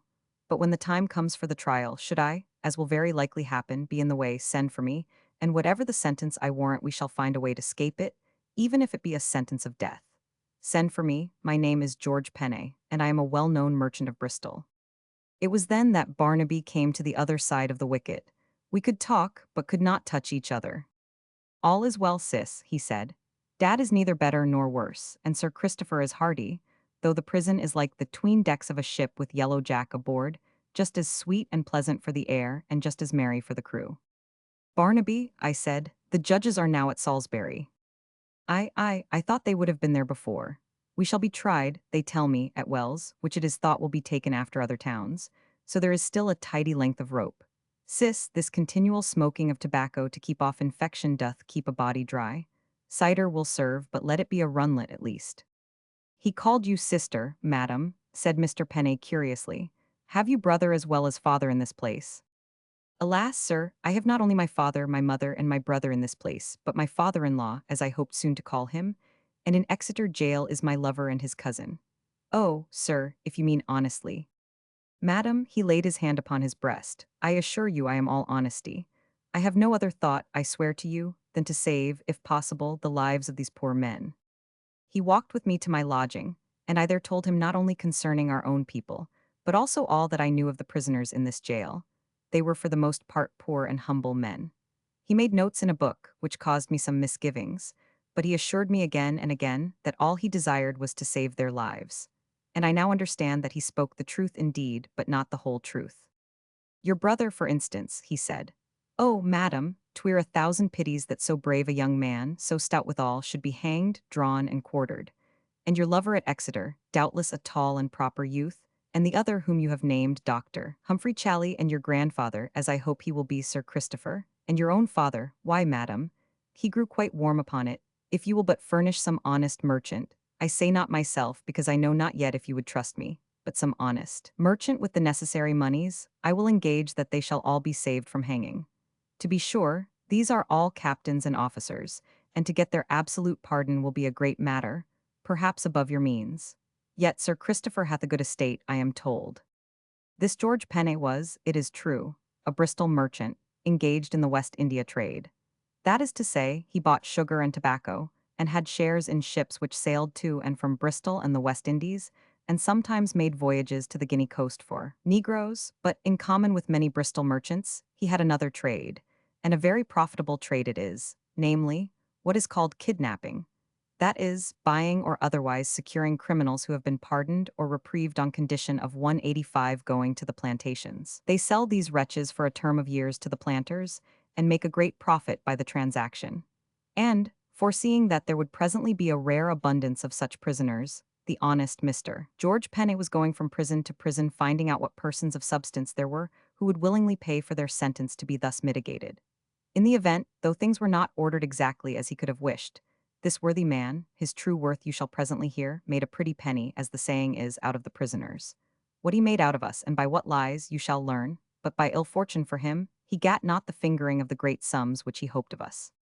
And now the news, from Winchester first, and from Dorchester afterwards, filled the hearts of all with a dismay which it is beyond all power of words to tell. For if an ancient lady of good repute, though the widow of a regicide, such a woman as Lady Lisle, 70 years of age, could be condemned to be burned, and was, in fact, beheaded, for no greater offense than harboring two rebels, herself ignorant of who they were or whence they came, what could any hope who had actually borne arms? And, again, at Dorchester, 30 who pleaded not guilty were found guilty, and condemned to be hanged, and nearly 300 who pleaded guilty were sentenced to be hanged at the same time. It was not an idle threat intended to terrify the rest, because 13 of the number were executed on the following Monday, and 80 afterwards. Among those who were first hanged were many whom we knew. The aged and pious Mr. Sampson Lark, the Baptist minister of Lyme, for instance, was one. Colonel Holmes, whom the king had actually pardoned, was another, and young Mr. Hewling, whose case was like that of Robin. This terrible news caused great despondency and choking in the prison, where also the fever daily carried off one or two. Oh, my poor heart fell, and I almost lost the power of prayer, When I heard that from Dorchester the judge was riding in great state, driving his prisoners before him to Exeter, where there were 200 waiting their trial. And among them Robin, alas, alas, my Robin. Chapter 28. Benjamin. And It was the evening of September the 16th, about 9 of the clock. I was sitting alone in my lodging. Downstairs I heard the voice of the poor widow, Mrs. Pryor, who had received us. She was praying aloud with some godly friends for the safety of her sons. These young men, as I have said, were never more heard of, and were therefore already doubtless past praying for. I, who ought to have been praying with them, held Robin's last letter in my hands. I knew it by heart, but I must still be reading it again and again, thinking it was his voice which was indeed speaking to me, trying to feel his presence near me, to hear his breath, to see his very eyes. In the night, waking or sleeping, I still would hear him calling to me aloud. My heart, my life, my love, he would cry. I heard him, I say, quite plainly. By special mercy and grace this power was accorded to me, because I have no doubt that in his mind, while lying in his noisome prison, he did turn his thoughts, yea, and the yearnings of his fond heart to the maid he loved. But now the merciless judge who had sentenced 300 men to one common doom, 300 men, was such a sentence ever known? Had left Dorchester, and was already perhaps at Exeter. Oh, perhaps Robin had by this time stood his trial. What place was left for prayer? For if the poor, ignorant clowns were condemned to death, how much more the gentlemen, the officers of Monmouth's army?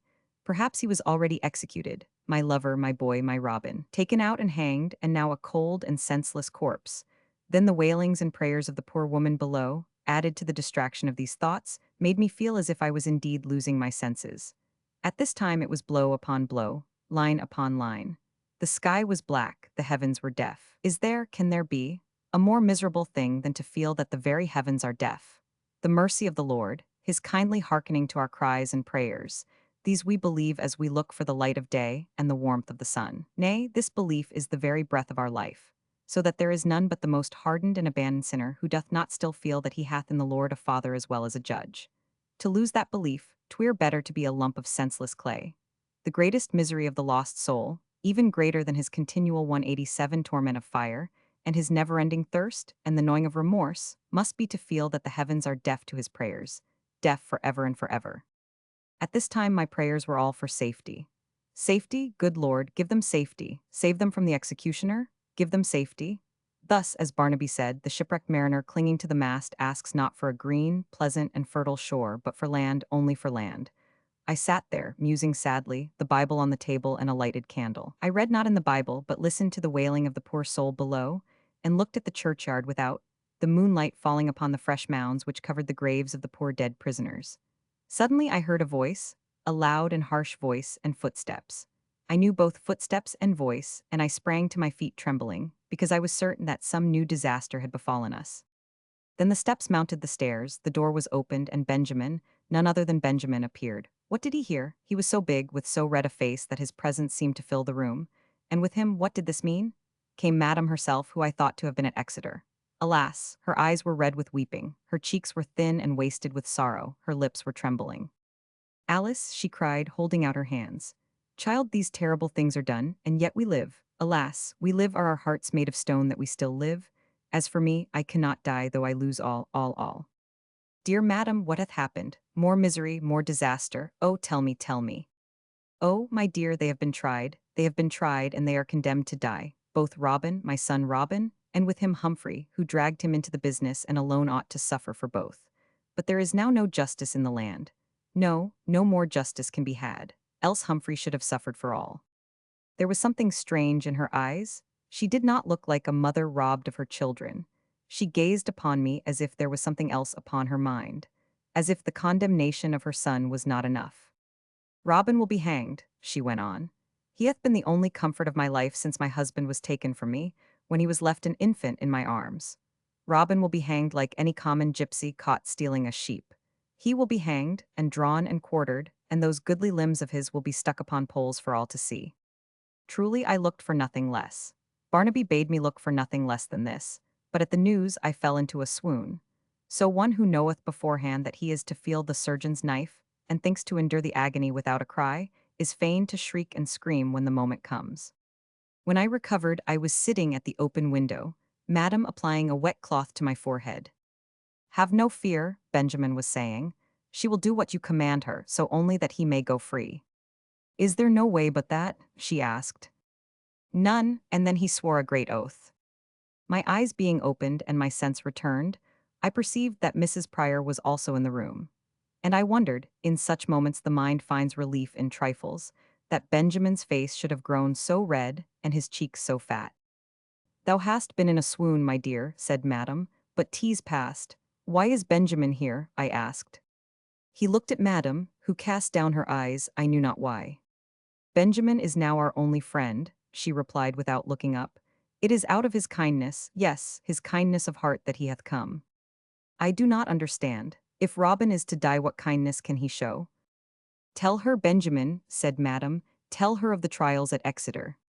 His lordship came to Exeter, Benjamin began, on the evening of September the 13th, escorted by many country gentlemen and a troop of horse. I had the honor of riding with him.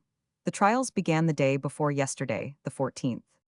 Pray, good sir, asked the poor woman who had lost her sons, did you observe my boys among the prisoners?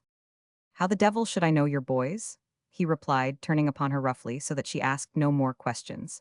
If they were rebels, they deserve hanging. Here she shrieked aloud and fled the room. The trials began with two fellows who pleaded not guilty, but were quickly proved to have been in arms and were condemned to death, one of them being sent out to instant execution. The rest who were brought up that day, among whom were Robin and Humphrey, pleaded guilty, being partly terrified and partly persuaded that it was their only chance of escape. So they too were condemned, 240 in all, every man jack of them, to be hanged, drawn, and quartered, and their limbs to be afterwards stuck on poles for the greater terror of evildoers. He said these words with such a fire in his eyes, and in such a dreadful threatening voice as made me tremble. Then they were all taken back to jail, where they will lie until the day of execution, and the Lord have mercy upon their souls. The terrible Judge Jeffreys himself could not look more terrible than Benjamin when he uttered the prayer with which a sentence to death is concluded. Benjamin, were you in the court to see and hear the condemnation of your own cousins? I was. I sat in the body of the court, in the place reserved for counsel.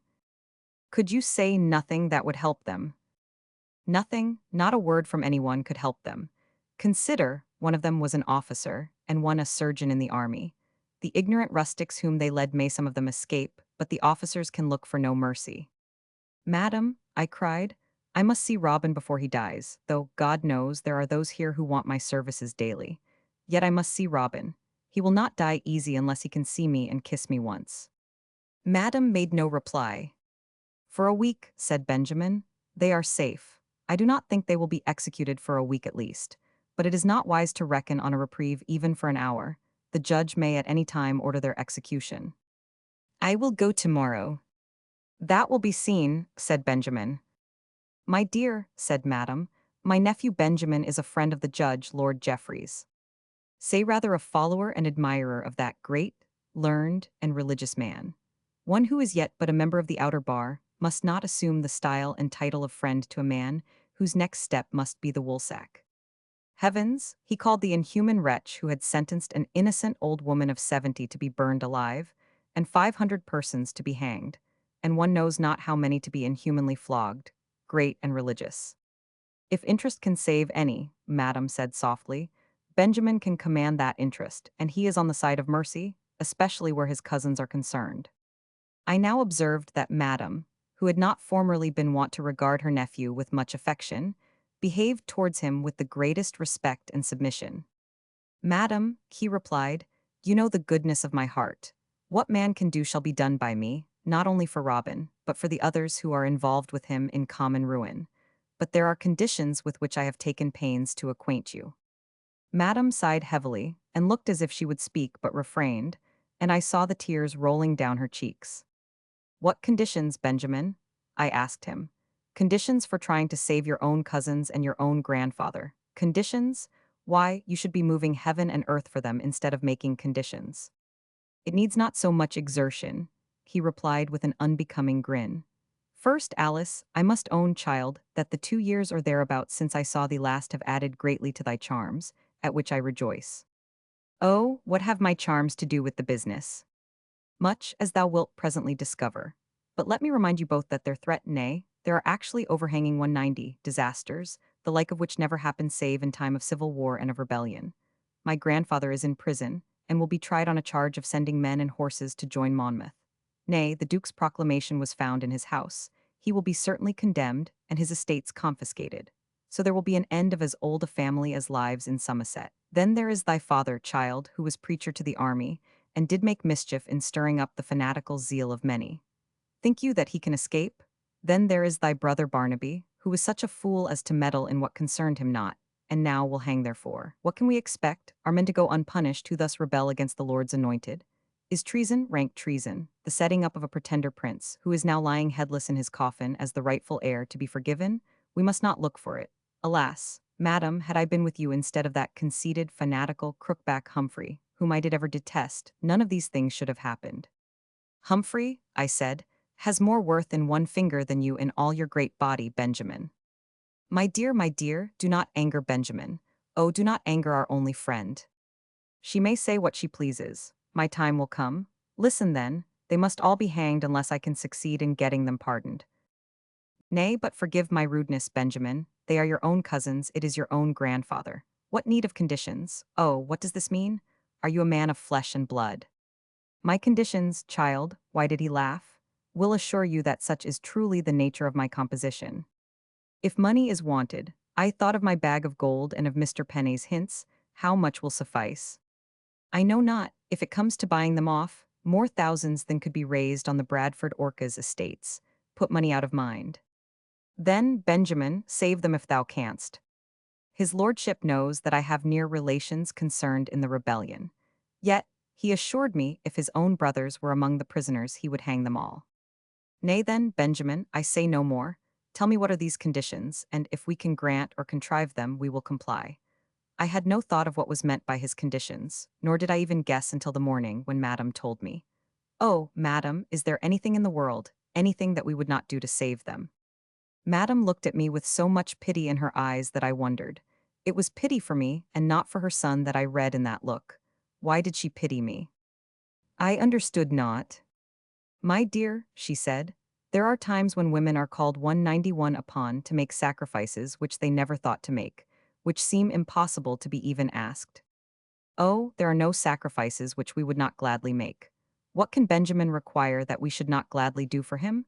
Nay, he is Robin's cousin, and your nephew, and Sir Christopher's grandson. He will, if need be, join us in making these sacrifices. I will, said Benjamin again. Why did he laugh? I will join you in making one sacrifice at least, with a willing heart. I will tell her tomorrow, said Madam.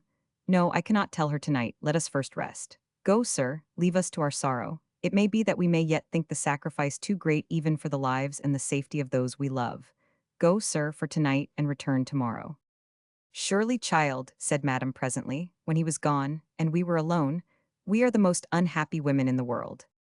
Nay, I replied. There have been other women before us who have been ruined and widowed by civil wars and rebellions. If it be any comfort to think that others have suffered like ourselves, then we may comfort ourselves. But the thought brings no consolation to me. Hagar, said Madam, was a miserable woman because she was cast out by the man she loved, even the father of her son, but she saved her son. Rachel was unhappy until the Lord gave her a son. Jephthah's daughter was unhappy, my dear, there is no case except hers which may be compared with ours, and Jephthah's daughter was happy in one circumstance, that she was permitted to die.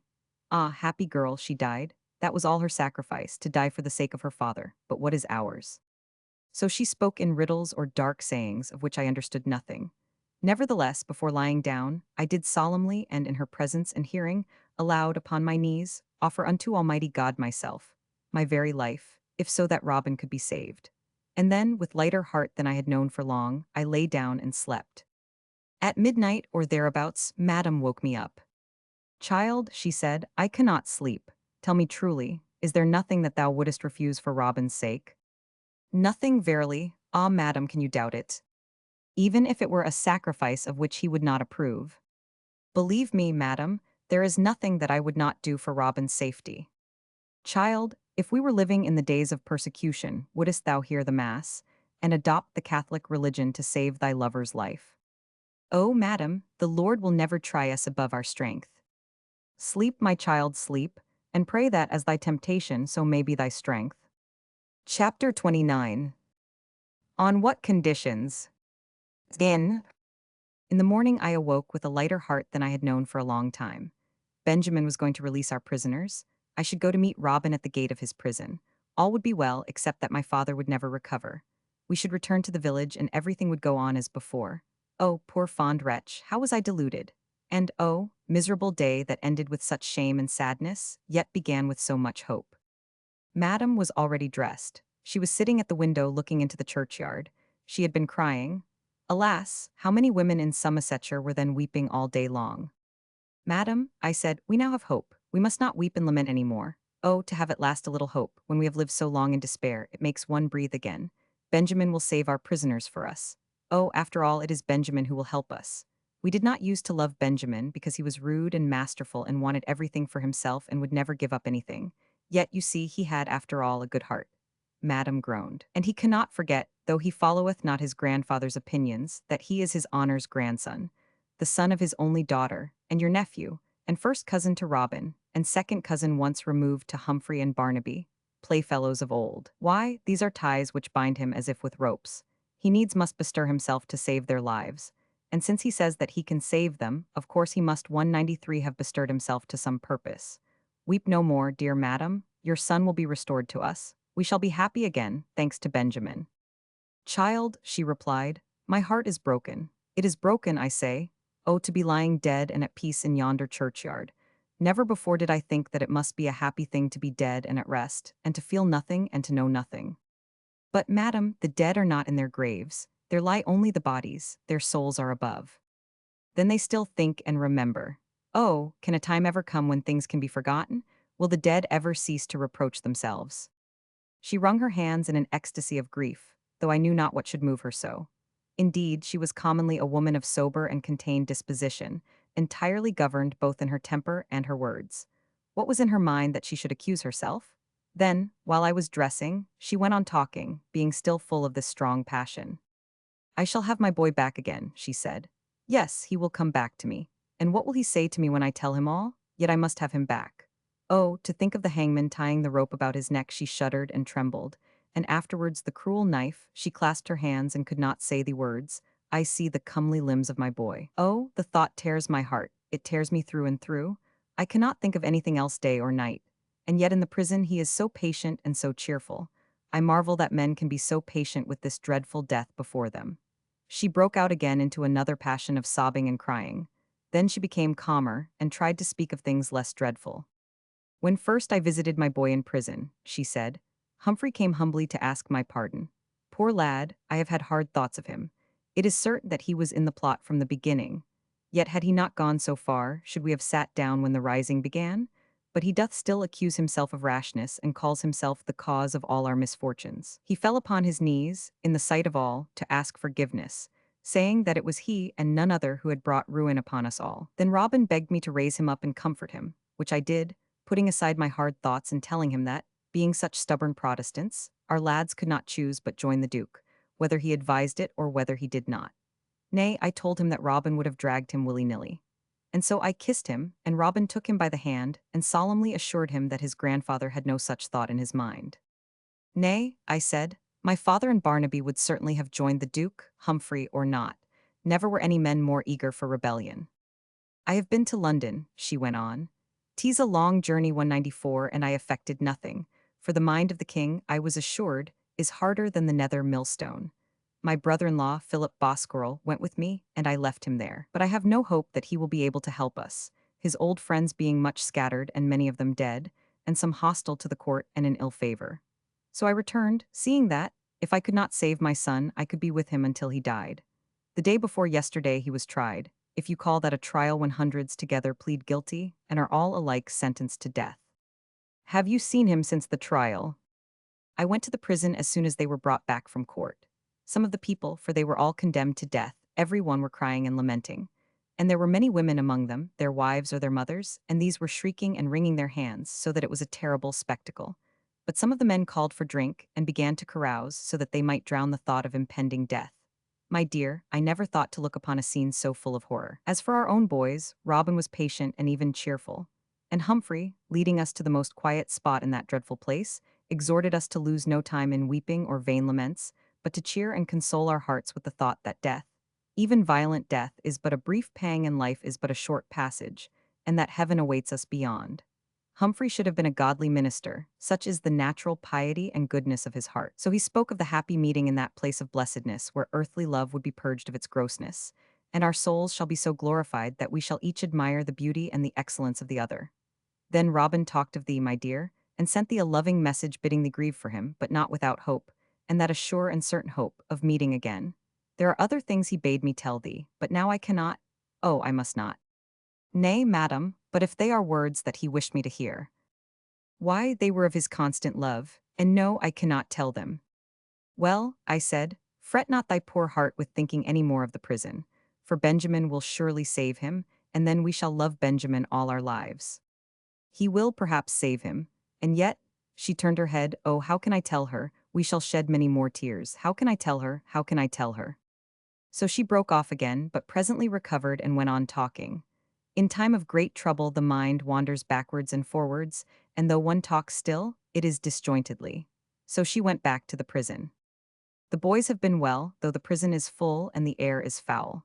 Yet there hath been as yet no fever, for which they are 195 thankful. They had no money, the soldiers who took them prisoners having robbed them of their money, and indeed stripped them as well to their shirts, telling them that shirts were good enough to be hanged in. Yet the people of Exeter have treated the prisoners with great humanity, bringing them daily food and drink, so that there has been nothing lacking. The time, however, doth hang upon hands in a place where there is nothing to do all day, but to think of the past and to dread the future. One poor prisoner, I was told, had gone distracted with the terror of this thought. Child, every day that I visited my son, while he talked with me, always cheerful and smiling, my mind turned continually to the scaffold and the gibbet. Then she returned to the old subject from which she could in no way escape. I saw the hangman, I saw my son hanging to the shameful tree. Oh, my son, till I could bear it no longer, and would hurry away from the prison and walk about the town over the fields. Yea, all night long, to escape the dreadful thought. Oh, to be blessed with such a son, and to have him torn from my arms for such a death. If he had been killed upon the field of battle, 'twould have been easier to bear. But now he dies daily, he dies 1,000 deaths in my mind. My child. She turned again to the churchyard. The rooks are cawing in their nests, the sparrows and the robins hop among the graves, the dead hear nothing, all their troubles are over, all their sins are forgiven. I comforted her as well as I could. Indeed, I understood not at all what she meant, thinking that perhaps all her trouble had caused her to be in that frame of mind when a woman doth not know whether to laugh or to cry. And then, taking my basket, I sallied forth to provide the day's provisions for my prisoners. Barnaby, I said when he came to the wicket, I have good news for thee. What good news? That I am to be flogged once a year in every market town in Somersetshire, as will happen to young Tutchin. No, no, not that kind of news, but freedom, brother, hope for freedom. He laughed, who is to give us freedom? Benjamin hath found a way for the enlargement of all. Ben Boscorel, what? Will he stir finger for the sake of anybody? Then, sis, if I remember Ben aright, there will be something for himself. But if it is upon Ben that we are to rely, we are truly well sped. On Ben, quotha. My brother, he told me so himself. Where hawks, sister, if Ben is a tone end of the rope and the hangman at the other, I think I know who will be stronger. Well, child, believe Ben if thou wilt. Thy father looks strange this morning. He opened his eyes and seemed to know me. I wonder if there is a change. 'Tis wonderful how he lasts. There are 6 men sickened since yesterday of the fever. 3 of them brought 196 in last week are already dead. As for the singing that we used to hear, it is all over, and if the men get drunk, they are dumb drunk. Sir Christopher looks but poorly this morning. I hope he will not take the fever. He staggered when he arose, which is a bad sign. Tell mother, Barnaby, what Benjamin hath undertaken to do. Nay, that shall I not, because, look you, I believe it not. There is some trick or lie at the bottom, unless Ben hath repented and changed his disposition, which used to be 2 parts wolf, 1 part bear, and the rest fox. If there were anything left, it was serpent. Well, sister, I am no grumbler, but I expect this job to be over in a fortnight or so, when they say the Wells Assizes will be held. Then we shall all be swinging, and I only hope that we may carry with us into the court such a breath of jail fever as shall lay the judge himself upon his back and end his days. In the next world, he will meet the men whom he has sentenced, and it will fare worse for him in their hands than with 50,000 devils.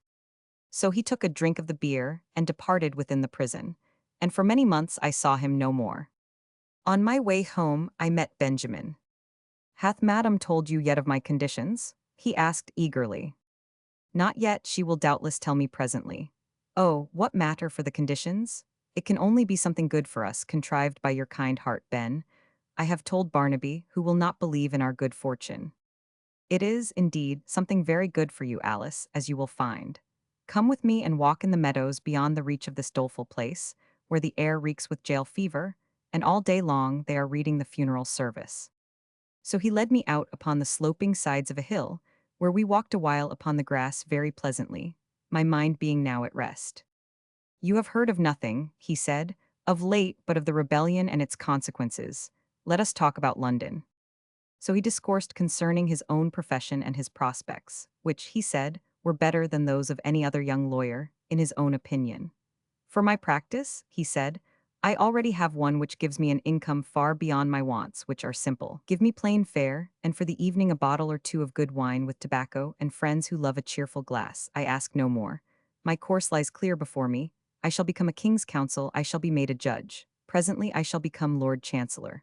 What did I tell thee, child, long ago? Well, that time has now arrived. Still I was so foolish, being so happy, that I could not understand what he meant.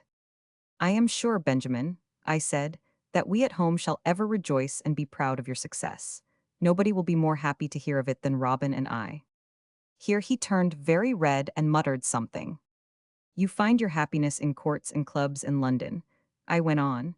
As for Robin and myself, we shall find ours in the peaceful place which we have always decided to have. What the devil, he cried, she will not tell you the conditions? She came with me for no other purpose. I have borne with her company all the way from Exeter for this only. Go back to her and ask what it is. Go back, I say, and make her tell. What, am I to take all this trouble for nothing? His face became purple with sudden rage. His eyes grew swiftly fierce, and he roared and bawled at me. Why, what had I said? Benjamin, I cried, what is the matter? How have I angered you? Go back, he roared again. Tell her that if I presently come and find thee still in ignorance, 'twill be the worse for all. Tell her that I say it. 'Twill else be worse for all. Chapter 30. A slight thing at the best. Nes. So I left Benjamin much frightened, and marveling, both at his violent passion, and at the message which he sent to Madam. She was waiting for me at the lodging. Madam, I said, I have seen Benjamin. He is very angry. He bade me go home and ask you concerning his conditions. We must not anger our best friend, dear madam. She rose from her chair and began to walk about, wringing her hands as if torn by some violent emotion. Oh, my child, she cried. Alice, come to my arms if it is for the last time, my daughter. More than ever mine, though I must never call thee daughter. She held me in her arms, kissing me tenderly. My dear, we agreed that no sacrifice could be too great for the safety of our boy. Yes, we agreed to that. Let us kiss each other before we do a thing after which we can never kiss each other again. No, never again. Why not again, madam? Oh, she pushed me from her. It is now 8 of the clock, he will be here at 10. I promised I would tell thee before he came, and all is in readiness. For what, madam? Why, even then I guessed not her meaning, though I might have done so, but I never thought that so great a wickedness was possible. No sacrifice should be too great for us, she cried, clasping her head with her hands and looking wildly about. None too great, not even the sacrifice of my own son's love, no, not that. Why, let us think of the sacrifices men make for their country, for their religion. Abraham was ready to offer his son, Isaac. Jephthah sacrificed his daughter. King Mesha slew his eldest son for a burnt offering. Thousands of men die every year in battle for their country. What have we to offer? If we give ourselves, it is but a slight thing that we offer at the best. Surely, madam, I cried, you know that we would willingly die for the sake of Robin. Yes, child, to die were nothing. It is to live, we must live for Robin. I understand not, madam. Listen then, for the time presses, and if he arrives and finds that I have not broken the thing to thee, he will perhaps ride back to Exeter in a rage. When I left my son after the trial, being very wretched and without hope, I found Benjamin waiting for me at the prison gates. He walked with me to my lodging, and on the way he talked of what was in my mind. First he said that for the better sort there was little hope, seeing that the king was revengeful and the judge most wrathful, and in a mood which allowed of no mercy. Therefore, it would be best to dismiss all hopes of pardon or of safety either to these two or to the prisoners of Ilminster. Now, when he had said this a great many times, we being now arrived at my lodging, he told me that there was in my case a way out of the trouble, and one way only, that if we consented to follow that way, which, he said, would do no manner of harm to either of us or to our prisoners, he would undertake and faithfully engage to secure the safety of all our prisoners. I prayed him to point out this way, and after much entreaty he consented. "What is the way?" I asked, having not the least suspicion, and yet the look in her eyes should have told me what was coming. "Is it true, child, that long ago you were betrothed to Benjamin?" "No, madam, that is most untrue. He says that when you were quite a little child, he informed you of his intention to marry you, and none but you." "Why, that is true indeed." And now I began to understand the way that was proposed, and my heart sank within me. "That is true, but to tell a child such a thing is not a betrothal. He says that only 3 or 4 years ago, he renewed that assurance." "So he did, but I gave him no manner of encouragement. He says that he promised to return and marry you when he had arrived at some practice, and that he engaged to become Lord Chancellor and make you a peeress of the realm. All that he said and more. Yet did I never give him the least encouragement, but quite the contrary, for always have I feared and disliked Benjamin. Never at any time was it possible for me to think of him in that way, that he knows, and cannot pretend otherwise. Madam, doth Benjamin wish evil to Robin because I am betrothed to him? He also says, in his rude way, Benjamin was always a rude and coarse boy, that he had warned you, long ago, that if anyone else came in his way he would break the head of that man. Yes, I remember now that he threatened some violence. My dear madam took my hand. His time of revenge is come. He says that he has the life of the man whom you love in his own hands, and he will, he swears, break his head for him, and so keep the promise made to you by tying the rope round his neck. My dear, Benjamin has always been stubborn and obstinate from his birth. Stubborn and obstinate was he as a boy, stubborn 200 and obstinate is he now. He cares for nobody in the world except himself. He has no heart, he has no tenderness, he has no scruples. If he wants a thing, he will trample on all the world to get it, and break all the laws of God. I know what manner of life he leads. He is the friend and companion of the dreadful judge who goeth about like a raging lion. Every night do they drink together until they are speechless and cannot stand. Their delight it is to drink and smoke tobacco, with unseemly jests and ribald songs which would disgrace the playhouse or the country fair. Oh, 'tis the life of a hog that he delights in? Yet, for all that, he is, like his noble friend, full of ambition. Nothing will do but he must rise in the world. Therefore he works hard at his profession. And, madam, the condition? What is the condition? For heaven's sake tell me quickly. Is it? Oh no, no, no, anything but that. My child, my daughter, she laid her hand upon my head. It is that condition that, and none other? Oh, my dear, it is laid upon thee to save us. It is to be thy work alone, and by such a sacrifice as I think no woman ever yet had to make. Nay, perhaps it is better not to make it, after all. Let all die together, and let us live out our allotted lives in sorrow. I thought of it all night, and it seemed better so, better even that thou wert lying in thy grave. His condition? Oh, he must be a devil thus to barter for the lives of his grandfather and his cousins. No human being, surely, would do such a thing. The condition, my dear, is that thou must marry him. Now, this very morning, and this once done, he will at once take such steps. I know not what they may be, but I take it that his friend the judge will grant him the favor. Such steps, I say, as will release unto us all our prisoners. At first I made no answer. If not, she added after a while, they shall all be surely hanged. I remained silent. It is not easy at such a moment to collect one's thoughts and understand what things mean. I asked her presently if there was no other way. None, she said, there was no other way. What shall I do, what shall I do? I asked. God, it seems, hath granted my daily prayer, but how? Oh, what shall I do? Think of what thou hast in thy power. But to marry him, to marry Benjamin, oh, to marry him, how should I live? How should I look the world in the face? My dear, there are many other unhappy wives. There are other husbands brutal and selfish. There are other men as wicked as my nephew. Thou wilt swear in church to love, honor, and obey him. Thy love is already hate, thy honor is contempt, thy obedience will be the obedience of a slave. Yet death cometh at length, even to a slave and to the harsh taskmaster. Oh, madam, miserable indeed is the lot of those whose only friend is death. She was silent, leaving me to think of this terrible condition. What would Robin say? What would Humphrey say? Nay, what would his honor himself say? Why, child, she replied, with a kind of laugh, it needs not a wizard to tell what they would say. For one and all, they would rather go to the gallows than buy their lives at such a price. Thy brother Barnaby would mount the ladder with a cheerful heart rather than sell his sister to buy his life. That we know already. Nay, we know more. For Robin will never forgive his mother who suffered thee to do such a thing. So shall I lose what I value more than life, the love of my only son? Yet would I buy his life at such a price. My dear, if you lose your lover, I lose my son. Yet we will save him whether he will or no. She took my hands and pressed them in her own. My dear, it will be worse for me than for you. You will have a husband, it is true, whom you will loathe, yet you will not see him, perhaps, for half the day at least, and perhaps he will leave thee to thyself for the other half. But for me, I shall have to endure the loss of my son's affections all my life, because I am very sure and certain that he can never forgive me. Think, my dear, shall they all die? All. Think of father and brother and of your mother. Or will you willingly endure a life of misery with this man for husband in order that they may live? Oh, madam, I said, as for the misery, any other kind of misery I would willingly endure, but it is marriage, marriage. Yet who am I that I should choose my sacrifice? Oh, if good works were of any avail, then would the way to heaven be opened wide for me by such an act and such a life. Oh, what will Robin say of me? What will he think of me?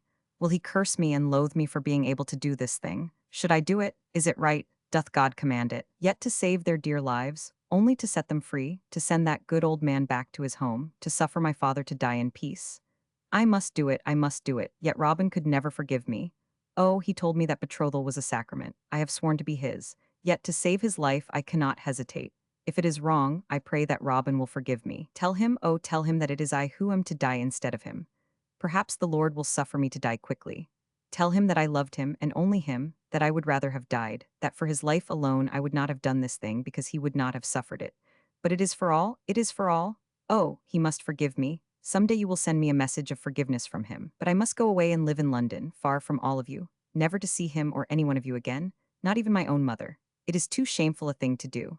And you will tell his honor, who hath always loved me and would willingly have called me his granddaughter. It was not that I too loved not Robin, God knoweth that, but for all, for him and Robin and all, to save his grey hairs from the gallows and to send him back to his home. Oh, tell him that. My dear, she replied, but could say no more. Then for a while we sat in silence, with beating hearts. I am to purchase the lives of 5 honest men, I said presently, by my own dishonor. I know very well that it is by my dishonor and my sin that their lives are to be bought. It doth not save me from dishonor that I am first to stand in the church and be married according to the prayer book. Nay, does it not make the sin greater, and the dishonor more certain that I shall first swear what I cannot ever perform, to love and honor that man? Yes, girl, yes, said madam, but the sin is mine more than yours. Oh, let me bear the sin upon myself. You cannot, it is my sin and my dishonor. Nay, it is a most dreadful wicked thing that I am to do. It is all the sins in one. I do not honor my parents in thus dishonoring myself. I kill myself, the woman that my Robin loved. I steal the outward form which belonged to Robin and give it to another. I live in a kind of adultery. It is truly a terrible sin in the sight of heaven. Yet I will do it.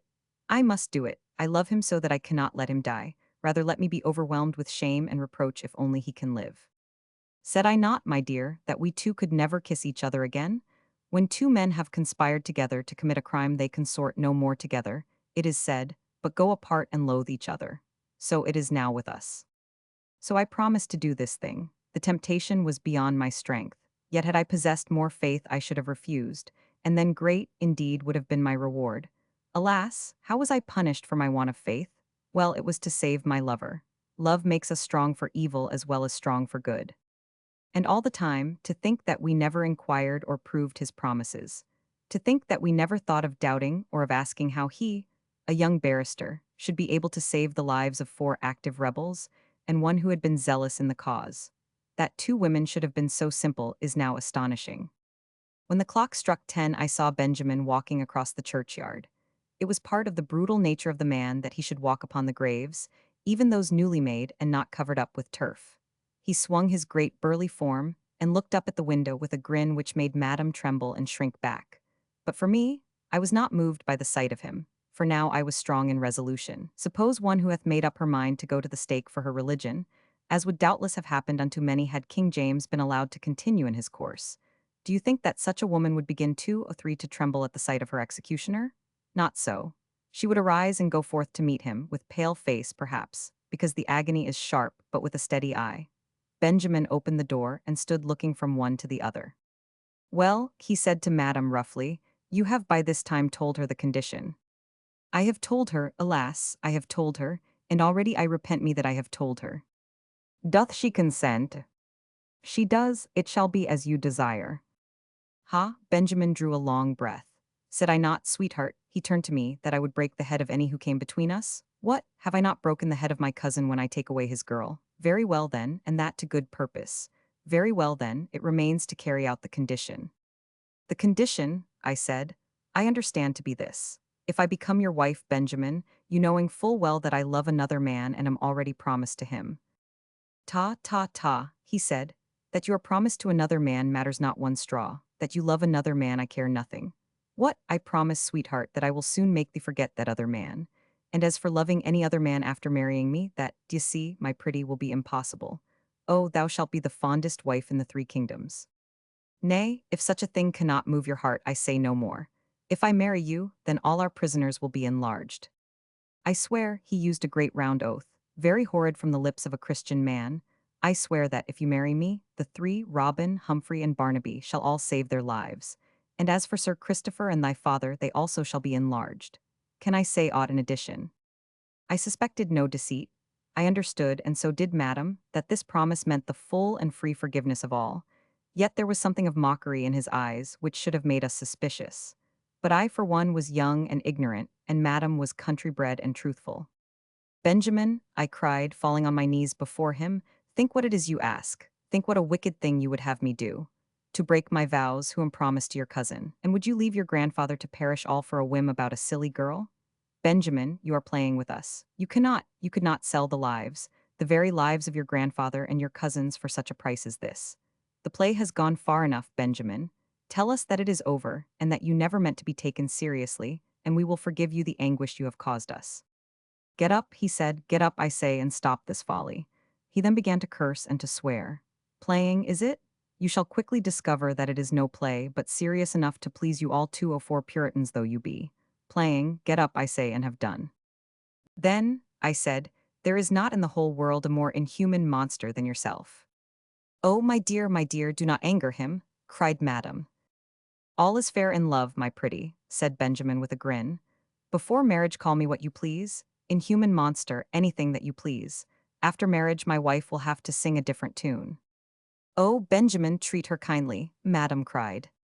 I mean not otherwise. Kindness is my nature, I am too kind for my own interests.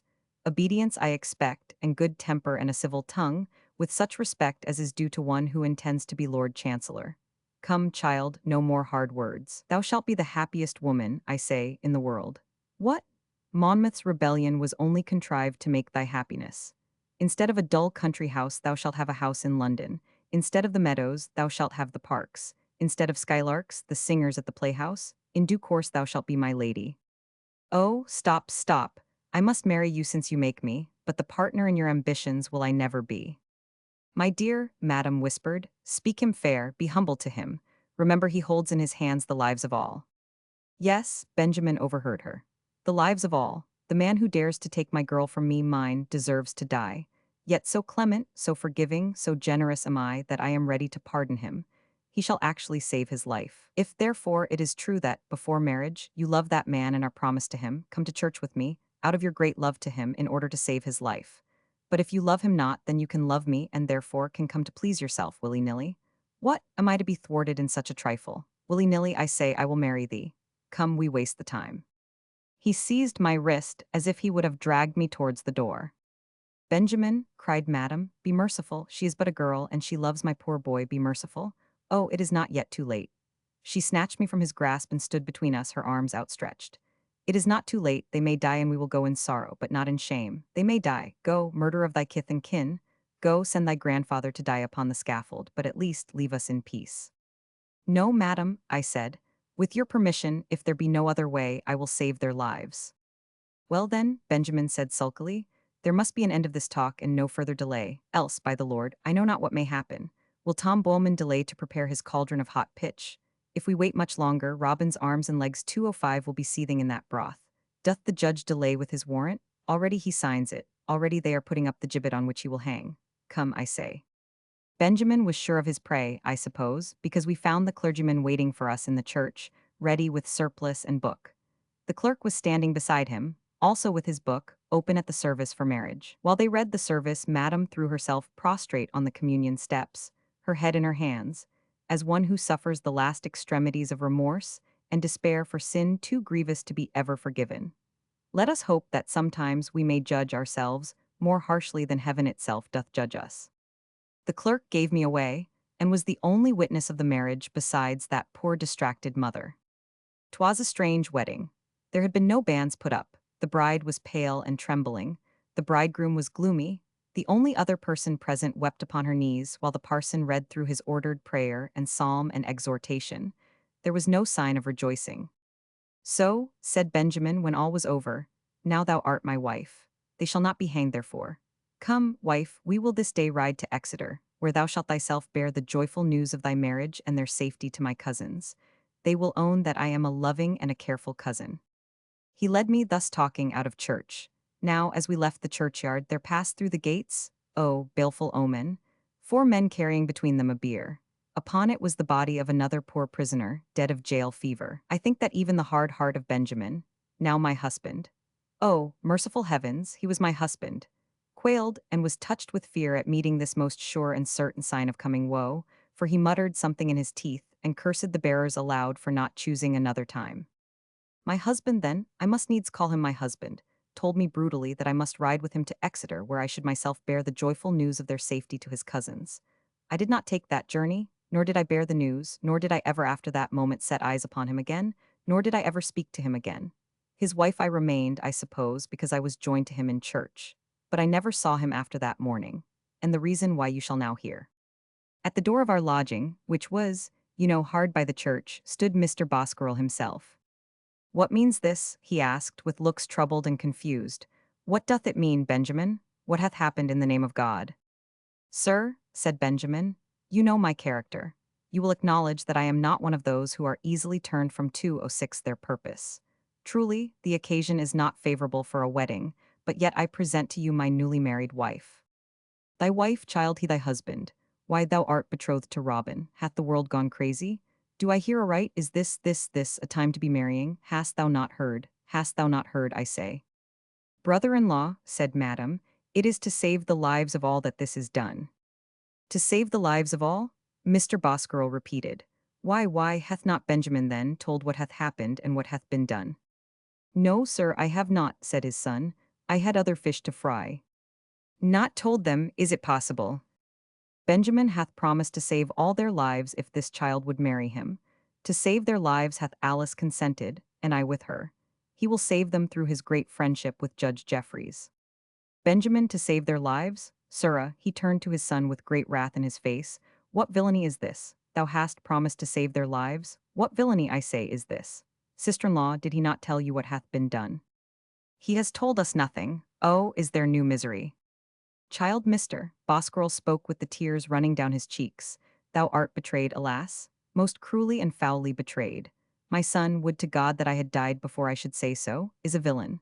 For first, the lives of these young men are already saved, and he hath known it for a week and more. Learn then, that with the help of certain friends, I have used such interests at court that for these 3 I have received the promise of safety. Yet they will not be pardoned. They are given, among other prisoners, to the courtiers and the ladies in waiting.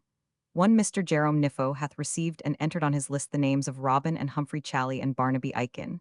They will be sold by him, and transported to Jamaica or elsewhere for a term of years. They were already saved, cried Madam. He knew then when they were tried and sentenced that their lives were already spared. O child, poor child, O Alice, O my daughter, what misery have we brought upon thee? Benjamin said nothing. On his face lay a scowl of obstinacy. As for me, I was clinging to Madam's arm. This man was my husband, and Robin was already saved, and by lies and villainy he had cheated us. They were already saved, Mr. Boscarroll continued. Benjamin knew it. I sent him a letter that he might tell his cousins. My son, alas! I say again, my only son, my only son, my son is a villain. No one shall take my girl, said Benjamin sullenly. What, all is fair in love. He has not told you either what hath happened in the prison? Thou hadst speech, I hear, with Barnaby early this morning, child. The other prisoners, he lowered his voice and folded his hands, as in prayer. they have since been enlarged. How, madam asked, is Sir Christopher free? He hath received his freedom, from one who never fails to set poor prisoners free. My father-in-law fell dead in the courtyard at 9 o'clock this morning. Weep not for him. But, child, there is much more. About that same time thy father breathed his last. He too is dead. He too hath his freedom. Benjamin knew of this as well, Alice, my child. The kindly tears of compassion rolled down his face. I have loved thee always, my dear, and it is my son who hath wrought this wickedness. My own son, my only son? He shook his cane in Benjamin's face. "Oh, villain," he cried, "oh, villain." Benjamin made no reply, but his face was black and his eyes obstinate. "There is yet more, oh, there is more? Alas, my child, there is more. Thou hast lost thy mother as well." For at the sight of her husband's death, his poor, patient wife could no longer bear the trouble, but she too fell dead of a broken heart. Yea, she fell dead upon his dead body. The Lord showed her this great and crowning mercy so that they all died together. This too Benjamin knew. Oh, villain, villain. Benjamin heard unmoved, except that his scowl grew blacker. "Go," his father continued, "I load thee not, my son, with a father's curse. Thy wickedness is so great that thy punishment will be exemplary. The judgments of God descend upon the most hardened. Get thee gone out of my sight. Let me never more behold thee until thou hast felt the intolerable pangs of remorse.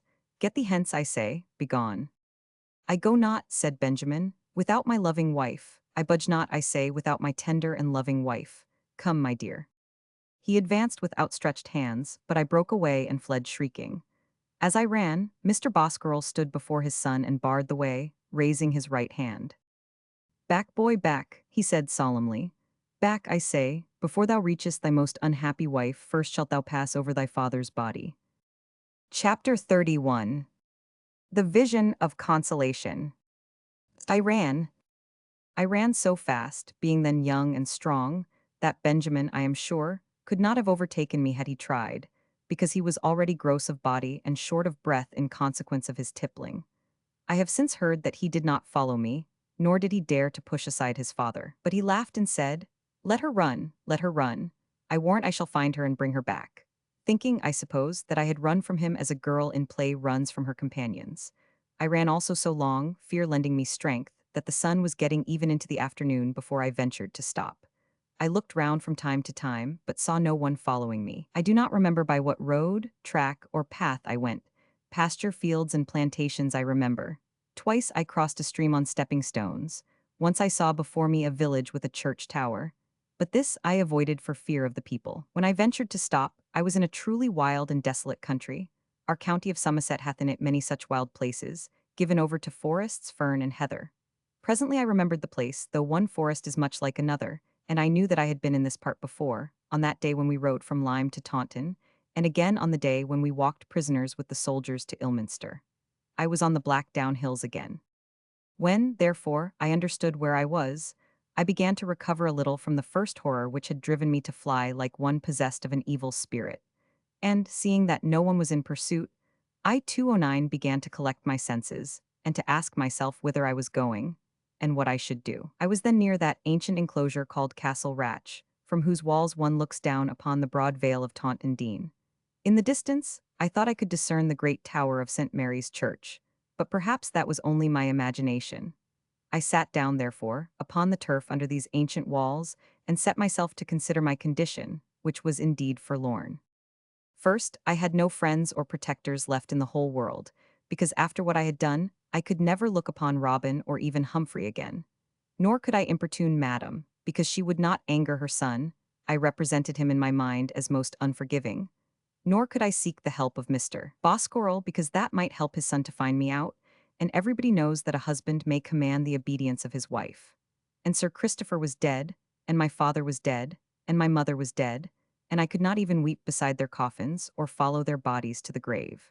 A woman without friends in this world is like unto a traveler in a sandy desert without a bottle of water.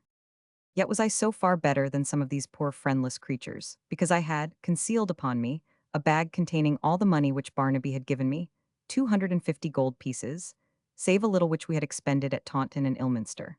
This is a great sum, and by its help I could, I thought with satisfaction, live for a long time, perhaps all my life, if I could find some safe retreat among godly people. No friends? Why, there was Susan Blake of Taunton, she who walked with the maids when they gave Monmouth the Bible. the sword, and the flags. I resolved that I would go to her and tell her all that had happened. Out of her kindness, she would take me in and help me to find some safe hiding place and perhaps some honest way of living, so as to save his money against Barnaby's return from the plantations. Then I thought I would find out the valley where we had lived for a fortnight, and rest for one night in the hut, and in the early morning before daybreak walk down the combe and so into Taunton, while as yet the town was still sleeping. And this I did. It was very easy to find the head of the combe and the source of the stream, where we had made our encampment. Close by, beneath the trees, was Barnaby's hut. No one had been there to disturb or destroy it, but the leaves upon the boughs which formed its sides were now dead. Within it, the fern and the heath which had formed my bed were still dry.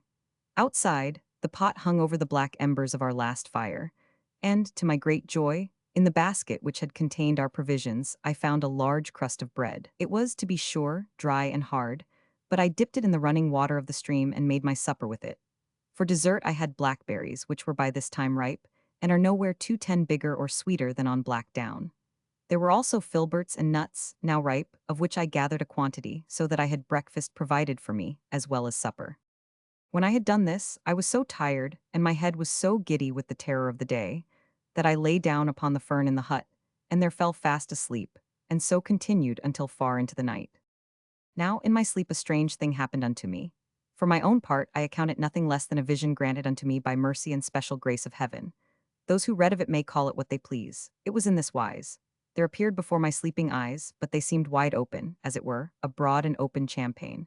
Presently there came running across the plain in great terror, shrieking and holding her hands aloft, a girl, whose face at first I could not see. She ran in this haste and terrible anguish of fear, because there followed after her a troop of dogs, barking and yelping. Behind the dogs rode on horseback one, whose face I saw not any more than that of the girl. He cursed and swore, I knew the voice, but could not tell, being in a dream, to whom it belonged, and cracked a horrid whip and encouraged the dogs, lashing the laggards. In his eyes, though his face was in some kind of shadow, there was such a look as I remembered in Benjamin's when he put the ring upon my finger, a look of resolute and hungry wickedness, which made me tremble and shake. Now, as I looked, the dogs still gained upon her who ran, and yelped as if in a few moments they would spring upon her and tear her flesh from her bones. Then suddenly, between her who ran and those who pursued, there arose an awful form. He was clad in white, and in his hand he bore a sword, and he turned upon that hunter a face filled with wrath. Lightning shot from his eyes, and a cloud of thunder lay upon his brow. At the sight of that face, the dogs stopped in their running, cowered, and fell dead. And at the dreadful aspect of that face, the hunter's horse fell headlong, and his rider, falling also with a shriek of terror, broke his neck, and so lay prostrate and dead. Then this dreadful minister of God's wrath turned from him to the flying figure, and lo, his face was now transformed. His eyes became soft and full of love. He smiled graciously. A crown of glory was upon his head, white robes flowed downward to his feet, his fiery sword was a palm branch, he was the angel of consolation. Have no more fear, he said, though the waves of the sea rise up against thee and the winds threaten to drown thee in the deep. Among the ungodly and the violent thou shalt be safe. In all times of peril the Lord will uphold thee. Earthly joy shall be thine, be steadfast unto the end.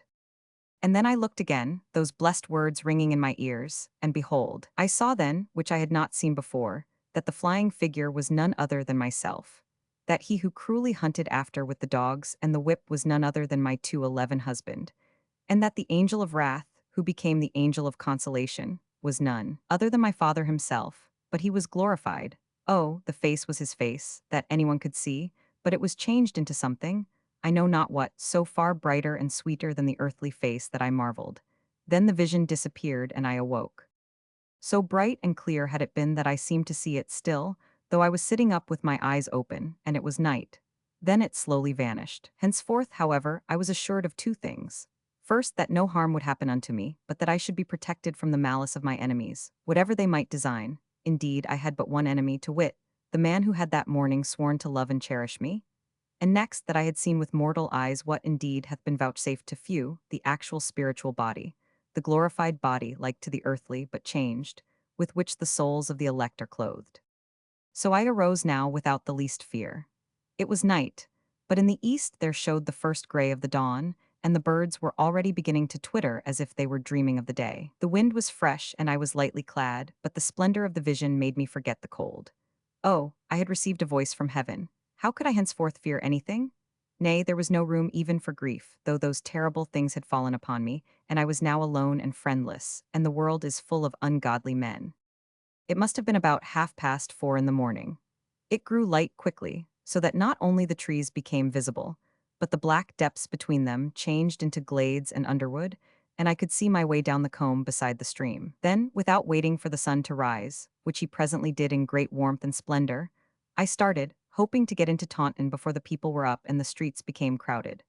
But I did not know the distance, which must have been 7 miles at least, because it was nearly 8 o'clock when I reached the town, having followed the course of the stream through 3 villages, which I have since learned must have been those of Pitminster, Trull, and Wilton.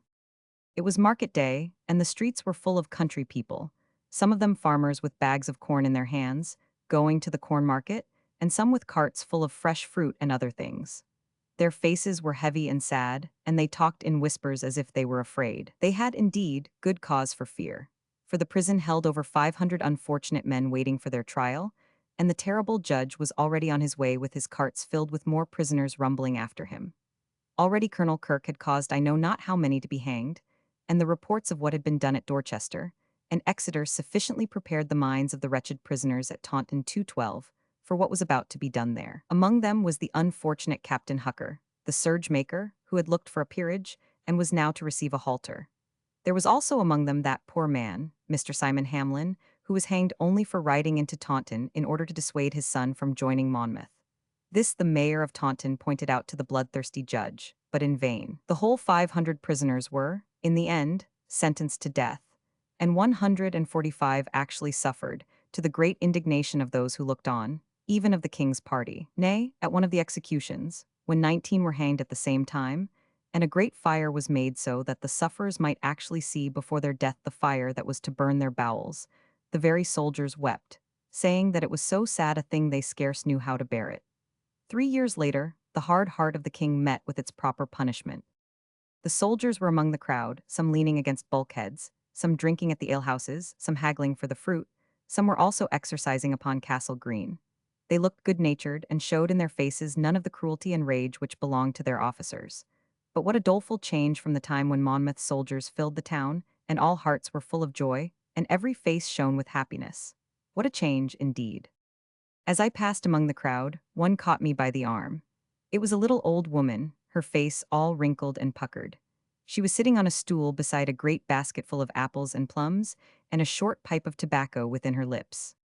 "Mistress," she whispered, taking the pipe from her mouth, "thou wert with the maids the day of the flags. I remember thy pretty face. What dost thou here abroad among the people? The air of Taunton town is unwholesome. There may be others who will remember thee as well as I. Take an old woman's advice, and get thee gone. How fares it with thy father, the worthy Dr. Aiken?" "Alas," I said, "he died in Ilminster jail. 'Tis pity, but he was old and pious. He hath gone to glory. Whither will those poor lads in the clink go when they are hanged? Get thee gone, get thee gone. The air is already foul with dead men's bodies. They tell strange stories of what hath been done by women for the safety of their brothers. Get thee gone, pretty maid, lest something worse than prison happen to thee. And Judge Jeffreys is coming hither like the devil, having much wrath." I could not tell her that nothing would happen to me, because I was protected by a heavenly guard. "I was in the town 40 years agone," the old woman went on, "when Blake defended it, and we were well nigh starved. But never have I seen such things as have been done here since the Duke was rooted. Get thee gone, haste away as from the mouth of hell. Get thee gone, poor child." A crowd. As I passed through the crowd, one caught me by the arm. So I left her and went on my way, hanging my head, in hopes 213 that no one else would recognize me. Fortunately, no one did, though I saw many faces which I had seen in the town before. They were then tossing their caps and shouting for Monmouth, but were now gloomily whispering, as if every man feared that his own turn would come next. Over the great gateway of the castle was stuck up a high row of heads, arms, and legs of rebels blackened with pitch, a horrid sight. Unto this end had come those brave fellows who went forth to dethrone the king. No one noticed or accosted me, and I arrived safely at Susan's house. The door seemed shut, but when I pushed I found that it was open, the lock having been broken from its fastening. Barnaby did that, I remembered. I went in shutting it after me. No doubt Susan was with her children in the schoolroom. Strange that she should not repair her lock, and that at a time when the town was full of soldiers, who always carry with them their riotous and lawless followers. 'Twas unlike her orderly housekeeping. There was no one in the back parlor, where Susan commonly took her meals and conducted the morning and evening prayers. The dishes were on the table, as if of last night's supper or yesterday's dinner. This was also unlike a tidy housewife. I opened the door of the front parlor. Though it was already past the hour for school, there were no children in the room. The lesson books and copying books and slates lay about the floor. What did this untidy litter mean? Then I went upstairs and into the bedrooms, of which there were three, namely, two on the floor above and one a garret. No one was in them, and the beds had not been made. There remained only the kitchen. No one was there. The house was quite empty. I observed also that the garden, which was wont to be kept with the greatest neatness, now looked neglected. The ripe plums were dropping from the branches trained upon the wall. The apples lay upon the grass. The flower beds were cumbered with weeds. Grass grew in the walks. The lawn, which had been so neat and trim, was covered with long grass. What had happened? Where was Susan? Then I seemed to hear her voice above thanking God for the victory, as she had done when Barnaby burst in upon us. And methought I heard her singing a hymn with the children, as she had done while we all sat embroidering the flags. Oh, the pretty flags, and oh, the pretty sight of the innocents in white and blue carrying those flags. The house was filled with the sounds of bygone happiness. Had I stayed another moment, I am certain that I should have seen the ghosts of those who filled the rooms in the happy days when the army was in the town. But I did not stay. Not knowing what to do or whither to fly, I ran quickly out of the house, thinking only to get away from the mournful silence of the empty and deserted rooms. Then, as I stepped into the street, I met, face to face, none other than Mr. George Penney, the kind-hearted gentleman who had compassionated the prisoners at Ilminster. Chapter 32. The Man of Samaria. "Dear, 'tis no other than the fair maid of Ilminster," said Mr. Penney with surprise. "Madam, with submission, is it safe, is it prudent, for one who walked with the maids of Taunton on a certain memorable day, to venture openly into the streets of the city at such a time? Judge Jeffreys doth approach to hold his court. Thy friends are in prison or in hiding. The maids are scattered all." "I sought shelter," I said, "at the house of Susan Blake, the schoolmistress." "How, you have not heard then? Miss Susan Blake is dead." "She is dead." "She died in Dorchester jail, whither she was sent, being specially exempted from any pardon. 'Twas fever carried her off. She is dead. Alas, the waste of good lives. She might have bought her freedom after a while, and then, but well, 'tis useless to lament these mishaps." "Alas, alas," I cried, wringing my hands. "Then am I in evil plight indeed. All are dead. All my friends are dead." "Madam," he replied very kindly, "not all your friends, if I may say so. I have, I assure you, a most compassionate heart. I bleed for the sufferings of others. I cannot rest until I have brought relief. This is my way. Oh, I take not credit to myself therefore. It is that I am so constituted. I am not proud or uplifted on this account. Only tell me your case, and trust your safety to me. You may do so safely if you reflect for one moment, because see, one word from me and you would be taken to prison by yon worthy clergyman, who is none other than the Rev. Mr. Walter Hart, the vicar of Taunton. No one is more active against the rebels, and he would rejoice in committing thee on the charge of having been among the maids. A word from me would, I say, cause you to be hauled to jail. But observe, I do not speak that word. God forbid that I should speak that word." "Oh, sir," I said, "this goodness overwhelms me." "Then, madam, for greater privacy, let us go back into the house and converse there." So we went back into the empty house and sat in the back parlor. "As for the nature of your trouble, madam," he began, "I hope you have no dear brothers or cousins among those poor fellows in Taunton jail." "No, sir, my only brother is at Ilminster, and my cousins are far away in New England." "That is well. One who, like myself, is of a compassionate disposition, cannot but bewail the grievous waste in jail fever, smallpox, scarlet fever, or putrid throat, to say nothing of the hangings, which now daily happens in the prison. What doth it avail to hang and quarter a man, when he might be usefully set to work upon his Majesty's plantations? It is a most sinful and foolish waste, I say." He spoke with great sincerity and warmth, "and a robbing of the pockets of honest merchants." "Indeed, sir," I said, "your words prove the goodness of your heart." "Let my deeds rather than my words prove that. How fare the prisoners with whom you are most concerned?" "Alas, Sir Christopher is dead, and my father hath also died of his wound."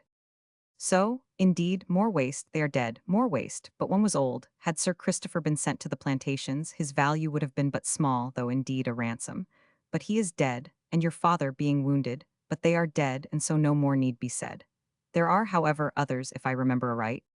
There is my brother in Ilminster prison, and—" "Yes, the two young gentlemen, Chally is their name, in Exeter.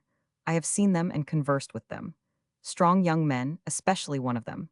'Tis sad, indeed, to think that they may be cut off in the very bloom of their age when they would command so high a price in Jamaica or Barbados. I ventured to beg before their trial that they would immediately begin to use whatever interest they might be able to command in order to get their sentence, which was certain, commuted. Many will be suffered to go abroad. Why not these young gentlemen? But they have no interest, they assured me, and therefore I fear that they will die. 'Tis most sad. They cannot hang all, that is quite true. But then these young gentlemen were officers in the army, and therefore an example will be made of them if they have no interest at court. Well, sir, I told him, pleased to find him of such a kindly and thoughtful disposition, you will be glad to hear that they are already pardoned, and have been presented by the king to a gentleman at court. Aha, sayest thou so? His eyes glittered, and he rubbed his hands. This is, indeed, joyful news. One of them, Mr. Robin Chally, is a goodly lad, like to whom there are few sent out 216 to the plantations. He will certainly fetch a good price. The other, Mr. Humphrey, who is somewhat crooked, will go for less. Who hath obtained the gift of these young gentlemen? It is a person named Mr. Niffo. Mr. Jerome Niffo, I know him well. He is a good Catholic, I mean a papist, and is much about the court.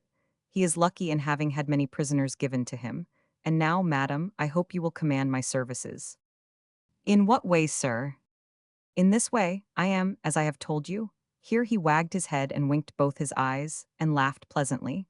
One of those foolish busybodies who love to be still doing good to their fellow creatures. To do good is my whole delight. Unfortunately, the opportunities are rare of conferring exemplary benefit upon my fellow men, but here the way seems clear.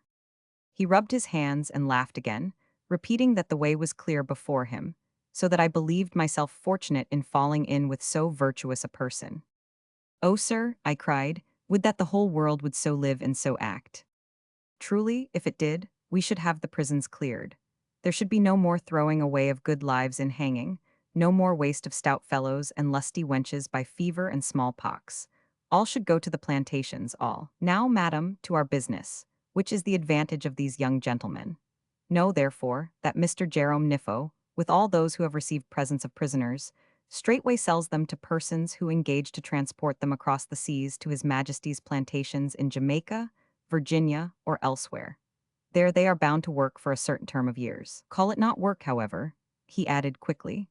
Say rather that they are invited every day to exercise themselves in the cotton and the sugar fields. The climate is delightful. The sky is seldom clouded. There are never any frosts or snows. It is always summer. The fruits are delicious. They have a kind of spirit distilled from the sugar canes which is said to be finer and more wholesome than the best nants. The food is palatable and plentiful though plain. The masters or employers, call them rather friends, are gentlemen of the highest humanity, and the society is composed of sober merchants, wealthy planters, and gentlemen, like your brother, who have had the misfortune to differ in opinions from the government. Why, sir, I said, I have always understood that the transported prisoners are treated with the greatest inhumanity. Forced to work in heat such as we never experience, driven with the lash, and half-starved, so that none ever come back. He shook his head gently. See now, he said, how prejudices arise. Who could have thought that the plantations should be thus regarded? 'Tis true that there are estates cultivated by convicts of another kind, I mean robbers, highwaymen, petty thieves, and 217 the like. Bristol doth every year send away a shipload at least of such. Nay, 'tis reported that rather than hang murderers, and the like the Bristol merchants buy them of the magistrates, but this is out of the kindness of their hearts. Madam, he thrust his hand into his bosom, and looked me in the face. I myself am sometimes engaged in that trade. I myself buy these unhappy prisoners, and send them to estates where I know they will be treated with the greatest kindness. Do I look like a dishonest man, madam? As for my name, it is George Penne, and I am known to every man of credit in Bristol. Do I talk like one who would make money out of his neighbor's sufferings? Nay, if that is so, let us part at once and say no more. Madam, your humble servant, no harm is done. Your humble servant, madam. He put his hat under his arm and made as if he would go, but I begged him to remain and to advise me further in the matter. Then I asked him if transported persons ever came home again. Surely, he replied, some of them come home laden with gold. Some, possessed of places both of honor and of profit, who return to visit their friends and then go back to the new country. It is a very El Dorado, or land of gold, to those who are willing to work, and for those who have money and choose to buy exemption from work, it is only an agreeable residence in cheerful society for a certain term of years. Have you, by chance, madam, any friends who can influence Mr. Jerome Niffo? No, sir, I have none. Then will I myself communicate with that gentleman. Understand, madam, that I shall have to pay him so much a head for every prisoner, that I shall be engaged to place every man on board ship, that the prisoners will then be taken across the seas and again sold.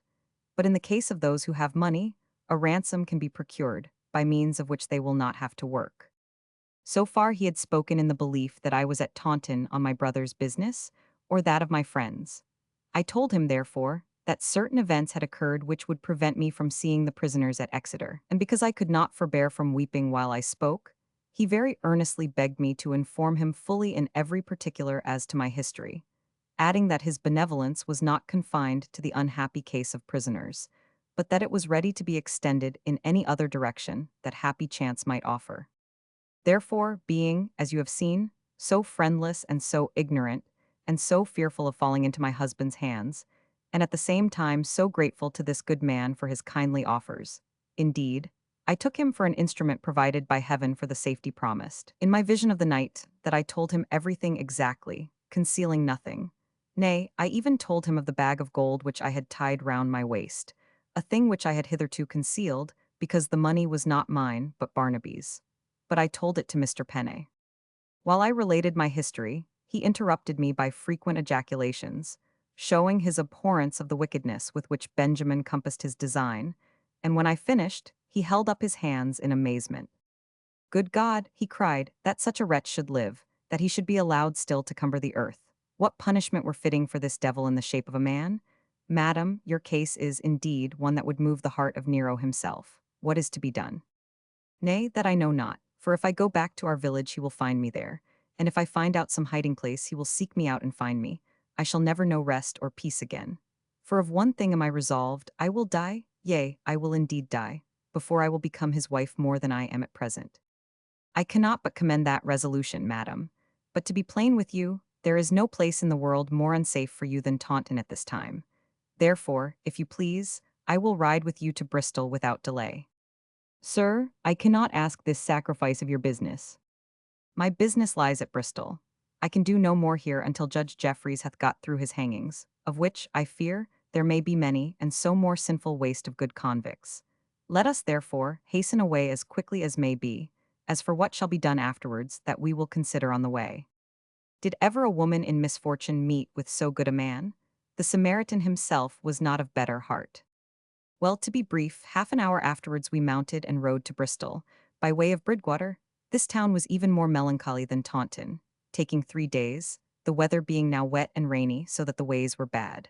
Now, as we rode along, Mr. Penney and I, side by side, and his servant behind, armed with a blunderbuss, our conversation was grave, turning chiefly on the imprudence of the people in following Monmouth, when they should have waited for the gentry to lead the way. I found my companion, whom I held to be my benefactor, sober in manners and in conversation, no drunkard, no user of profane oaths, and towards me, a woman whom he had, so to say, in his own power, he behaved always with the greatest ceremony and politeness, so that I hoped to have found in this good man a true protector.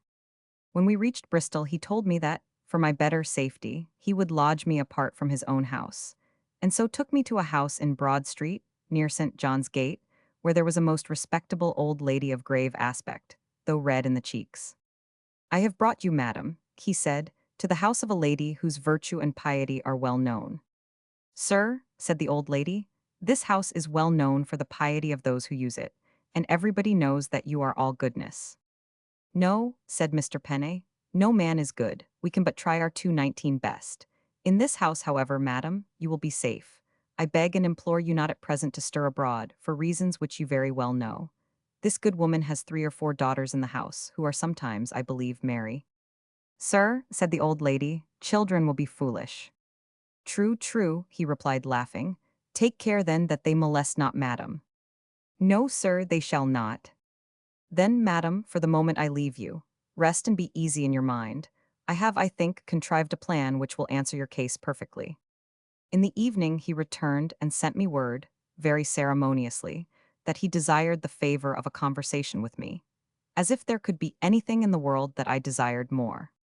Madam, he said, I have considered carefully your case, and I can find but one advice to give. What is it, sir? We might, he went on, find a lodging for you in some quiet Welsh town across the channel. At Chepstow, for instance, or at Newport, you might find a home for a while, but the country being greatly inflamed with dissensions, there would everywhere be the danger of some fanatical busybody inquiring into your history, whence you came, why you left your friends, and so forth. And again, in every town there are women, saving your presence, madam, whose tongues tittle-tattle all day long. Short work they make of a stranger, so that I see not much safety in a small town. Then, again, you might find a farmhouse where they would receive you, but your case is not that you wish to be hidden for a time, as one implicated in the Monmouth business. Not so, you desire to be hidden all your life, or for the whole life of the man who, if he finds you, may compel you to live with him, and to live for, how long?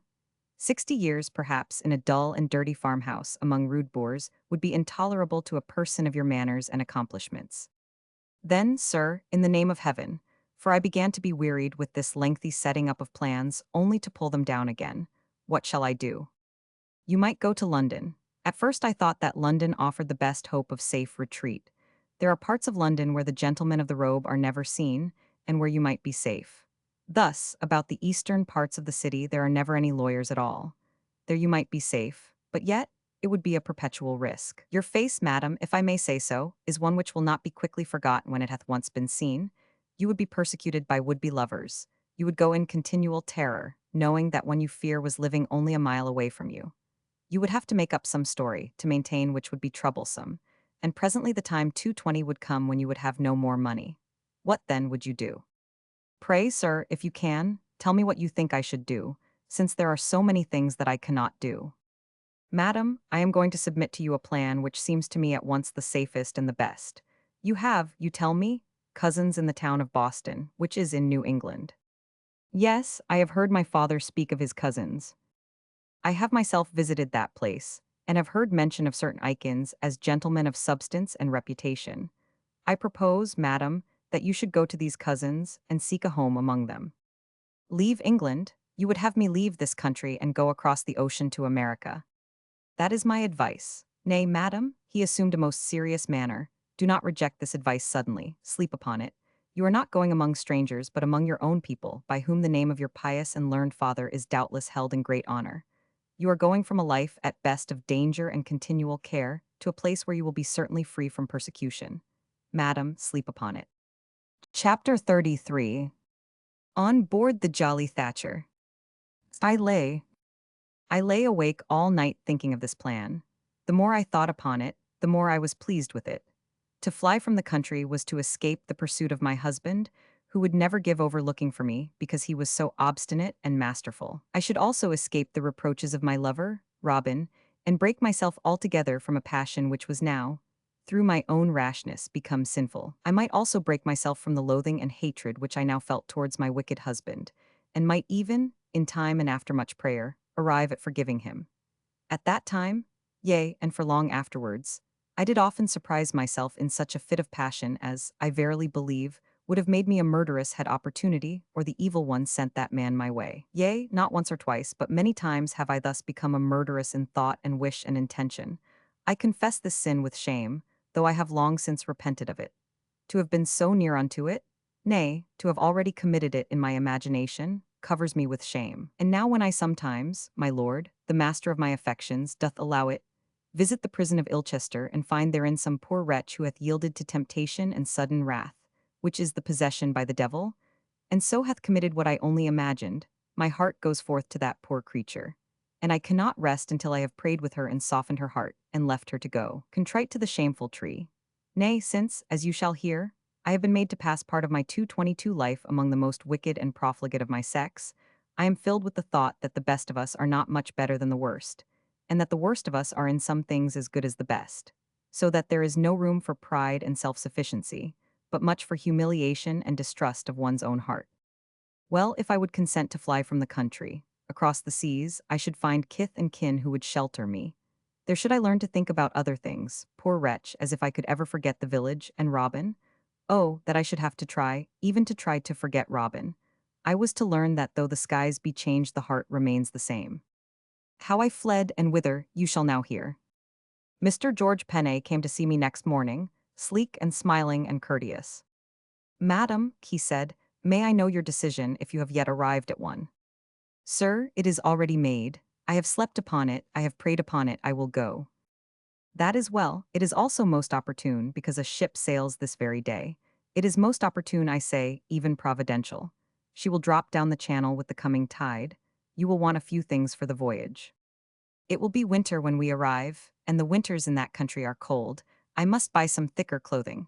Will there be any gentlewoman on board? Surely, he smiled, surely. There will be, I am told, more than one gentlewoman on board that ship. There will be, in fact, a large and a cheerful company. Of that you may be assured. Well, since that is settled, a great load of care is removed, because I have heard that your husband rode into Taunton with Judge Jeffreys, that he learned from someone, I know not from whom, of your presence in the town, and of your departure with me. It must have been the market woman. Doubtless the market woman. I have often asked myself whether this was a falsehood or not, and he is even now speeding towards Bristol hoping to find you. Pray heaven that he hath not learned with whom you fled. Oh, I cried, let us go on board the ship at once, let us hasten. Nay, there is no hurry for a few hours, but stay within doors. Everything that is wanted for the voyage shall be put on board for you. As for your meals, you will eat with, here he paused for a moment, with the rest of the company under the care of the captain. For your berth, it will be as comfortable as can be provided. Next, as to the money. You have, I understand, £200 and more. I took the bag from my waist and rolled out the contents. There were in all £245 and a few shillings. The rest had been expended at Ilminster. He counted it carefully, and then replaced the money in the bag. The Icons of Boston, in New England, he said, are people of great credit and substance. There will be no necessity for you to take with you this money should you wish it to be expended to the advantage of your brother and your friends. Take it all, kind sir, take it all, if so be it will help them in their need. Nay, that will not do either, he replied, smiling, his hand still upon the bag. For, first, the captain of your ship must be paid for his passage. Next, you must not go among strangers, though your own kith and kin, with no money at all in purse. Therefore, I will set aside, by your good leave, £50 for your private purse. So, £50.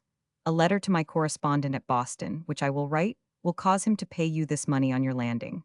This is a safer method than to carry the money in a bag or purse, which may be stolen.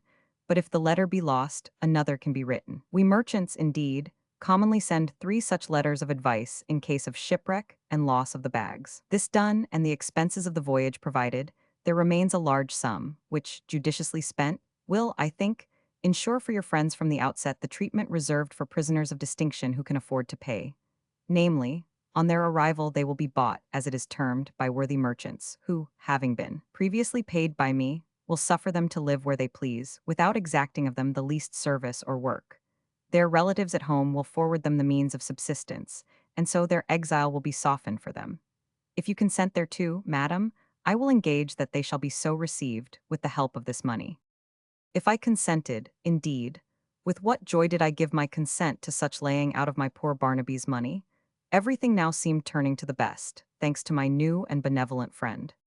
At his desire, therefore, I wrote a letter to Barnaby recommending him to trust himself, and to advise Robin and Humphrey to trust themselves, entirely to the good offices of this excellent man. I informed him that I was about to cross the seas to our cousins in New England, in order to escape the clutches of the villain who had betrayed me. And then I told him how his money had been bestowed, and bade him seek me when he should be released from the plantations, wherever they might send him, at the town of Boston among his cousins. The letter Mr. Penney faithfully promised to deliver. Nota bene, the letter was never given to Barnaby.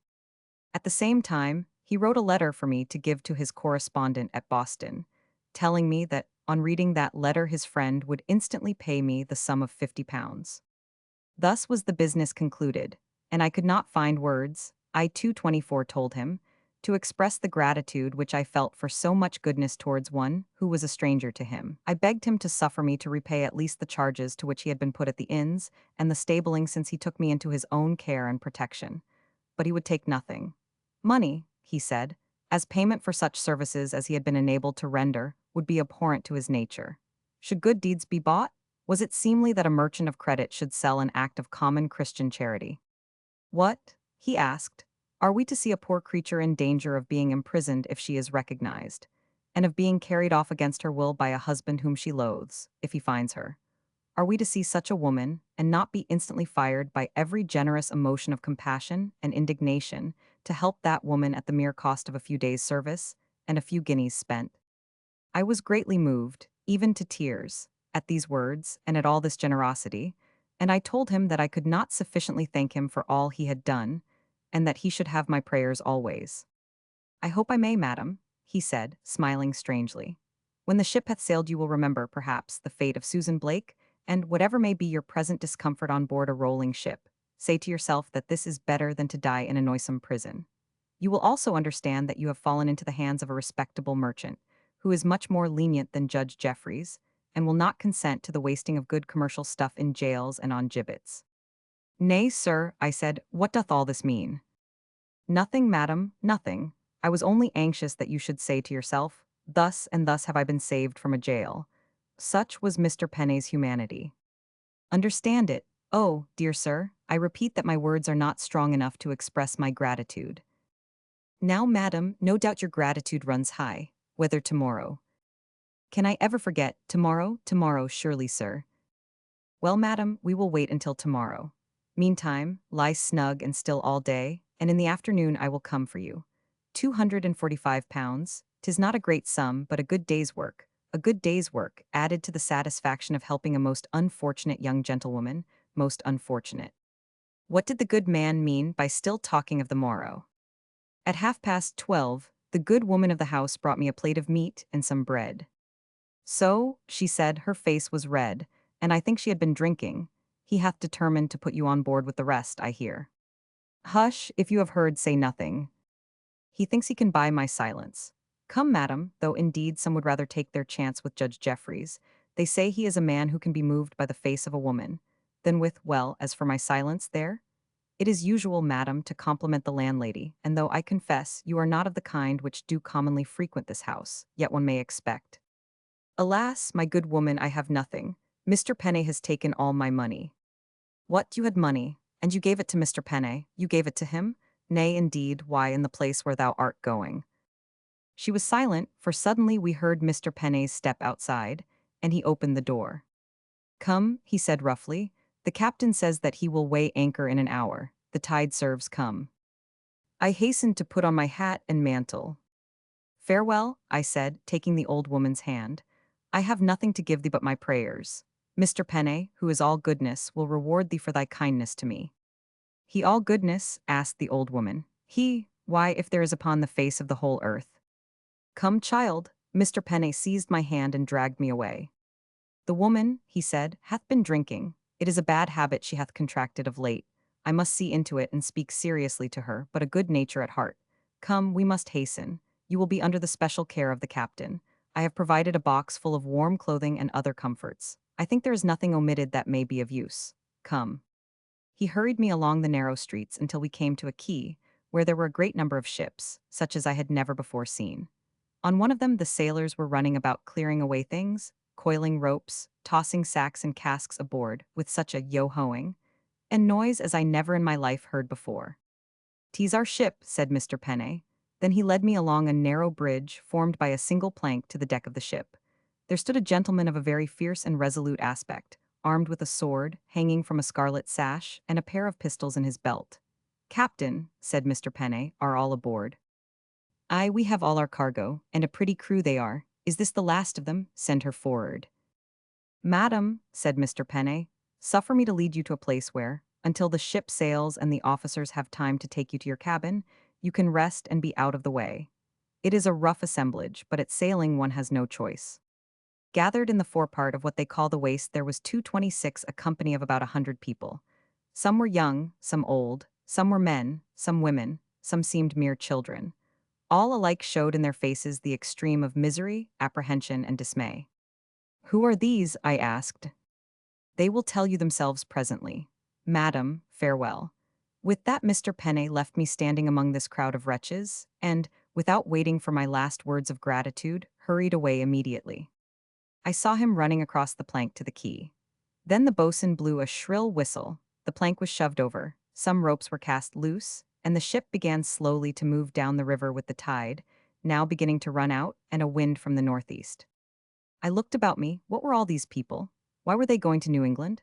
Then, as the deck was now clearer, and the sailors, I suppose, at their stations, I ventured to walk towards the after part of the ship with the intention to ask the captain for my cabin.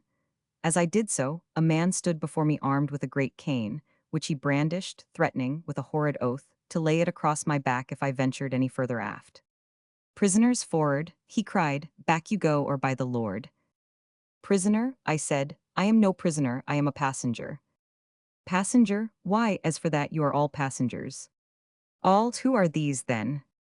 He informed me with plainness of speech who and what they were: convicts taken from the prisons, branded in the hand, and sentenced to transportation. "But I am a passenger," I repeated. "Mr. Penney hath paid for my passage to New England. He hath paid the captain. The ship is bound for Barbados, not New England. 'Tis my duty not to stir from this spot, but here's the mate, tell him." This was a young man, armed like the captain, with pistols and sword. "Sir," I said, "I am a passenger brought on board by Mr. Penney, by whom my passage hath been paid to New England." "By Mr. George Penney, you say?" "The same. He hath engaged a cabin for me, and hath purchased clothes, and—" "Is it possible," said the mate, "that you do not know where you are and whither you are going?" "I am going, under the special care of the captain, to the city of Boston, in New England, to my cousin, Mr. Aiken, a gentleman of credit and substance of that town." He gazed at me with wonder. "I will speak to the captain," he said, and left me standing there. Presently he returned. "Come with me," he said. "You are Alice Aiken?" said the captain, who had with him a paper from which he read. "That is my name. On a certain day in July, your father being a preacher in the army of the Duke of Monmouth, you walked with a procession of girls bearing flags which you presented to that rebel." "It is true, sir." "You have been given by the king to some great lord or other, I know not whom, and by him sold to the man Penney, who hath put you on board this ship, the Jolly Thatcher, port of London, to be conveyed with 100 prisoners, all rogues and thieves, to the island of Barbados, where you will presently be sold as a servant for 10 years. After which period, if you choose, you will be at liberty to return to England." Then, indeed, the captain before me seemed to reel about, and I fell fainting at his feet. Chapter 34. The Good Samaritan. Adi. This was indeed the truth. I had parted with my money on the word of a villain. I put myself into his power by telling him the whole of my sad story, and, on the promise of sending me by ship to my cousins in New England, he had entered my name as a rebel sold to himself. Afterwards I learned that he made it appear as if I was one of the 100 given to Mr. Jerome Nifo, all of whom he afterwards bought and sent to the plantations, and he had then shipped me on board a vessel on the point of sailing with as vile a company of rogues, vagabonds, thieves, and drabs as were ever raked together out of the streets and the prisons. When I came to my senses, the captain gave me a glass of cordial, and made me sit down on a gun carriage while he asked me many questions.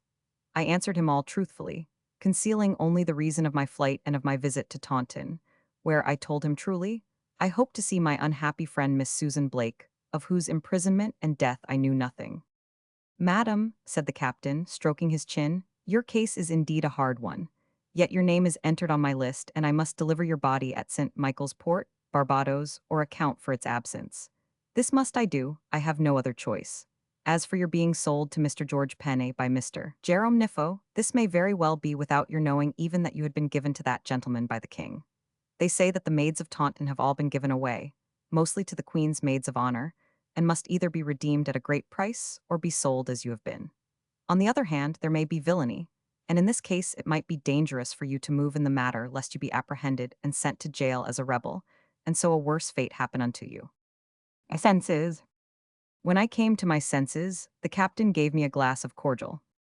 He then went on to tell me that this pretended merchant, this Mr. George Penney, was the most notorious kidnapper in the whole of Bristol, that he was always raking the prisons of rogues and sending them abroad for sale on the plantations, that at this time he was looking to make a great profit because there were so many prisoners that all could not be hanged, but most must be either flogged and sent about their business, or else sold to him and his like for servitude. As for any money paid for your passage, he 229 went on, I assure you, madam, upon my honor, that nothing at all has been paid by him, nor has he provided you with any change of clothes or provisions of any kind for the voyage, nor hath he asked or bargained for any better treatment of you on board than is given to the rogues below. And that, madam, he added, is food of the coarsest, and planks for sleep of the hardest. The letter which you have shown me is a mere trick. I do not think there is any such person in Boston. It is true, however, that there is a family of your name in Boston, and that they are substantial merchants. I make no doubt that as he hath treated you, so he will treat your friends, and that all the money which he has taken from you will remain in his own pocket. Then, I cried, what am I to do? Where look for help? "'Tis the damnedest villain," cried the captain, swearing after the profane way of sailors. "When next I put in at the port of Bristol, if the Monmouth scare be over, I will take care that all the world shall know what he hath done. But indeed he will not care. The respectable merchants have nothing to say with him. He is now an open Catholic, who was formerly concealed in that religion. Therefore he thinks his fortune is at the flood. But what is to be done, madam?" "Indeed, sir, I know not." He considered a while. His face was rough and colored like a ripe plum with the wind and the sun, but he looked honest, and he did not, like Mr. Penney, pretend to shed tears over my misfortunes. "Those who join rebellions," he said, but not unkindly, "generally find themselves out in their reckoning in the end. What the deuce have gentlewomen to do with the pulling down of kings? I warrant now you thought you were doing a grand thing, and so you must needs go walking with those pretty fools, the maids of Taunton. Well, tea's past praying for. George Penney is such a villain that keel-hauling is too good for him. Flogged through the fleet at Spithead he should be. Madam, I am not one who favors rebels, yet you cannot sleep and mess with the scum down yonder. 'Twould be worse than inhuman. Their talk and their manners would kill you. There is a cabin aft which you can have. The furniture is mean, but it will be your own while you are aboard. You shall mess at my table if you will so honor me. You shall have the liberty of the quarterdeck. I will also find for you, if I can, among the women aboard, one somewhat less villainous than the rest, who shall be your groometta, as the Spaniards say. Your servant, that is, to keep your cabin clean and do your bidding. When we make Barbados, there is no help for it, but you must go ashore with the rest and take your chance." This was truly generous of the captain, and I thanked him with all my heart. He proved as good as his word, for though he was a hard man, who duly maintained discipline, flogging his prisoners with rigor, he treated me during the whole voyage with kindness 230 and pity, never forgetting daily to curse the name of George Penney and drink to his confusion. The voyage lasted 6 weeks. At first we had rough weather with heavy seas and rolling waves. Happily I was not made sick by the motion of the ship, and could always stand upon the deck and look at the waves, a spectacle, to my mind, the grandest in the whole world. But I fear there was much suffering among the poor wretches, my fellow prisoners. They were huddled and crowded together below the deck. They were all seasick. There was no doctor to relieve their sufferings, nor were there any medicines for those who were ill. Fever presently broke out among them, so that we buried 9 in the first fortnight of our voyage. After this, the weather growing warm and the sea moderating, the sick mended rapidly, and soon all were well again. I used to stand upon the quarterdeck and look at them gathered in the waist below. Never had I seen such a company. They came, I heard, principally from London, which is the rendezvous or headquarters of all the rogues in the country. They were all in rags. Had any one among them possessed a decent coat, it would have been snatched from his back the very first day. They were dirty from the beginning. Many of them had cuts and wounds on their heads gotten in their fights and quarrels, and these were bound about with old clouts. Their faces were not fresh-colored and rosy, like the faces of our honest country lads, but pale and sometimes covered with red blotches, caused by their evil lives and their hard drinking. On their foreheads was clearly set the seal of Satan. Never did I behold wickedness so manifestly stamped upon the human countenance. They were like monkeys for their knavish and thievish tricks. They stole everything that they could lay hands upon. Pieces of rope, the sailors' knives when they could get them, even the marlinspikes if they were left about. When they were caught and flogged, they would make the ship terrible with their shrieks, being cowards as prodigious as they were thieves. They lay about all day ragged and dirty on deck, in the place assigned to them, stupidly sleeping or else silent and dumpish, except for some of the young fellows who gambled with cards. I know not for what stakes, and quarreled over the game and fought. It was an amusement among the sailors to make these lads fight on the forecastle, promising a pannikin of rum to the victor. For this miserable prize they would fight with the greatest fury and desperation, even biting one another in their rage, while the sailors clapped their hands and encouraged them. Pity it is that the common sort do still delight themselves with sport so brutal. On shore these fellows would be rejoicing in cockfights and bull-baitings. On board they baited the prisoners. There were among the prisoners 20 or 30 women, the sweepings of the Bristol streets. They, too, would fight as readily as the men, until the captain forbade it under penalty of a flogging. These women were to the full as wicked as the men. Nay, their 231 language was worse. insomuch that the very sailors would stand aghast to hear the blasphemies they uttered, and would even remonstrate with them, saying, Nan, or Pole. They were all Poles and Nans, 'tis enough to cause the ship to be struck with lightning. Give over now, wilt sink the ship's company with your foul tongue? But the promise of a flogging kept them from fighting. Men, I think, will brave anything for a moment's gratification, but not even the most hardened woman will willingly risk the pain of the whip. The captain told me that of these convicts, of whom every year whole shiploads are taken to Virginia, to Jamaica, and to Barbados, not one in 100 ever returns. For, he said, the work exacted from them is so severe, with so much exposure to a burning sun, and the fare is so hard that they fall into fevers and calentures. And besides the dangers from the heat and the bad food, there is a drink called rum or arrack, which is distilled from the juice of the sugar cane, and another drink called mobby, distilled from potatoes, which inflames their blood and causes many to die before their time. Moreover, the laws are harsh, and there is too much flogging and branding and hanging, so that some fall into despair and, in that condition of mind, die under the first illness which seizes on them. Captain, I said, you forget that I am also to become one of these poor wretches. The captain swore lustily that, on his return, he would seek out the villain Penne and break his neck for him.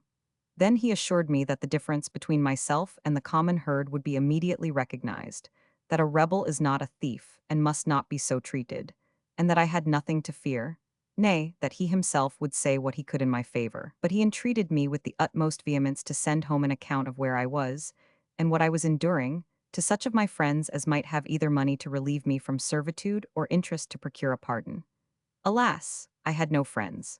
Mr. Bosquirrel, I knew full well, would move heaven and earth to help me, but he could not do that without his son finding out where I was.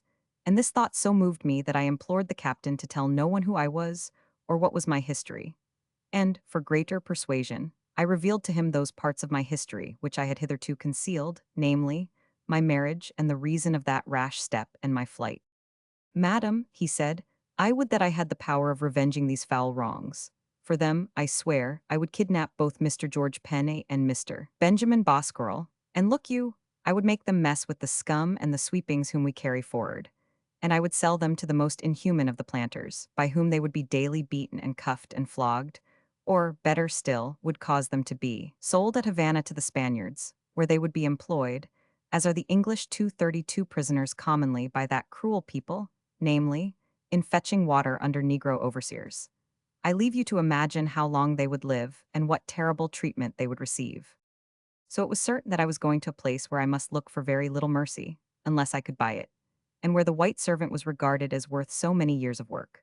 Not so much as a Negro, because he doth sooner sink under the hardships of his lot, while the Negro continues frolic and lusty, and marries and has children, even though he has to toil all day in the sun, and is flogged continually to make him work with the greater heart.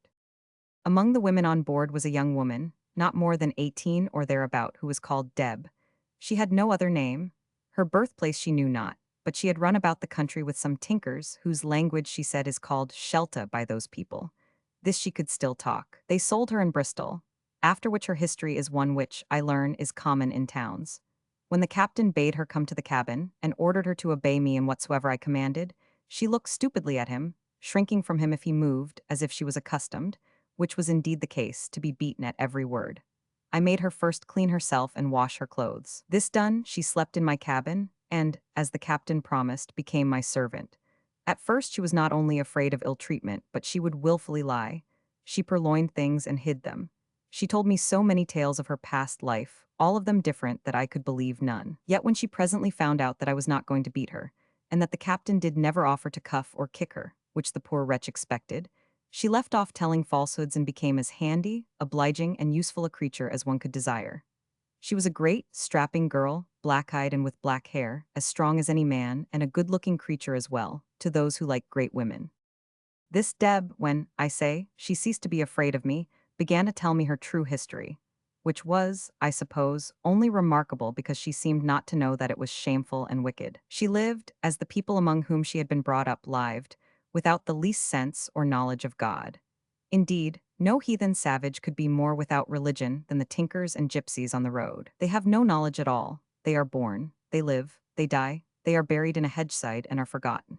It was surprising to me to find that any woman could grow up in a Christian country so ignorant and so uncared for. In the end, as you shall hear, she showed every mark of penitence and fell into a godly and pious life. My captain continued in the same kindness towards me throughout the voyage, suffering me to mess at his table, where the provisions were plain but wholesome, and encouraging me to talk to him, seeming to take pleasure in my simple conversation. In the mornings when, with a fair wind and full sail, the ship 233 plowed through the water, while the sun was hot overhead, he would make me a seat with a pillow in the shade, and would then entreat me to tell him about the rebellion and our flight to Blackdown. Or he would encourage me in serious talk, though his own conversation with his sailors was overmuch garnished with profane oaths, listening with grave face. And sometimes he would ask me questions about the village of Bradford Orcas, my mother and her wheel, Sir Christopher and the rector, showing a wonderful interest in everything that I told him. It was strange to see how this man, hard as he was with the prisoners, whom it was necessary to terrify, otherwise they might mutiny, could be so gentle towards me, a stranger and a costly one too, because he was at the expense of maintaining me for the whole voyage, and the whole time being of good manners, never rude or rough, or offering the least freedom or familiarity, a thing which a woman in my defenseless position naturally fears. He could not have shown more respect unto a queen. The Lord will surely reward him therefore. One evening at sunset, when we had been at sea 6 weeks, he came to me as I was sitting on the quarterdeck and pointed to what seemed a cloud in the west. "'Tis the island of Barbados," he said. "Tomorrow, if this wind keeps fair, we shall make the port of St. Michael's, which some call the bridge, and then, madam, alas." He fetched a deep sigh. "I must put you ashore and part with the sweetest companion that ever sailed across the ocean." He said no more, but left me as if he had other things to say but stifled them. Presently the sun went down and darkness fell upon the waters. The wind also fell and the sea was smooth, so that there was a great silence. "Tomorrow," I thought, "we shall reach the port, and I shall be landed with these wretches and sent, perhaps, to toil in the fields." But yet my soul was upheld by the vision which had been granted to me upon the Blackdown hills, and I feared nothing. This I can say without boasting, because I had such weighty reasons for the faith that was in me. The captain presently came back to me. "Madam," he said, "suffer me to open my mind to you." "Sir," I told him, "there is nothing which I could refuse you, saving my honor." "I must confess," he said, "I have been torn in twain for love of you, madam, ever since you did me the honor to mess at my table. Nay, hear me out. And I have been minded 1,000 times to assure you first that your marriage is no marriage, and that you have not indeed any husband at all. Next, that since you can never go back to your old sweetheart, 'tis better to find another who would protect and cherish you. And thirdly, that I am ready, aye, and longing, now to become your husband and protector, and to love you with all my heart and soul." "Sir," I said, "I thank you for telling me this, which indeed I did not suspect. But I am, alas, as you know, already married, even though my marriage be no true one, and can never forget the 234 love which I still must bear to my old sweetheart. Wherefore I may not listen to any talk of love." "If," he replied, "you were a woman after the common pattern, you would right gladly cast aside the chains of this marriage ceremony. But, madam, you are a saint, therefore I refrained." He sighed. "I confess that I have been dragged as by chains to lay myself at your feet. Well, that must not be." He sighed again. "Yet I would save you, madam, from the dangers of this place. The merchants and planters do, for the most part, though gentlemen of good birth, lead debauched and ungodly lives, and I fear that, though they may spare you the hardships of the field, they may offer you other and worse indignities." I answered in the words of David, "The Lord hath delivered me out of the paw of the lion, and out of the paw of the bear. He will deliver me out of the hand of the Philistines." "Nay, but there is a way. You need not land at all. It is but a scratch of the pen, and I will enter your name among those who died upon the voyage. There will be no more inquiry, any more than after the other names, and then I can carry you back with me to the port of London, whither I am bound after taking in my cargo." For a space I was sorely tempted. Then I reflected. It would be, I remembered, by consenting to the captain's treachery towards his employers, nothing less that I could escape this lot. "No, sir," I said, "I thank you from my heart for all your kindness and for your forbearance, but we may not consent together unto this sin. Again, I thank you, but I must suffer what is laid upon me." He knelt at my feet and kissed my hands, saying nothing more, and presently I went to my cabin, and so ended my first voyage across the great Atlantic Ocean. In the morning when I awoke, we were beating off Carlisle Bay, and I felt like unto one of those Christian martyrs of whom I have read, whom they were about to lead forth and cast unto the lions. Chapter 35. The White Slave. When, When we dropped anchor in the port or road of Carlisle Bay, we were boarded by a number of gentlemen, who welcomed the captain, asked him the news, and drank with him.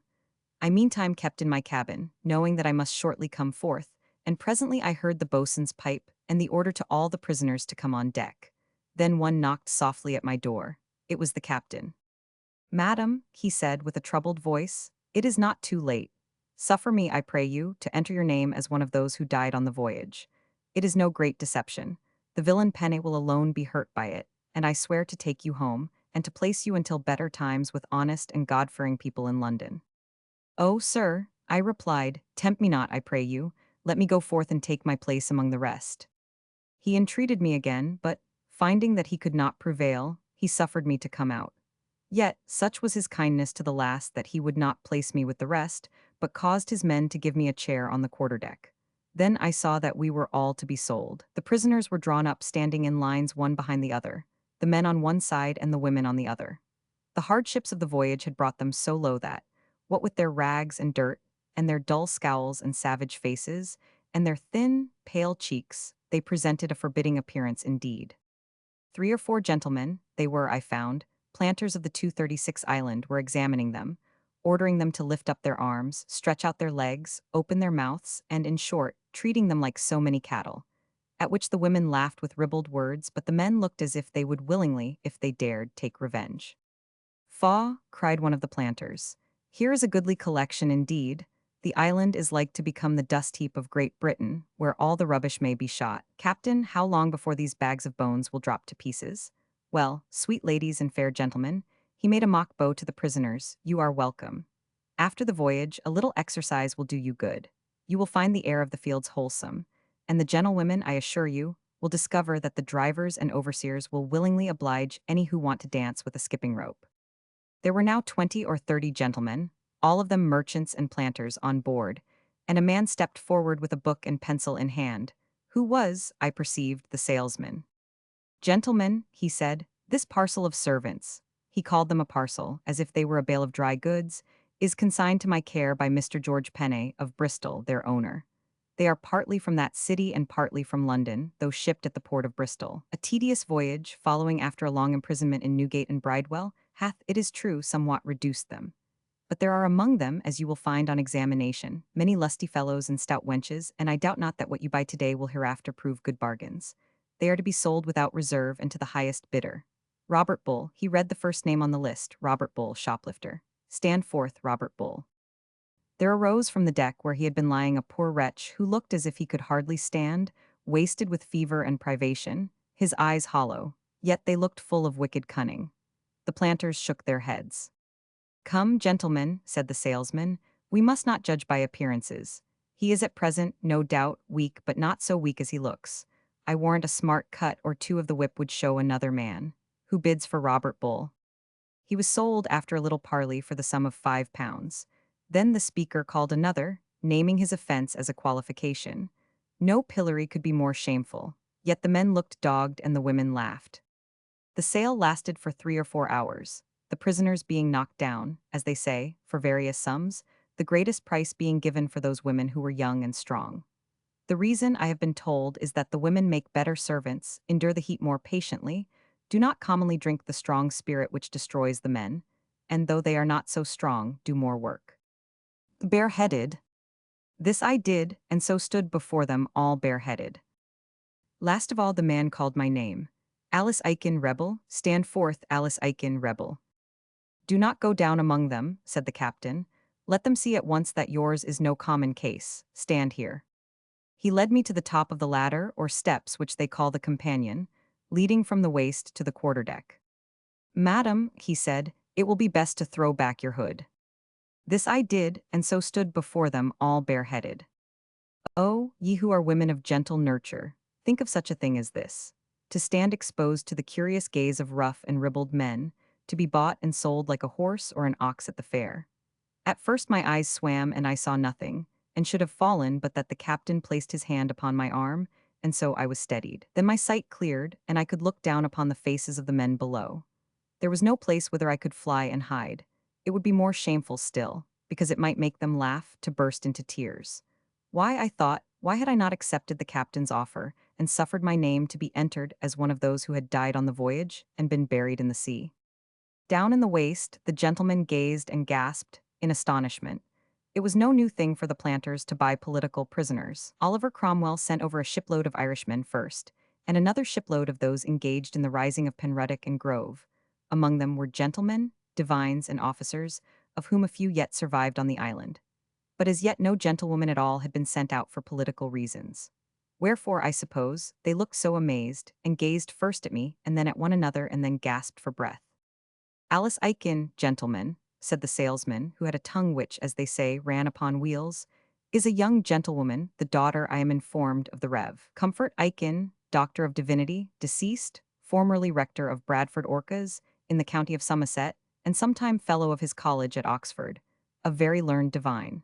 She hath had the misfortune to have taken part in the Monmouth rebellion, and was one of those maids of Taunton who gave the Duke his flags, as you have heard by the latest advices. Therefore, she is sent abroad for a term of 10 years. Gentlemen, there can be no doubt that her relations will not endure that this young lady, as beautiful as she is unfortunate, and as tender as she is beautiful, should be exposed to the same hard treatment as the rogues and thieves whom you have just had put up for sale. They will, I am privately assured, I heard this statement with amazement, gladly purchase her freedom, after which, unless she is permitted to return, the society of our colony will rejoice in the residence among them of one so lovely and so accomplished. Meantime, she must be sold like the rest. Did Monmouth make war with women for his followers? 238 asked a gentleman of graver aspect than most. I, for one, will have no part or share in such traffic. Are English gentlewomen, because their friends are rebels, to be sent into the fields with the Negroes? Your wife would be jealous, said another, and then they all laughed. I understood not until afterwards that the buying and selling of such a person as I appeared to be is a kind of gambling. That is to say, the buyer hopes to get his profit, not by any work that his servant should do, but by the ransom that his friends at home should offer. And so they began to bid, with jokes rude and unseemly, and much laughter, while I stood before them still bareheaded. £10, one began. 12, cried another. 15, said a third, and so on, the price continually rising, and the salesman with honeyed tongue continually declaring that my friends, as he very well knew, would consent to give any ransom, any so only, that I was set free from servitude. Until, for £60, no one offering a higher price, I was sold to one whose appearance I liked the least of any. He was a gross, fat man, with puffed cheeks and short neck, who had bought already about 20 of the servants. Be easy, he said, to one who asked him how he looked to get his money back. It is not for twice £60 that I will consent to let her go. What is twice £60 for a lovely piece like this? Then the captain, who had stood beside me, saying nothing, interfered. Madam, he said, you can put up your hood again.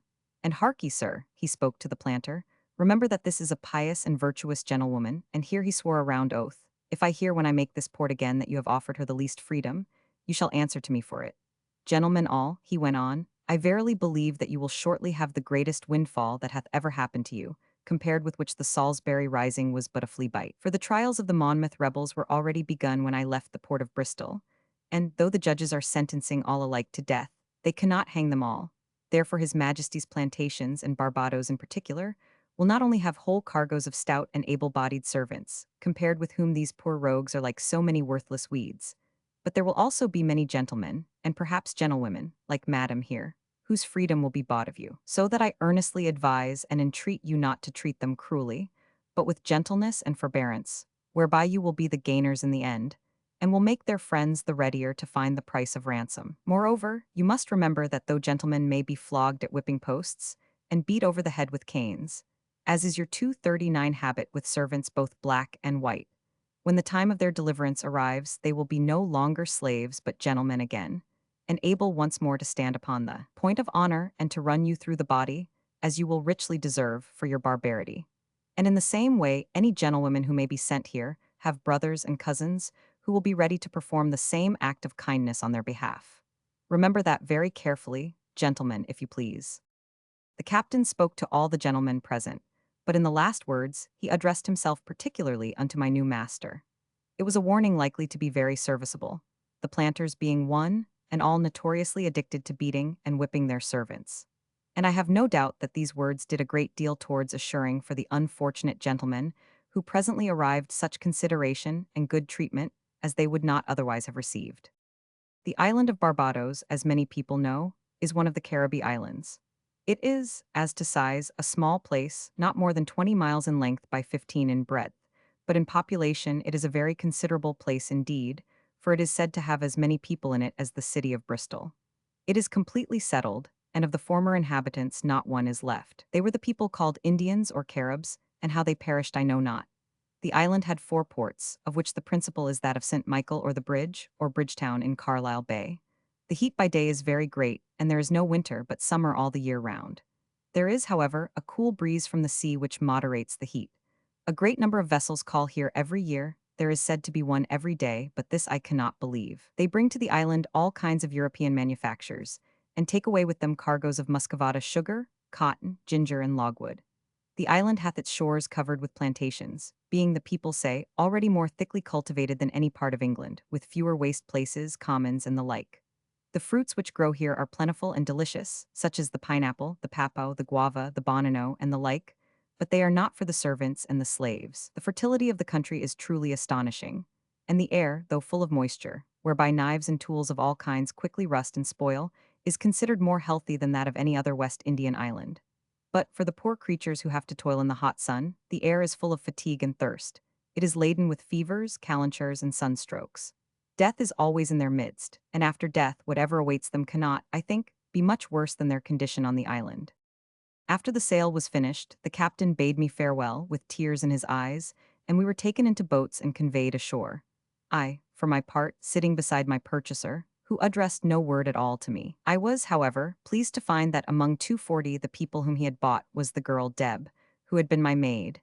If a woman who is a convict may have a maid, who is a sister convict? When we landed, we walked from the quay or landing place to a great building like a barn, which is called a barracoon, in which are lodged the Negro slaves and servants before they go to their masters. But at this time it was empty. Hither came presently a certain important person in a great wig and a black coat, followed by 2 Negro beadles, each carrying a long cane or stick. After commanding silence, this officer read to us in a loud voice those laws of the colony which concern servants, and especially those who, like ourselves, are transported for various offenses. I forget what these laws were, but they seemed to be of a cruel and vindictive nature, and all ended with flogging and extension of the term of service. I remember, for instance, because the thought of escape from a place in the middle of the ocean seemed to me mad, that, by the law, if anyone should be caught endeavoring to run away, he should be first flogged and then made to serve 3 years after his term was expired, and that no ship was allowed to trade with the island or to put in for water unless the captain had given security with 2 inhabitants of the island in the sum of 2,000 sterling not to carry off any servant without the owner's consent. When these laws had been read, the officer proceeded further to inform us that those who were thus sent out were sent to work as a punishment, that the work would be hard, not light, and that those who shirked their work or were negligent in their work would be reminded of their duties, in the manner common to plantations, that if they tried to run away they would most certainly be caught, because the island was but small, and that when they were caught, not only would their term of years be increased, but that they would most certainly receive a dreadful number of lashes. He added further that as nothing would be gained by malingering, sulking, or laziness, so on the other hand our lot might be lightened by cheerfulness, honesty, and zeal. A more surly, ill-conditioned crew, I think he must have never before harangued. They listened, and on most faces I read the determination to do no more work than was forced from them. This is, I have learned, how the plantation servants do commonly begin, but the most stubborn spirit is not proof against the lash and starvation. Therefore, before many days they are as active and as zealous as can be desired, and the white men, even in the fields, will do double the work that can be got out of the black. Then this officer went away followed by his beadles, who cast eyes of regret upon us, as if longing to stay and exercise their wands of office upon the prisoners' backs. This done, we were ordered to march out. My master's horse was waiting for him, led by a Negro, and 2 of his overseers, also mounted and carrying whips in their hands, waited his commands. He spoke with them a few minutes and then rode away. They brought a long cart with a kind of tilt to it, drawn by 2 asses, here they call them asingos, and invited me courteously to get into it. It was loaded with cases and boxes, and a Negro walked beside the beasts. Then we set out upon our march. First walked the 20 servants, men and women, newly bought by the master. After them, or at their side, rode the overseers, roughly calling on the laggards to quicken their pace and cracking their whips horribly. Then came the cart in which I sat. The sun was high in the heavens, for it was not more than 3 of the clock. The road was white and covered with dust, and the distance was about 6 or 7 miles, and we went slowly, so that it was already nigh unto sunset when we arrived at the master's estate. Thus was I, a gentlewoman born, sold in the island of Barbados for a slave. £60 the price I fetched. Oh, even now, when it is all past long since, I remember still with shame how I stood upon the quarterdeck, my hood thrown back, while all those men gazed upon me, and passed their ribald jests, and cried out the money they would give for me. Chapter 36. The First Day of Servitude. Ati. Thus began my captivity. Thus I began to sit beside the waters of Babylon, more wretched than the daughters of Zion, because they wept together, while I wept alone. I looked for no release or escape until the Lord should mercifully please to call me away by opening the gate of death. For even if I were released, if by living out the 10 years of servitude I could claim my freedom, of what use would it be to me? Whither could I fly? Where hide myself? Yet you shall hear, if you will read, how a way, terrible at first and full of peril, was unexpectedly opened, and in what strange manner was wrought my deliverance. We arrived at our new master's estate, which was, as I have said, about 7 miles from the port towards sundown. We were marched, rather, driven to a kind of village, consisting of a double row of huts or cottages, forming a broad street, in the middle of which there were planted a large number of the fruit trees named here bananos. They are a kind of plantain. The green fruit was hanging in clusters, as yet unripe, but the leaves, which are also the branches, being for the most part blown into long shreds, or rags by the wind, had an untidy appearance. The cottages looked more like pigsties for size and shape. They were built of sticks, withes, and plantain leaves both for sides and for roof. Chimneys had they none, nor windows. Some of them had no door, but an opening only. Thus are housed the servants and slaves of a plantation. The furniture within is such as the occupants contrive. Sometimes there is a hammock or a pallet with grass mats and rugs. There are some simple platters and basins. In each hut there are 2, 3, or 4 occupants. Here let me in brief make an end of describing the buildings on this estate, which were, I suppose, like those of every other. If you were to draw a great square, in which to lay down or figure the buildings, you would have in one corner the street or village of the people. Next to the village lies the great pond, which serves for drinking water as well as for washing. The Negroes are fond of swimming and bathing in it, and they say that the water is not fouled thereby, which I cannot understand. In the opposite corner you must place the ingenio, or house where the sugar canes are brought to 243 be crushed and ground, and the sugar is made. There are all kinds of machines, with great wheels, small wheels, cogs, gutters for running the juice, and contrivances which I cannot remember. Some of the ingenios are worked by a windmill, others by horses and asingos. There is in every one a still where they make that fiery spirit which they call kill devil. Near the ingenio are the stables, where there are horses, oxen, asingos, and the curious beast spoken of in Holy Writ called the camel. It hath been brought here from Africa, and is much used for carrying the sugar. The open space around the ingenio is generally covered and strewed with trash, which is the crushed stalk of the cane.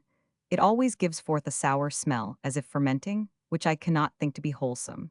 In the fourth corner is the planter's house. Considering that these people sometimes grow so rich that they come home and buy great estates, it is wonderful that they should consent to live in houses so mean and paltry. They are of wood, with roofs so low that one can hardly stand upright in them, and the people are so afraid of the cool wind which blows from the east that they have neither doors nor windows on that side, but will have them all towards the west, whence cometh the chief heat of the sun, namely the afternoon heat.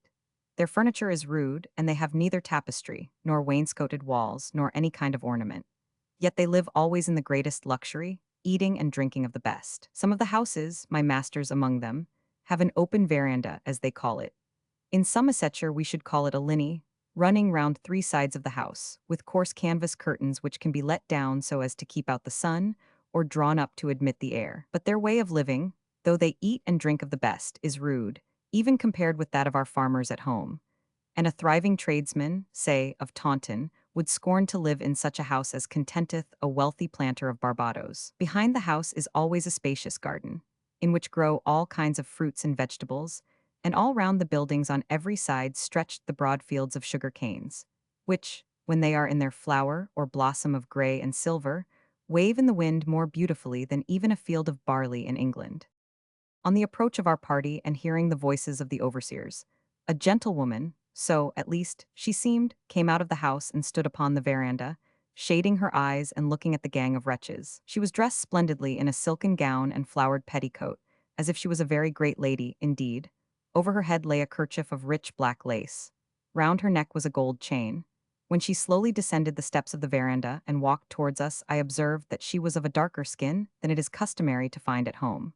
It was, indeed, somewhat like the skin of the gypsy people. Her features were straight and regular, her hair was quite black, her eyes were also black and large, shaped like almonds. On her wrists were heavy gold bracelets, and 244 her fingers were loaded with rings. She seemed about 30 years of age. She was a woman of tall and fine presence, and she stood and moved as if she was a queen. She presently came forth from the veranda and walked across the yard towards us. "Let me look at them, your new batch," she said, speaking languidly and with an accent somewhat foreign. "How many are there? Where do they come from? Who is this one, for instance?"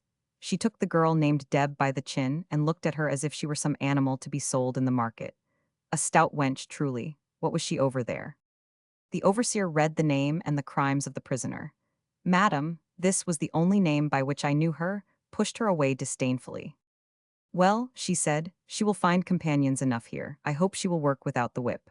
Hark ye, girl," she added with, I think, kindly intent, "it goes still to my heart when I hear that the women have been trounced, but the work must be done. Remember that, and who are those and those?"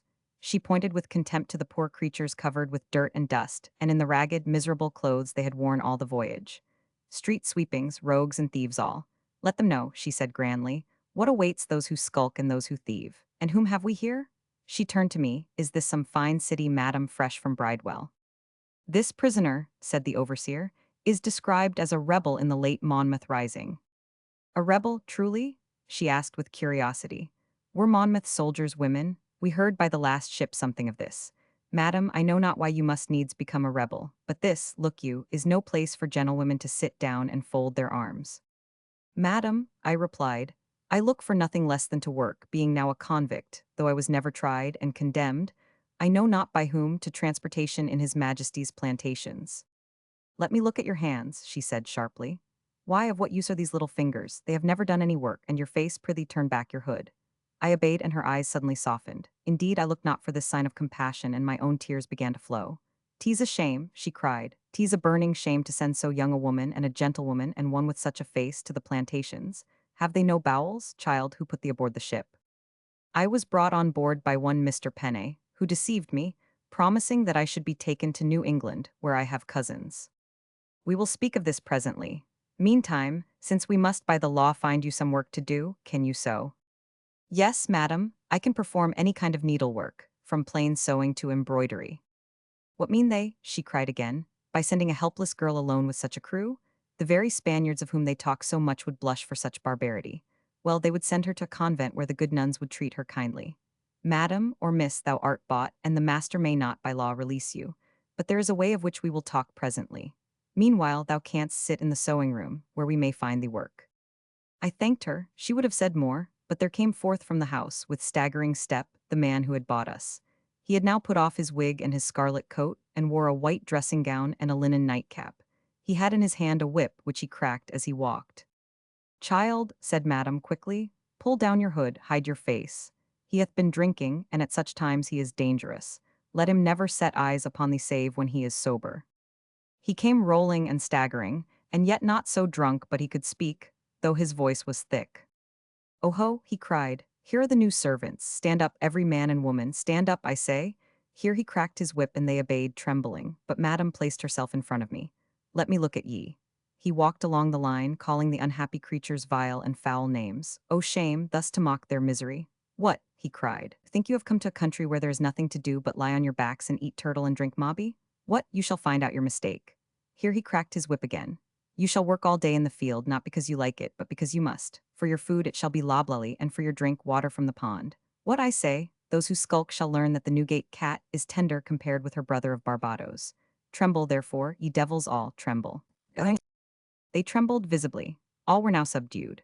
Those of them who swaggered, the daredevil, reckless blades, when first we sailed, were now transformed into cowardly, trembling wretches, all half-starved, and some reduced with fevers, with no more spirit left than enabled them still to curse and swear. the feeblest of mortals, the lowest of human wretches, has still left so much strength and will that he can sink his immortal soul lower still. A terrible power, truly. Then Madame drew me aside gently and led me to a place like a barn, where many women, white and black, sat sewing, and a great quantity of little black babies and naked children played about under their charge. The white women were sad and silent. The blacks, I saw with surprise, were all chattering and laughing. The Negro is happy if he have enough to eat and drink, whether he be slave or free. Madame sat down upon a bench and caused me to sit beside her. Tell me, she said kindly, what this means. When did 246 women begin to rebel? If men are such fools as to go forth and fight, let them, but for women. Indeed, I told her, I did not fight. Then nothing would do but I must tell her all, from the beginning, my name, my family, and my history. But I told her nothing about my marriage. So, she said, you have lost father, mother, brothers, lover, and friends by this pretty business, and all because they will not suffer the king to worship in his own way. Well, 'tis hard for you. To be plain, it may be harder than you think, or I can help. You have been bought for £60, and that not for any profit that your work will bring to the estate, because such as you are but a loss and a burden, but only in the hope that your friends will pay a great sum for ransom. Madam, I have indeed no friends left who can do this for me. If so, it is indeed unfortunate. For presently the master will look for letters on your behalf, and if none come I know not what he may threaten, or what he may do. But think, try to find someone. Consider, your lot here must be hard at best. Whereas, if you are released, you can live where you please. You may even marry whom you please, because beautiful young gentlewomen like yourself are scarce indeed in Barbados. 'Tis Christian charity to set you free. Remember, child, that money will do here what I suppose it will do anywhere. All are slaves to money. You have 6 months before you in which to write to your friends and to receive an answer. If in that time nothing comes, I tell thee again, child, that I know not what will happen. As for the life in the fields, it would kill thee in a week. Perhaps if the Lord so wills, I replied helplessly, that may be best. Friends have I none now, nor any whom I could ask for help, save the Lord alone. I will ask for work in the fields.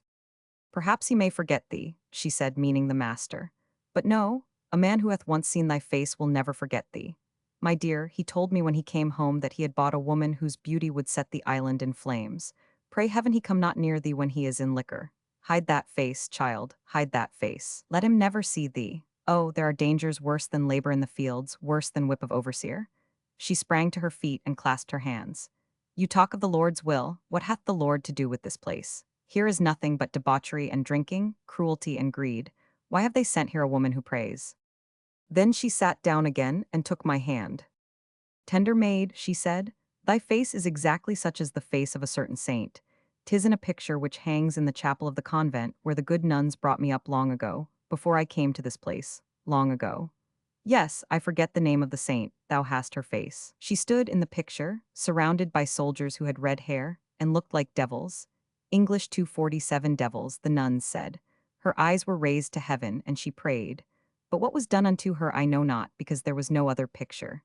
Now she sits upon a throne in the presence of the Mother of God. The tears stood in her great black eyes. I take it that she was thinking of the days when she was young. Well, we must keep thee out of his way.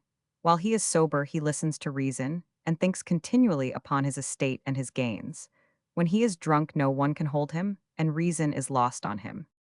She presently brought me a manchet of white bread and a glass of Madeira wine, and then told me that she would give me the best cottage that the estate possessed, and, for my better protection, another woman to share it with me. I thanked her again, and asked that I might have the girl called Deb, which she readily granted. And so my first day of servitude ended in thus happily finding a protector. As for the cottage, it was a poor thing, but it had a door and a window with a shutter. The furniture was a pallet with 2 thick rugs and nothing more. My condition was desperate indeed, but yet, had I considered, I had been, so far, most mercifully protected. I was shipped as a convict, it is true, by a treacherous villain.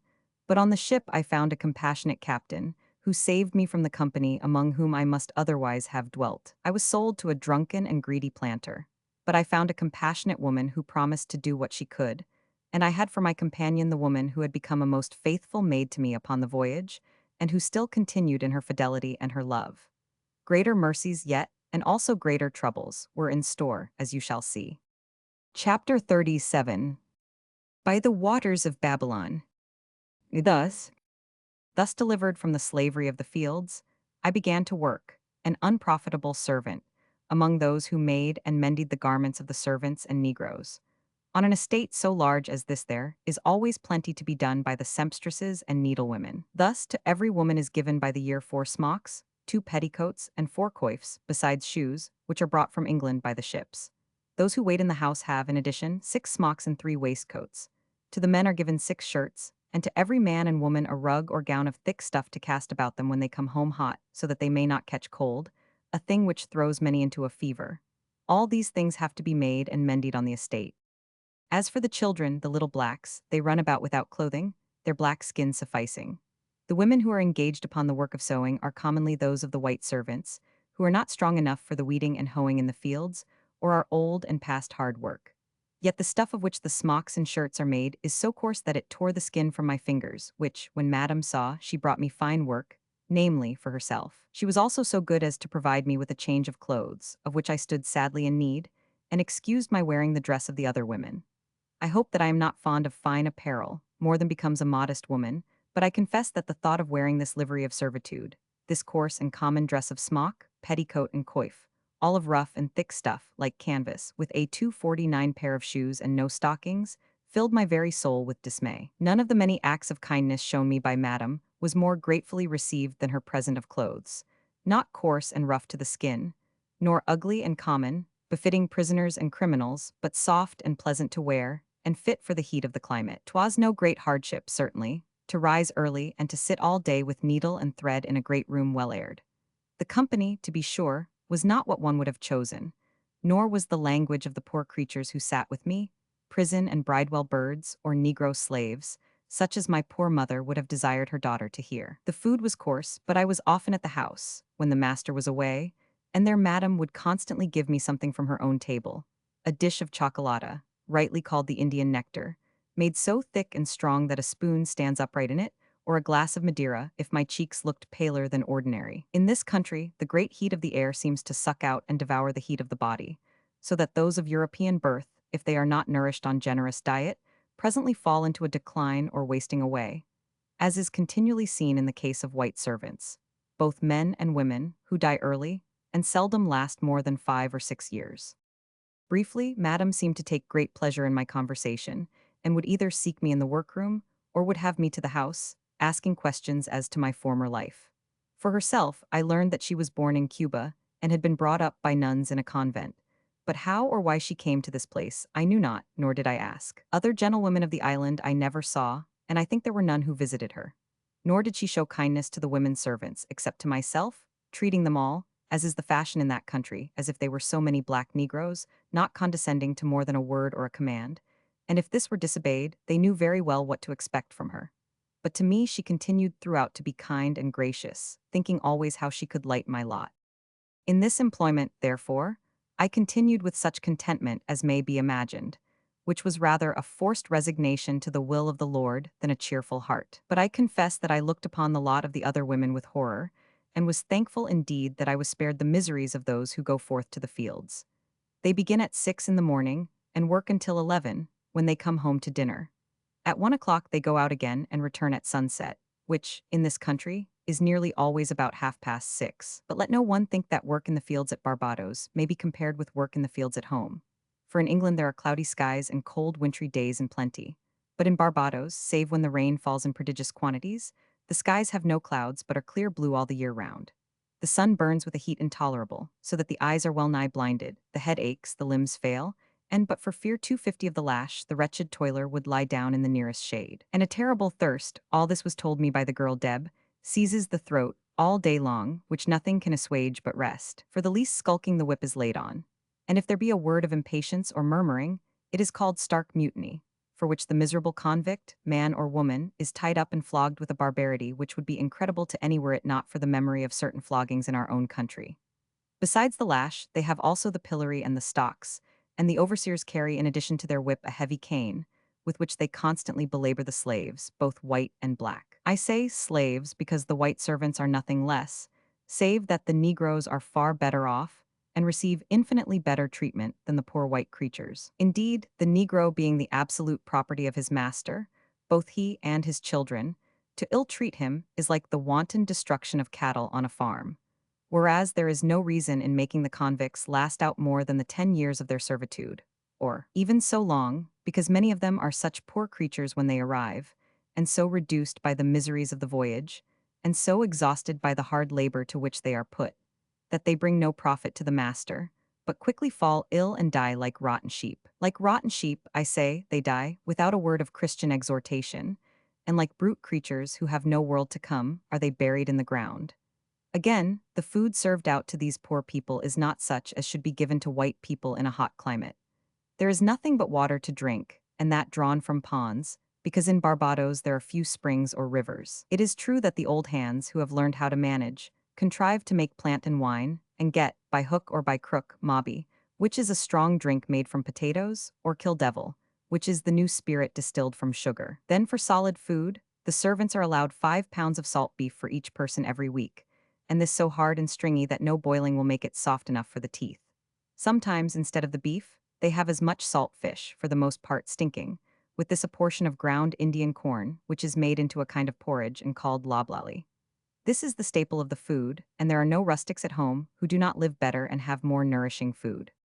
I do not deny that the convicts are for the most part a horrid crew, who deserve to suffer if any men ever did. But it was sad to see how the faces of the people were pinched with hunger and wasted with the daily fatigues, and how their hollow eyes were full of despair.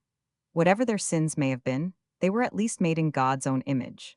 No criminal, however wicked, should have been used with such barbarity as was wreaked upon the people of this estate. The overseers were chosen, being themselves also convicts for their hardness of heart.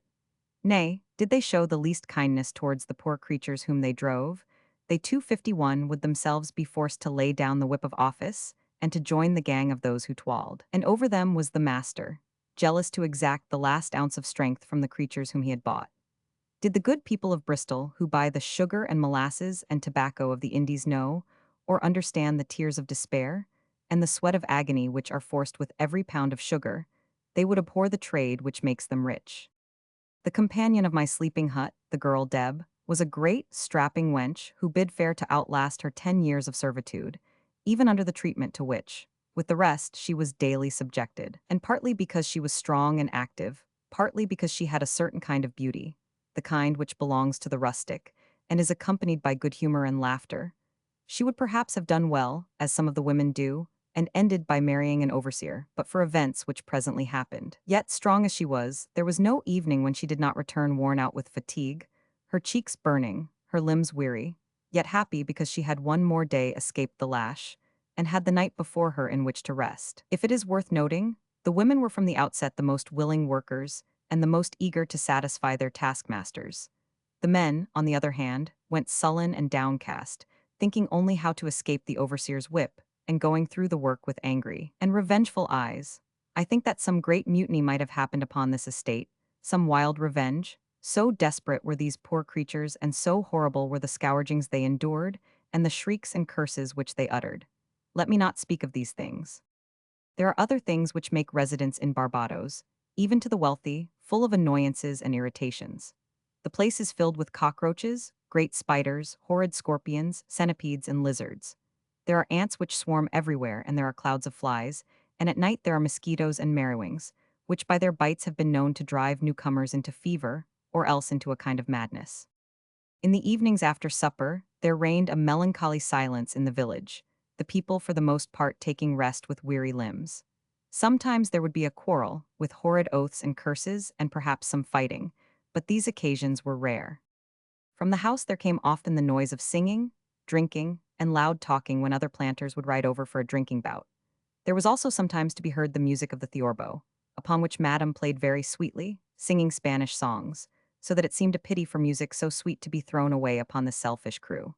It made me think of Humphrey, and of the sweet and holy thoughts which he would put into rhymes, and then fit the rhymes with music which seemed to breathe those very thoughts. Alas, in the village of Bradford 252 Orcas there would be now silence and desolation. The good old squire dead, my father dead, the young men sent to the plantations, no one left at all but the rector and madam his sister-in-law, and I, alas, a slave. Perchance at that moment, the rector might be slowly drawing his bow across the strings of his violoncello thinking of those who formerly played with him, or perhaps he would be sorrowfully taking out his cases and gazing for a little consolation upon the figures of his goddesses and his nymphs. Only to think of the place, and of those who once lived there, tore my poor heart to pieces. One evening, when there was a great noise and talking at the house, while we were sitting upon our beds with no other light than that of the moon, Madam herself came to the cottage. "Child," she said, "nothing will do but that the gentleman must see thy beauty. Nay, no harm shall happen while I am there, so much they know. But he hath so bragged about thy beauty and the great price he will demand for ransom that the rest are mad to see thee. I swear that not the least rudeness shall be offered thee. They are drinking, it is true, but they are not yet drunk. Come." So I arose and followed her. First, she took me to her own room, where she took off my hood and threw over me a long white lace mantilla, which covered my head and fell over my shoulders and below the waist. She sighed as she looked at me. "Poor innocent," she said.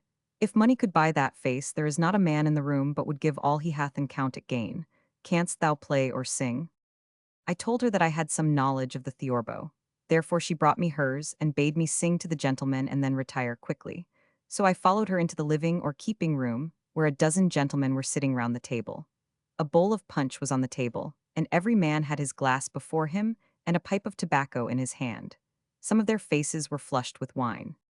"Gentlemen," said Madam, "our prisoner hath consented to sing one song to you, after which she will ask permission to bid you good night." So they all clapped their hands and rapped the table, and I, being indeed terrified, but knowing very well that to show fear would be the worst thing I could do, touched the strings and began my song. I sang the song which Humphrey made, and which he sang to the officers at Taunton when the Duke was there.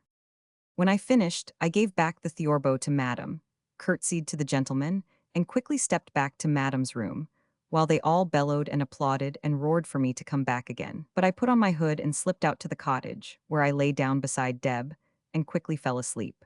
It is a great happiness, in these hot latitudes, that, when a newcomer 253 hath once got over the trouble of the Merrowings, he falleth asleep the moment he lies down, and so sleeps through the whole night. But in the morning, Madam came to see me while I was sewing. "Well, child," she said, laughing, "thou hast gotten a lover who swears that he will soon have thee out of this hell." "A lover?" I cried. "Nay, that may God forbid." "'Tis true, young Mr. Anstis it is. While thou wast singing he gazed on thy pretty face and listened as one enchanted. I wonder but no, thou hast no eyes for such things. And when thou wast gone he offered the master 4 times the sum he paid for thee, yea, 4 times, or 6 times, saying that he meant honorably, and that if any man dared to whisper anything to the contrary he would cut his throat. Alas, madam, I must never marry, either this Mr. Anstis or any other." "Tut, tut, this is foolish maid's nonsense. Granted you have lost your old lover, there are plenty more. Suppose he hath lost his old sweetheart, there are plenty more, as I doubt not he hath already proved. Mr. Anstis is a very pretty young gentleman, but the master would not listen, saying that he waited for the lady's friends. And so passed 6 weeks, or thereabouts, for the only count of time I kept was from Sunday to Sunday. On that day we rested. The negroes, who are no better than heathens, danced. The white servants lay about in the shade, and drank what they could, in one cottage only on that godless estate were prayers offered. And then happened that great event which, in the end, proved to be a change in my whole life, and brought happiness out of misery, and joy out of suffering, though at first it seemed only a dreadful addition to my trouble. Thus is the course of things ordered for us, and thus the greatest blessings follow upon the most threatening juncture. What this was I will tell in a few words. It was about the 3rd week in September when I embarked, and about the 3rd week in November when the ship made her port. Therefore, I take it that it was one day about the beginning of the year 1686, when Madam came to the workroom, and told me that a ship had arrived carrying a cargo of 200 rebels and more, sent out to work upon the plantations, like myself, for the term of 10 years. She also told me that the master was gone to the bridge in order to buy some of them. Not, she said, that he wanted more hands, but he expected that there would be among them persons of quality who would be glad to buy their freedom. He still, she told me, looked to make a great profit out of myself, and was thinking to sell me, unless my friends in England speedily sent proposals for my ransom, to the young planter who was in love with me. This did not displease me. I have not thought it necessary to tell how Mr. Anstis came often to the estate, and continually devised schemes for looking at me, going to the Ingenio 254 whence he could see those who sat in the workroom, and even sending me letters, vowing the greatest extravagance of passion. I say I was not displeased, because there was in this young gentleman's face a certain goodness of disposition clearly marked, so that even if I became his property, I thought I might persuade him to relinquish thoughts of love, even if I had to trust myself entirely to his honor and tell him all. But, as you shall hear, this project of the master's was brought to naught. As for the rebels, I was curious to see them. Some I might recognize, to some I might perhaps be of a little use at the outset in guarding them against dangers. I did not fear or think it likely that there would be any among them whom I might know or who might know me.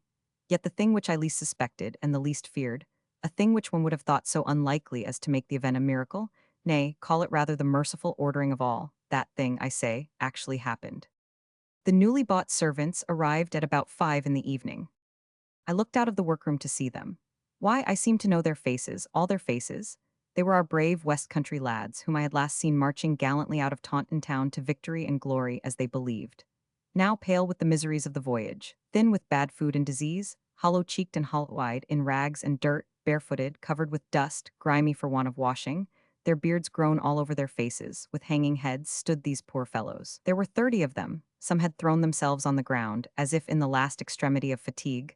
Some stood with the patience that one sees in brute beasts who are waiting to be killed, and in a group together stood 3. Oh, merciful heaven! Was this misery also added to my cup? They were Robin, Barnaby, and Humphrey. Robin's face, heavy and pale, betrayed the sorrow of his soul. He stood as one who neither careth for nor regardeth anything. My heart fell like lead to witness the despair which was visible in his attitude, in his eyes, in his brow. But Barnaby showed still a cheerful countenance and looked about him, as if he was arriving a welcome guest instead of a slave. "Do you know any of them, child?" Madam asked. "Oh, madam," I cried, "they are my friends, they are my friends. Oh, help them, help them." "How can I help them?" she replied coldly. "They are rebels, and they are justly punished. Let them write home for money if they have friends, and so they can be ransomed. To make them write the more movingly, the master hath resolved to send them all to work in the fields. The harder they work, he says, the more they will desire to be free again. In the fields, oh, Robin, my poor Robin." Chapter 38. Humphrey's Narrative. W. With these words, "Oh, Robin, Robin," the history, as set down in my mistress's handwriting, suddenly comes to an end. The words are fitting, because her whole heart was full of Robin, and though at this time it seemed to the poor creature a sin still to nourish affection for her old sweetheart, I am sure, nay, I have it on her own confession, that there was never an hour in the waking day when Robin was not in her mind, though between herself and her former lover stood the dreadful figure of her husband. I suppose that, although she began this work with the design to complete it, she had not the courage, even when years had passed away, and much earthly happiness had been her reward, to write down the passages which follow. Wherefore, and for another reason, namely, a confession which must be made by myself before I die, I have taken upon myself to finish that part of Alice Aiken's history which relates to the Monmouth Rising and its unhappy consequences. You have read how, thanks to my inexperience and ignorance of conspiracies and belief in men's promises, we were reduced to the lowest point of disgrace and poverty. Alice did not tell, because till afterwards she did not know, that on Sir Christopher's death his estate was declared confiscated and presently bestowed upon Benjamin by favor of Lord Jeffreys, so that he whose ambition it was to become Lord Chancellor was already, which he had not expected, the lord of the manor of Bradford Orcas. But of this hereafter. I have called her my mistress. Truly, all my life she hath been to me more than was ever Laura to Petrarch, or even Beatrice to the great Florentine.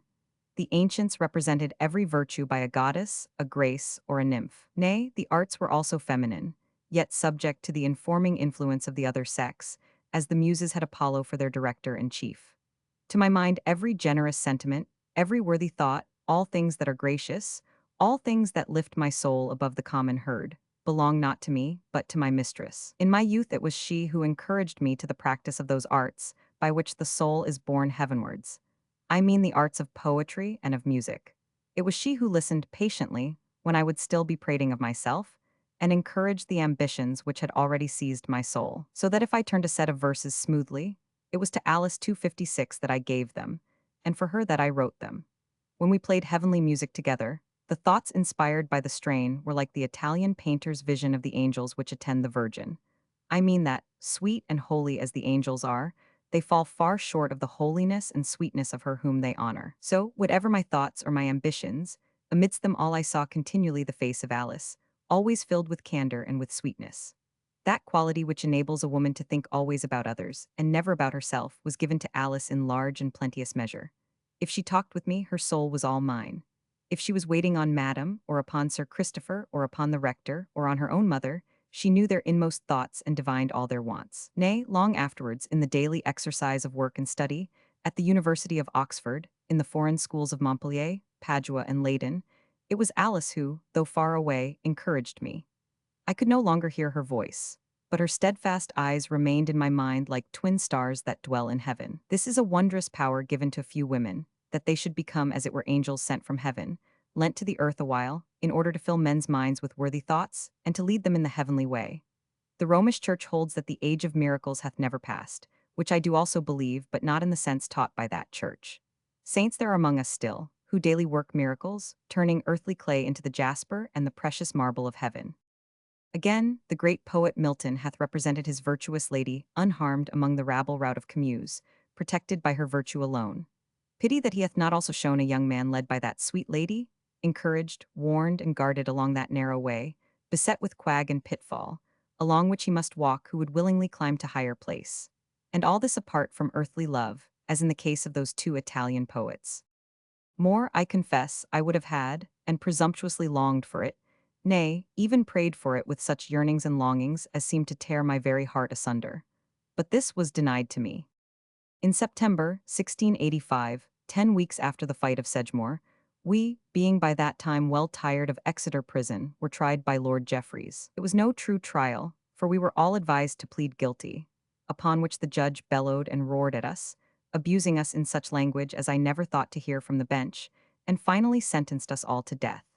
A great deal has been said of this roaring of the judge, but I am willing to excuse it in great measure, on the ground of the disease from which he was then suffering. I myself, who had heard that he was thus afflicted, saw the drops of agony upon his forehead, and knew that if he was not bawling at us, he must have been roaring on his own account.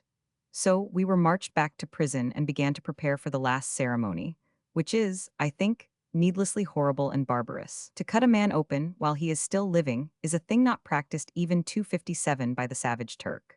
At this gloomy time, my cousin Robin set a noble example of fortitude, which greatly encouraged the rest of us. Nor would he ever suffer me to reproach myself, as I was continually tempted to do, with having been the cause of the ruin which had fallen upon the whole of our unfortunate house. Nay, he went further, and insisted, and would have it, that had I remained in Holland he himself would have joined the Duke, and that I was in no way to blame as an inciter to this unfortunate act. We knew by this time that Sir Christopher had been arrested and conveyed to Ilminster jail, and that with him were Dr. Aiken, grievously wounded, and Barnaby, and that Alice, with her mother, was also at Ilminster. Mr. Boscorel, for his part, was gone to London in order to exert whatever interest he might possess on behalf of all. With him went Madam, Robin's mother, but she returned before the trial, much dejected, so that we were not encouraged to hope for anything from that quarter. Madam began to build some hopes at this time from Benjamin, because he, who had accompanied the judges from London, was the boon companion every night of Lord Jeffreys himself. But it is one thing to be permitted to drink and sing with a great man at night, and another thing to procure of him the pardon of rebels, and those not the common sort, but leaders and captains. That Benjamin would attempt to save us, I did not doubt, because in common decency and humanity he must needs try to save his grandfather and his cousins. But that he would effect anything, that, indeed, I doubted. Whether he did make an attempt, I know not. He came not to the prison, nor did he make any sign that he knew we were among the prisoners. What he contrived, the plot which he laid, and the villainy with which he carried it out, you have already read. Well, I shall have much more to say about Benjamin. For the moment, let him pass. I say, then, that we were lying in Exeter jail, expecting to be called out for execution at any hour. We were sitting in the courtyard on the stone bench with gloomy hearts. "Robin, Humphrey, lads both," cried a voice we knew. It was the rector, Mr. Boscorel himself, who called us. "Courage, lads," he cried, yet looked himself as mournful as man can look. "I bring you good news. I have this day ridden from Ilminster. There is other news not so good. Good news, I say, for you shall live and not die. I have so far succeeded that the lives are spared of Robin Chally, captain in the rebel cavalry, Barnaby Aiken, captain of the Green Regiment, and Humphrey Chally, chirurgeon to the Duke. Yet must you go to the plantations, poor lads, there to stay for 10 long years. Well, we will hope to get your pardon and freedom long before that time is over. Yet you must perforce sail across the seas.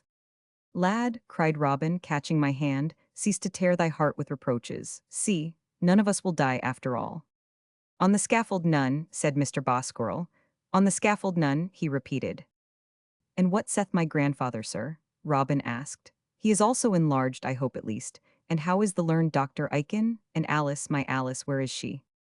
Young men, said the rector, prepare for tidings of the worst, yes, of the very worst. Cruel news I bring to you, boys, and for myself. He hung his head, cruel news, shameful news. Alas, you know already what he had to tell us. Worse than the death of that good old man, Sir Christopher, worse than the death of the unfortunate Dr. Aiken and his much-tried wife. There was the news of Alice's marriage and of her flight, and at hearing this we looked at each other in dismay, and Robin sprang to his feet and cried aloud for vengeance upon the villain who had done this thing. It is my own son, said Mr. Bosquirrel, yet spare him not, he deserves all that you can call him and more. Shameful news I had to tell you. Where the poor child hath found a retreat or how she fares, I know not. Robin, ask me not to curse my own son. What is done will bring its punishment in due time. Doubt it not, but of punishment we need not speak. If there were any way possible, out of it, but there is none. It is a fatal blow. Death itself alone can release her. Consider, Humphrey, consider, you are not so distracted as your cousin. Consider, I say, that unhappy girl is Benjamin's lawful wife. If he can find her, he may compel her to live with him. She is his lawful wife, I say. It is a case in which there is no remedy. It is a wickedness for which there is no help until one of the twain shall die. There was indeed no help or remedy possible. I will not tell of the madness which fell upon Robin at this news, nor of the distracted things he said, nor how he wept for Alice at one moment and the next cursed the author of this wickedness. There was no remedy. Yet Mr. Bosquirrel solemnly promised to seek out the poor innocent girl, forced to break her vows for the one reason which could excuse her, namely, to save the lives of all she loved.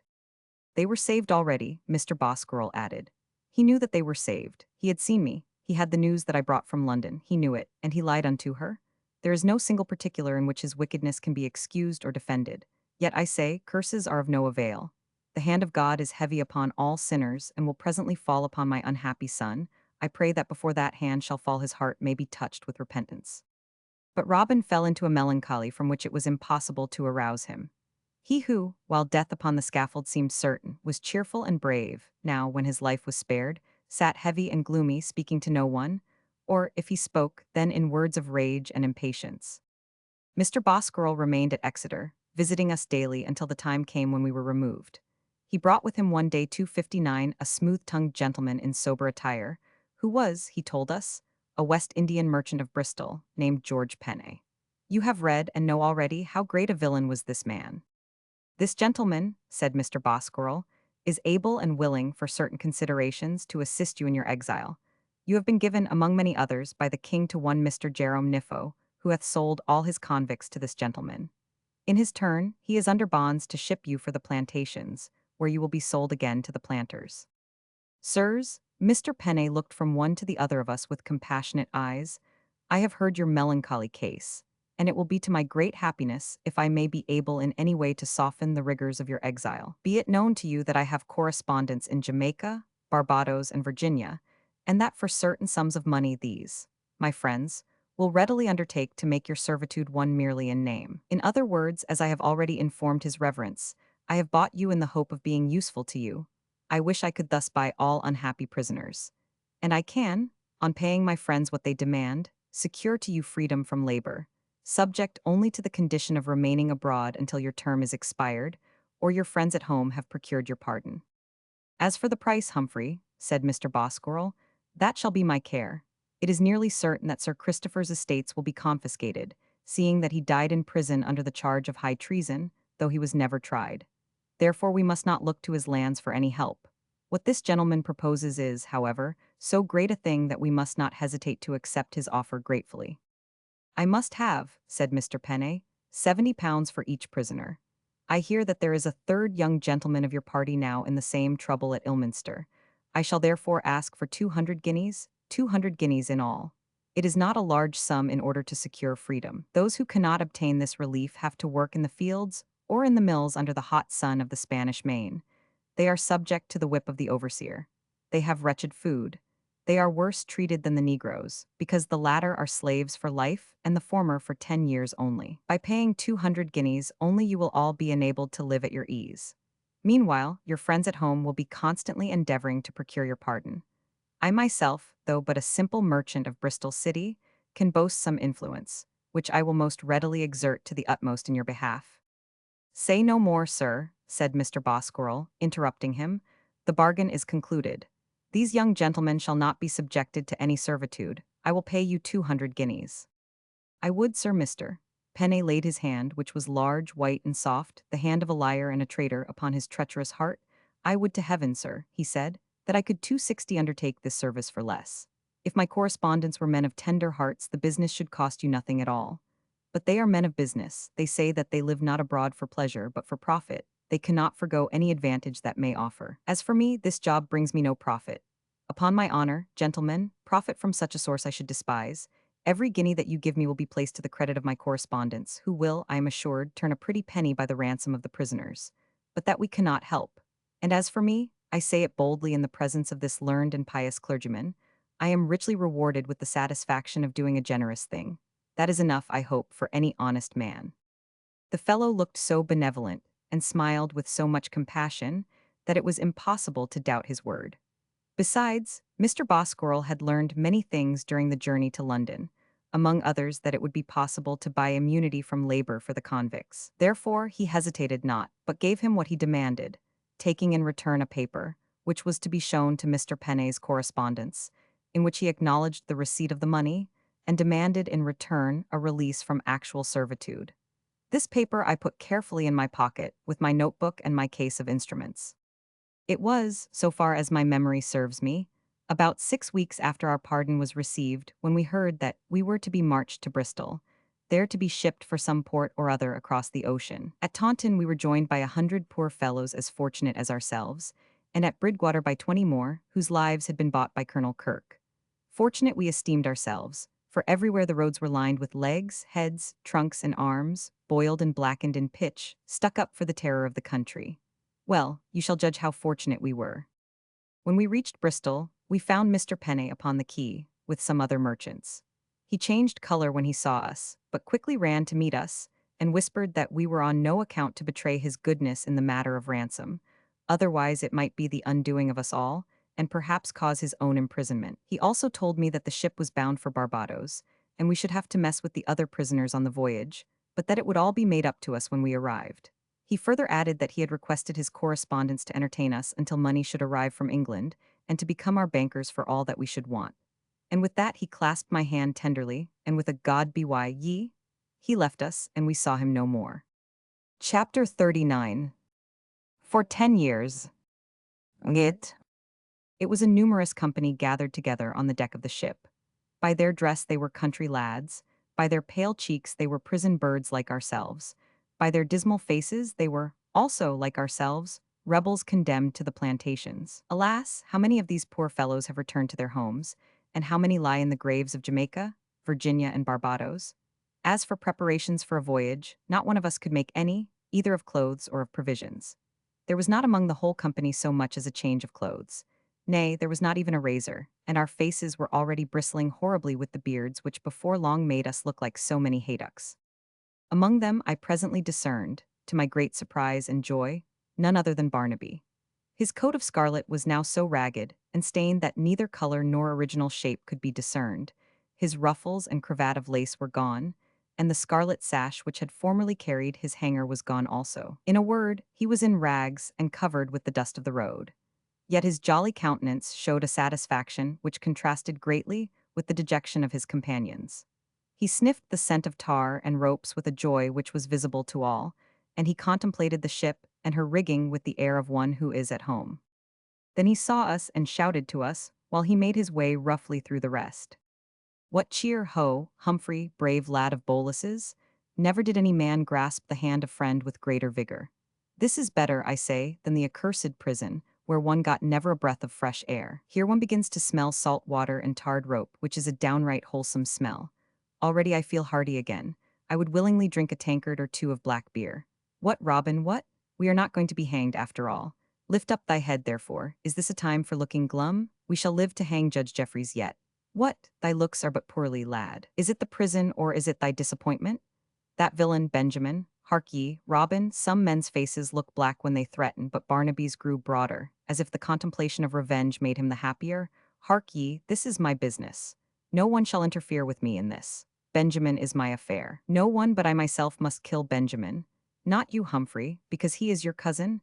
Not you, Robin, because you must not kill Alice's husband even to get back your own sweetheart. Barnaby spoke wisdom here. In spite of Robin's vows, he could not get Alice for himself by killing her husband, unworthy though he was. Benjamin, he went on, may call her wife, but if he seek to make her his wife, if I know Cis aright, he will meet his match. As for her safety, I am certain that she is safe. For why? Wherever there are folks of her religious kidney, there will she find friends. Cheer up, Robin. Soon or late I will kill this fine husband of hers. But Robin shook his head. Barnaby then asked if I knew whither we were bound. I told him Barbados, according to the information given me by Mr. Penney. Why, said Barnaby, rubbing his hands, this is brave news indeed. There is no place I would sooner choose. 'Tis a small island to begin with. Give me a small island, so that the sea runneth all round about and is everywhere within easy reach. Where there is the sea there are boats. Where there are boats there are the means of escape. Cheer up, my lads, I know the Spanish Main right well. Give me a tight boat, I care not how small, and a keg of water, and I will sail her anywhere. Ha, we are bound to Barbados, are we? This is truly brave news. I asked him next what kind of place it was. It is a hot place, he replied. A man is always thirsty, and there is plenty to drink except water, which is said to be scarce. But the merchants and the planters want none. They have wine of the best, of Spain and of France and of Madeira. Cider and strong ale they import from England, and drinks they make in the country, Perino and Mobby. I remember Grippo and plant and wine and kill devil. 'Tis a rare country for drink, and many there be who die of too much. Hold up thy head, Robin, we will drink damnation to Benjamin yet. But 'tis I who shall kill him. Courage, I say. What? Our turn will come. I told him then what had been done with Mr. George Penney, namely 263, the ransom bought by the rector for us all, and the letter which I carried to Mr. Penney's correspondent. Why, he said with some discontent, we shall not be long upon the island after all, and perhaps the money might have been better bestowed. But 'twas kindly done of the rector. As for the banishment, I value it not a farthing. One place is as good as another, and, for my own part, I love the West Indies. We shall have our choice among them all because, where there are boats in the open sea, a man can go whithersoever pleaseth him best. The voyage out, he glanced round him, will, I fear, be choking work. The rations will be short, there will be neither drink nor tobacco, and at nights we shall lie close. A more melancholy company I never saw. Patience, my lads, our turn will come. Well, 'twas a special mercy that we had with us one man, at least, who preserved his cheerfulness. For the rest of the company were as melancholy as King James himself could have desired. Indeed, to look back upon the voyage is to recall the most miserable time that can be imagined. First of all, as I have said, we were wholly unprepared for a voyage, having nothing at all with us. Then we had bad weather at the outset, which not only made our people ill, but caused the biscuit to be mostly spoiled, so that before the end of the voyage a few peas with the sweepings of the biscuitroom, and sometimes a little tough beef, was all our diet, and for drink nothing, not so much as a pannikin of beer, but water and that turbid, and not too much of it. As for me, I kept my health chiefly by the method common among physicians, namely, by watching the symptoms of others. But mostly was I concerned with the condition of Robin. For the poor lad, taking so much to heart the dreadful villainy which had been practiced upon Alice, never once held up his head, and would talk and think of nothing else but of that poor maid. Where is she? He asked 100 times. Where hath she found a shelter and a hiding place? How shall she escape the villain, who will now do what he pleases since we are out of his way? And no help for her, not any until she die, or until he dies. And we cannot even send her a letter to console her poor heart. Humphrey, it drives me mad to think that every day carries us further from her. If I could but be with her to protect her against her husband. Humphrey, Barnaby said well, I could not get her back to me over the dead body of her husband. But to protect her, to stand between her and the man she hath sworn to obey. There is no more dangerous condition of the mind than that which we call despair. It is, I take it, a disease, and that of the most dangerous kind. I have observed many men in that condition. With some, the devil enters into them, finding all the doors open and unguarded, nay, he even receives a warm welcome. With others it is as if the body itself was left without its armor. a cheerful and hopeful mind being certainly an armor against 264 disease, capable of warding off many of those invisible arrows which are always flying about the air, and striking us down with fevers, agues, calentures, and other pains and grievous diseases. I marvel that more of the men on board were not sick, for, to begin with, the water soon became thick and swarmed with wriggling creatures difficult to avoid in drinking. And then, though during the day we were allowed to be on deck, where the air was fresh even if the sun was hot, at night we were terribly crowded below and lay too close for health or for comfort. However, we finally made Carlisle Bay and the port of St. Michael's or the bridge. And I must say this for Barnaby, that he maintained throughout the whole voyage his cheerfulness, and that he never ceased to make his plans for escape, drawing on a paper which he procured, a rough chart of the Spanish Main with as many islands as he could remember. Of these there are hundreds, some desolate and safe for fugitives, some with neither water nor green trees, and some with springs and woods, wild fruit, land turtles on the shore, fish in the sea, and everything that man can desire. We made the land, after I know not how many weeks, one day in the forenoon. Barbados, said Barnaby, pointing to a little cloud far away on the horizon. Well, of this job I am well nigh sick. Tomorrow, if the wind holds, we shall have sailed round the island and shall beat up for Carlisle Bay. Well, it is lucky for us that we have this letter of Mr. Pennay's. We will go, I know the place well, to the sign of the Rock and Turtle, kept by old Mother Rosemary if she lives still, or if she be dead, by one of her daughters. She had 50 daughters at least, all buxom mulatto girls. There we will put off these filthy rags, have a wash in a tub of fresh water, get shaved. And then with smooth chins and clean shirts we will sit down to a dinner such as the old woman knows how to make, a potato pudding and Scots collops with Rhenish wine, and afterwards a cool cup of beverage, which is nothing in the world but squeezed limes, with sugar and water, fit for such a womanly. Stomach is yours, doctor, with this and a pipe of tobacco, and perhaps a song, and when your worship hath gone to bed, a dance from one of the girls. I say, my lad, with this I shall be ready to forget Sedgemoor and to forgive Judge Jeffreys. When we are tired of Barbados, we will take boat and sail away. I know one island, at least, where they care nothing for King James. Thither will we go, my lad.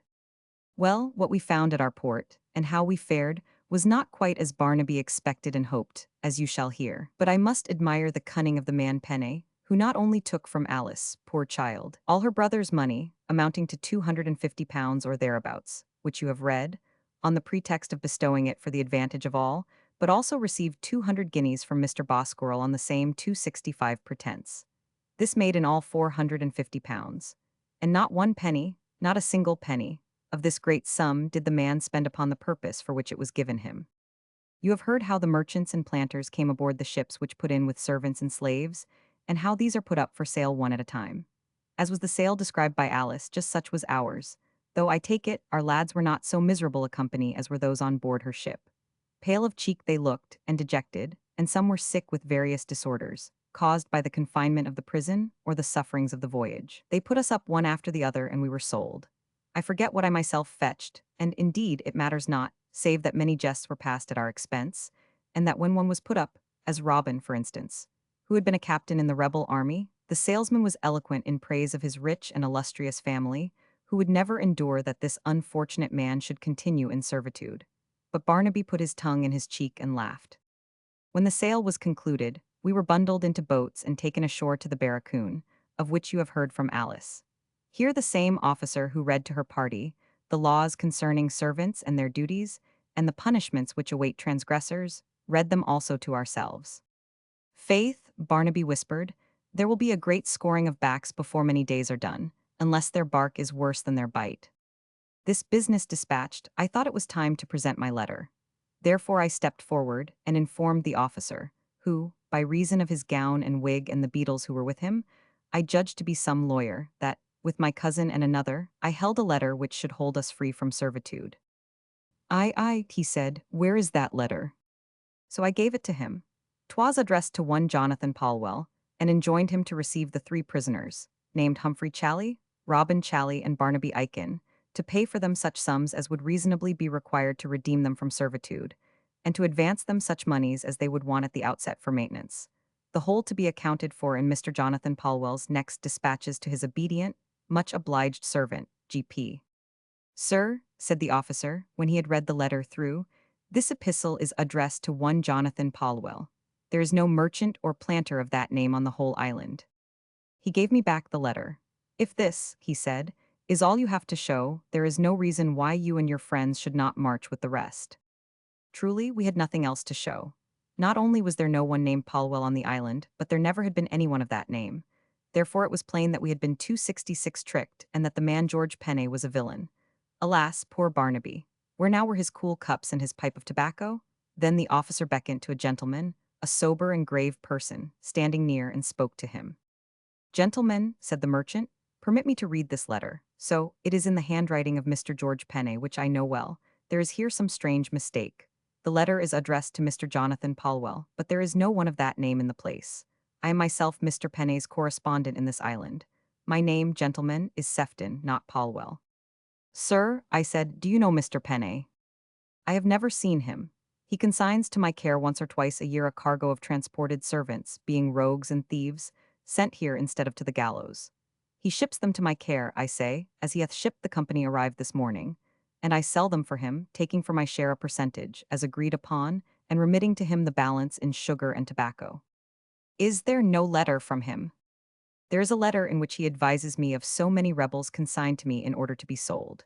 Some among them, he says, were captains and officers in Monmouth's army, and some are of good family, among whom he especially names Robin and Humphrey Chally. But there is not a word about ransom." "Sir," I said, knowing nothing as yet of Alice and her money, 200 guineas have been paid to Mr. Penney by the Rev. Philip Boscorel, rector of Bradford Orcas, in the county of Somerset, for our ransom." "Nothing is said of this," he replied gravely. "Plainly, gentlemen, without dispatches from Mr. Penney I cannot act for you. You have a letter. It is written by that gentleman. It is addressed to Mr. Polwell. It says nothing about Barbados, and would serve for Jamaica or Virginia. So great a sum as 200 guineas cannot have been forgotten. I exhort you, therefore, to patience until other letters arrive. Why, 200 guineas would have gone far to redeem you all three, and to maintain you for a great while. Gentlemen, I am grieved for you, because there is for the present no help for it, but that you must go with the planter who hath bought you, and obey his orders. I will, however, send to Mr. Penney an account of this charge, and I would advise that you lose no time in writing to your friends at home." "Hard up, lad," cried Barnaby, for I turned faint upon this terrible discovery, and would have fallen, but he held me up. "Patience, our turn will come." "Write that letter," said the merchant again. "Write that letter quickly, so that it may go with the next vessel. Otherwise the work is hard and the heat is great." So he turned and left us. "Courage, man," said Barnaby. "To every dog his day. If now for 5 minutes only I could have my thumb on Mr. Penney's windpipe and my fingers round his neck.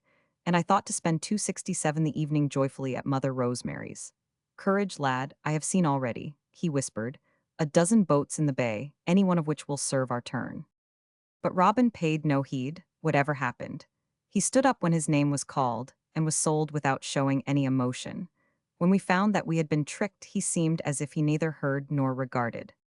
When all was ready, we were marched, 20 in number, along a white and dusty road to our estate. By great good fortune, rather by providence, we were all bought by the same master. He was, it is true, a bad man, but to be bought all together was a happiness which we could not expect. He bought us all because he understood that we belonged to the same family, and that one of position, in the hope of receiving substantial ransom. This man rode with us, accompanied by 2 overseers. These were themselves under the same sentence, who cracked their whips continually, and cursed at us if we lagged. Their bark was worse, we afterwards found, than their bite, for it was only in the master's presence that they behaved thus brutishly, and in order to curry favor with him, and to prevent being reduced again to the rank of those who served in the field. There was no doubt, from the very outset, that we were afflicted with a master whose like, I would hope, is not to be found upon the island of Barbados. Briefly, he was one whose appearance, voice, and manner all alike proclaimed him openly to all the world as a drunkard, a profligate, and a blasphemer. A drunkard, he was of that kind who are seldom wholly drunk and yet are never sober, who begin the day with a glass and go on taking more glasses all day long, with small ale for breakfast, strong ale and Madeira for dinner, a tankard in the afternoon, and for supper more strong ale and Madeira, and before bed another tankard. As for compassion, or tenderness, or any of the virtues which a man who holds other men in slavery ought to possess, he had none of them. Let me speak of him with no more bitterness than is necessary. We have, I think, all forgiven him, and he hath long since gone to a place where he can do no more harm to any, but awaiteth judgment, perhaps in the sure and certain hope of which the funeral service speaks, but this is open to doubt. When we were arrived at the estate, the master dismounted, gave his horse to a negro, and ordered us to be drawn up in line. He then made a short speech.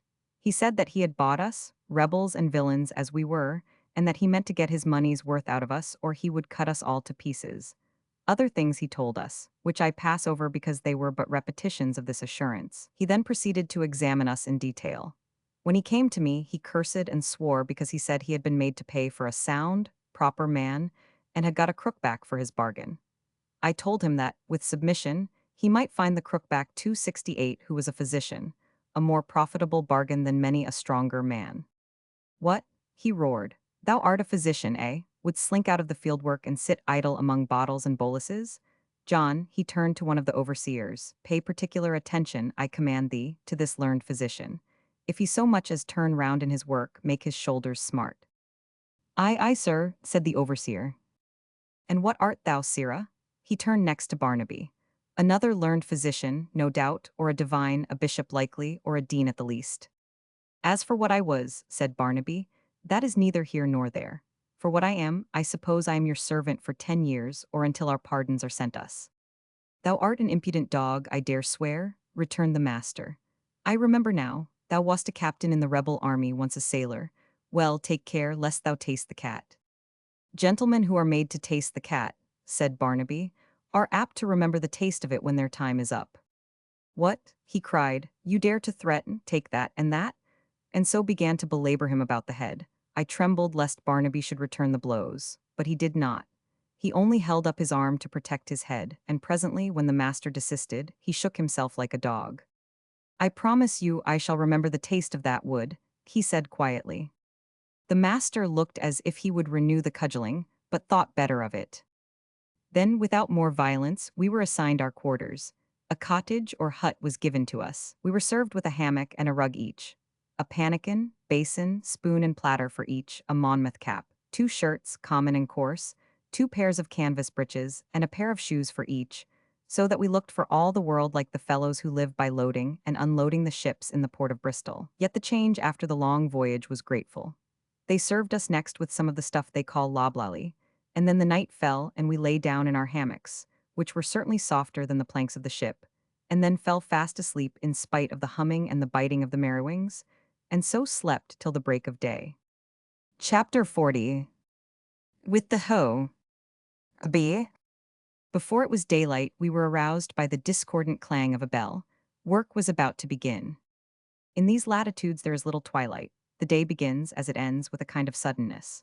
I arose, being thus summoned, and looked out. Long rays of light were shooting up the sky from the east, and though the stars were still visible, the day was fast breaking. In a few moments it became already so light that I could see across the yard, or what the Italians would call the piazza, with its ragged bonano leaves, the figures of our fellow slaves moving about the huts, and hear their voices. Alas, sad and melancholy are the voices of those who work upon His Majesty's plantations. 2 old negresses went about among the newcomers, carrying a bucketful of their yellow mess, which they distributed among us, and giving us to understand that this bowl of yellow porridge, or loblolly, made out of Indian corn, was all we should have before dinner. They also gave us to understand in their broken English, which is far worse than the jargon talked by some of our country people, that we should have to prepare our own meals for the future, and that they would show us how to make this delectable mess. Eat it, said Barnaby. A pig is better fed at home. Eat it, Robin, lest thou faint in the sun. Perhaps there will be something better for dinner. Hey-oh, only to think of Mother Rosemary's, where I thought to lie last night. Patience, lads. One would not seem to dwell too long on the simple fare of convicts. Therefore I will say, once for all, that our rations consisted of nothing at all but the Indian meal, and of salt beef or salt fish. The old hands and the Negro slaves know how to improve their fare in many ways, and humane masters will give their servants quantities of the fruits such as grow here in great abundance, as plantains, lemons, limes, bananos, guavas, and the like. And many of the black slaves have small gardens behind their huts, where they grow onions, yams, potatoes, and other things which they cultivate on Sundays. They are all great thieves also, stealing, whenever they can, poultry, eggs, and fruit, so that they grow fat and sleek, while the white servants daily grow more meager, and fall into diseases by reason of the poorness of their 270 food. Then, as to drink, there are many kinds of drink, apart from the wines of Spain, Portugal, Canary, Madeira, and France, made in the country itself, such as Mabi, which is a fermented liquor of potatoes, and Perino from the liquor of chewed cassavi root, punch, which is water and sugar left to work for 10 days, rum, which is distilled in every ingenio, and is a spirit as strong as brandy, and said to be more wholesome. Those who have been long in the island, even the servants, though without a penny, know how and where to get these drinks. And since there is no consoler to the common sort so good as strong drink, those who are able to drink every day of these things become somewhat reconciled to their lot. Come out, ye dogs of rebels and traitors. It was the loud and harsh voice of the master himself, who thus disturbed us at our breakfast. 'Twas his custom thus to rise early, and to witness the beginning of the day's work, and 'twas his kindly nature which impelled him thus to welcome and encourage his newly bought slaves. Come out, I say, ye shall now show of what stuff ye are made. Instead of pulling down your lawful king, ye shall pull up your lawful master and make him rich. If ye never did a day's work in your lives, ye shall now learn the how by the must. Come forth, I say, ye lazy, guzzling skulkers. Aye, aye, said Barnaby, leisurely scraping his bowl, we are like indeed to be overved here. He rolled sailor fashion out of the hut. Barnaby, I said, for God's sake, say nothing to anger the master. There is no help but in patience and in hope. So we, too, went forth. The master, red-faced as he was, looked as if he had been drinking already. So, he cried, here is the learned physician, your health doctor, and here is the gallant captain who was once a sailor. The air of the field's captain will remind you perchance of the quarterdeck. This young gentleman looks so gallant and gay that I warrant he will ply the hoe with a light and frolic heart. Your healths, gentlemen, hark ye now, you are come of a good stock, I hear. Therefore have I bought you at a great price, looking to get my money back and more. Some planters would suffer you to lie at your ease, cockered up with Bonavist and Madeira till the money comes. As for me, I shall now show you what you will continue to do unless the money comes. Therefore you will at once, I doubt not, ask for paper and pen and presently write. £60 apiece, gentlemen, not one penny less will purchase your freedom. Till then, the fields, and no difference between white and black but one whip for both. We made no reply, but took the hoes which were given out to us, and marched with the rest of the melancholy troop. There were as many blacks as whites. We were divided into gangs, with every gang a driver armed with a whip, and over all the overseers, who, by their severity, showed their zeal for the 271 master. The condition of slavery hath in it something devilish, both for those who are slaves and those who are masters. The former it drives into despair, and fills with cunning, dishonesty, treachery, and revenge. Why, the black slaves have been known to rise in rebellion, and while they had the power have inflicted tortures unheard of upon their masters. The latter it makes cruel and unfeeling. It tempts them continually to sins of all kinds. It puts into their power the lives, the bodies, nay, the very souls of the poor folk whom they buy. I do maintain, and conceal not my opinion, that no man ought, in a Christian country, to be a slave except for a term of years, and then for punishment. I have been myself a slave, and I know the misery and the injustice of the condition. But it is idle to hope that the planters will abandon this means of cultivating their estates, and it is certain that in hot countries no man will work except by compulsion. The whip carried by the driver is a dreadful instrument, long, thick, and strongly plated, with a short handle. It is coiled and slung round the shoulders when it is not being used to terrify or to punish. And I know well that its loud crack produces upon the mind a sensation of fear and of horror such as the thunder of artillery or the sight of the enemy charging could never cause even to a coward. The fellows are also extremely dexterous in the use of it. They can inflict a punishment not worse than the flogging of a schoolboy. Or, with no greater outward show of strength, they will cut and gash the flesh like a Russian executioner with the cruel instrument which they call the knout. For slight offenses, such as laziness or carelessness in the field, the former is administered, but for serious offenses, the latter. One sad execution, I cannot call it less, I myself witnessed. What the poor wretch had done I know not, but I can never forget his piercing shrieks as the whip cut into the bleeding flesh. This is not punishment, it is savage and revengeful cruelty. Yet the master and the overseers looked on with callous eyes. They marched us to a field about half a mile from our village or camp, and there, drawing us up in line, set us to work. Our task was with the hoe to dig out square holes, each of the same depth and size, in which the sugar canes are planted, a small piece of old cane being laid in each. These holes are cut with regularity and exactness, in long lines and equally distant from each other. It is the driver's business to keep all at work at the same rate of progress, so that no one should lag behind, no one should stop to rest or breathe, no one should do less than his neighbors. The poor wretches, with bent bodies streaming with their exertions, speedily become afflicted with a burning thirst. Their legs tremble, their backs grow stiff and ache, their whole bodies become full of pain, and yet they may not rest nor stand upright to breathe a while, nor stop to drink, until the driver calls a halt. From time to time, the Negroes, men and women alike, were dragged out of the ranks and laid on the ground 3 or 4 at a time, to receive lashes 272 for not making the holes deep enough or fast enough. At home one can daily see the poor creatures flogged in Bridewell. Every day there are rogues tied to the cartwheel and flogged well-nigh to death. But a ploughman is not flogged for the badness of his furrow, nor is a cobbler flogged because he maketh his shoon ill. And our men do not shriek and scream so wildly as the Negroes, who are an ignorant people, and have never learned the least self-restraint. It was horrid also to see how their bodies were scarred with the marks of old floggings, and branded with letters to show by whom they had been bought.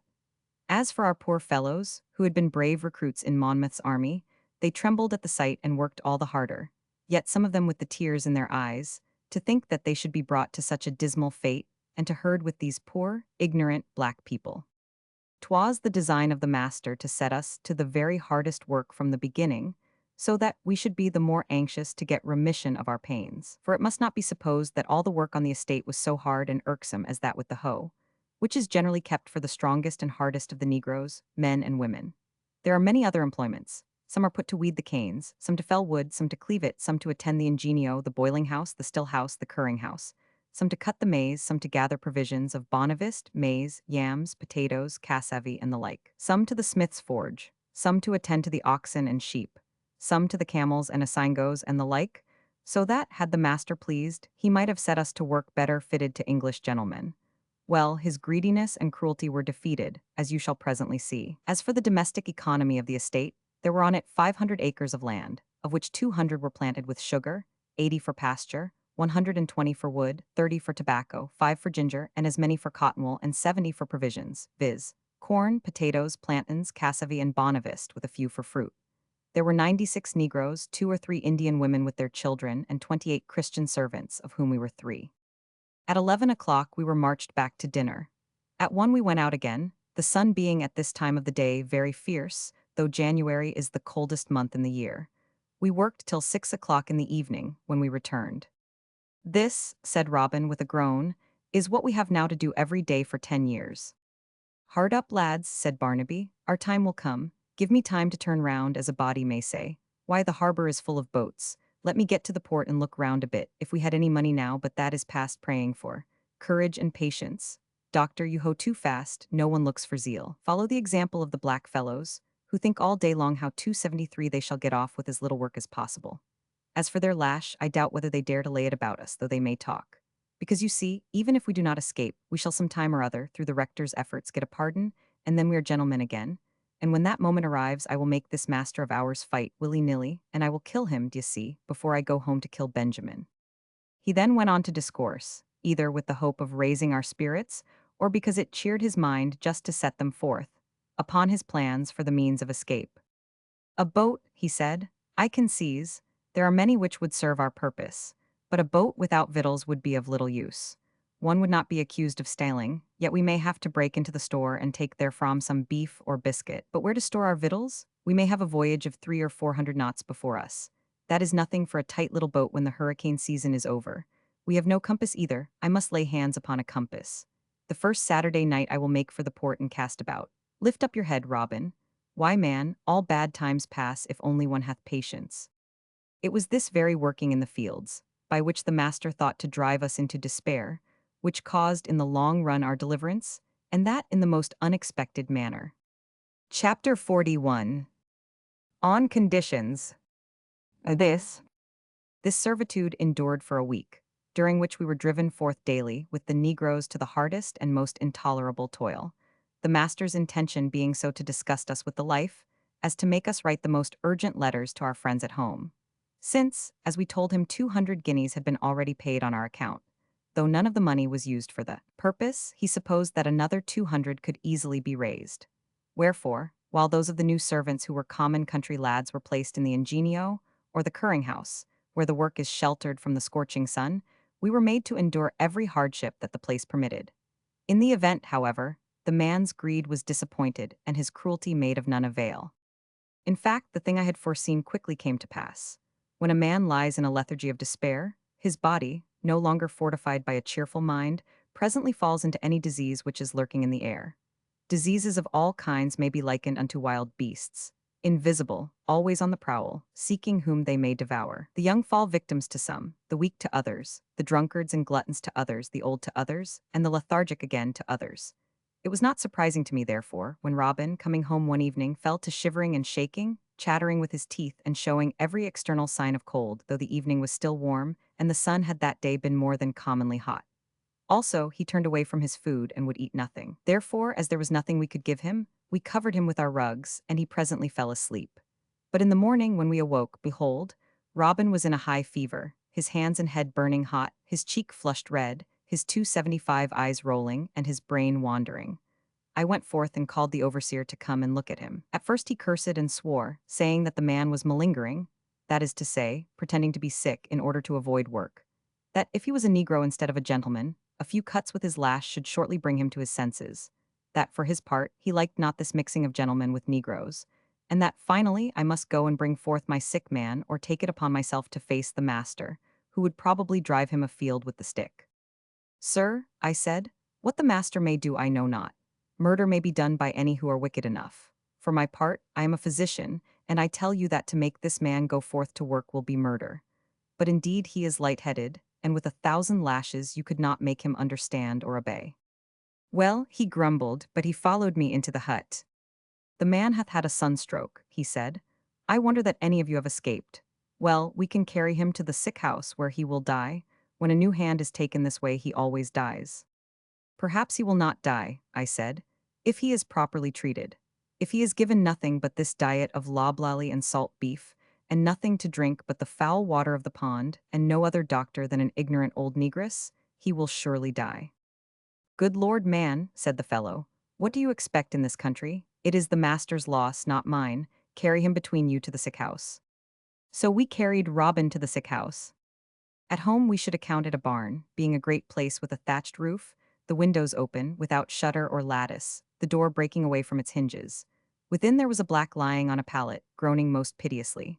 The poor wretch, for something that he had done, I know not what, had his flesh cut to pieces with the whip. With him was an old negress mumbling and mouthing. We laid Robin on another pallet, and covered him with a rug. Now, man, said the overseer, leave him there and come forth to your work. Nay, I said, he must not be left. I am a physician, and I must stay beside him. If he were your son, I would not suffer you to stay with him. Man, I cried, hast thou no pity? Pity? The fellow grinned. Pity, quotha, pity. Is this a place for pity? Why, if I showed any pity, I should be working beside you in the fields. It is because I have no pity that I am overseer. Look here, he showed me his left hand, which had been branded with a red-hot iron. This was done in Newgate 7 years ago and more. 3 years more I have to serve. That done, I may begin to show some pity. Not before. Pity is scarce among the drivers of Barbados. As well ask the beadle for pity when he flogs a prentice. Let me go to the master, then. Best not, best not. Let this man die and keep yourself alive. The morning is the worst time for him, because last night's drink is still in his head. Likely as not you will but make the sick man's case and your own worse. Leave him in the sick house, and go back to him in the evening. The man spoke with some compassion in his eyes. Just then, however, a Negro boy came running from the house and spoke to the overseer. Why, he said, nothing could be more pat. You can speak to the master if you please. He is in pain, and madam sends for Dr. Humphrey Chally. Go, doctor, if you cure him, you will be a lucky man. If you cannot cure him, the Lord have mercy upon you. Whereas, if you suffer him to die, he added with a grin and a whisper, every man on the estate will fall down and worship you. Let him die, let him die. I followed the boy, who took me to that part of the house which fronts the west and north. It was a mean house of wood, low and small, considering how wealthy a man was the master of it. On 3 sides, however, there was built out a kind of loggia, as the Italians call it, of wood instead of marble, forming a cloister or open chamber outside the house. They call it a veranda, and part of it they hang with mats made of grass, so as to keep it shaded in the afternoon and evening when the sun is in the west. The boy brought me to this place, pointed to a chair where the master sat, and then ran away as quickly as he could. It was easy to understand why he ran away, because the master at this moment sprang out of his chair and began to stamp up and down the veranda, roaring and cursing. He was clad in a white linen dressing gown and linen nightcap. On a small table beside him stood a bottle of beer, newly opened, and a silver tankard. When he saw me, he began to swear at me for my delay in coming, though I had not lost a moment. "Sir," I said, "if you will cease railing and blaspheming, I will examine into your malady. Otherwise, I will do nothing for you." "What?" he cried. "You dare to make conditions with me, you dog, you." "Fair words," I said. "Fair words. I am your servant to work on your plantation as you may command. I am not your physician, and I promise you, sir, upon the honor of a gentleman, and without using the sacred name which is so often on your lips, that if you continue to rail at me, I will suffer you to die rather than stir a little finger in your help." "Suffer the physician to examine the place," said a woman's voice. "What good is it to curse and to swear?" The voice came from a hammock swinging at the end of the veranda. It was made, I observed, of a land of coarse grass loosely woven. The man sat down and sulkily bade me find a remedy for the 277 pain which he was enduring. So I consented and examined his upper jaw, where I soon found out the cause of his pain in a good-sized tumor formed over the fangs of a grinder. Such a thing causes agony even to a person of cool blood, but to a man whose veins are inflamed with strong drink, the pain of it is maddening. "You have got a tumor," I told him. "It has been forming for some days. It has now nearly, or quite, reached its head. It began about the time when you were cursing and insulting certain unfortunate gentlemen who are for a time under your power. Take it, therefore, as a divine judgment upon you for your cruelty and insolence." He glared at me but said nothing, the hope of relief causing him to receive this admonition with patience, if not in good part. Besides, my finger was still upon the spot, and if I so much as pressed gently, I could cause him agony unspeakable. Truly, the power of the physician is great. "The pain," I told him, "is already grown almost intolerable. But it will be much greater in a few hours unless something is done. It is now like unto a little ball of red-hot fire in your jaw. In an hour or two it will seem as if the whole of your face was a burning fiery furnace. Your cheek will swell out until your left eye is closed. Your tortures, which now make you bawl, will then make you scream. You now walk about and stamp. You will then lie down on your back and kick. No Negro slave ever suffered half so much under your accursed lash as you will suffer under this tumor, unless something is done." "Doctor," it was again the woman's voice from the hammock, "you have frightened him enough. Strong drink," I went on, pointing to the tankard, "will only make you worse. It inflames your blood and adds fuel to the raging fire. Unless something is done, the pain will be followed by delirium, that by fever, and the fever by death. Sir, are you prepared for death?" He turned horribly pale and gasped. "Do something for me," he said. "Do something for me, and that without more words." "Nay, but I will first make a bargain with you. There is in the sick house a gentleman, my cousin, Robin Chally by name, one of the newly arrived rebels, and your servant. He is lying sick unto death of a sunstroke and fever caused by your hellish cruelty, in sending him out to work on the fields with the Negroes, instead of putting him to light labor in the ingenio or elsewhere. I say his sickness is caused by your barbarity. Wherefore I will do nothing for you at all, do you hear? Nothing, nothing, unless I am set free to do all I can for him. Yea, and I must have such cordials and generous diet as the place can afford, otherwise I will not stir a finger to help you. Otherwise endure the torments of the damned, rave in madness and in fever. Die and go to your own place, I will not help you, so that is my last word." Upon this I really thought the man had gone stark, staring mad. For, at the impudence of a mere servant, though a gentleman of far better family than his own, daring to make conditions with him, he became purple in the cheeks, and seizing his great stick which lay on the table, he began belaboring me with all his might about the head and shoulders. But I caught up a chair and used it for a shield, while he capered about, striking wildly and swearing most horribly. At this moment, the lady who was in the hammock stepped out of it and walked towards us slowly, like a queen. She was without any doubt the most beautiful woman I had ever seen. She was dressed in a kind of dressing gown of flowered silk, which covered her from head to foot. Her head was adorned with the most lovely glossy black ringlets. A heavy gold chain lay round her neck, and a chain of gold with pearls was twined in her hair, so that it looked like a coronet. Her fingers were covered with rings, and gold bracelets hung upon her bare white arms. Her figure was tall and full, her face inclined to the Spanish, being full and yet regular, with large black eyes. Though I was fighting with a madman, I could not resist the wish that I could paint her, and I plainly perceived that she was one of that race which is called quadroon, being most likely the daughter of a mulatto woman and a white father. This was evident by the character of her skin, which had in it what the Italians call the morbidezza, and by a certain dark hue under the eyes. "Why," she said, speaking to the master as if he had been a petulant schoolboy, "you only make yourself worse by all this fury. Sit down and lay aside your stick. And you, sir," she addressed herself to me, You may be a great physician, and at home a gentleman, but here you are a servant, and therefore bound to help your master in all you can without first making conditions. I know too well, I replied. He bought me as his servant, but not as his physician. I will not heal him without my fee, and my fee is that my sick cousin be attended to with humanity. Take him away, cried the master, beside himself with rage. Clap him in the stocks, let him sit there all day long in the sun, he shall have nothing to eat or to drink. In the evening he shall be flogged. If it was the Duke of Monmouth himself, he should be tied up and flogged. Where the devil are the servants? A great hulking negro came running. You have now, I told him quietly, permitted yourself to be inflamed with violent rage. The pain will therefore more rapidly increase.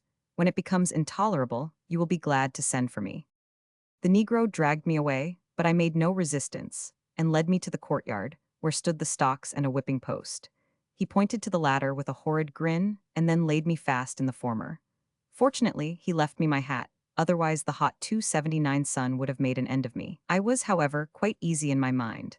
I knew that this poor wretch, who already suffered so horribly, would before long feel in that jaw of his, as it were, a ball of fire.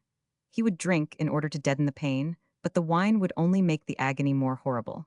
Then he would be forced to send for me. This, in fact, was exactly what he did. I sat in those abominable stocks for no more than an hour. Then Madame herself came to me, followed by the negro fellow who had locked my heels in those two holes. He is now much worse, she said. He is now in pain that cannot be endured. Canst thou truly relieve his suffering? Certainly I can, but on conditions. My cousin will die if he is neglected. Suffer me to minister to his needs. Give him what I want for him, and I will cure your— I did not know whether I might say your husband, so I changed the words into my master. After that I will cheerfully endure again his accursed cruelty of the fields. She bade the negro unlock the bar.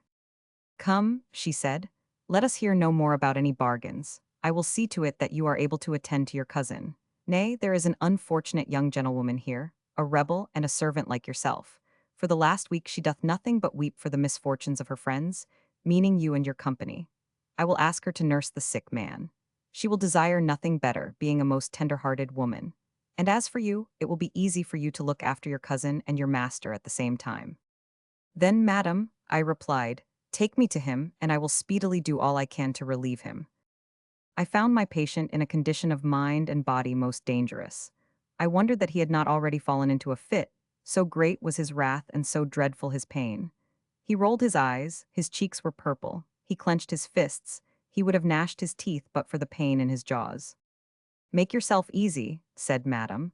This learned physician will cause your pain to cease. I have talked with him and put him into a better mind. The master shook his head as much as to say that a better mind would hardly be arrived at without the assistance of the whipping post. But the emergency of the case prevented that indulgence. Briefly, therefore, I took out my lancet and pierced the place, which instantly relieved the pain. Then I placed him in bed, bled him copiously, and forbade his taking anything stronger than small beer. Freedom from pain and exhaustion presently caused him to fall into a deep and tranquil sleep. After all this was done, I was anxious to see Robin.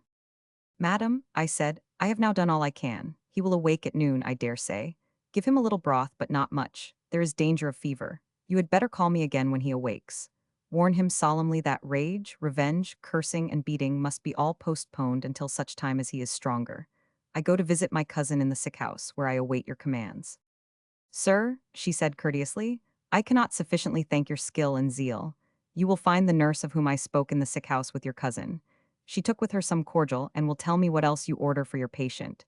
I hope your cousin may recover. But indeed, she stopped and sighed. You would say, madam, that it would be better for him and for us all to die. Perhaps so. But we must not choose to die, but rather strive to live, as more in accordance with the word of God. The white servants have been hitherto the common rogues and thieves and sweepings of your English streets, she said. Sturdy rogues are they all, who fear naught but the lash, and have nothing of tenderness left but tender skins. They rob and steal. They will not work save by compulsion. They are far worse than the Negroes for laziness and drunkenness. I know not why they are sent out, or why the planters buy them, when the blacks do so much better serve their turn, and they can without reproach beat and flog the Negroes, while to flog and beat the whites is, by some accounted, cruel. All this, madam, is doubtless true, but my friends are not the sweepings of the street.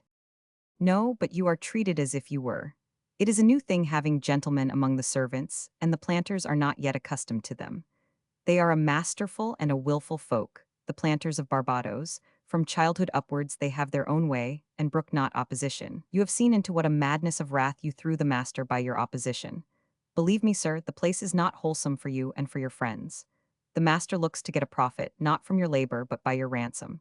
Sir, she looked me very earnestly in the face, if you have friends at home, if you have any friends at all, entreat them, command them, immediately to send money for your ransom. It will not cost them much. If you do not get the money, you will most assuredly die, with the life that you will have to live. All the white servants die except the very strongest and lustiest. Whether they work in the fields, or in the garden, or in the ingenio, or in the stables, they die. They cannot endure the hot sun and the hard fare. They presently catch fever, or a calenture, or a cramp, and so they die.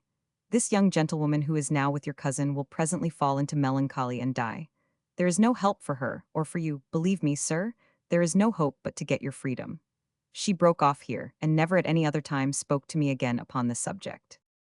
In 3 weeks' time, indeed, we were to regain our freedom, but not in the way Madame imagined. Before I go on to tell of the wonderful surprise which awaited me, I must say that there was, after this day, no more any question about the fieldwork for me. In this island, then, there was a great scarcity of physicians. Nay, there were none properly qualified to call themselves physicians, though a few quacks.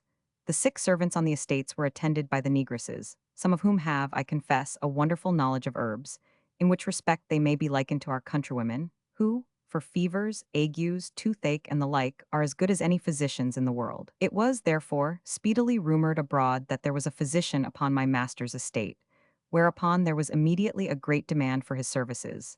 And henceforth I went daily, with the master's consent, to visit the sick people on the neighboring estates. Nay, I was even called upon by His Excellency the Lieutenant Governor himself, Mr. Steed, for a complaint from which he suffered. And I not only gave advice and medicines, but I also received a fee just as if I had been practicing in London. But the fees went to my master, who took them all, and offered me no better diet than before. That, however, mattered little, because wherever I went I asked for, and always received, food of a more generous kind and a glass or two of wine, so that I fared well and kept my health during the short time that we remained upon the island.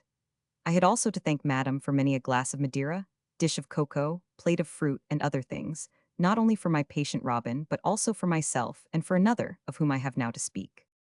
When, therefore, the master was at length free from pain and in a comfortable sleep, I left him, with Madame's permission, and sought the sick house in a most melancholy mood, because I believed that Robin would surely die, whatever I should do. And I confess that, having had but little experience of sunstroke and the kind of fever which followeth upon it, and having no books to consult and no medicine at hand, I knew not what I could do for him. And the boasted skill of the physician, one must confess, availeth little against a disease which hath once laid hold upon a man.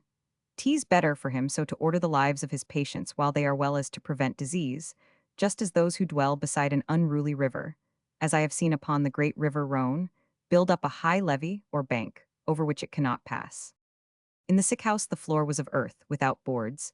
There was no other furniture but 2 or 3 wooden beds, on each a coarse mattress with a rug, and all was horribly filthy, unwashed, and foul.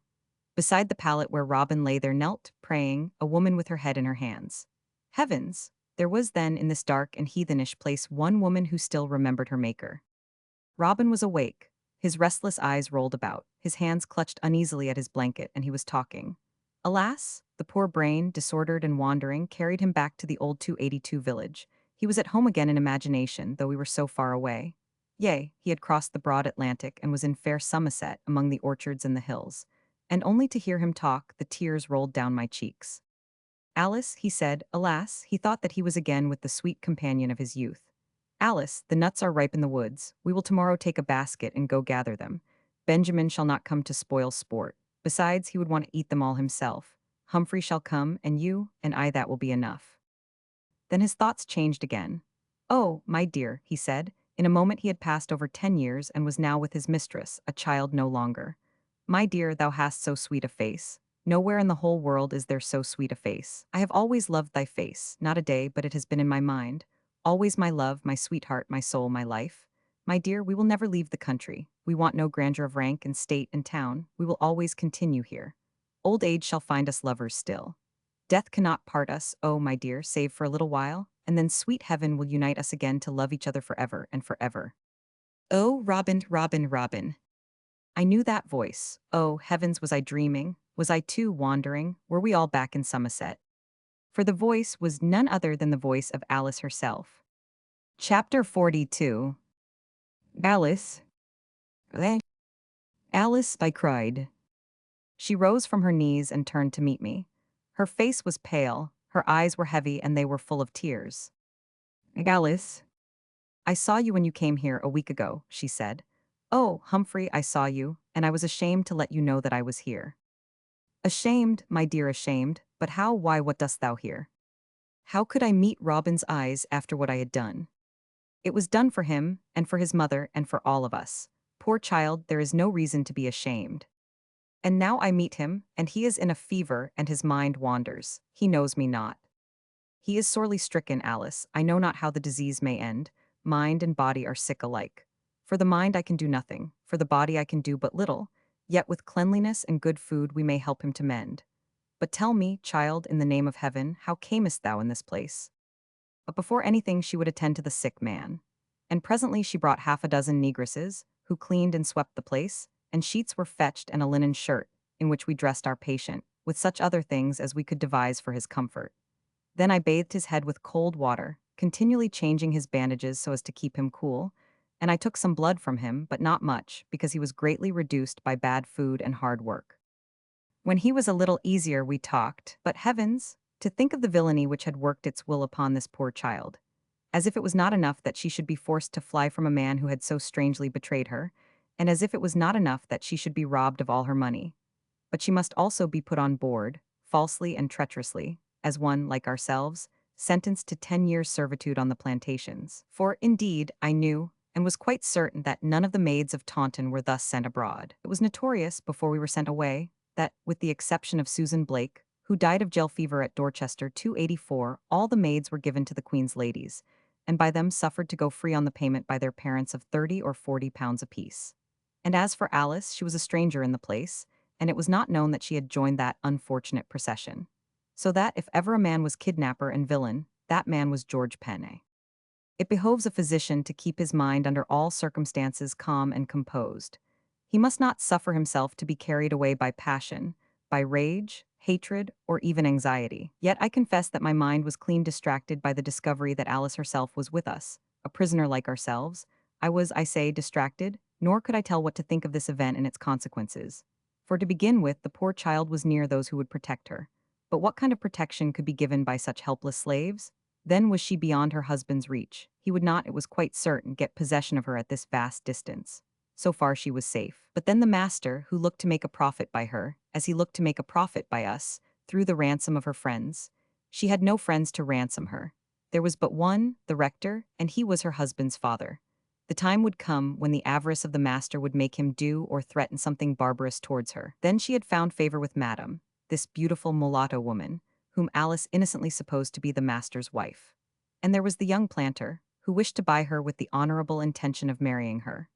In short, I knew not what to think or to say, because at one moment it seemed as if it was the most providential thing in the world that Alice should have been brought here, and the next moment it seemed as if her presence only magnified our evils. Nay, she said, when I opened my mind to her, seeing that the world is so large, what but a special ruling of Providence could have brought us all to this same island, out of the whole multitude of isles, and then again to this same estate out of so many? Humphrey, your faith was wont to be stronger.